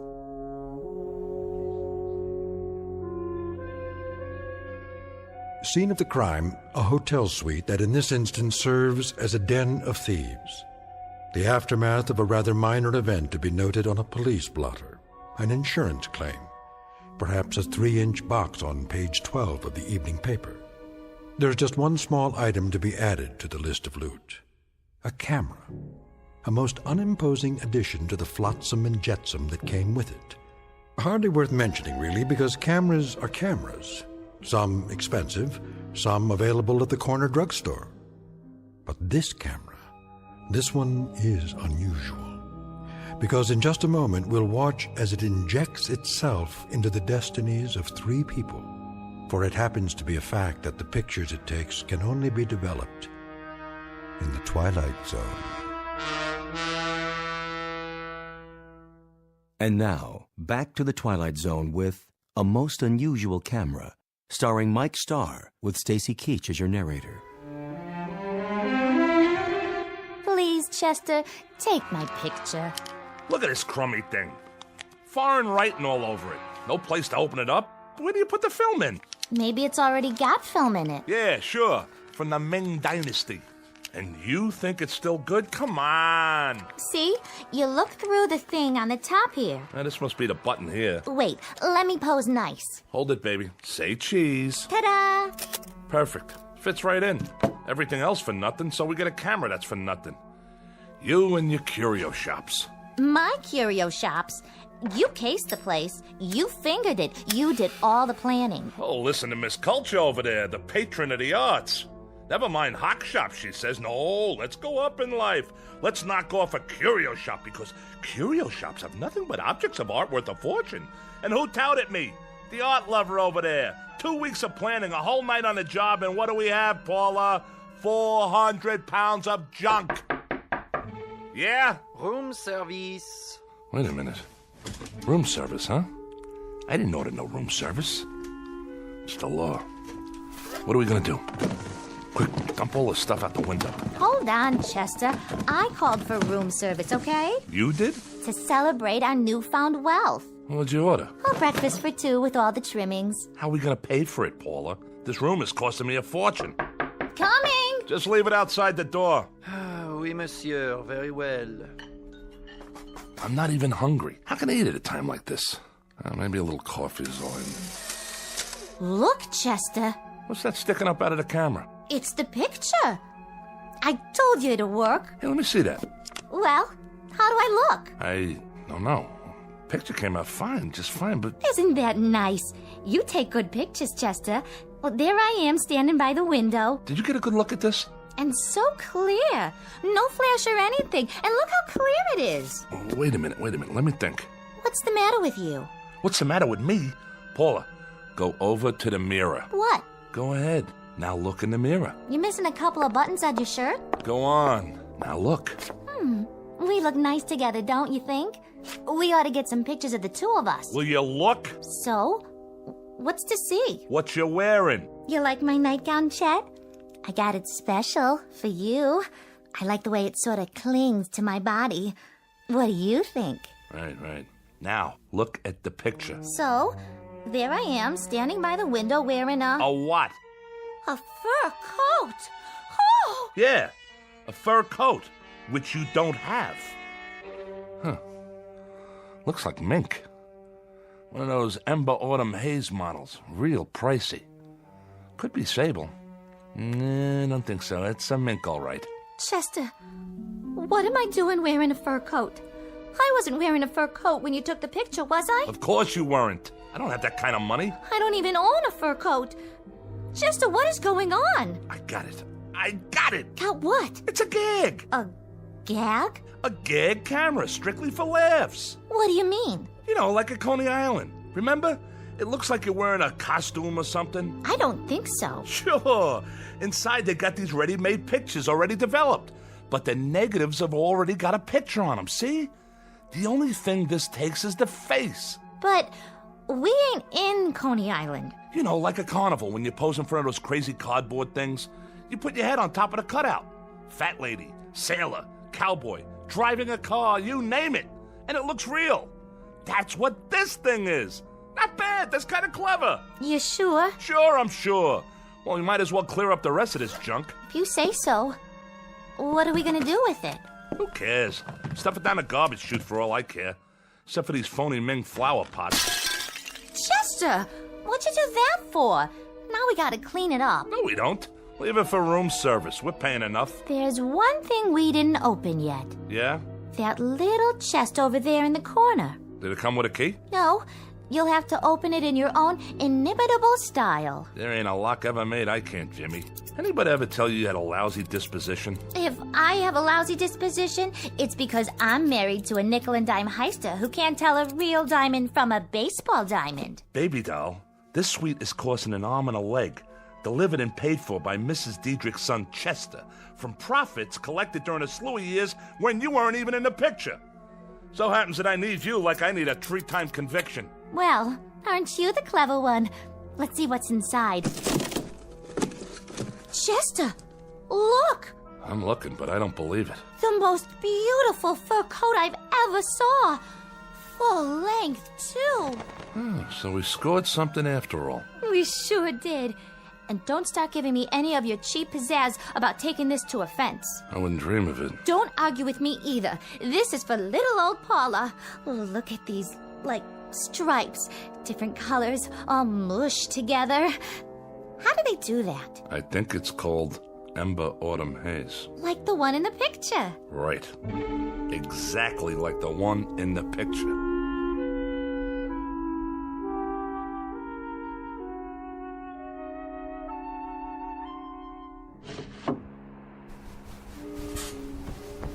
Come back to bed. In a minute. It's the middle of the night. Sure is, and I can't sleep.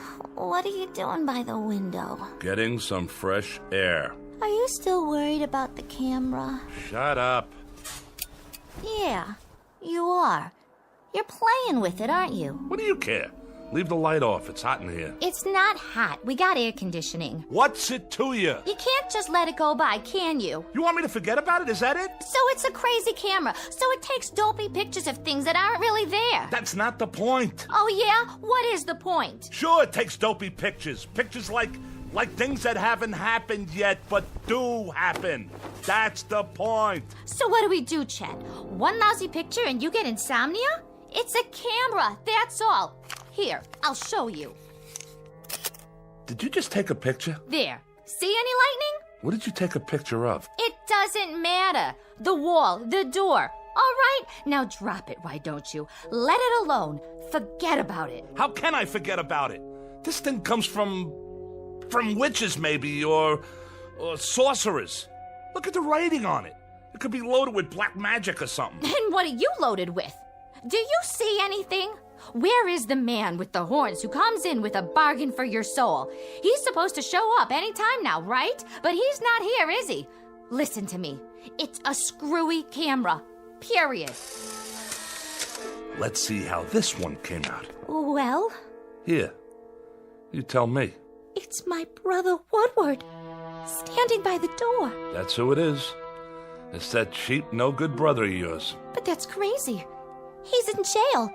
7 years for breaking and entering, and that was only a year ago.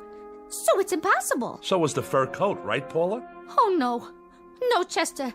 It's throwing us a curve. Maybe it's somebody who looks like Woodward. Chester, I'm scared. Feel my heart. I'm palpitating. A little palpitating never hurt nobody, and what's to be scared about?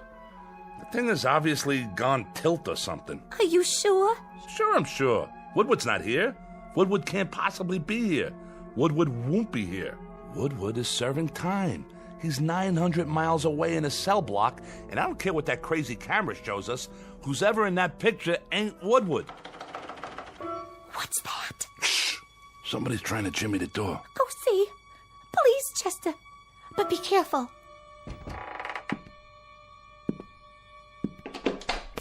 Woodward. Hi, Paula. Hello, Chester. I didn't want to wake anybody, so I just, use the old lockpick on the door. Hope you folks don't mind. Mind? Why would I mind? But you're in jail, aren't you? I broke out. Me and another guy. Hid in the laundry truck. Nice, huh? I thought maybe I could stay with you for a few days. If you really don't mind. You don't, do you? I was thinking, maybe if I was around, you two wouldn't fight so much. You still all the time fighting? Hey, what you got in your hand there? A picture. Yeah? Let me see. Well, will you look at that? Yep, there I am, standing right by the door. Wearing just what I'm wearing now, too.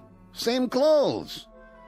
Ain't science wonderful? Do you know what you're saying? Sure I do. I think it's great. To be able to get a picture of... Wait a minute. Wait a minute. Yeah? If I was outside the door... Uh-huh. And you was in here... That's right. But you already had this picture of me. Right. Standing right here. Inside the door. Yeah, and? Then... How come?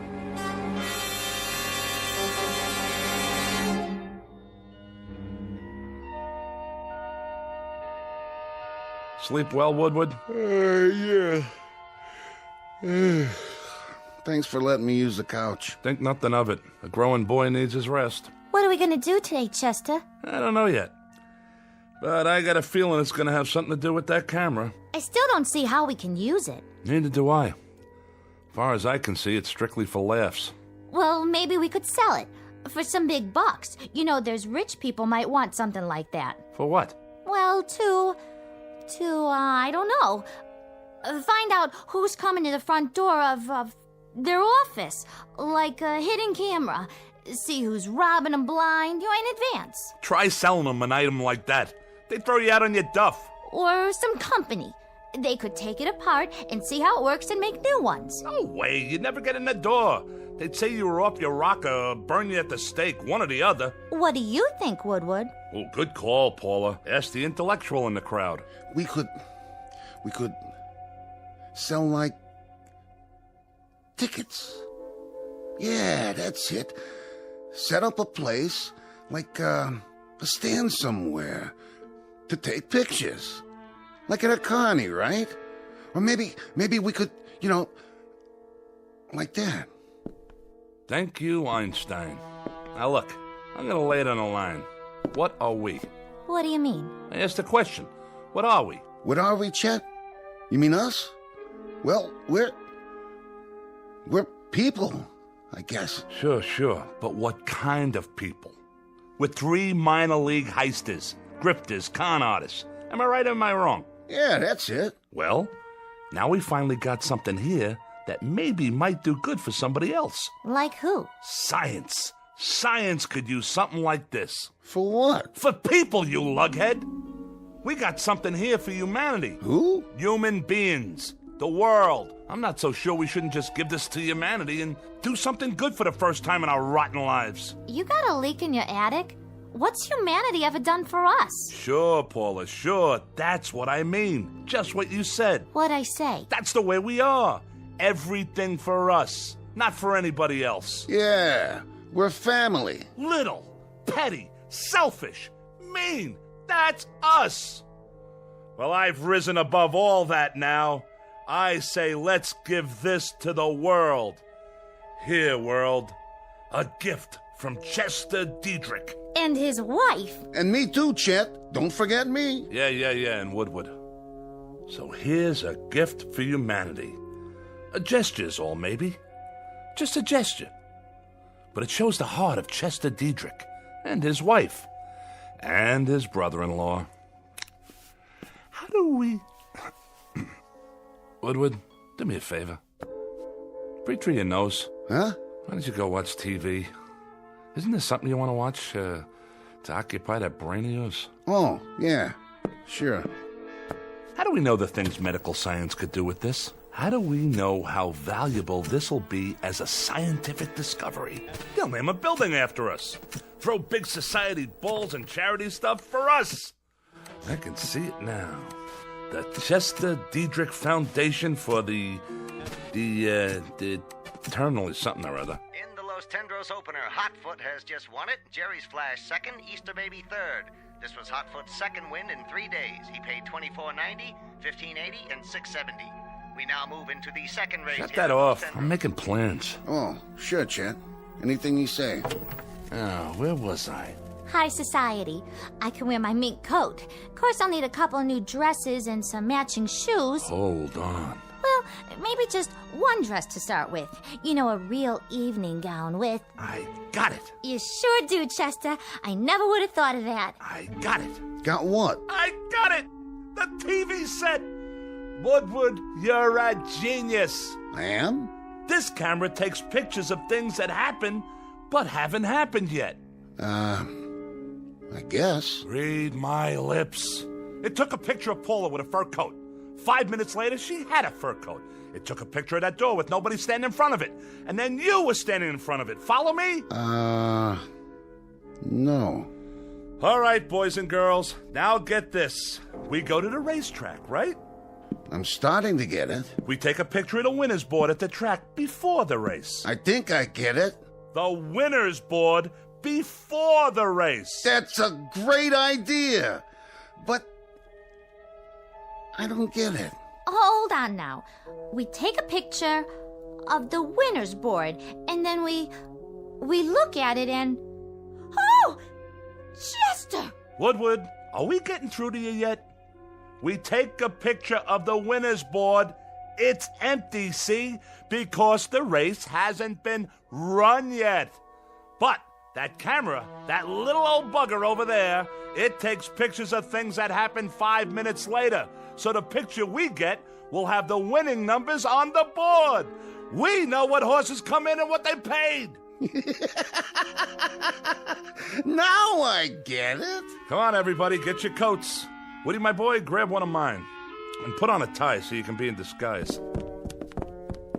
No, Chester, this is so exciting. That was the first race. We can get there in time for the last 4. How much dough has everybody got? I got a 20 and a 10. That's 30. I know it's 30. I got 2 10s and 3 20s. Come on. Okay, and the old insurance, my $100 bill. That makes 180 and 30. You got anything for the pot, Woodward? Yeah, I got 10. $220. Is that enough? There's bound to be at least one long shot. Why, we can parlay this into $1 million if we work on it long enough. We can't lose, Paula. We simply can't lose. Come on, everybody ready? Chester, what about humanity? Humanity? Like you said, baby, what did humanity ever do for us? Let's get going.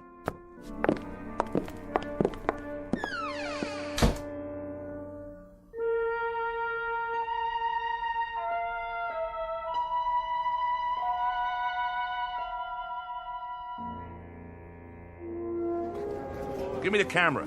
Let me see. The camera. You brought it, didn't you? Right here, Chester. I was just teasing. I'll brace it on the rail to keep it steady. Oh, boy, Chet. Oh, boy, you got us an idea here. My ribs aren't bothering your elbow, are they? No, not at all. Then let loose of me. Let me get the picture. Did you get the board? I got it. Are you sure? I'm sure. Now what do we do? Now we wait for the picture to come out. Don't we have to develop it first? Take it to a drugstore or something? Oh, for crying out loud. No, see, it comes out of this little slot on the top. Yeah? Neat. Sometimes it takes a little while. How long? The race is gonna start pretty soon. All things come to him who waits. Oh. Which horse do you like? I don't know which one I like yet. On account of I haven't looked at the picture yet, okay? Uh-huh. I like the number 5 horse, Tinky Beggar. It suits you. Peanuts, hot dogs, get your red hots here. Over here! Oh, no. Wait 5 little minutes and you can buy all the hot dogs you want. Right now, everything we have goes on the horse. Which one? Well, Look at it. 6, 3, and 11. And look what 6 pays. $47.60 to win. Hand me the racing form. Here you go. Number 6. Tidy 2, that's number 6. Okay, kids, we bet our money on Tidy 2. I don't like the looks of that horse. He's walking real slow. Will you get it through that thick skull of yours? We can't lose. Stay right here, and don't let anything happen to that camera.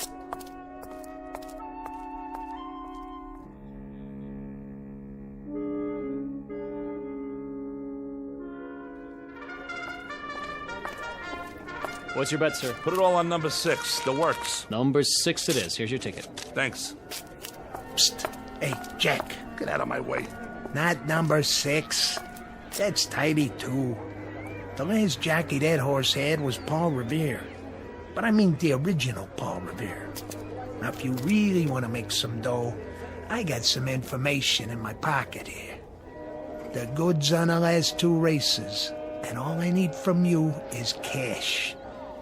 You and me could go partners and really make ourselves a bundle on this. I got a tip for you. Bet anything but number 6 so you don't lower my odds. See you later, Jack.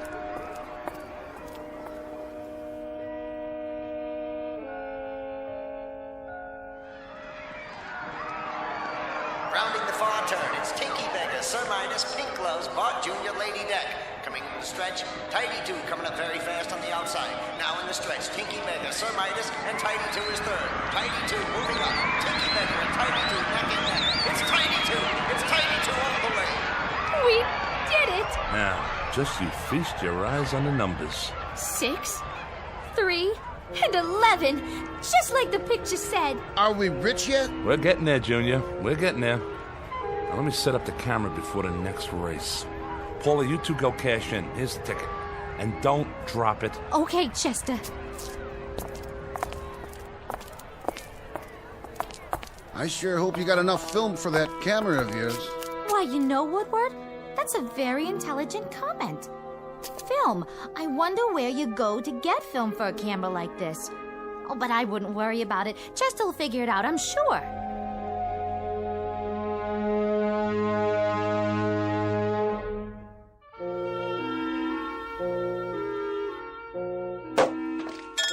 Want another glass, Chester? Not now. I'm on the phone. Yeah, but when can I get a delivery on something like that? No. I don't want the black one.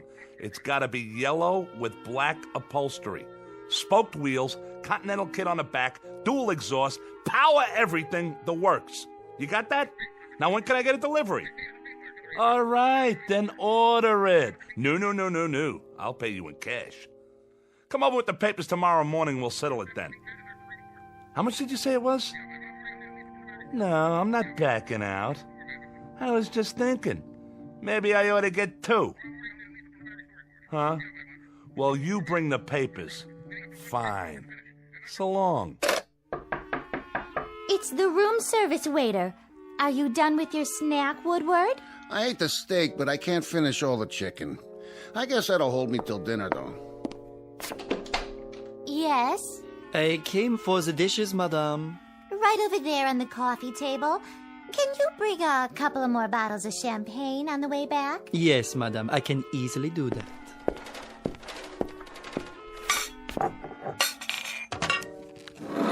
Hey, get your hands off the camera. Let them look at it. Bet you've never seen anything like that, Pierre. Mais non. Most unusual, sir. Isn't it, though? You don't know how unusual.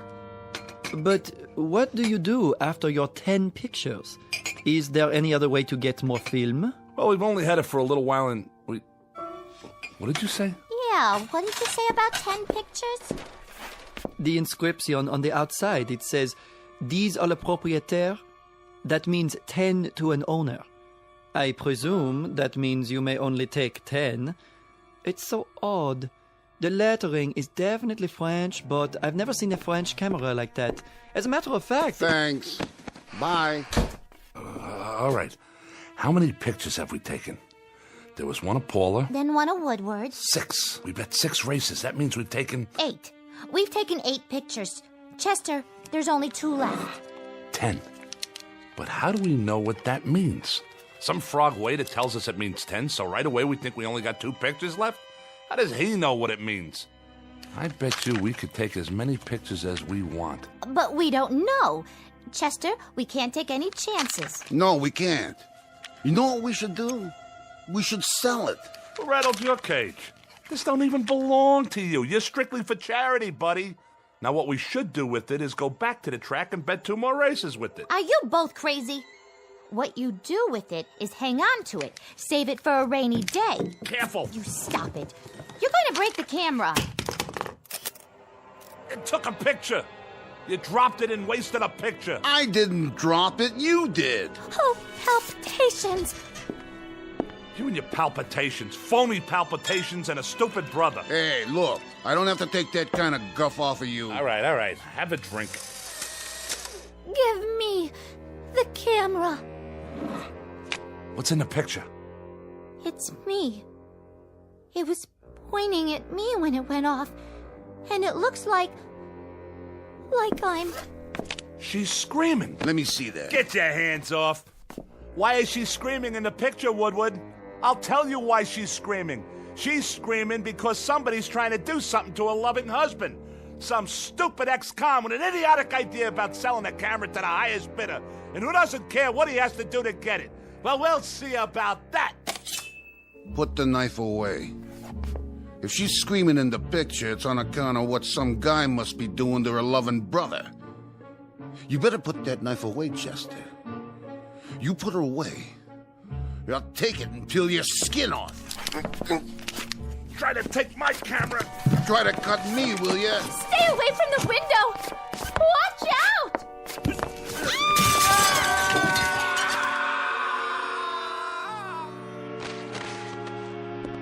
Oh, Chester! Chester, my poor darling husband! And Woodward! Woodward, my brother, my flesh, my very own flesh. I'll die. I will simply die. There's nothing left for me now. Except this suitcase full of money. How thoughtful of you, Chester. Well, don't worry about me. I'll muddle through somehow.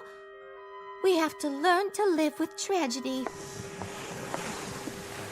Poor Chester and poor Woodward. My heart is simply too full to say any more. May you both rest in peace. Now, where is that camera? Here. 1 picture left, huh? 1 more picture to remember you boys. For posterity. Pardonnez-moi. Oh, how did you get in here? I have, how you say, the key. There is something in the way of laundry that I should take, no? You got the wrong room, Jack.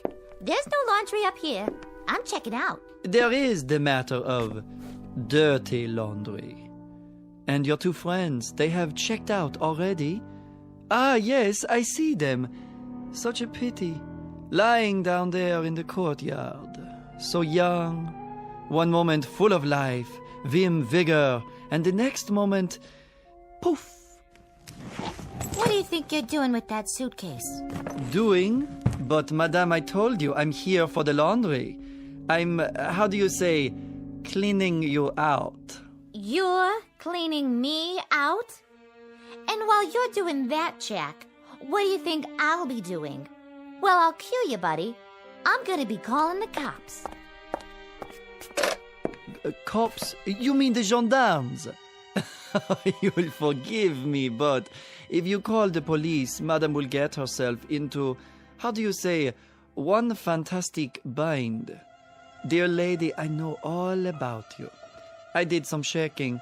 You, your husband, your brother, you're wanted. So the money is up for grabs. Why, you little rat. And as for the police, I advise you to get out while you can. When they see what's in the courtyard down below, they shall be up here sans invitation. Translation, uninvited, if you catch my meaning. So you walk out of here with the loot, and I get nothing but a big fat goose egg? At your service. Now, as to the laundry, it may be back on Thursday, or maybe Friday, or maybe never. And the camera. But I am not a hog. I leave the picture with you.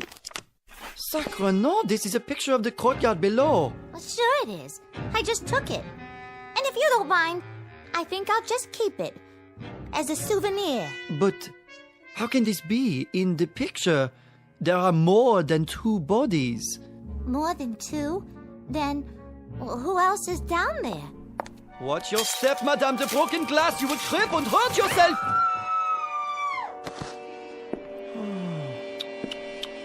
Yes, there are more than 2 bodies, just as the picture shows. 1, 2, 3, 4. That is impossible. Wait, let me see. Oh, the camera! There it is. I can see it from here. If I lean out a few.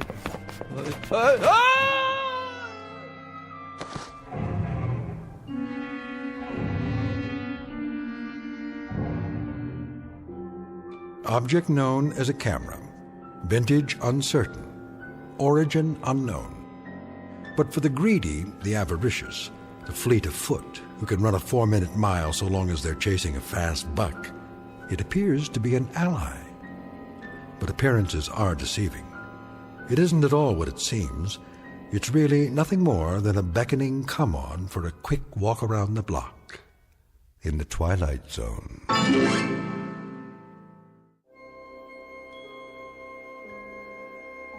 Hi, this is Carl Amari, producer of the Twilight Zone radio dramas. I'd like to take a moment to tell you about our official website at twilightzoneradio.com, where you'll get the latest news and information on these Twilight Zone radio dramas. Plus, at twilightzoneradio.com, you can digitally download 3 free episodes or any of our episodes for only $1.95 each. In this age of ever-changing technology, we've decided to make these episodes instantly available to you by making the Twilight Zone radio dramas a digital download-only series. This means that this series will no longer be offered on CD. The CD collections at our website are now being offered while supplies last at buy one, get one free. So be sure to get your favorites before they're sold out. Be sure to visit us often, and I'll see you in the zone.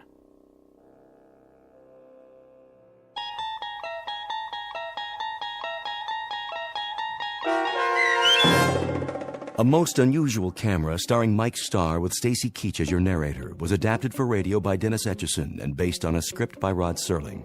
Heard in the cast were Alyssa Fraden, Rich Komanek, Brooke Reed, Christian Stolte, Turk Muller, Roger Wolski, Carl Amari, and Doug James. To learn more about the Twilight Zone radio dramas and to obtain audio cassettes and CDs of these programs, visit our website at twilightzoneradio.com. This copyrighted radio series is produced and directed by Carl Amari and Roger Wolski for Falcon Picture Group. Doug James speaking.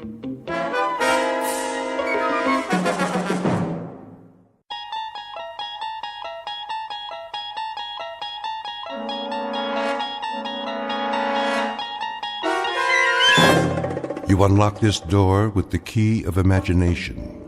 Beyond it is another dimension, a dimension of sound, a dimension of sight, a dimension of mind. You're moving into a land of both shadow and substance, of things and ideas. You've just crossed over into the Twilight Zone.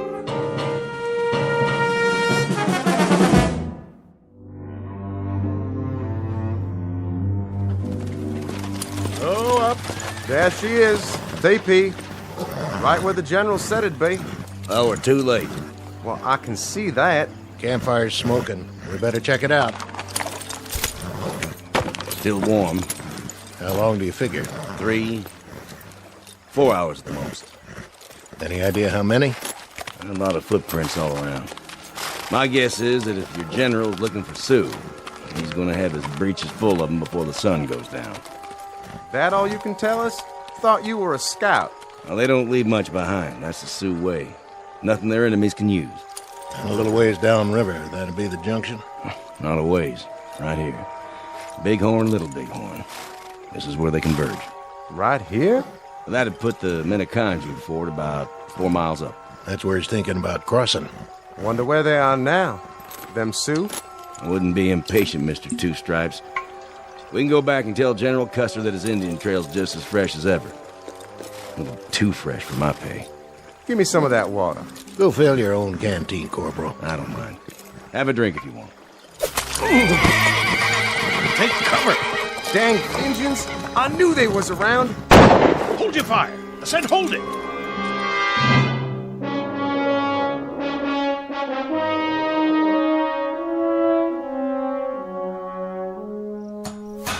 How's the drive chain, Langsford? Just a smidge more. There, I got her, Sarge. Good man, Corporal. Are we going back to camp now? That we are. The captain would be glad to hear that. Get him on the horn, will you, McCluskey? Tell him the tank's up and running and we're on our way. Sure thing, sir. What in the... Those were shots, weren't they? Put it down. But I heard... So did I. Easy, Tiger. These are just training maneuvers. If we start to get trigger-happy, it could turn into a real war. Hunting season, maybe. They still got buffalo around here? Hey, how about it, McCluskey? Want to go shoot some buffalo? Tastes just like chicken. Let's have a look. Nice and calm. If it's the red team, I'm giving up. They can tag me POW, and I'll just sit out the rest of these war games. Getting hot as an oven inside this tank. Why, I am surprised at you, McCluskey. The sergeant and me have had our eyes on you. You have? Sure, we were thinking of recommending you for OCS. Outside of the fact that you read a map upside down and you couldn't navigate a plow across a dance floor. Sounded like those shots came from the other side of the draw. Now what was that? I know what it was. Somebody's playing games. That's right, they're funning us. Can't you take a joke, McCluskey? It was a signal. Just the way the Indians used to do it. It's a hot June day in the present century. Or, if you prefer, another century altogether. Take your pick. The cast of characters in order of their appearance: a patrol of General Custer's cavalry and a patrol of modern-day National Guardsmen on training maneuvers. What neither group knows is that the past and present are about to collide head-on, as they are wont to do in a very special bivouac area known as the Twilight Zone.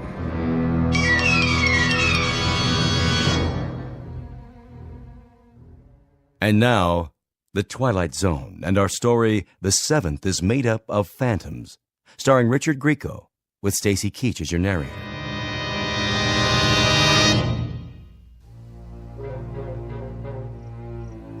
Well, if you ask me, it could have been a bird or something. What about the rifle shots? Listen up. I've been on a lot of these training missions, and sometimes the men get bored, so they play pranks on the other team. But we do our job, that's all. Now let's take a quick look over the rise, make sure everything's A-OK, and get back to base. Got it? Got it, Sarge. Loud and clear. I'll check it out. Go ahead.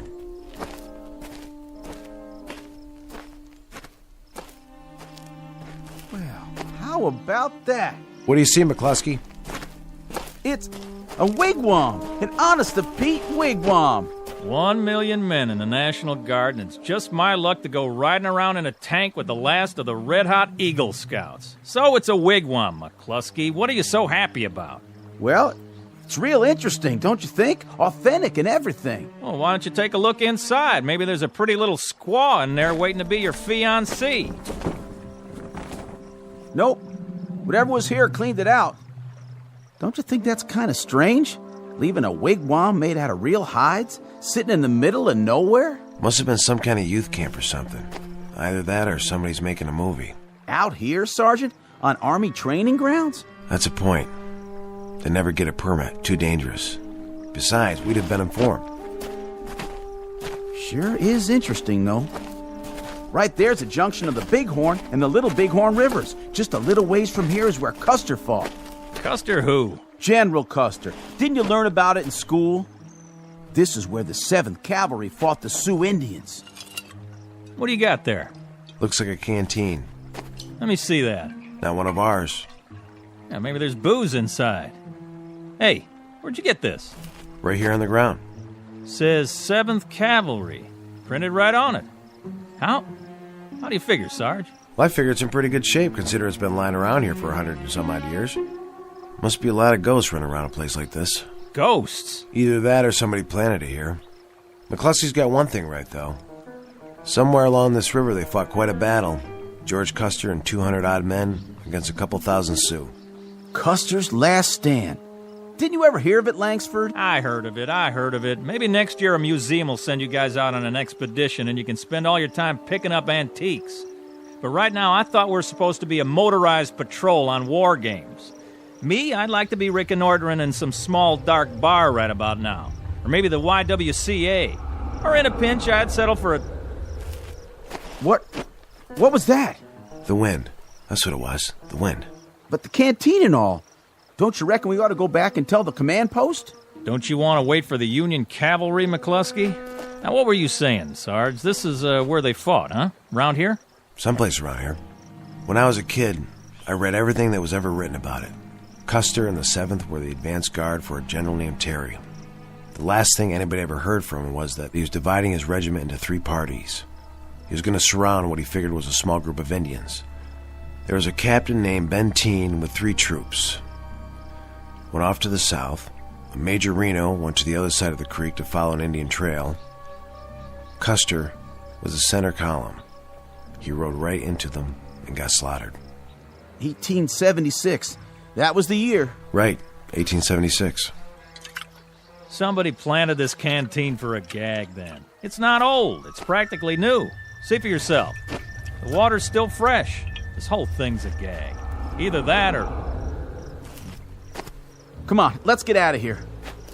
I'm serious, you guys. Let's go back to the tank. Yeah, let's go.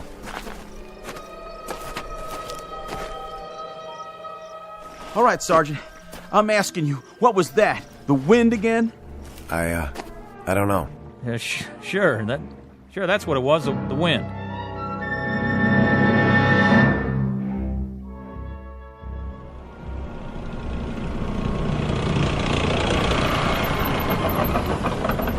There they are. Finally. What'd they do, go fishing? Been working on their suntans.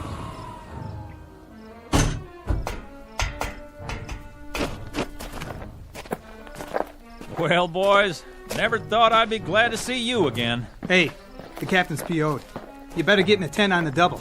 How come? I called in a position report. Yeah, but that was a while ago. Lieutenant, if you had seen what we saw... Can it, McCluskey? I'll give my report directly to the captain.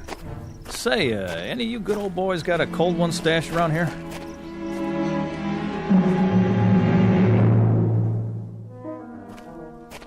Sergeant Connors reporting, sir. You may enter, Sergeant. Sir? Nice of you to come back, Connors. Did you bring your tank with you? Begging your pardon, sir? You were gone so long, I figured you drove it to a used car lot and traded it for a convertible. We got a little hung up by the riverbed. Hung up?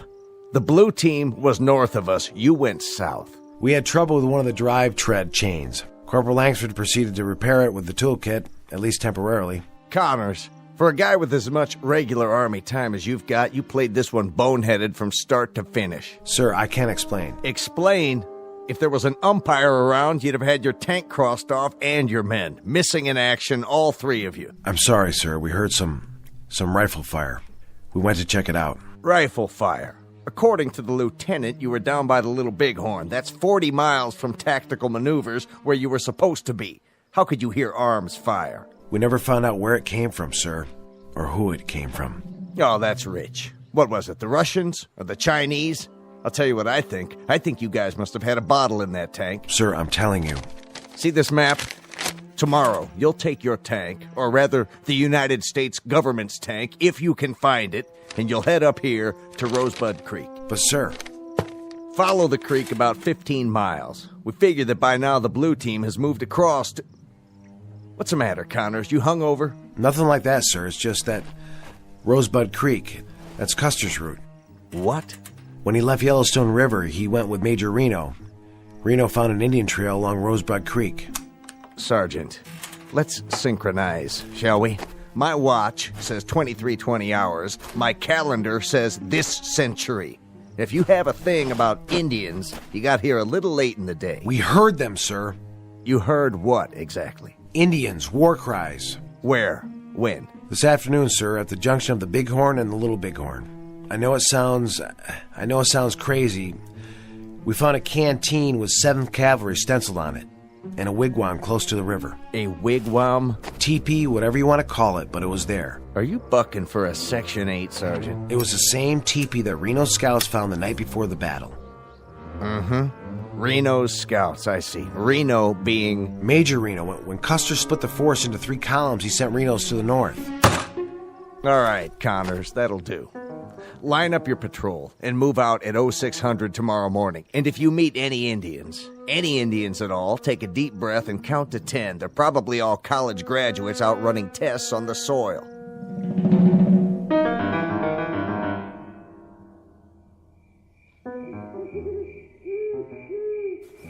Sergeant? What? You awake, sir? Yeah, I'm awake. What's the matter? Nothing, sir. I was just lying here thinking. Thinking about what, McCluskey? Well, sir, wouldn't you say it's strange? The only thing that's strange around here is you. Now, will you knock it off so a fella can get himself a little shut-eye? Langsford's right. We've got an early detail in the morning. I know, Sergeant, but the teepee and that canteen and all... Listen, kid, I'm asking you politely. Sorry, guys. I don't mean to be a drag or nothing, but that sound we heard today, it could have been a signal, don't you think? Indians do that. I mean, they used to. They can imitate anything. Birds, animals... You could never even hear them creeping up on you. They could even shape change, according to some folks. And then there's the Little Bighorn, General Custer. I read one time that there's no such thing as a coincidence. That's it. I'm moving my bedroll. Someplace where a man can get a night's sleep. Will you guys pipe down over there? Simmer down, Colonel. And you, Private, do me a favor. Put a cork in it. All right, Sergeant Connors. I'll try. I just want to be responsible is all. It's like they said in training. If you see anything and don't report it... Shh. Hear that? Yes, sir. Night, sir. Good night.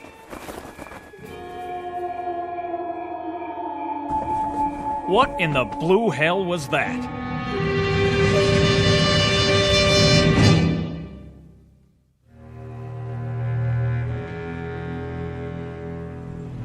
Where to now, sir? We follow this trail. How far? Till we get to Frontierland? About 2-3 more miles. In other words, Reno's route. Exactly. We're making good time. We should get there at roughly the same hours. For Pete's sake, you still on that? Reno this and Benteen that, and Custer something else. Haven't you guys had it? You talked about it all night long. Now me, I was dreaming about a cute little private in a miniskirt. See, I was the drill instructor, and she had to give me 50 jumping jacks. Only she couldn't get it right. So I put my arms around her from behind, real official-like, just to show her how. Up, down, and I'm whispering in her ear the whole time, and she says to me, "Why, Sergeant," I was a sergeant in the dream, "why, I think I got it." So I start to say, "You've got what?" But before I can get it out, McCluskey here wakes me up because he thinks he hears another hootie owl. I swear, if this kid wrecks my training sleep one more time... Sergeant, look! Where? Over there, the top of the hill. I don't... The tall one, see? Smoke rising up in the sky, one puff at a time. Oh, no. I don't like the looks of that. I don't like it one bit. Hold up now. But, Corporal... Use your head, boy. That smoke's coming from an incinerator, or it's somebody cooking a cheeseburger. I don't think so. Or maybe it's a bunch of Girl Scouts who don't dig Smokey the Bear. But if you don't straighten up, I will... It figures. What does? It has to figure. Reno scouts found the teepee the night before the battle. The following morning, the column saw smoke signals in the sky. That's right. You know your history. Look, you two history fans are really starting to bug me. And late that same morning, they got their first Indian. Oh, man. When the war party went by, one of the troopers shot the last rider. Come on. Look, I like a good laugh, same as the next guy, but this is too much. This is really and truly too much. It was for the 7th Cavalry, too. Sure, next thing you'll be telling me is that up over the hill we're going to run into a war party of Sioux. And if that happens, Mrs. Langsford's little boy is going to report to sickbay and ask for a rubber room all for himself. Just remember, I can always make it a reservation for 3, if that's what you... We have to arm ourselves. Get back in the tank. What are you doing? There's nothing out there but a dust cloud. Yes, but what's behind the dust? You hear it? We're wasting time. You stupid moron kid! Put that rifle down! What do you think you're shooting at? Langsford, McCluskey, watch out! Oh, my dear God. You saw it. We all saw it.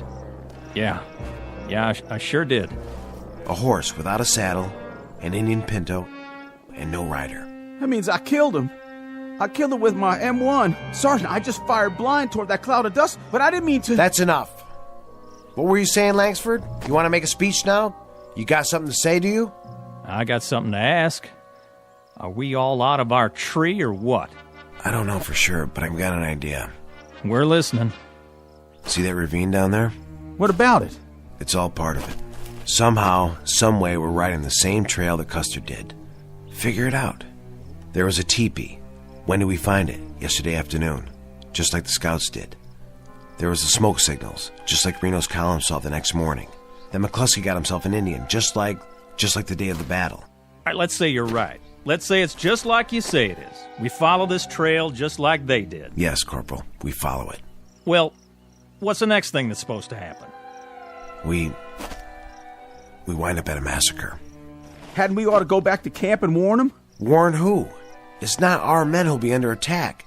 It's Old Yellowhairs. Old Yellow? General George Armstrong Custer. And you mean to stop it? I don't see that we have much choice. Stop it or join it.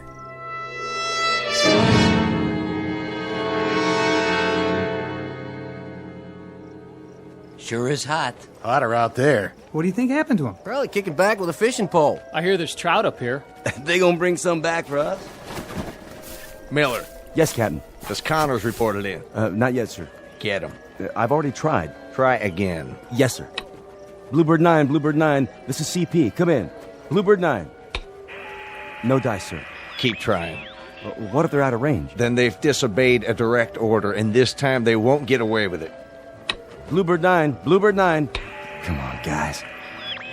This is Bluebird 9. Go ahead, CP. They're acknowledging, sir. Give me the microphone. Connors, this is the captain. This is McCluskey, sir. McCluskey, where... Sorry, you're breaking up.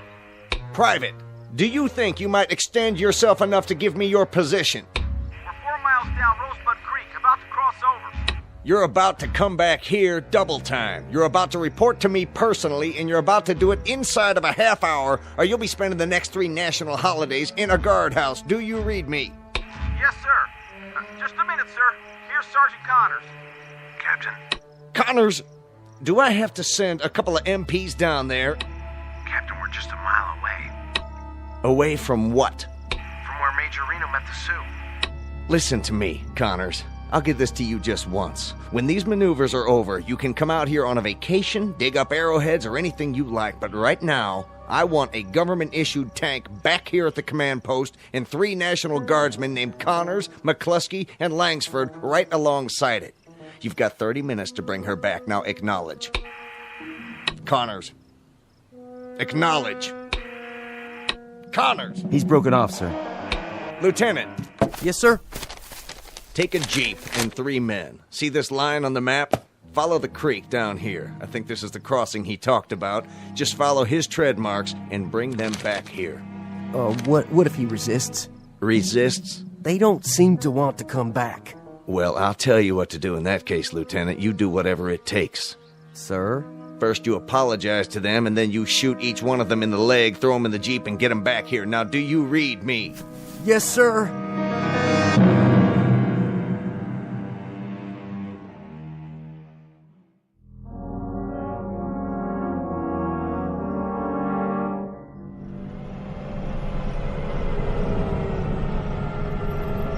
Hold it!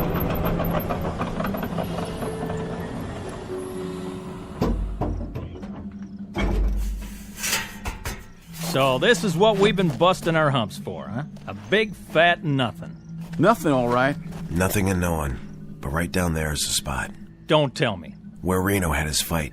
Well, all I can tell you guys is you better get a couple of cigar store Indians out here, and you better do it in a hurry. That is, if you want to make a good impression. Because I know a National Guard captain who's probably on his way over here right now with a great big net. Where are they, Sergeant? How come we missed out? Missed out? You want to know why we missed out? Let me explain it to you. We missed out because we're looking for dead cavalry, buried Indians in a battle that was over and done with before my great-grandpa was born. Now that's where we missed out. I got it all pegged, you know. I really do. The whole thing is strictly an illusion. One of them heat mirages. That's the straight goods. Out here with the sun beating down, we went and talked ourselves into it. That's not it. That's not it at all, McCluskey. What are you thinking, sir? Do you remember what it was that Reno found before the battle? I'm not sure. He even sent a message back to Custer about it. Sure, the village. Village? What village? What do I have to do to level you guys off? Tie you to a tank or something? Reno scouts found an Indian village. An hour after that, the whole troop went into action. Oh, my aching back. I give up. I swear, I give up. This is where the men separate from the nutcases. Where you going? Back to the CP if I can find it. You guys keep playing your games, and I'll see if I can send back a padded ambulance. Arrivederci, y'all. Should I stop him, Sarge? We can't. He's the only one who's following orders. From now on, we're on our own. What is it? You tell me. That's it. That's what? Would you mind telling me? The village. That's the village. 6 more of your funny little teepees. That's a mirage, isn't it, Langsford? Not really there? Man, don't ask me anything. Now you got me seeing it. Don't ask me nothing. Looks abandoned. I'll go down to scout it. An hour ago, if you'd said that, I'd have died laughing. And now? You got your rifle? Sure thing. Then be careful. Of course I will. Well, what happens now? You read all the books. What's the next thing? Beyond the village. That's where Benteen engages. What about Custer? He loses his right arm. As of the moment, Reno got cut off here. Custer's column was doomed. This is wild. I swear, this is off the scale. Now, how in the... Well, how in... I mean, it's like chasing somebody that ain't even there and trying to catch up. Well? Connors. Langsford. What'd you find? I'm not sure. But if it's a mirage, this one goes all the way. What's the matter with you? You all right? I just saw the granddaddy of all mirages. I mean the mother of all... Hey, fellas? You're white as a sheet. That's 'cause this one's sticking in my back. McCluskey! Get the medical kit. I'll try to cut the arrow out. Bluebird 9, this is CP. Come in. No good, Captain. Then they're refusing to answer. Either that or they've vanished off the face of the earth. Captain? You'd better have something to tell me. Yes, sir. For starters, that they're just a few hundred yards behind you, right? I wish I could say that. Then you better tell me something, Lieutenant, and fast, like the whereabouts of an M4 tank. We found the tank, sir. Is it operational? It appears to be. Where are the men? No sign of them. What? Only this note. Let me see that. Crossing Rosebud Creek, trying to reach the cavalry. Pray we're not too late. What's the meaning of this? I don't know, sir. We drove up and down the creek bank. Is that true? This is all you found? No sign of them? That's right, sir. What about you? There were tracks leading to the tank, but after that, it's hard to say. All I know is they weren't in it. And you, Private, I want you to consider your words very carefully. Yes, sir. The tank was empty, except for some of their gear. Well, what are the rest of you grunts standing around for? Anybody need a work detail this morning? How about a recon march with full packs? Just finishing up, sir. Come on, guys. What about their gear? Most of it was still there, except for the rifles and the sidearms. Great. That's just great. Now I've got 3 trigger-happy soldiers on the loose with live ammo. Captain, I know Connors. He is strictly by the book. Yes, but what book? Langsford's regular army, and McCluskey, well, he's a good kid, just wants to put in his time and get back home. If they've gone off on their own, there must be a reason. I don't get it. I swear I don't get it. What are they drinking out there? Or have they seen too many Western movies? Sir, about the note. What does he mean when he says cavalry? The 7th Cavalry. But what's the 7th Cavalry? A very hot outfit, headed up by a tiger named George Custer. Custer? Wasn't he... Don't ask me any more questions. I don't have the answers. But I'll tell you this. Those 3 guardsmen are going to go on active duty so fast it'll make their heads spin. If they ever get out of the stockade.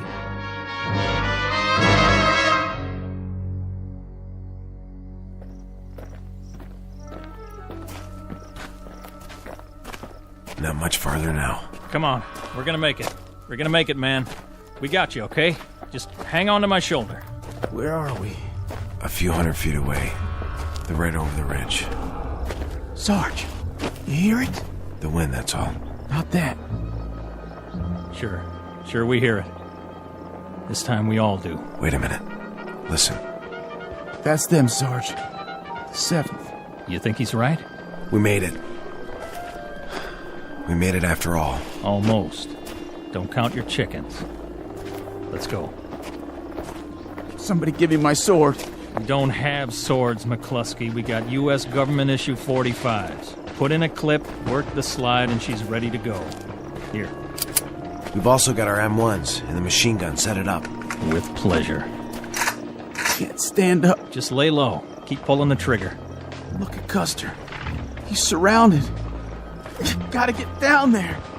Must be 1,000 Indians. More than that, Colonel. More than that. Well, shoot, I heard of worse odds than that. Haven't you, boys? Plus, we got our equalizers right here. We've come all this way. What do you say, Sergeant? I say we do it. Why not? Let's go.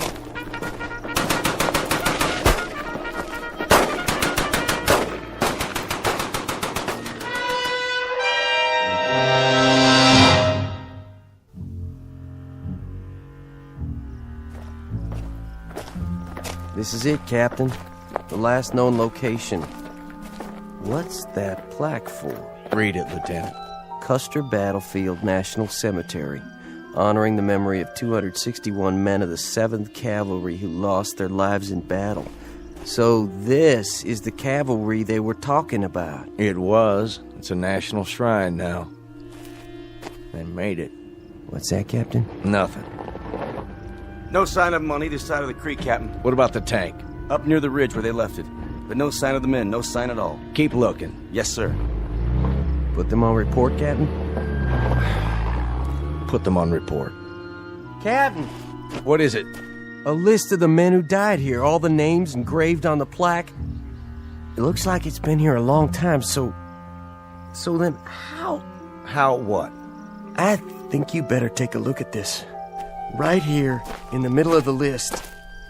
William Connors, Michael McCluskey, Richard Langsford. Kind of a coincidence, don't you think? Quite a coincidence. But how? Pity they couldn't have brought up the tank. That would have helped the odds. Wonder if the drive chain failed again. Beg your pardon, sir? Nothing, Lieutenant. I didn't say a thing. Not a blessed thing.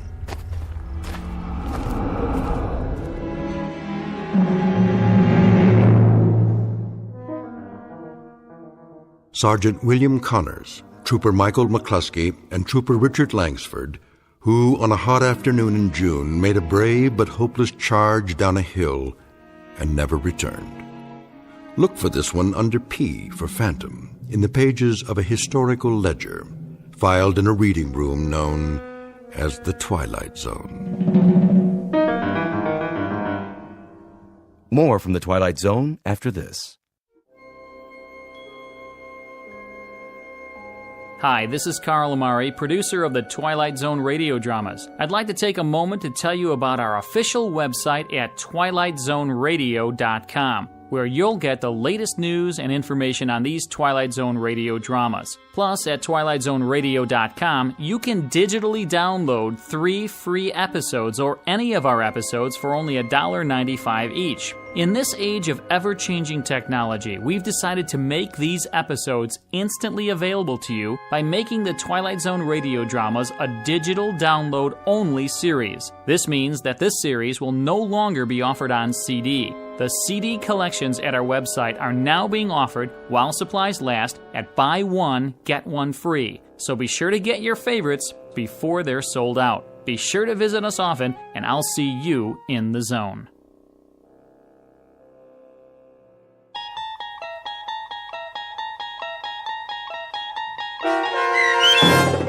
The Seventh is made up of phantoms, starring Richard Grieco, with Stacy Keach as your narrator, was adapted for radio by Dennis Etchison and based on a script by Rod Serling. Heard in the cast were Craig Brawley, Jeff Lupetin, Christian Stolte, Kurt Nabig, Doug James, Roderick Peoples, Lynn Foley, Richard Shavsden, Carl Amari, Roger Wolski, and Vince Amari. To learn more about the Twilight Zone radio dramas and to obtain audio cassettes and CDs of these programs, visit our website at twilightzoneradio.com. The producers of The Twilight Zone wish to thank CBS Enterprises, Carol Serling, Dennis Etchison, Dick Brescia Associates, Claire Simon Casting, Paul Patch, Terry Jennings, the American Forces Radio and Television Service, our sponsors, and our radio affiliates for helping make this series possible. This copyrighted radio series is produced and directed by Carl Amari and Roger Wolski for Falcon Picture Group. Doug James speaking.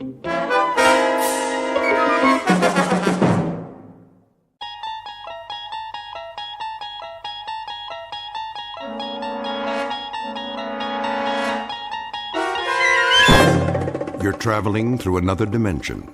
A dimension not only of sight and sound, but of mind. A journey into a wondrous land whose boundaries are those of imagination. Your next stop, the Twilight Zone.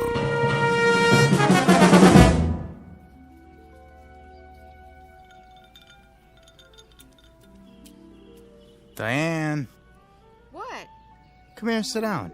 In a minute. What are you doing? Going for a swim. What does it look like? Now? Of course now. Before the sun gets too high. But you haven't finished your drink yet. It's not going anywhere, Eddie.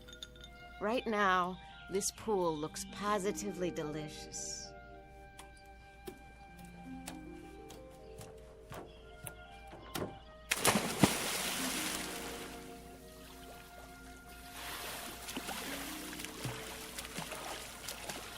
Nice form. I give you a 10. You'd better say that. Nice bathing suit, too. Come on in, the water's fine. I don't want to get wet. Why? I gave you some trunks. They're a little on the large side, don't you think? They might come off. Promises, promises.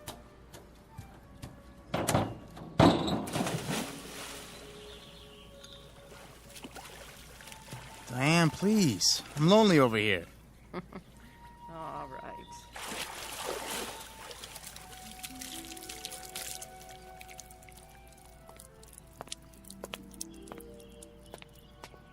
I brought you a towel, Mrs. Templeton.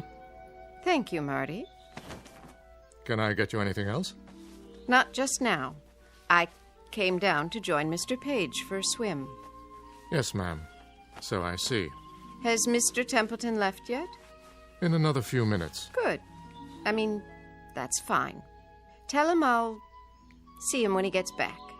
Very good. Oh, Marty. Is that your name? Yes, sir. Would you mind mixing up another one of these? What do you call it? Mimosa. Yeah, another mimosa, s'il vous plaît. Make it 2.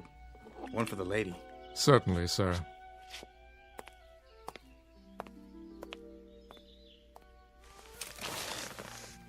Rub some lotion on my shoulders, would you, Eddie? I wouldn't want to peel. Sure thing. Oh, you have such strong hands. Did he say your husband's still here? He'll be gone soon. He has a rehearsal. Oh. He doesn't mind, huh? Me being here and all? That's what the guest house is for. Friends who come and visit. But I don't even know him. I hardly even know you. How long has it been? Since yesterday? I know a friend when I meet one. We are going to be friends, aren't we? Yeah, you better believe it. Lie down. What? So I can do your legs. Not yet, Eddie. There'll be plenty of time. They're really red. You don't want to burn, do you? Oh, you silly boy. Swim a few laps for now. Work it off. Not on your life. These trunks are a size large. Maybe that's why I loaned them to you. Stand up. Oh, no. Come on, stand up. I'm not going to push you in. Promise? Promise. There. Now, turn this way. That's it. Hazel. Hazel who? Your eyes. I wanted to see what color they are in the sun. And yours are green. So I've been told. You know, maybe we shouldn't be out here like this. Why not? I just saw somebody at the window. What do you care? We're not doing anything, are we? No, but if that's your husband, I feel kind of funny. Why? Because you're all wet? Hey, you promised. Didn't you know? Promises are made to be broken.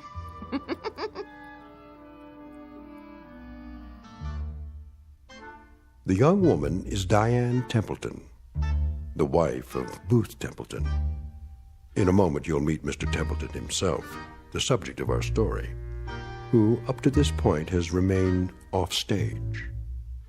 During a long career, he has had the lead in more than 30 Broadway plays. Today, he's a bit late in getting to the theater because, as you will see, he's not feeling up to par. In theatrical terms, his heart's not in the role.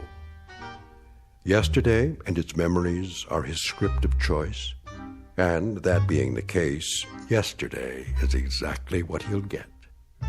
Within the hour, his years and troubles will threaten to descend on him like a final curtain. To avoid being crushed, Mr. Booth Templeton must escape from the theater and this world, only to make his debut on another stage in another world, one we call the Twilight Zone. And now, The Twilight Zone and our story, The Trouble with Templeton, starring Michael York, with Stacy Keach as your narrator. Ah, yes, fun in the sun. Good morning, Mr. Templeton. Oh, hello, Marty. Ready to pick out a necktie? I suppose. Let's see. How about the blue stripes? I was thinking this one. Very smart. Laura gave it to me. Oh, it must have been 30 years ago now. Did she? Excellent taste. Oh, she certainly had that. Help you with a knot? No. I can still manage to tie a Windsor, even with these hands. I had your jacket pressed. Thank you. Say, Marty? Yes, sir? Our new guest at poolside. His name is what? Page, I believe, sir. Mr. Edward Page. Page. Has he been here before? No, sir. He's new. Aren't they always? Oh, and don't forget your pills. Are they new, too? The same ones. Every 3 hours.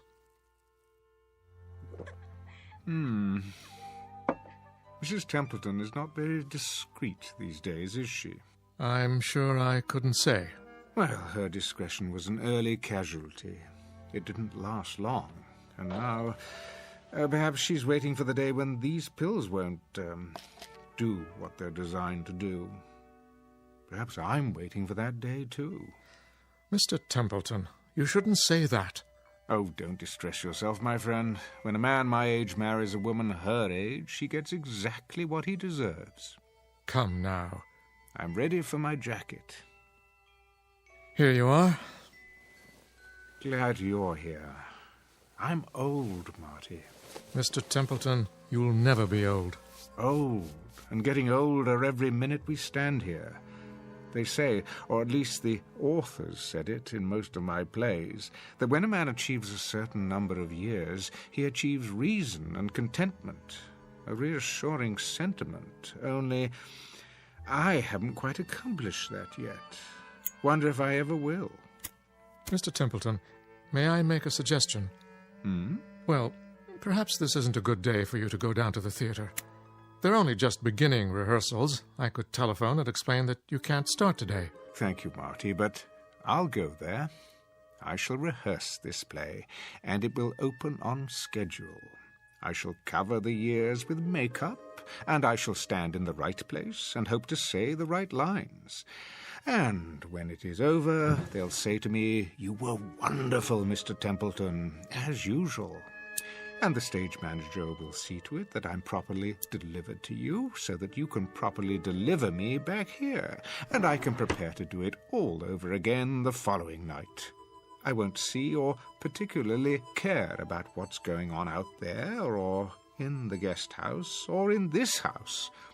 All I'll want will be to go to bed, Marty, alone. That's the best place for me. Sleep. Oblivion. Now, sir, you mustn't talk like that. Oh, it doesn't matter. I don't love her anymore. I don't remember when I did. You know, I can't recall one single contented moment with Diane.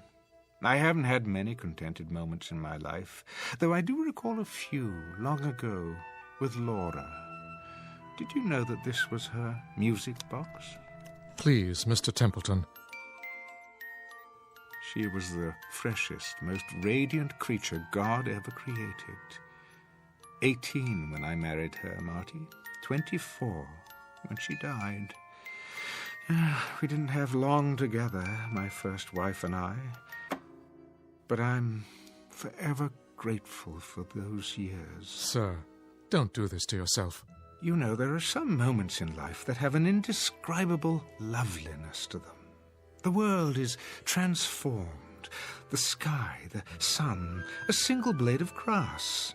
The simple act of waking up, knowing that each day is full of treasures beyond compare, such as those moments with Laura. They're all I have now. You understand that, Marty? Yes, Mr. Templeton, I believe I do. But that was... Don't distress yourself, old friend. I'm all right. I'm quite all right.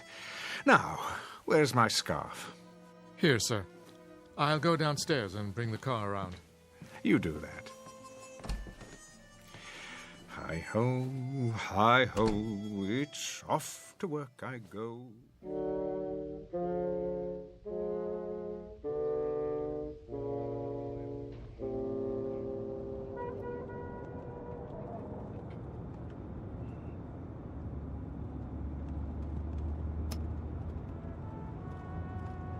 The Savoy, isn't it, sir? Indeed. The site of countless famous productions. The Locked Rooms of the Heart, the O'Neill One-Acts, and the comedies. Dixie Dugan at the races, her simian husband, so very many. I see the theatre just ahead. Well, what do you know? The old marquee is still there. It's so much more dramatic by night. The Great White Way, ablaze with stars. You should have seen it then, Marty. I did, sir. At least some of it. Not at its peak, of course. But the first Broadway play I ever attended, you had top billing. I waited outside to congratulate you. Remember? Yes, of course. People did that in those days. Fans, autograph hounds, gathered at the stage door. Here we are, sir. I'll wait for you in the loading zone. I might be a while. Never a problem, Mr. Templeton. I brought my book to read. Unless a policeman comes along, in which case I can circle the block and find a place at the corner or in the alley. I'll keep an eye out for you. Actually, it shouldn't take long today. First rehearsals are a simple read-through. If you care to go to lunch... I'll be fine, sir. All part of my job. Thank you, my friend. Ever loyal. Not at all. It's an honor. Well then, once more unto the breach.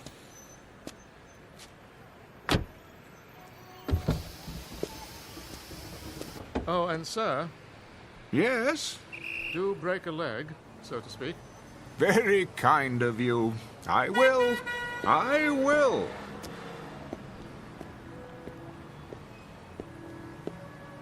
No billboard yet. I remember every time a new one went up... You're late, Booth. What's that? After 12, kiddo. Is it really? The boy wonder won't like it. And who is the boy wonder? Why, Arthur Willis. Willis. The director. No. You must be mistaken. Duff Mead is our director, a dear friend of mine. Was. Canned him last night. Surely not. We need someone with more pep, zip. Not my racket, but I know what's good and what's bad as well as the next guy. I wanted to drop by this morning and let everybody know that I'm personally interested in this thing. Art Willis is okay with you, isn't he? Well, I've heard the name, of course, but I don't actually know him. Mr. I'm Sid Sperry. Remember that name? Why, I believe I'm your angel. Beg pardon? That's what they call them, isn't it? My money's backing this play. Oh, yes, Mr. Sperry. I'm rather forgetful about names. Always have been. Okay by me, just as long as you don't forget your lines. I'll do my best. Come on, I'll walk you in. Just stepped outside to have a smoke myself. Yes, of course. I can hardly wait. Always a pleasure to begin rehearsals.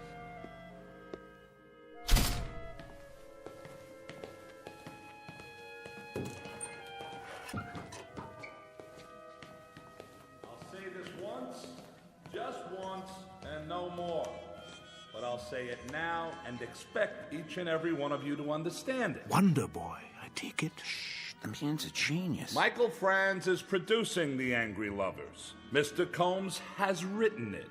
You have all been hired to act in it. And I have been contracted to direct it. So, make no mistake about what we are here to do, and make no mistake about me. A ship has only one captain. I am in charge. I will direct every aspect of the production my way at all times. Is that clear? Yes, Mr. Willis. Quite clear, Mr. Willis. I like that. Like it very much. In control, that boy, right from the start. We're in good hands. We, Mr. Sperry, Templeton, Sperry. Oh, yes, Mr. Sperry. I apologize. How impolite of me. I won't forget again. Yeah, I'm sure you won't. So, now that we're all here... Almost all of us. The elder member of the cast. Call us home. Yes, Mr. Willis. Call him and tell him that if he's not here, I'll have no choice but... That won't be necessary. Well. Booth Templeton, Mr. Willis, is it? Never mind, Janine. Yes, sir. So, you finally decided to put in an appearance. No offense intended. How do you do? Hello. Welcome. It's a pleasure, sir. Thank you. Some members of this company are young. Some are old. But neither condition precludes any of us, young or old, from ignoring the basics. Cooperation is what is required in my plays. When I direct, there is no cult of personality. But there are 3 significant dates in the life of any play: the first day of rehearsal, opening night, and closing night. The last 2 are intimately related to and dependent upon the first. Therefore, the first day of rehearsal is an extremely important day, the bedrock of any production. Of course, my mistake. But now that When I call rehearsal for 12 o'clock, Templeton, I mean 12 o'clock for everyone, young and old. Everyone in his place and ready to work. Are you ready to work with us, Templeton? Why, I asked you a question. I expect an answer. Speak up, Templeton. Templeton, speak up, man. No, I'm... Where does he think he's going? The stage door. Come back here. Both, come back. Templeton, you come back here right now. There he is. Is it really him? Booth Templeton. Yeah, Mr. Templeton. You were really wonderful. May I have your autograph? Please, Mr. Templeton, sign my program. Oh, mine too. You don't understand. Yeah, could you sign my program? What's all this?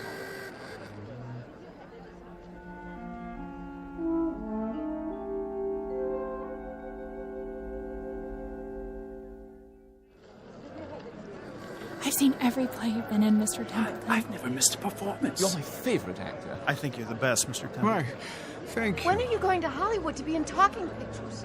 Talking picture? Have you met Greta Garbo? You'd be great together. Just one autograph, please. Sign mine. That profile is so handsome. Please, I'm very tired. If you'd let me through. This way. What? Around the corner. Can't believe I just met Booth Templeton. Bye, Mr. Templeton. See you tomorrow for the matinee.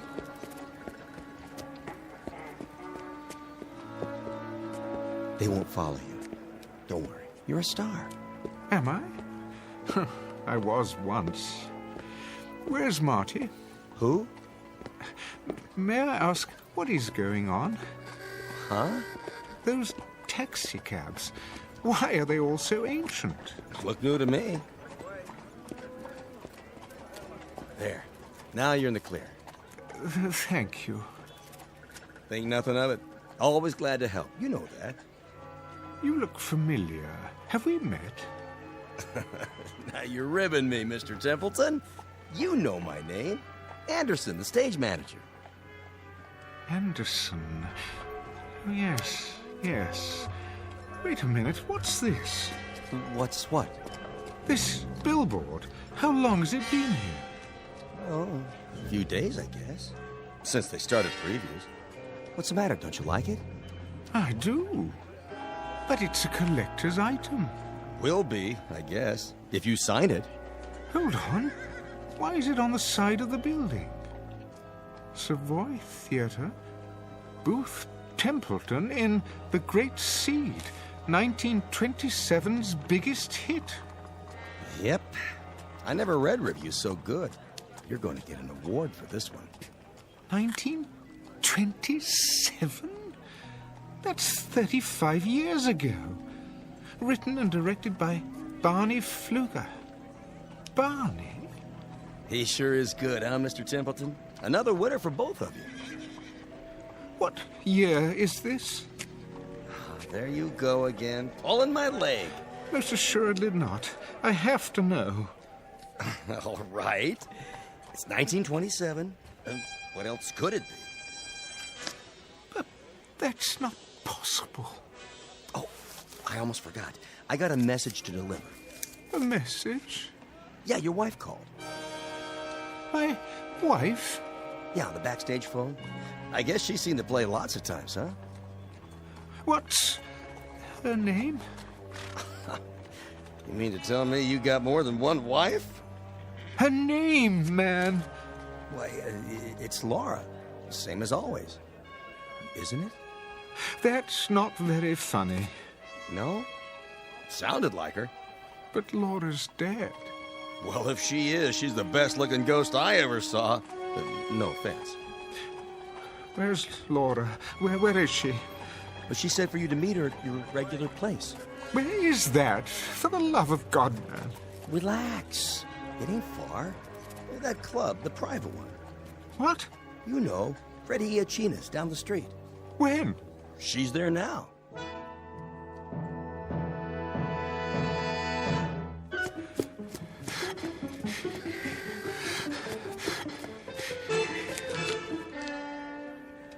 Oh, it isn't possible.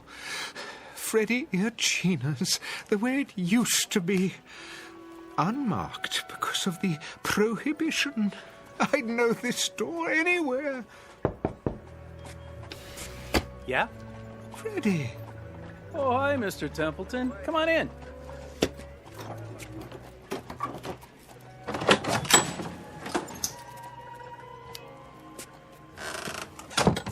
Freddie, it is you. What'd you expect? But I'd swear this is your old speakeasy. Can't be too careful these days. Always expecting a raid or something. Why, this is fantastic. Where the elite meet to eat. Nick! Make my friend a drink. What'll it be? Nothing right now. Suit yourself. One Manhattan, one old-fashioned, a screwdriver, and a glass of beer. Table 7. Coming right up. Freddie, my wife. Yeah? Is she Here? Sure. Came in a little while ago. But she's not at our usual table. Table 3 over there. What do you have tonight? Steaks or chops? Nothing. Freddie, we're not staying very long. If you change your mind, let me know. I will.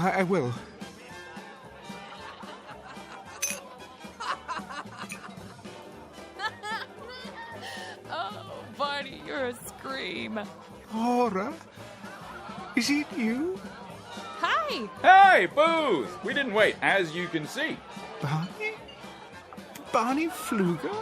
The same. Don't know him, Mr. Loveham. But I haven't seen you in years. It only seems that long. How soon they forget. Sit down, old man. I'll be right back. Laura, darling. Booth, my goodness. Relax. The Kansas City steak's great tonight. So juicy. Bite? Laura? What's the matter, honey? You look worried. I hurried over as soon as I heard. Heard of what? Ugh, Booth. How many times have I told you to take off your makeup before you come in here? Makeup? This isn't the green room. It makes you look old. Laura, darling, let's go somewhere else. We already are somewhere else. I mean, where it's quieter, where there aren't so many people. Well, I happen to like people. The more the merrier. I want to talk to you. Why? Well, about several things. Very important things. Well, I want to have a good time. Oh, yoo-hoo! Yes? Could you get me another one of these, please? And make it the good stuff, not that watered-down hooch. Coming right up, Mrs. Templeton. But I have to talk to you. So go ahead. I'm all ears. Oh, Laura, darling, where do I begin? I don't know why I'm here or for how long. All I know is I'm here. Do tell. And I want to make good use of the time. I want to have you alone to myself. Oh, Booth, don't be dull. I'm back. Miss me? Not particularly. You gonna eat, old chap? What? If you are, better get your order in now. The new band's swell. Laura, Barney. So are the steaks. The chumps are a bit chewy, though. He's right, honey. Now listen to me, you two. I have something important to say. So do I. Barney, do you have those pages with you? Pages? The script you were working on. Let me see it. I don't think that's a good idea. I need something to fan myself with. It's so hot tonight. Oh! Yeah, it certainly is. Be my guest. Your drink. Thanks, Toots. Laura, we need to talk now before anything else happens. What could happen, old boy? The police won't come in here. Hey, George! Bring me another. And one for the gentleman, too. Coming right up. I'd be glad to get into a cold tub. Laura, please, put that down. Give it here. Look at you, Booth. You're ridiculous. Will you tell me one thing? But that's what I'm trying to... Why on this glad green earth are you wearing an overcoat on a night like this? I mean, really. You look like Rudy Valley. I'm not so sure that it is a glad green earth. Oh, Laura, darling, Barney, I'm not so certain of this earth or anything else right now. Please, listen to me, won't you? Don't be such a wet blanket. Listen! Something's happened. Something very strange. Please, try to understand. This isn't makeup. I have grown older, darling. In another world for many, many lonely years. I've had only a memory of you to live on. You too, Barney. Why, you were my best friend. But both of you have been only memories for a long time. And now, tonight, or today, or whatever it is, wherever I am in space and time, I have you back again. You're alive. You didn't die. Life is going on here. It's as if you never died, either of you. You do understand, don't you? Oh, sure. Laura, do you understand? Come on, let's have a good time, huh? Laura, why are you so different? I don't remember you drinking like this. Well, that's the kind of hairpin I am, Booth. That's just the way it is. I mean, what did you expect? Yes, old chap. What did you expect?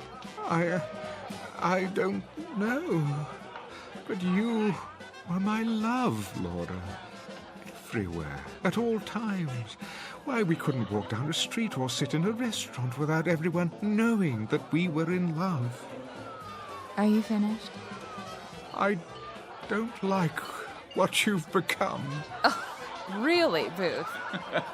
He's having us on, that's it. Shut up. Shut up, both of you. You silly old fool of a man. Laura, come away from here. That's for me. Who wants to dance?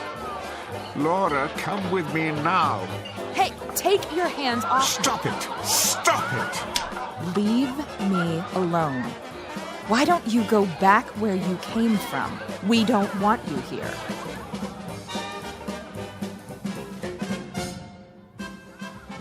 Laura, you slapped me.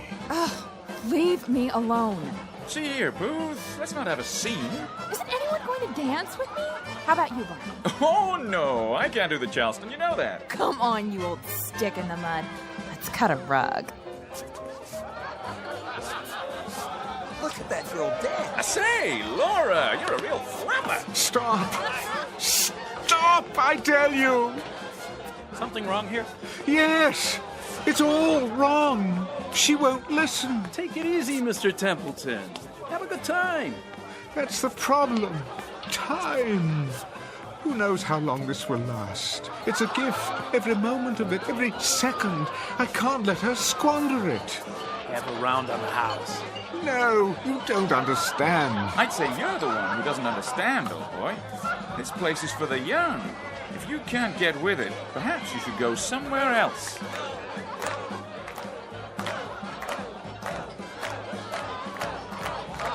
You're mad, all of you. Come on, Mr. Templeton. You don't fit in. Freddie's right.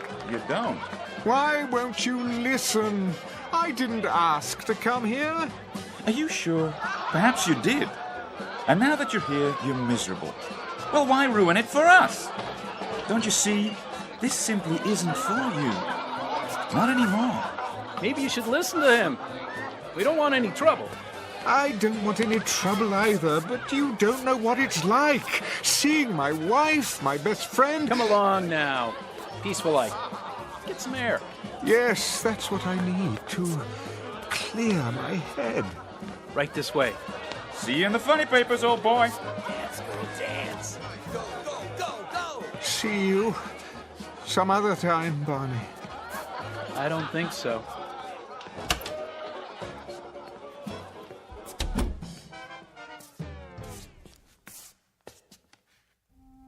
Oh, Barney. What have we done? What we had to do. I miss him. Me too. Do you think he knows? If not right away, then later. He'll figure it out. But when, Barney? It's for his own good. You love him, don't you? I do. Then try to remember that. Hold on to it. For his sake.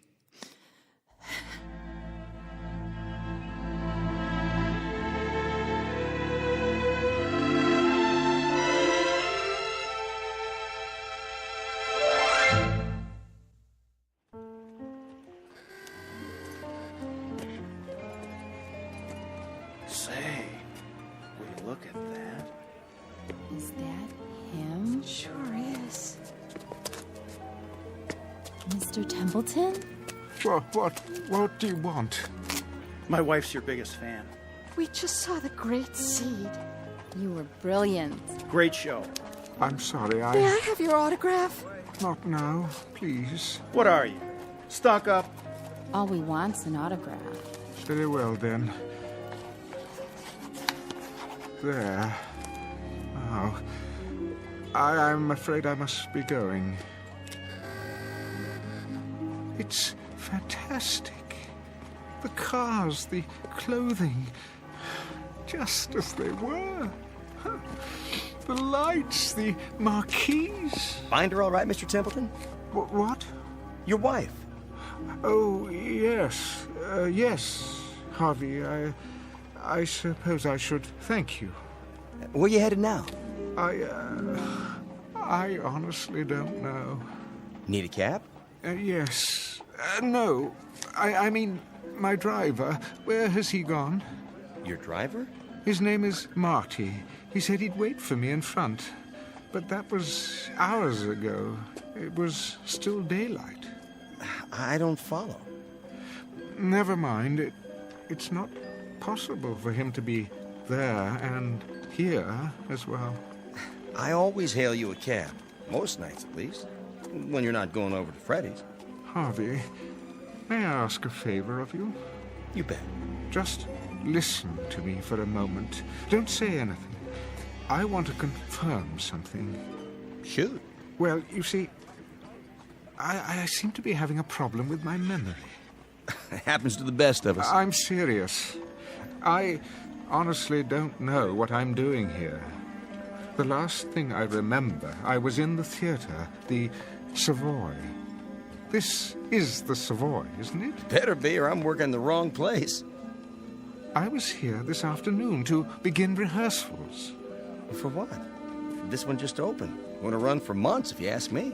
A director named Willis, the boy wonder of Broadway. Never heard of him. The play was called The Angry Lovers. Yeah? What were they angry about? It doesn't matter. Well, that's where I beg to differ. My wife and me, we never go to bed mad. Do that and you drive yourself crazy. Whatever happened, that's that. The past is the past. Future lies ahead. You know what I mean? I think I see your point. Take it from me. Let sleeping dogs lie. Keep moving. Don't let the grass grow. Am I right or am I right? Quite right, I should say. Well, if you don't need me, I better go back inside. You sure you're okay? No, but I suppose that's okay too. It'll have to be. And take off your overcoat. What? It's too hot tonight. You'll get heat prostration.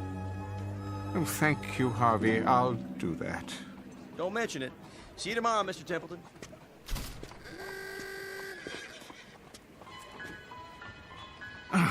Why did I wear this blasted thing? What was in the pocket?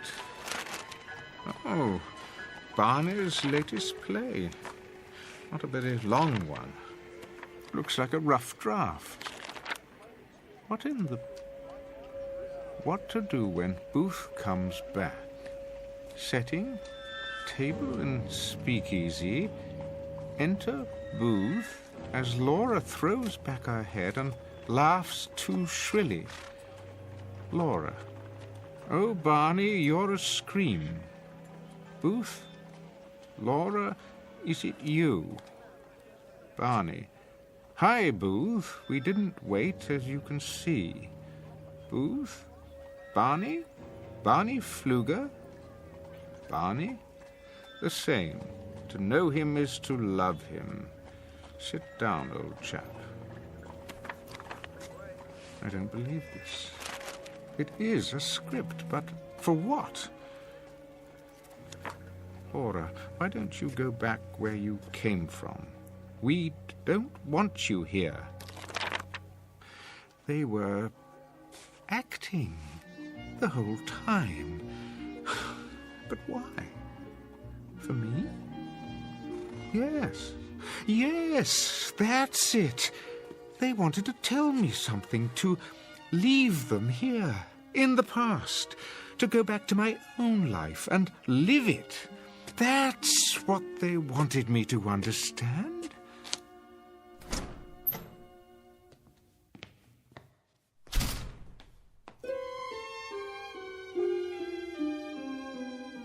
I say let him go. He can be replaced. I don't know, Sid. He's a major star. He was. He's still a draw. If we make the announcement now, it will sound like the production's in trouble. There he is now. Let me handle this. Templeton. Mr. Willis, I presume. One question. Are you in? Or are you out? I am definitely in. And it is definitely Mr. Templeton, especially to one so young as you. Now, wait a minute. Excuse me, Mr. Sperry. If you have something to say to me... I do, Mr. Sperry, and it is simply this. I never allow anyone not directly connected with the production to attend my rehearsals.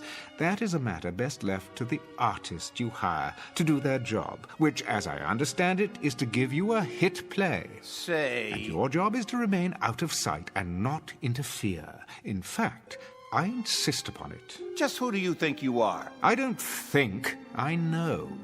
The name is Booth Templeton.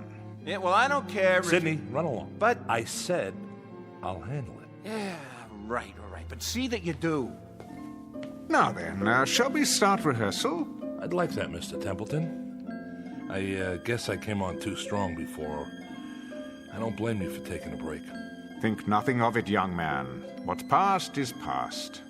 I like your attitude. I've just had a remarkable experience. For a moment, I almost forgot who I am, and when. I couldn't possibly expect you to comprehend. Perhaps I'll tell you about it someday.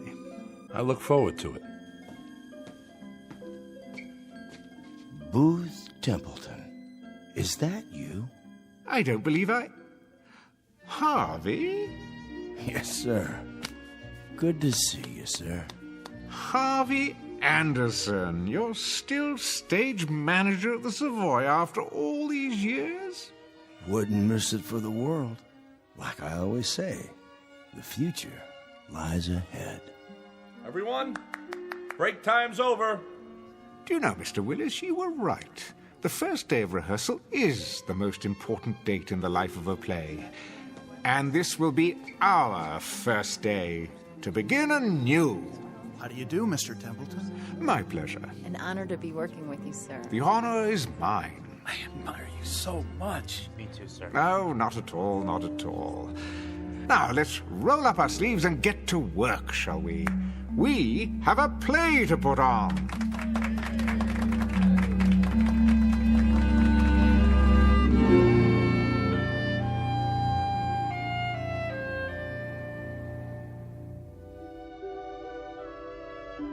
Mr. Booth Templeton, who shares with most human beings a hunger to recapture the distant past, moments that soften and blur with the years.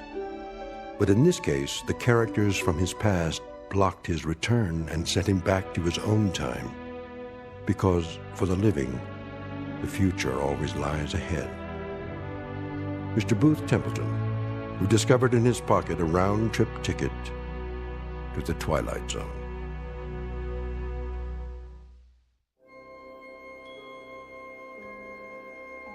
Hi, this is Carl Amari, producer of the Twilight Zone radio dramas. I'd like to take a moment to tell you about our official website at twilightzoneradio.com, where you'll get the latest news and information on these Twilight Zone radio dramas. Plus, at twilightzoneradio.com, you can digitally download 3 free episodes or any of our episodes for only $1.95 each. In this age of ever-changing technology, we've decided to make these episodes instantly available to you by making the Twilight Zone radio dramas a digital download-only series. This means that this series will no longer be offered on CD. The CD collections at our website are now being offered while supplies last at buy one, get one free. So be sure to get your favorites before they're sold out. Be sure to visit us often, and I'll see you in the zone.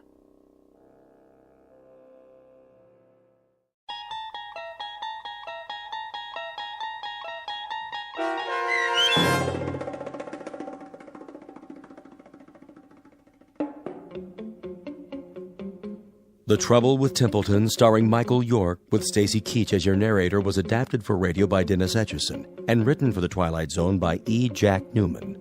Heard in the cast were Mike Starr, Rebecca Spence, Nick Sandys, Frenette Lebo, Rick Arthur, David Darlow, Doug James, Tom McElroy, Roy Anderson, Tom Lally, Carl Amari, Linda Ryder, Terry Lopez, and Vince Amari. The producers of The Twilight Zone wish to thank CBS Enterprises and the Rod Serling Estate for making this series possible. This copyrighted radio series is produced and directed by Carl Amari for Falcon Picture Group. Sound design and custom Foley effects for The Twilight Zone by Cerny American creatives Bob Benson, Craig Lee, Michael Slaybach, and Matt Sorrow. To learn more about the Twilight Zone radio dramas and to contact us, visit our official website at twilightzoneradio.com. Doug James speaking.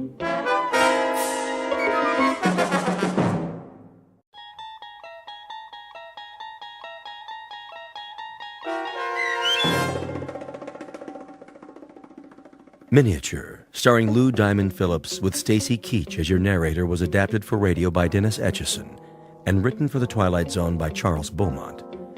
Heard in the cast were Ellie Weingart, Alyssa Fraden, Jeff Lupetin, Joby Cerny, Roger Mueller, Elizabeth Lido, Christian Stolte, Doug James, Kurt Nabig, and C.J. Amari.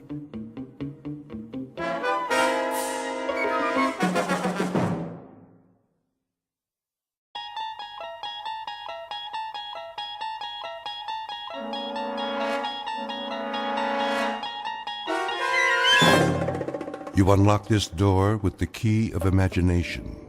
Beyond it is another dimension, a dimension of sound, a dimension of sight, a dimension of mind. You're moving into a land of both shadow and substance, of things and ideas. You've just crossed over into the Twilight Zone.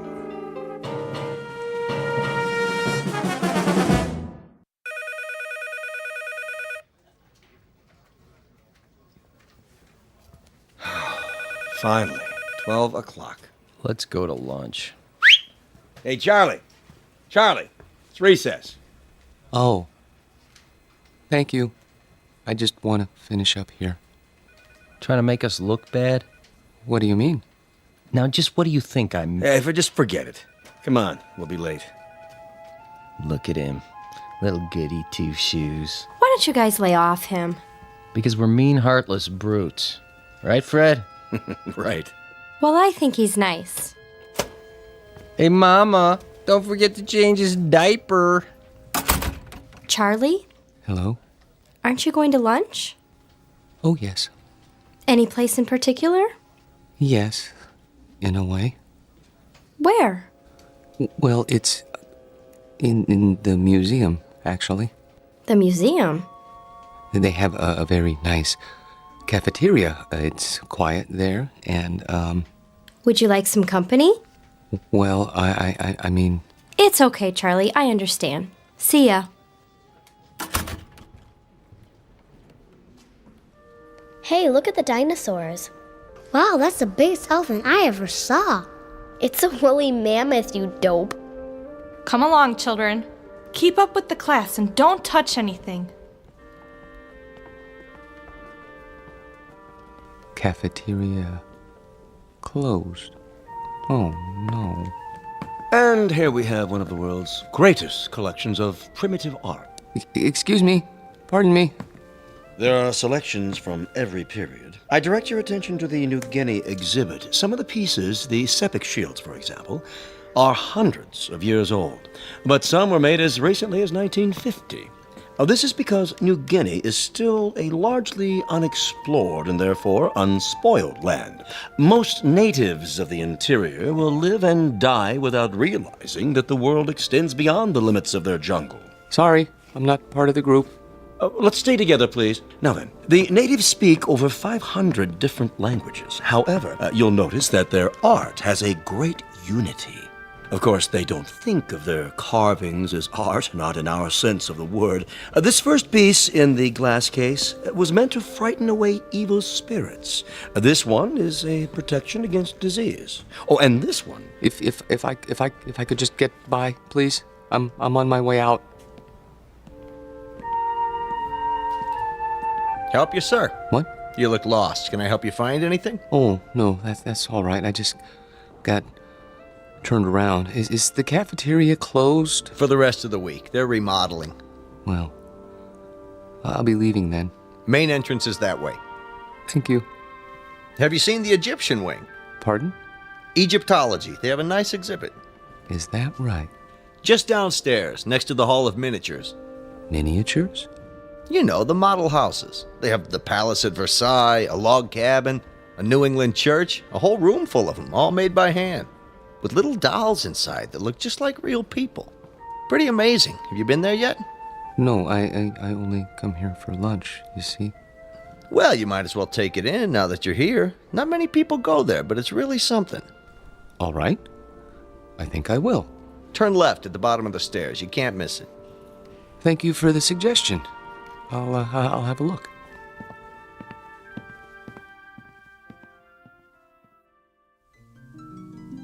To most of us, a museum is a place of knowledge, of beauty and truth and wonder. Some people come to study, others to contemplate, others to look for the sheer joy of looking. Charlie Parks has his own reasons. He comes to the museum to get away. It isn't really the low-priced cafeteria meal that draws him in here every day.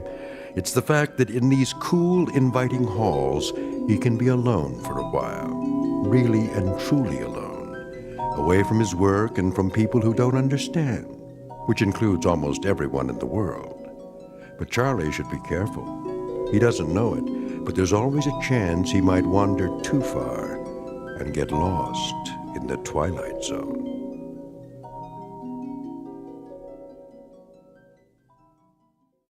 And now, The Twilight Zone and our story, Miniature, starring Lou Diamond Phillips, with Stacy Keach as your narrator. 19th century townhouse. Home of Boston residents, Mr. and Mrs. Copley Summers. The figure represents their daughter, Alice, and was carved in wood taken from the original balcony.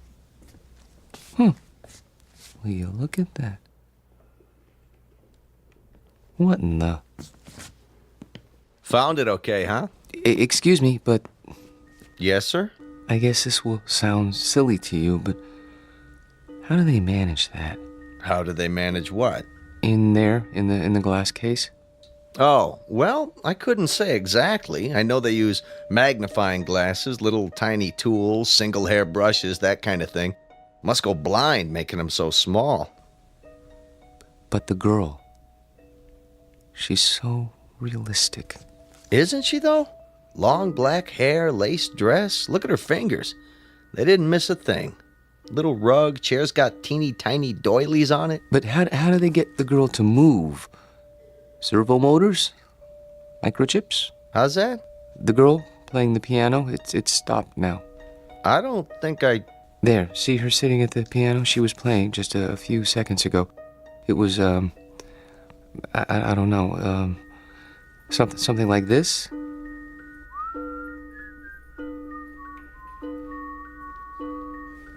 Didn't you hear it when you came downstairs? I don't like jokes, mister. Not when I'm on duty, anyway. I'm not joking. Then you're hearing things. There isn't any mechanism inside that piano, and the doll's carved out of wood, a single block of wood. See the sign? Yes, I know. Carved in wood taken from the original balcony. But I could have sworn... Yeah, it was probably some kid with one of those pocket radios. They sneak them in once in a while. But I saw her move. At least I think I did. Well, you know better now, don't you? Yes, I know better now.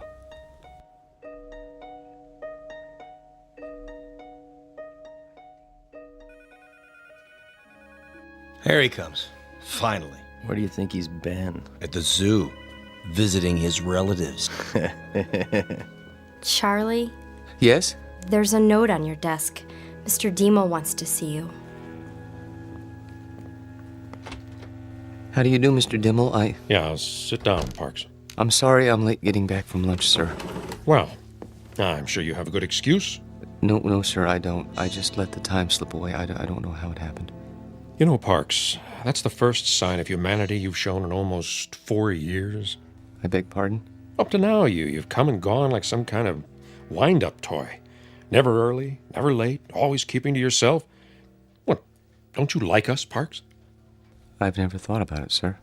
Well, think about it now. Do you like your co-workers? I suppose so. Oh, you suppose so? I mean, that is, I don't dislike them. I'm afraid that isn't good enough, Parks. An office is like a team or a platoon. Either it works together or it doesn't. And here, it doesn't. And the reason is you. I knew you were a square peg when I hired you, but you were bright, and I thought we'd wear those edges off. We haven't. No, not at all. You're still a square peg. You understand me? Yes, sir. I think I do. I'm going to use the excuse of your being late, but I can't. The fact is, I'm letting you go because you just don't fit in. I understand, sir. Parks. Yes, sir? No, this isn't any of my business, but how old are you now? 37, 38? 35. 35. Don't you think it's about time you gave up living with your mother? She needs me. Oh, why? Is she ill? Not actually ill, but my father died some time ago, and my sister is married, and, well, she needs me. I see. Look, you're welcome to stay on a few weeks if... No. That's very nice of you, sir, but I'll manage. Well, you can pick up your check tomorrow. Thank you.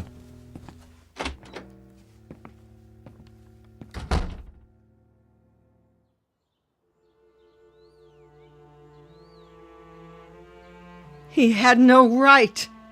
He had every right, Mother. Hiring and firing people is his job. But why you? He doesn't think I fit in. That's ridiculous. What are you doing? I'm going to phone that man and find out why you're being persecuted. Mother, please, it won't do any good. Oh, Charlie, what's going to become of you? I've worked so hard to bring you up right. Maybe if I'd let your father punish you the way he wanted to. It's all right, Mother. This is just a minor setback. You say that every time. Why can't you keep a job, son? Why do you always end up making people uncomfortable? I don't know. I suppose they blame me. Well, I'm not keeping you here. I know that, Mother. Nothing in the world would make me happier than to see you settle down with a nice girl, raise a family, live a normal life. Please, don't cry. I can't help it. I hate to see you hurt, son. I'm not hurt. Well, you should be. Getting fired. It would have killed your father. It would have absolutely killed him. I'll go to the Employment Bureau tomorrow. Here, take my handkerchief. Where are you going? To my room. Get me my heart medicine before you do. Yes, Mother. Charlie? Why were you late getting back to the office? I was detained. What's that supposed to mean? Nothing. I was detained. That's all. Open your mouth. Charlie, do you feel all right? Yes, Mother. I'll go to my room now.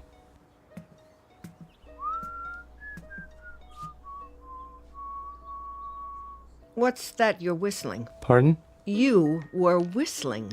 I don't remember. You should lie down, Charlie. Take a little nap. Mother, please, I can take off my shoes. I'm only trying to help. I know, but I'd prefer to untie my own shoelaces. Very well. I'll bring you some cocoa. Not now. Why? You always have your cocoa. I think I'll go out. At this time of day, we'll be having dinner soon. I want to get a head start with the Employment Bureau, see if there are any jobs. But they must be closed by now. There's still time. I think I'll walk over. It isn't far. Are you sure you should? Why not wait till tomorrow? Get a fresh start. Do you want anything at the store? Not that I can think of. But... Sit in your chair in the living room. Put your feet up. Are you sure? Try not to worry, Mother. I'll be back in an hour.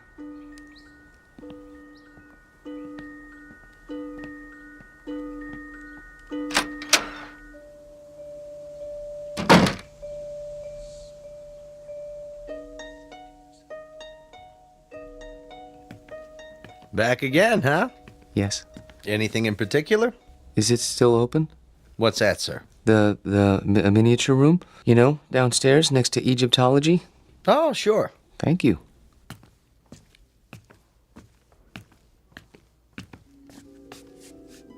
I came back. Wait. Where? Hello? Hello?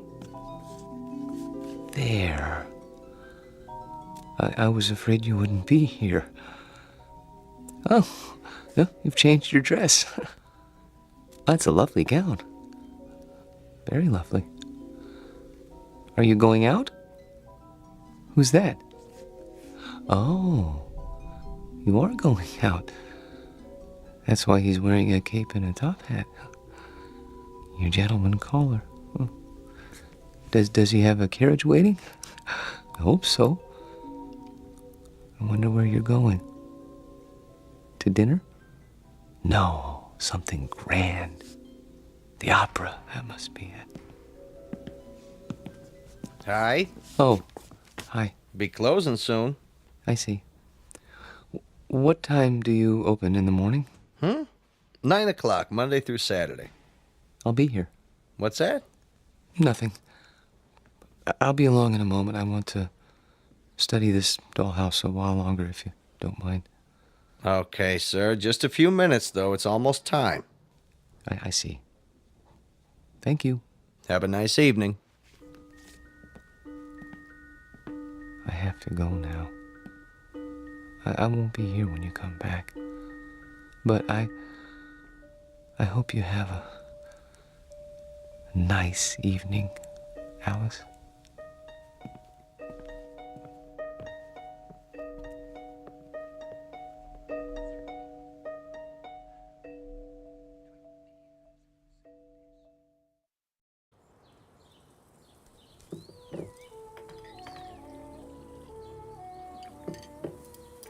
Hey, where's old Charlie this morning? Don't worry about him, buddy. My brother never misses breakfast. Charlie, your breakfast is getting cold.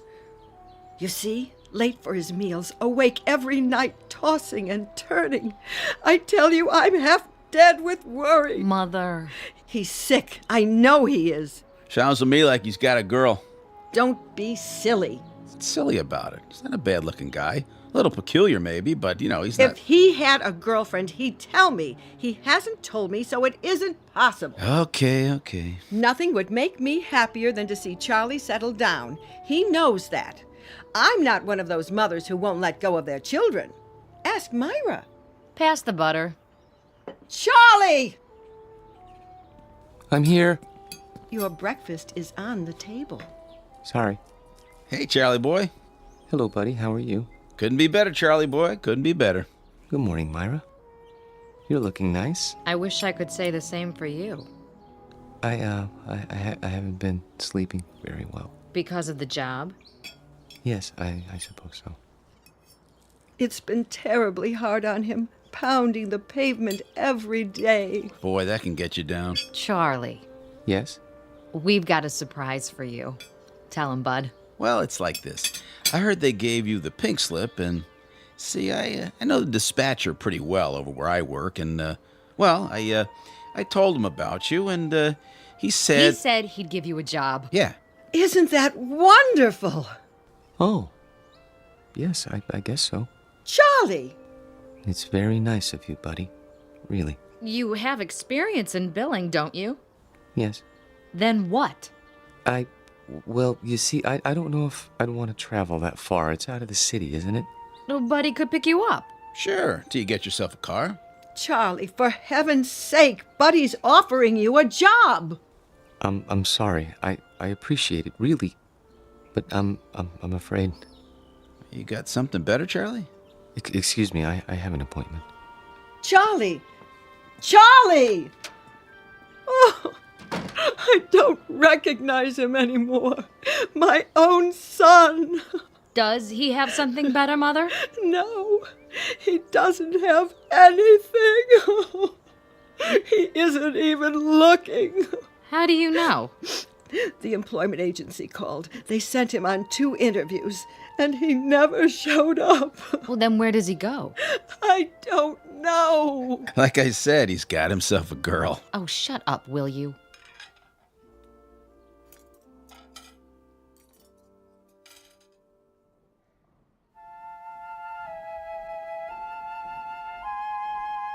Henry, look at that. A real log cabin. Isn't it wonderful? Uh-huh. See, there's a little spinning wheel.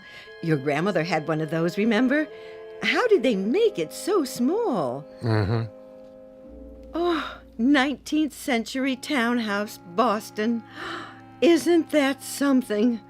I've never seen anything so perfect, have you? Just look at the miniature piano and the doll there in her little handmade dress. Come on, let's go. Oh, I'd love to live in a house like that. Sure you would.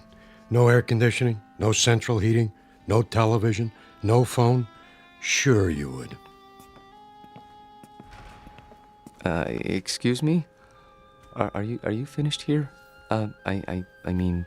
Yep, on our way to see the mummies. Come along, May. If we must. Oh, I'm sorry. I didn't know you were still in bed. I wouldn't be here so early, but my sister and her husband came over and... Oh, I understand. Of course you need to get dressed. I'll turn my eyes away so you can have your privacy.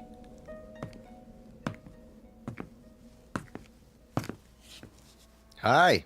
A little early today, aren't you? Am I? I guess you must get a real kick out of these displays. Yes. This one in particular. What do you see in there, mister? Nothing. Man doesn't stand for 4 and 5 hours at a stretch looking at nothing. I'm not breaking any rules, am I? No. Then leave me alone, please. Suit yourself. Forgive me, it won't happen again. Oh, I see you're having breakfast. It isn't any of my business, but I really do think you should eat more than toast. Mother says breakfast is the most important meal of the day. Have I told you about my mother? She's very nice. Of course, she still treats me like a child, but you can't blame her. I'm all she has. I suppose that isn't very much. I have a sister about your age. Her name is Myra. She's nice too, but she's not as pretty as you are. I think you're about the prettiest girl in the world. I don't mind saying that because I know you can't hear me through the glass. But I think I'd say it even if you could, because I hope it's all right, but I have to go now. Just for a while. I didn't get much to eat this morning myself. I better have something. But I'll be back soon. I promise.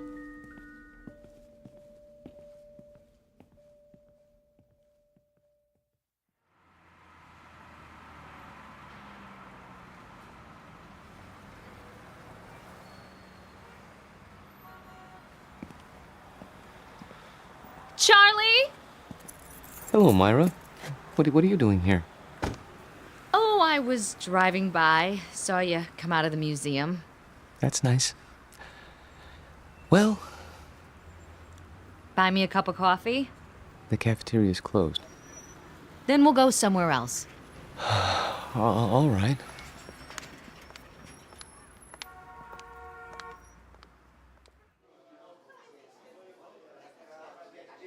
Here you go, folks. Thank you.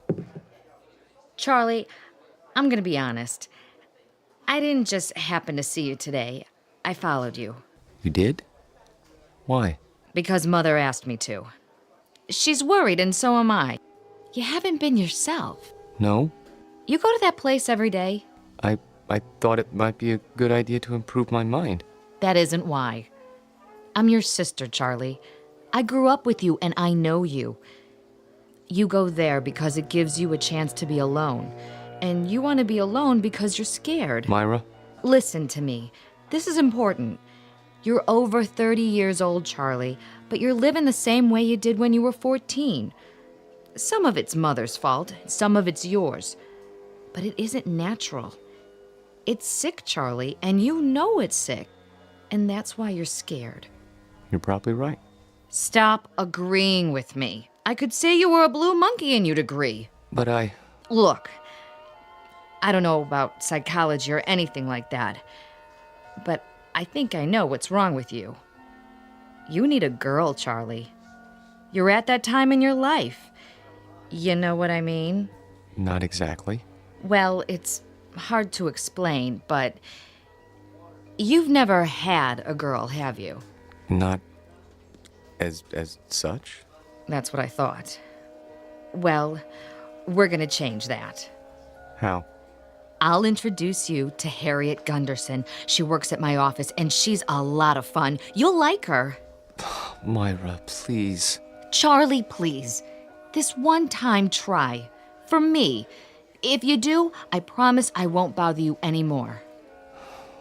All right. Here's her address. You don't even have to phone. Just stop by, say around 7. And you don't have to buy her dinner. Take her for a walk in the park. She'll like that, okay? Okay. Word of honor? Word of honor.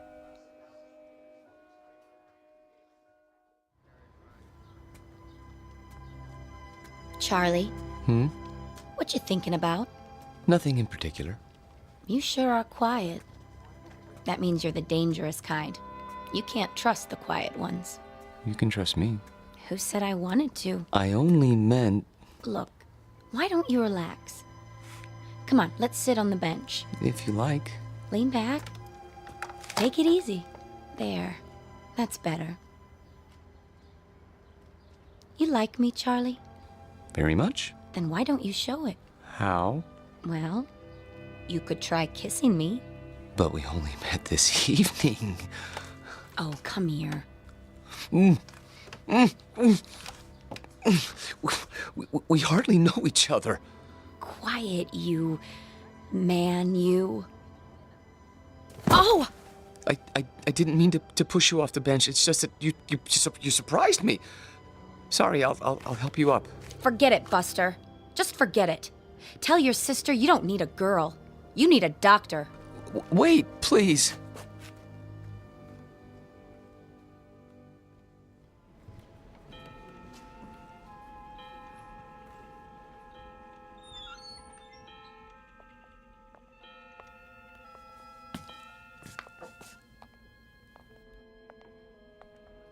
Of course, I realized she was doing it as a favor to Myra, but even so, I didn't mean to be rude to her.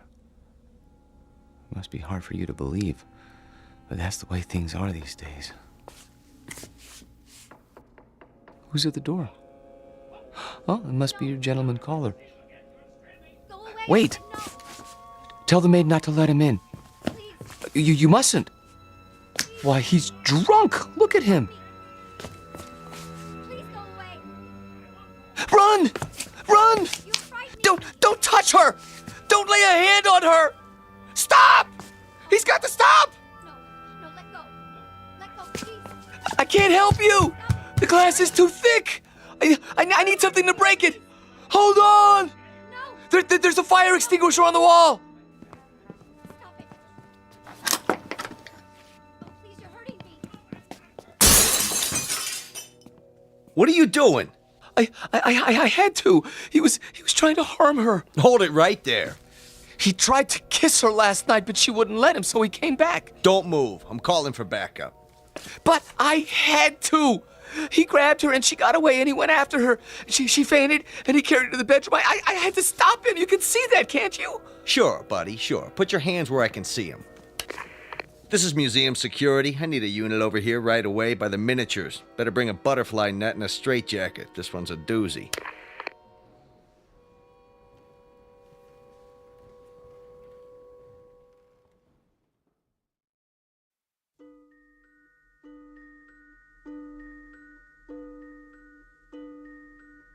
Now, Mr. Parks, I want you to understand that no one is saying you didn't see these things. There's no doubt that you did. But you saw them in your mind. They were real, Doctor. To you, they were. That's the way it is with hallucinations. Ordinarily, the eye sees and transmits a picture to the brain, but sometimes that's reversed. In certain cases, the brain sees and transmits a message to the eye. Do you follow? They were real. Then others would have seen them too. Isn't that so? But no one else did see them. How would you explain that? I can't. Think about it.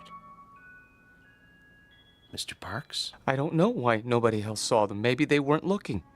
You say there were 3 figures. A young girl, her maid, and a man. He had a big black mustache. All right. Now let's reason it out. According to the museum officials, there was only one figure, the girl. Where did the others come from? Well, the maid always comes from the kitchen, and that fellow... Yes. Where did he come from? Outside. Outside the case? No, outside the house. Mr. Parks, there was nothing outside the house but glass. And beyond that, other displays. Isn't that true? Yes. But he came to the front door, and they went out together once. To the opera or something, I don't know. She didn't realize what he was like then.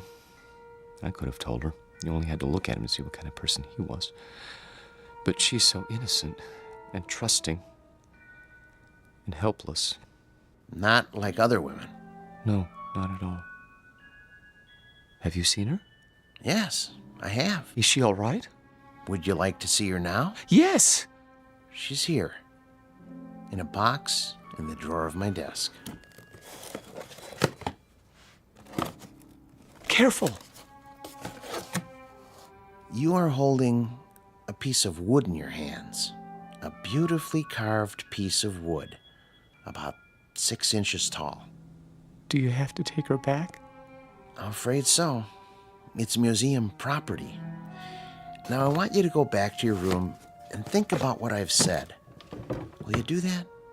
And remember, what you saw isn't the important thing. Our job is to find out why. Once we accomplish that, you won't have any more hallucinations.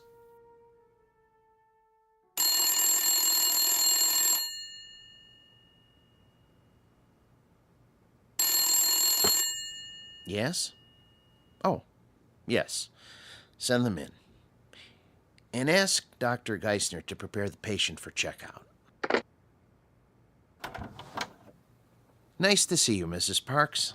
You remember my daughter, Myra. Hello. Hello, Dr. Wallman. And my son-in-law, Buddy. Hi, Doc. Where's Charlie? He'll be along in a few moments. Is he really normal, Doctor? That's a word we try not to use. Why not? Because it's meaningless. It refers to the behavior patterns of the majority. If 99.9% of the people in this country went to bed with their socks on, then that would be considered normal.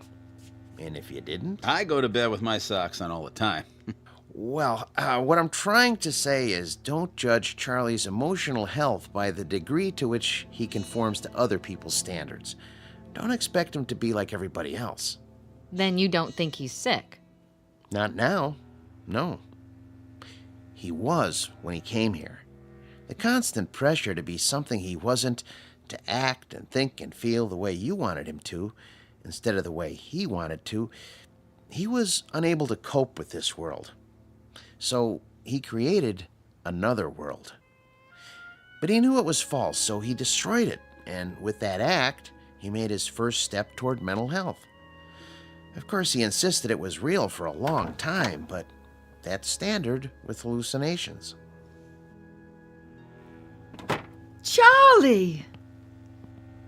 Hello, Mother. Myra? Buddy? How are you feeling, Charlie? Wonderful, Doctor. Really, wonderful. No more dreams? I've been sleeping like a baby. Not worried about the girl in the glass case? There was no girl. Just a doll. I know that. And I know what made me think I saw what I saw. Thanks to you. Thanks to you, Charlie. You figured it out, remember? I didn't tell you anything after that first day a few weeks ago. Oh, Charlie, I was so worried. Now, Mother. I know you were, but I'm fine now. I'll find a job and everything will be the way it was. You'll see.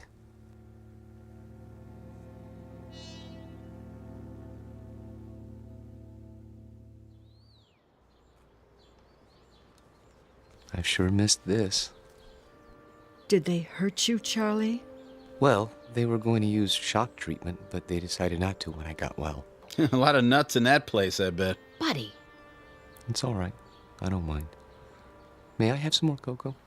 Charlie, we have a couple of surprises for you. Oh?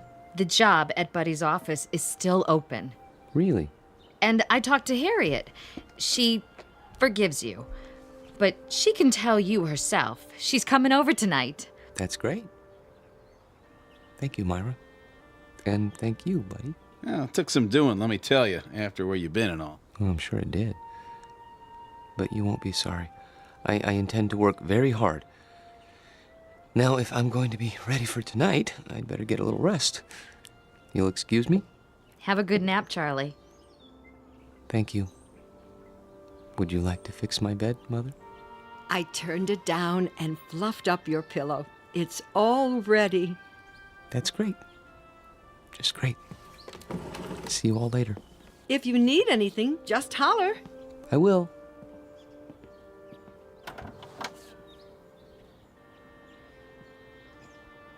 All right, I gotta go by the house. Be back in a while. Okay, honey. You want me to pick up some chow? That's not necessary. We're all going out tonight. We are. Okay, then. See ya. Take your time. Drive carefully, buddy. Sure. No problem.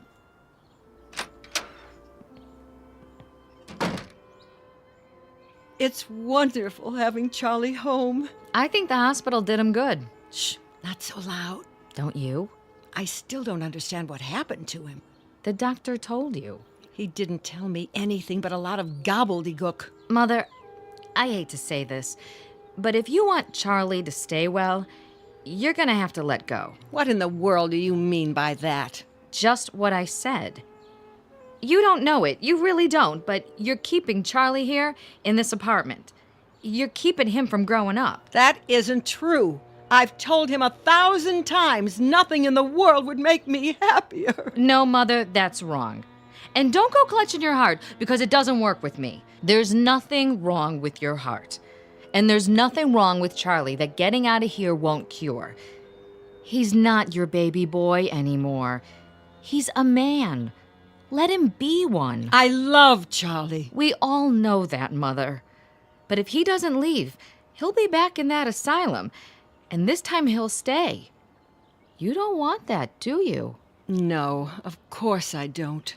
Then you help me tonight, when Harriet comes over. How? By going out to a movie with Bud and me and leaving them alone. All right. If you say so.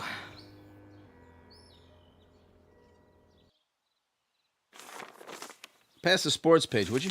Here. You should check the movies. Oh, yeah, sure. There's Harriet. Already? You better tell Charlie to get ready. Charlie?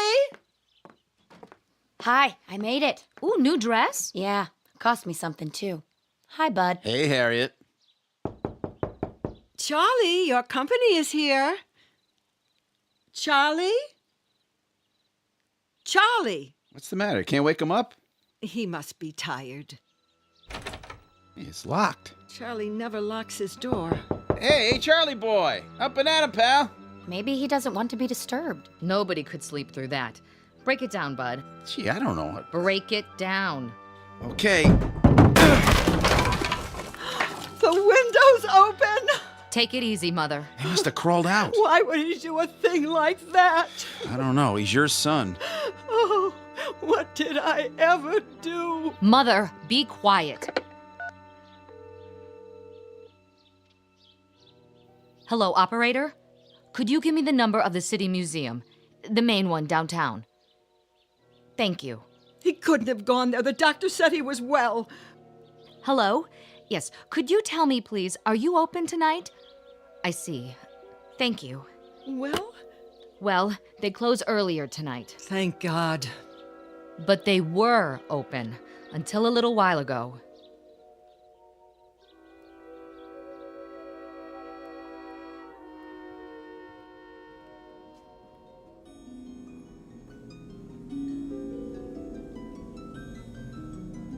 Hello. I see they got your glass case repaired. I'm so glad. They tried to tell me you weren't real. Of course I knew better.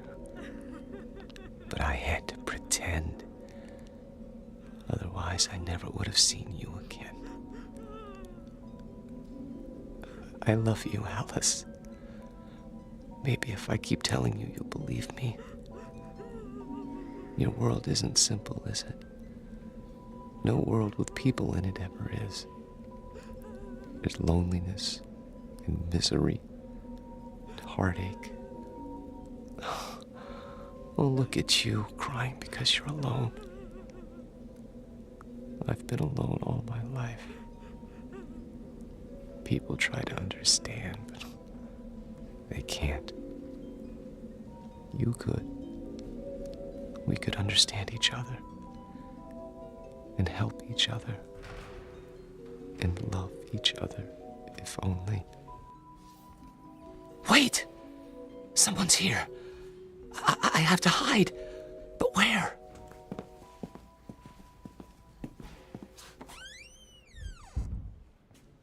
This is where he always went, every day. Are you sure he's here, Doctor? I'm almost positive. Place is empty, I checked. He could have come in earlier and hidden, couldn't he?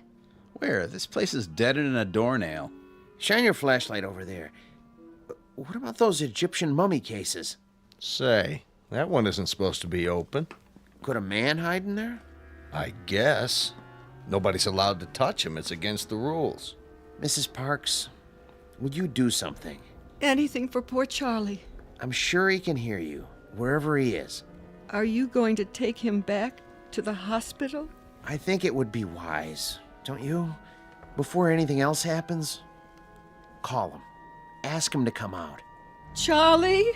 Louder. Command him. Charlie, this is your mother. Come here. Again. Charlie Parks, you come here this second, young man. You hear me? It's too late. He's not going to listen to you now, Mother. Hey, Charlie boy, let's go. What do you say, huh? Can you turn on the lights? Yeah, at the main switchboard. Do it. We're gonna have to search the whole place. Hey, is this the dollhouse? That's the one. And the doll, is that her? Yep.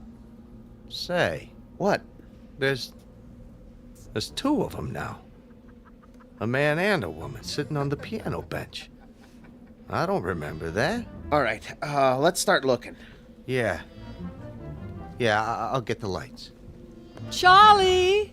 Charlie, please. This isn't funny. Yo, Charlie! Come on, Charlie!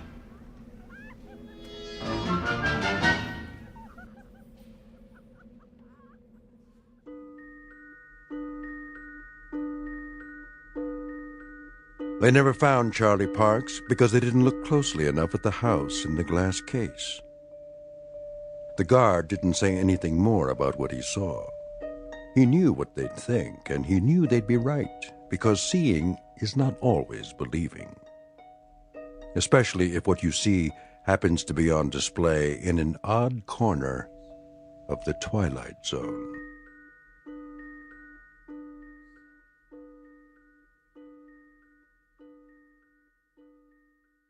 We'll return to the Twilight Zone in just a moment. You are about to enter another dimension. A dimension not only of sight and sound, but of mind. A journey into a wondrous land of imagination. Next stop, the Twilight Zone. Hi, this is Stacy Keach. I'd like to take a moment to tell you about our Twilight Zone website at twilightzoneradio.com. At twilightzoneradio.com, you'll find the latest information on these Twilight Zone radio dramas, including behind-the-scenes photographs, plus the newest product releases, trivia contests, ways to contact us, other Twilight Zone-related info and merchandise, plus links to other fascinating websites. So make your next stop twilightzoneradio.com. Visit twilightzoneradio.com to purchase these Twilight Zone radio dramas on cassette and CD, or call toll-free 1-866-989-ZONE. That's 1-866-989-9663.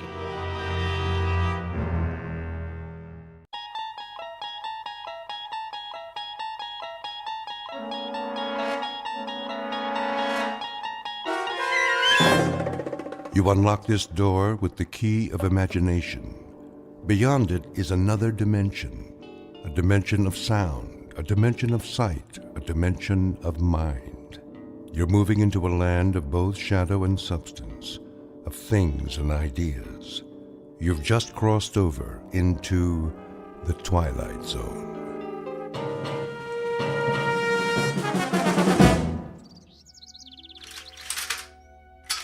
There. Now.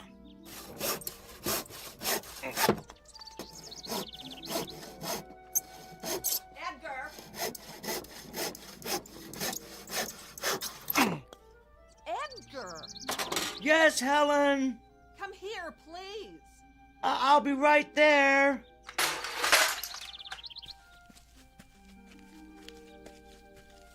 Well, come on, hurry up. Yes, dear. Come in the house. I've got a bone to pick with you. What's wrong, Helen?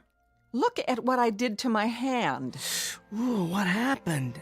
I was cleaning the basement and I cut it on that stupid metal contraption you brought home yesterday. Oh, no. The accelerator bracket. Are you all right? Do you need me to clean it with hydrogen peroxide? Or should we go to the ER? No. I finally got the bleeding to stop by myself. I thought I was going to hemorrhage to death. Oh, thank goodness. What? I mean, it's good you were able to stop the bleeding. What is that stupid bracket doing down there anyway? Well, I needed to complete my experiments. Your experiments? That's all I ever hear about. I can't believe I gave up a successful modeling career to marry such a geek. Oh, this ridiculous hobby of yours is getting out of hand, Edgar. Well, it's more than a hobby, dear. Yes, you're right. It's an obsession. You're constantly down there tinkering with that pile of junk you built. How about spending some time fixing the problems we have in the house? How about repairing that leaky roof, Edgar, or the garbage disposal that keeps breaking down? Well, I'll get to all of that, Helen. I promise. It's just that I'm so close to a breakthrough. If I can just figure out how to break down the molecules into subatomic particles... The only breakdown around here is going to be mine unless you get rid of that oversized erector set. Do they know you're bringing all that equipment home from work? No, but they don't really need to. You see, it's all equipment they've discarded. They don't use it anymore. In other words, you're going garbage picking behind the lab and then dumping it in our basement. Why don't you just do these experiments at work? Well, because the facility isn't doing any more research with... With what, Edgar? Well, it's not important for you to know, Helen. I don't want to waste your time talking shop. You're one to talk about wasting time. Maybe if you'd put this much thought into your job, you'd be able to get a promotion. Well, the only kind of promotion available to someone at my level would be a project manager. What's wrong with that? Well, I'm not the managerial type, Helen. I'd be dealing with budgets, giving evaluations to personnel, writing reports for upper management. Yes, and that's why managers make the big money. But I'm an engineer. I'm good at working with equipment, not people. I like calculating formulas, not salaries. I'd be terrible in a managerial position, Helen. I'd be wasting my time. You don't seem to mind wasting your time outside while my life's fluid is gushing out of me. Where were you anyway? Across the street, meeting the new neighbors. They finally moved in? What's their name? Let me see if I remember how to pronounce it. Bhagavatula. Yeah, that's it. Bhagavatula. Oh, great. What is that, Korean? No, Helen. They're from India. India? Doesn't that real estate agent know how to sell to people like us? They're quite nice, really. He's a vice president at one of the banks downtown, and she's a professor at the university. Such a lovely woman. A real exotic beauty. Not as lovely as you, of course. Oh, and they have a 13-year-old boy. He'll be at the junior high in the fall. Of course he will, because their kind always follows the same pattern. They move into our neighborhoods, take our jobs, and infiltrate our schools. Now, Helen, I hope you're not going to be hostile towards our new neighbors like you are towards that lovely Sanchez family 2 doors down. You can actually learn a lot from them. Mr. Bhagavatula was telling me about some of the fascinating customs in their country. Can you imagine coming from such a rich cultural heritage? The only thing I can imagine is the stench of curry casserole that's going to be wafting across the street. I'll tell you something, Edgar. I am sick of the way this neighborhood is changing. And I'm even sicker of not being able to do anything about it because your salary isn't high enough for us to move someplace nice, someplace with people like us.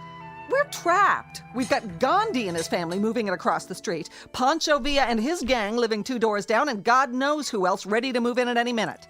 And you're oblivious to all of it, Edgar. You're like an ostrich with its head in the sand, tinkering away in the basement while this neighborhood is going downhill. Well, I'm sick of it, and I can't take any more. Things better change soon, Edgar. Do you hear me? Things better change soon. Yes, Helen.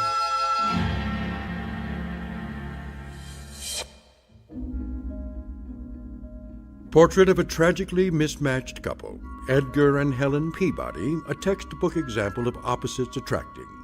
He was attracted to her breathtaking beauty, while she was attracted to the fortune that would result from marrying a brilliant up-and-coming young scientist. Alas, her beauty turned out to be only skin deep, while neither his fame nor fortune ever materialized. Now they languish in a loveless marriage, sustained by the fear that they've come too far to turn back. But a third party will soon come into the middle of this unlikely union, a guest who will cause the simmering undercurrent of discontent in this household to reach the boiling point. An unexpected visitor from a different neighborhood, one that's somewhere in the vicinity of the Twilight Zone. And now, The Twilight Zone and our story, There Goes the Neighborhood, starring Tim Kazurinsky with Stacy Keach as your narrator. All right, this bracket should keep the accelerator in place. I do believe this configuration is gonna work. Now I better tighten these bolts. I'm dying to tell someone about this, but I can't believe I almost spilled the beans to Helen this afternoon. Ooh, I gotta be more careful. First thing she'd do is call her cousin Rick. That'd be a problem. He's a pretty sharp guy. I suppose that's a prerequisite for being an FBI agent. If he found out about this, I'd have G-men swarming all over the front lawn. No, nobody should know. Not yet. First, I want to perfect the process, and after that, I want to make certain this technology isn't dangerous to humans. Then, and only then, can the whole world know Edgar J. Peabody has built the world's first teleportation device. Just think. Daily commuters could avoid highway traffic by teleporting straight to their offices. And accident victims could be teleported from the accident site directly to the ER. The possibilities are endless. There. Now, I need to run a couple of tests. I'll just turn on the particle accelerator, let it warm up. There we go.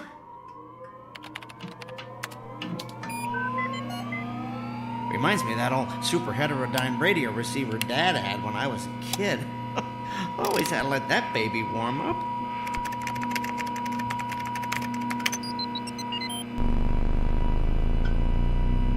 Now. Edgar! Yes, Helen? Come up here. The garbage disposal broke down again. I'm in the middle of something, dearest. I don't care. This is important. Get up here now. All right. Coming.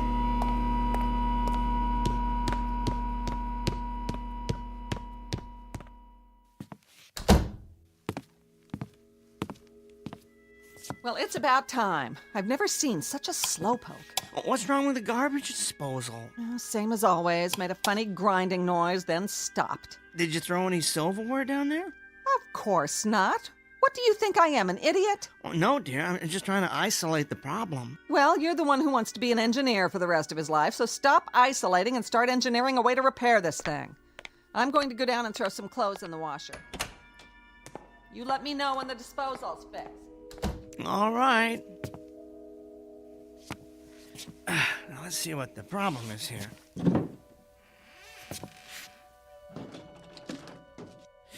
I don't see anything wrong under the sink. No leaking, anyway. I better get a flashlight and look down the drain.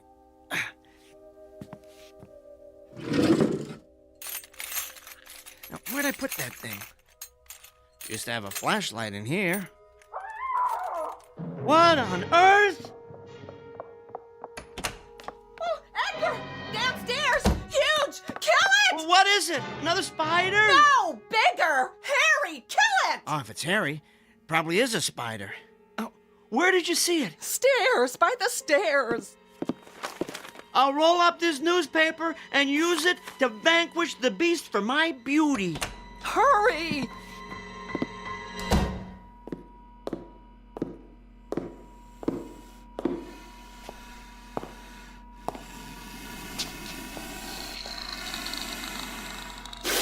Good Lord!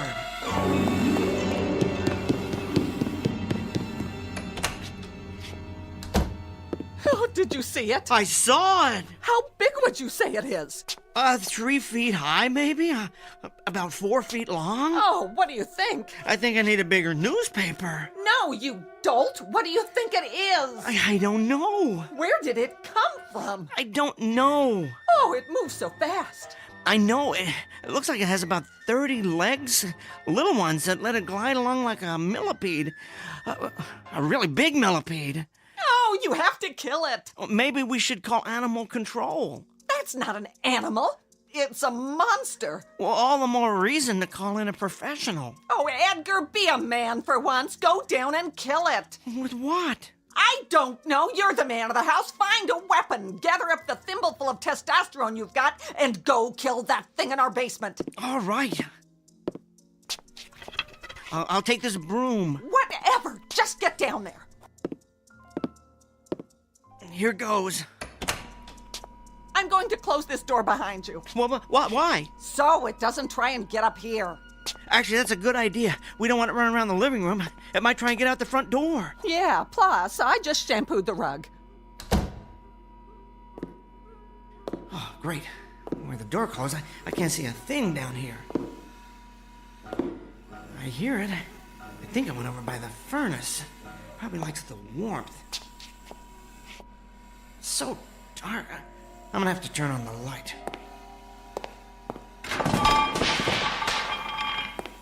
As soon as I find it. There. Now, where... Please, do not hurt me. What? Who's talking? I don't see you. I mean you no harm. I hear you, but your voice... It's inside my head. Whoa. You communicate telepathically, don't you? Yes, please. Do not hurt me with your weapon. Weapon? Oh, this is just a broom. A broom? What kind of weapon is that? It's not a weapon. It's for sweeping up. You know, cleaning. Oh, so you're going to clean me? Is this a way of conquering one's opponent here? No. I was going to hit you with it. Ow, please, do not. I apologize if I frighten you or your companion. Companion? Oh, you mean Helen. I guess that's one word to describe her. Where are you, anyway? Behind this heating source. I was right. You like the warmth over there in that corner by the furnace, don't you? Yes, it is quite comforting. Traveling through the space-time continuum appears to have affected my body's metabolism. I am very cold. The space-time continuum? Where are you from? It is hard to explain. Suffice it to say, it is a different time and place. Are you saying you're from a different dimension? I would consider that an accurate assessment. How did you get here? I arrived through your receiving portal. My receiving portal? Oh, the teleporter. I left it on when I went upstairs. It must have acted like an open door for anything passing through the space-time continuum. Whoa! It worked! Beyond my wildest dreams, it worked! I knew those adjustments I made would do the trick, although I didn't think it would teleport beings from other dimensions. Oh, criminy. I guess I should turn it off, huh? Before this place looks like some kind of interdimensional Grand Central Station.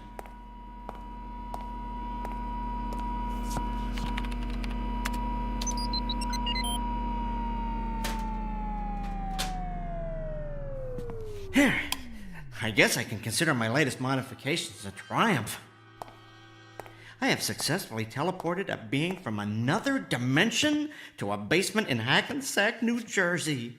You have been experimenting with teleportation? Yes. I have as well. So, teleportation isn't a standard mode of transportation where you come from? No.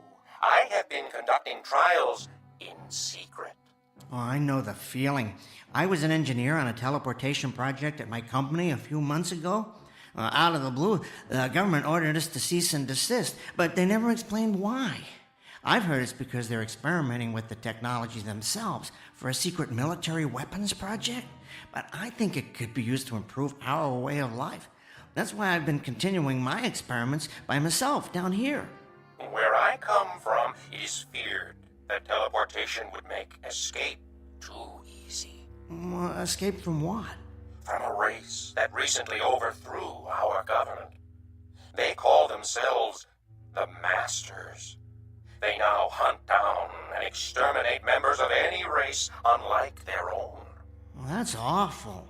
So I take it that where you come from, everyone doesn't look like you? No, the Masters do not look like my race at all. They are quite ugly.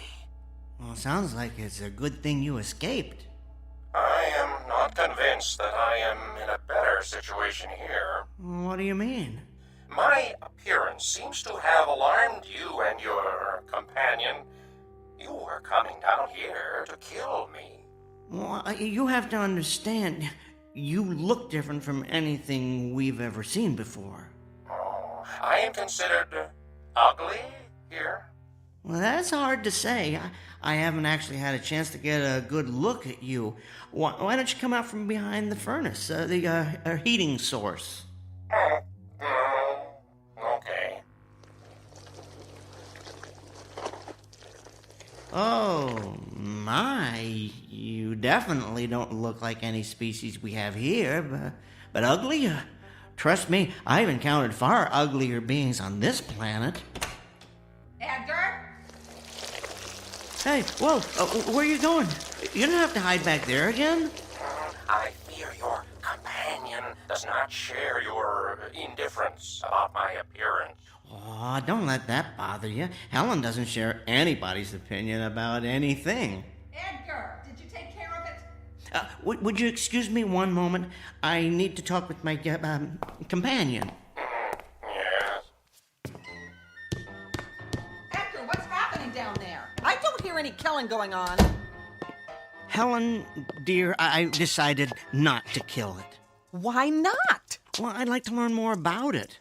Well, fine. Kill it and slice it open. Then you can look around in its guts and learn all you want. Well, I'm not talking about its anatomy. I want to keep it alive, observe its behavior. I don't know, ask it some questions. Ask it questions? Helen, sit down for a moment. Edgar, what's going on? Just listen to me.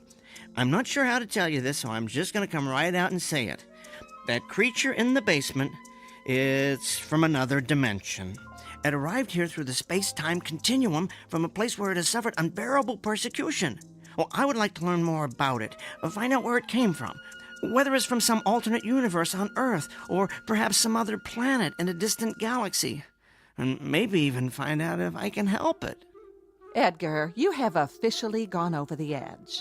I mean, I've always considered you eccentric, quirky even, but I never realized there is a hole in your marble bag. Helen, I'm telling the truth. Okay, let's assume for the sake of argument that you are. How did that thing get here? Well, you have to promise not to tell anybody this, but that contraption, as you like to call it, the one I've been building in the basement, it's a teleportation device. The creature was passing through the space-time continuum and employed it as a destination portal. Give it to me in English, Edgar, not your usual geek speak. Think of it like someone getting off a train at a specific station, except in this case, the train travels through different dimensions. Great. So we're harboring the commuter from another world. Where's the phone? Who are you calling? I'm calling someone to come and kill that creature. No, Helen. Yes! It's not enough that the neighborhood's been invaded by foreigners from other countries. You have to put out the welcome sign for a giant insect from a different dimension. I've reached the end of my rope, Edgar. It's time to put an end to all this.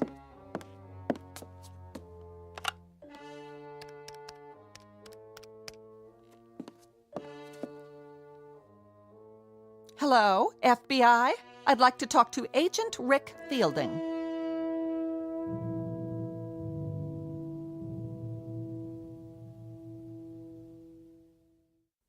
Helen, please, put that phone down. No, Edgar. There's an illegal alien in our basement, and you're clearly not man enough to take care of it, so I'm calling someone who is, my cousin Rick.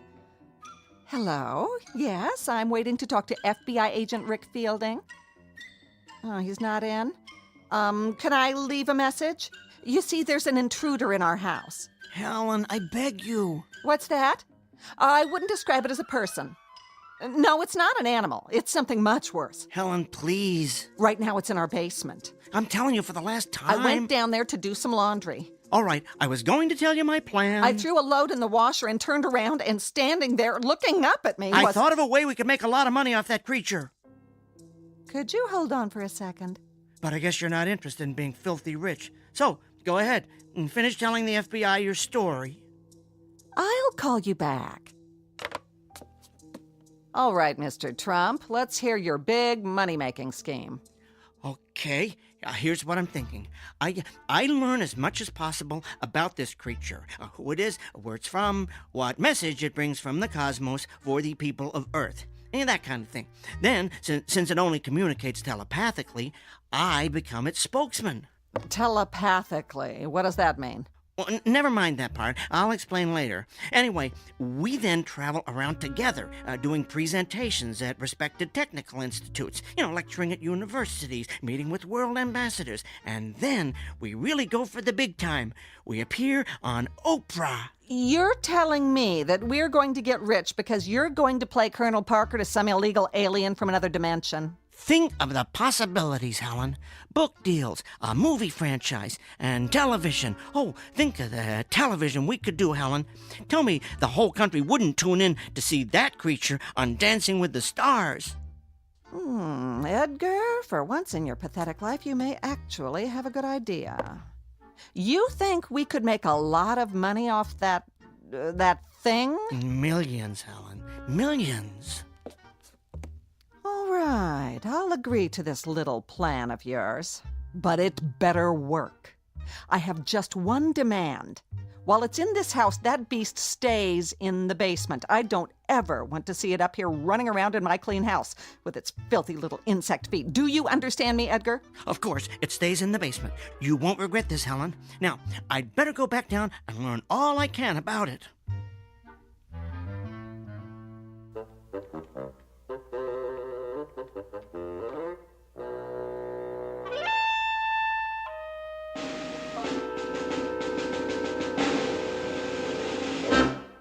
So then, I finished up by telling her we could make millions.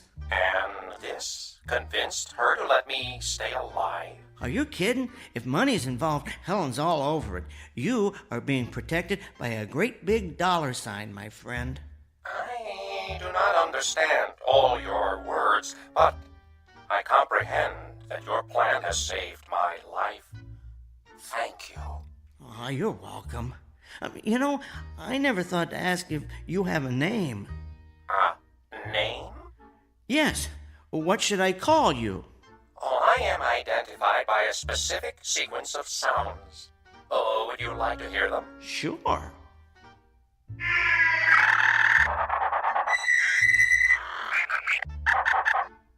Fascinating, but I don't think my tongue could handle that. How about if I call you Al?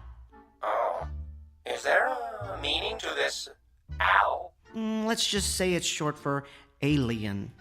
Oh, I find this appropriate. And what should I call you? My name is Edgar. Edgar. To what species do you belong, Edgar? I am a human. I have heard you refer to your companion as Helen. Yes, that is her name. And what does Helen mean? It means the most beautiful woman in the world. Oh, is Helen considered the most beautiful woman in your world? Helen is considered quite breathtakingly beautiful. She's what's known as a real head-turner. She once held the record for winning the most beauty contests on the East Coast. Unfortunately, Helen has what we would call an ugly personality. Then, from my point of view, she is not beautiful at all. I'm afraid there are many of my species who would agree with you. I attempted to communicate telepathically with her when I first arrived, but I could not. Aw, she was in too much shock. No, her mind is closed. I cannot get through to it. Are you able to understand her? Oh, yes, every word. Oh, my condolences. Forgive me for saying so, Edgar, but I sense that you fear her. Well, I never told anyone this before, but I have some trouble standing up to her. She has a very strong personality. So do you, Edgar. It took a great deal of strength for you to come down here and confront a species you had never encountered before. Well, I suppose it did. I would encourage you to confront her in the same way. You mean try and hit her with a broom? Oh, if necessary.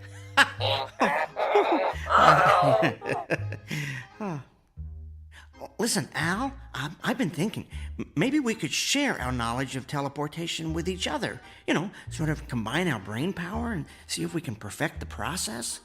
That is an excellent idea, Edgar. Would you mind taking a look at my teleporter? Maybe you can suggest some improvements. Oh, I have already been examining it. You have come up with quite an impressive design. Oh, for a human. Well, thanks, Al.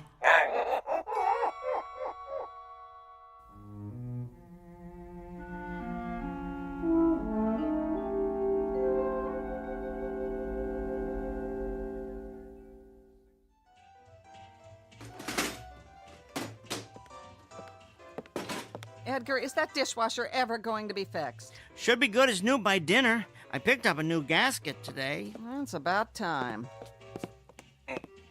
There.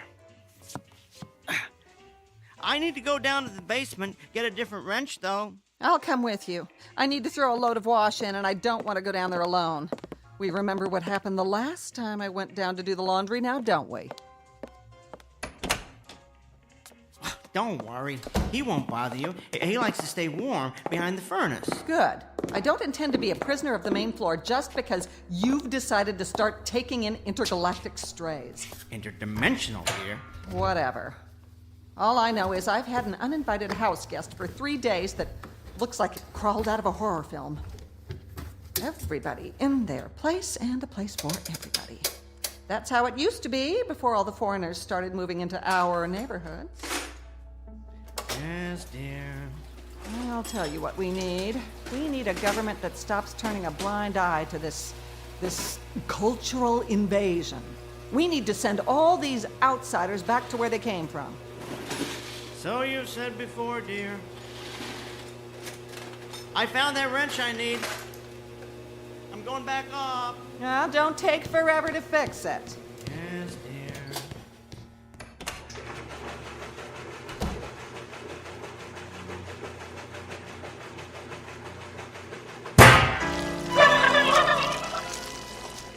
Aw, what's wrong, Quasimodo? Did that scare you? Well, don't worry. I just accidentally let the washing machine door slam shut. You've got nothing to worry about. Yet. But I'll tell you this. If I don't start seeing some money coming in from this brilliant scheme cooked up by Edgar Rockefeller up there, I will call my cousin, and the FBI will come here to see what Edgar's doing with that telethingy, and you will be hauled away and dissected like a frog in a 7th grade biology class. You don't fit in here. You're contributing to the decline of what was once a perfect neighborhood. So you just stay down here in the dark where you belong.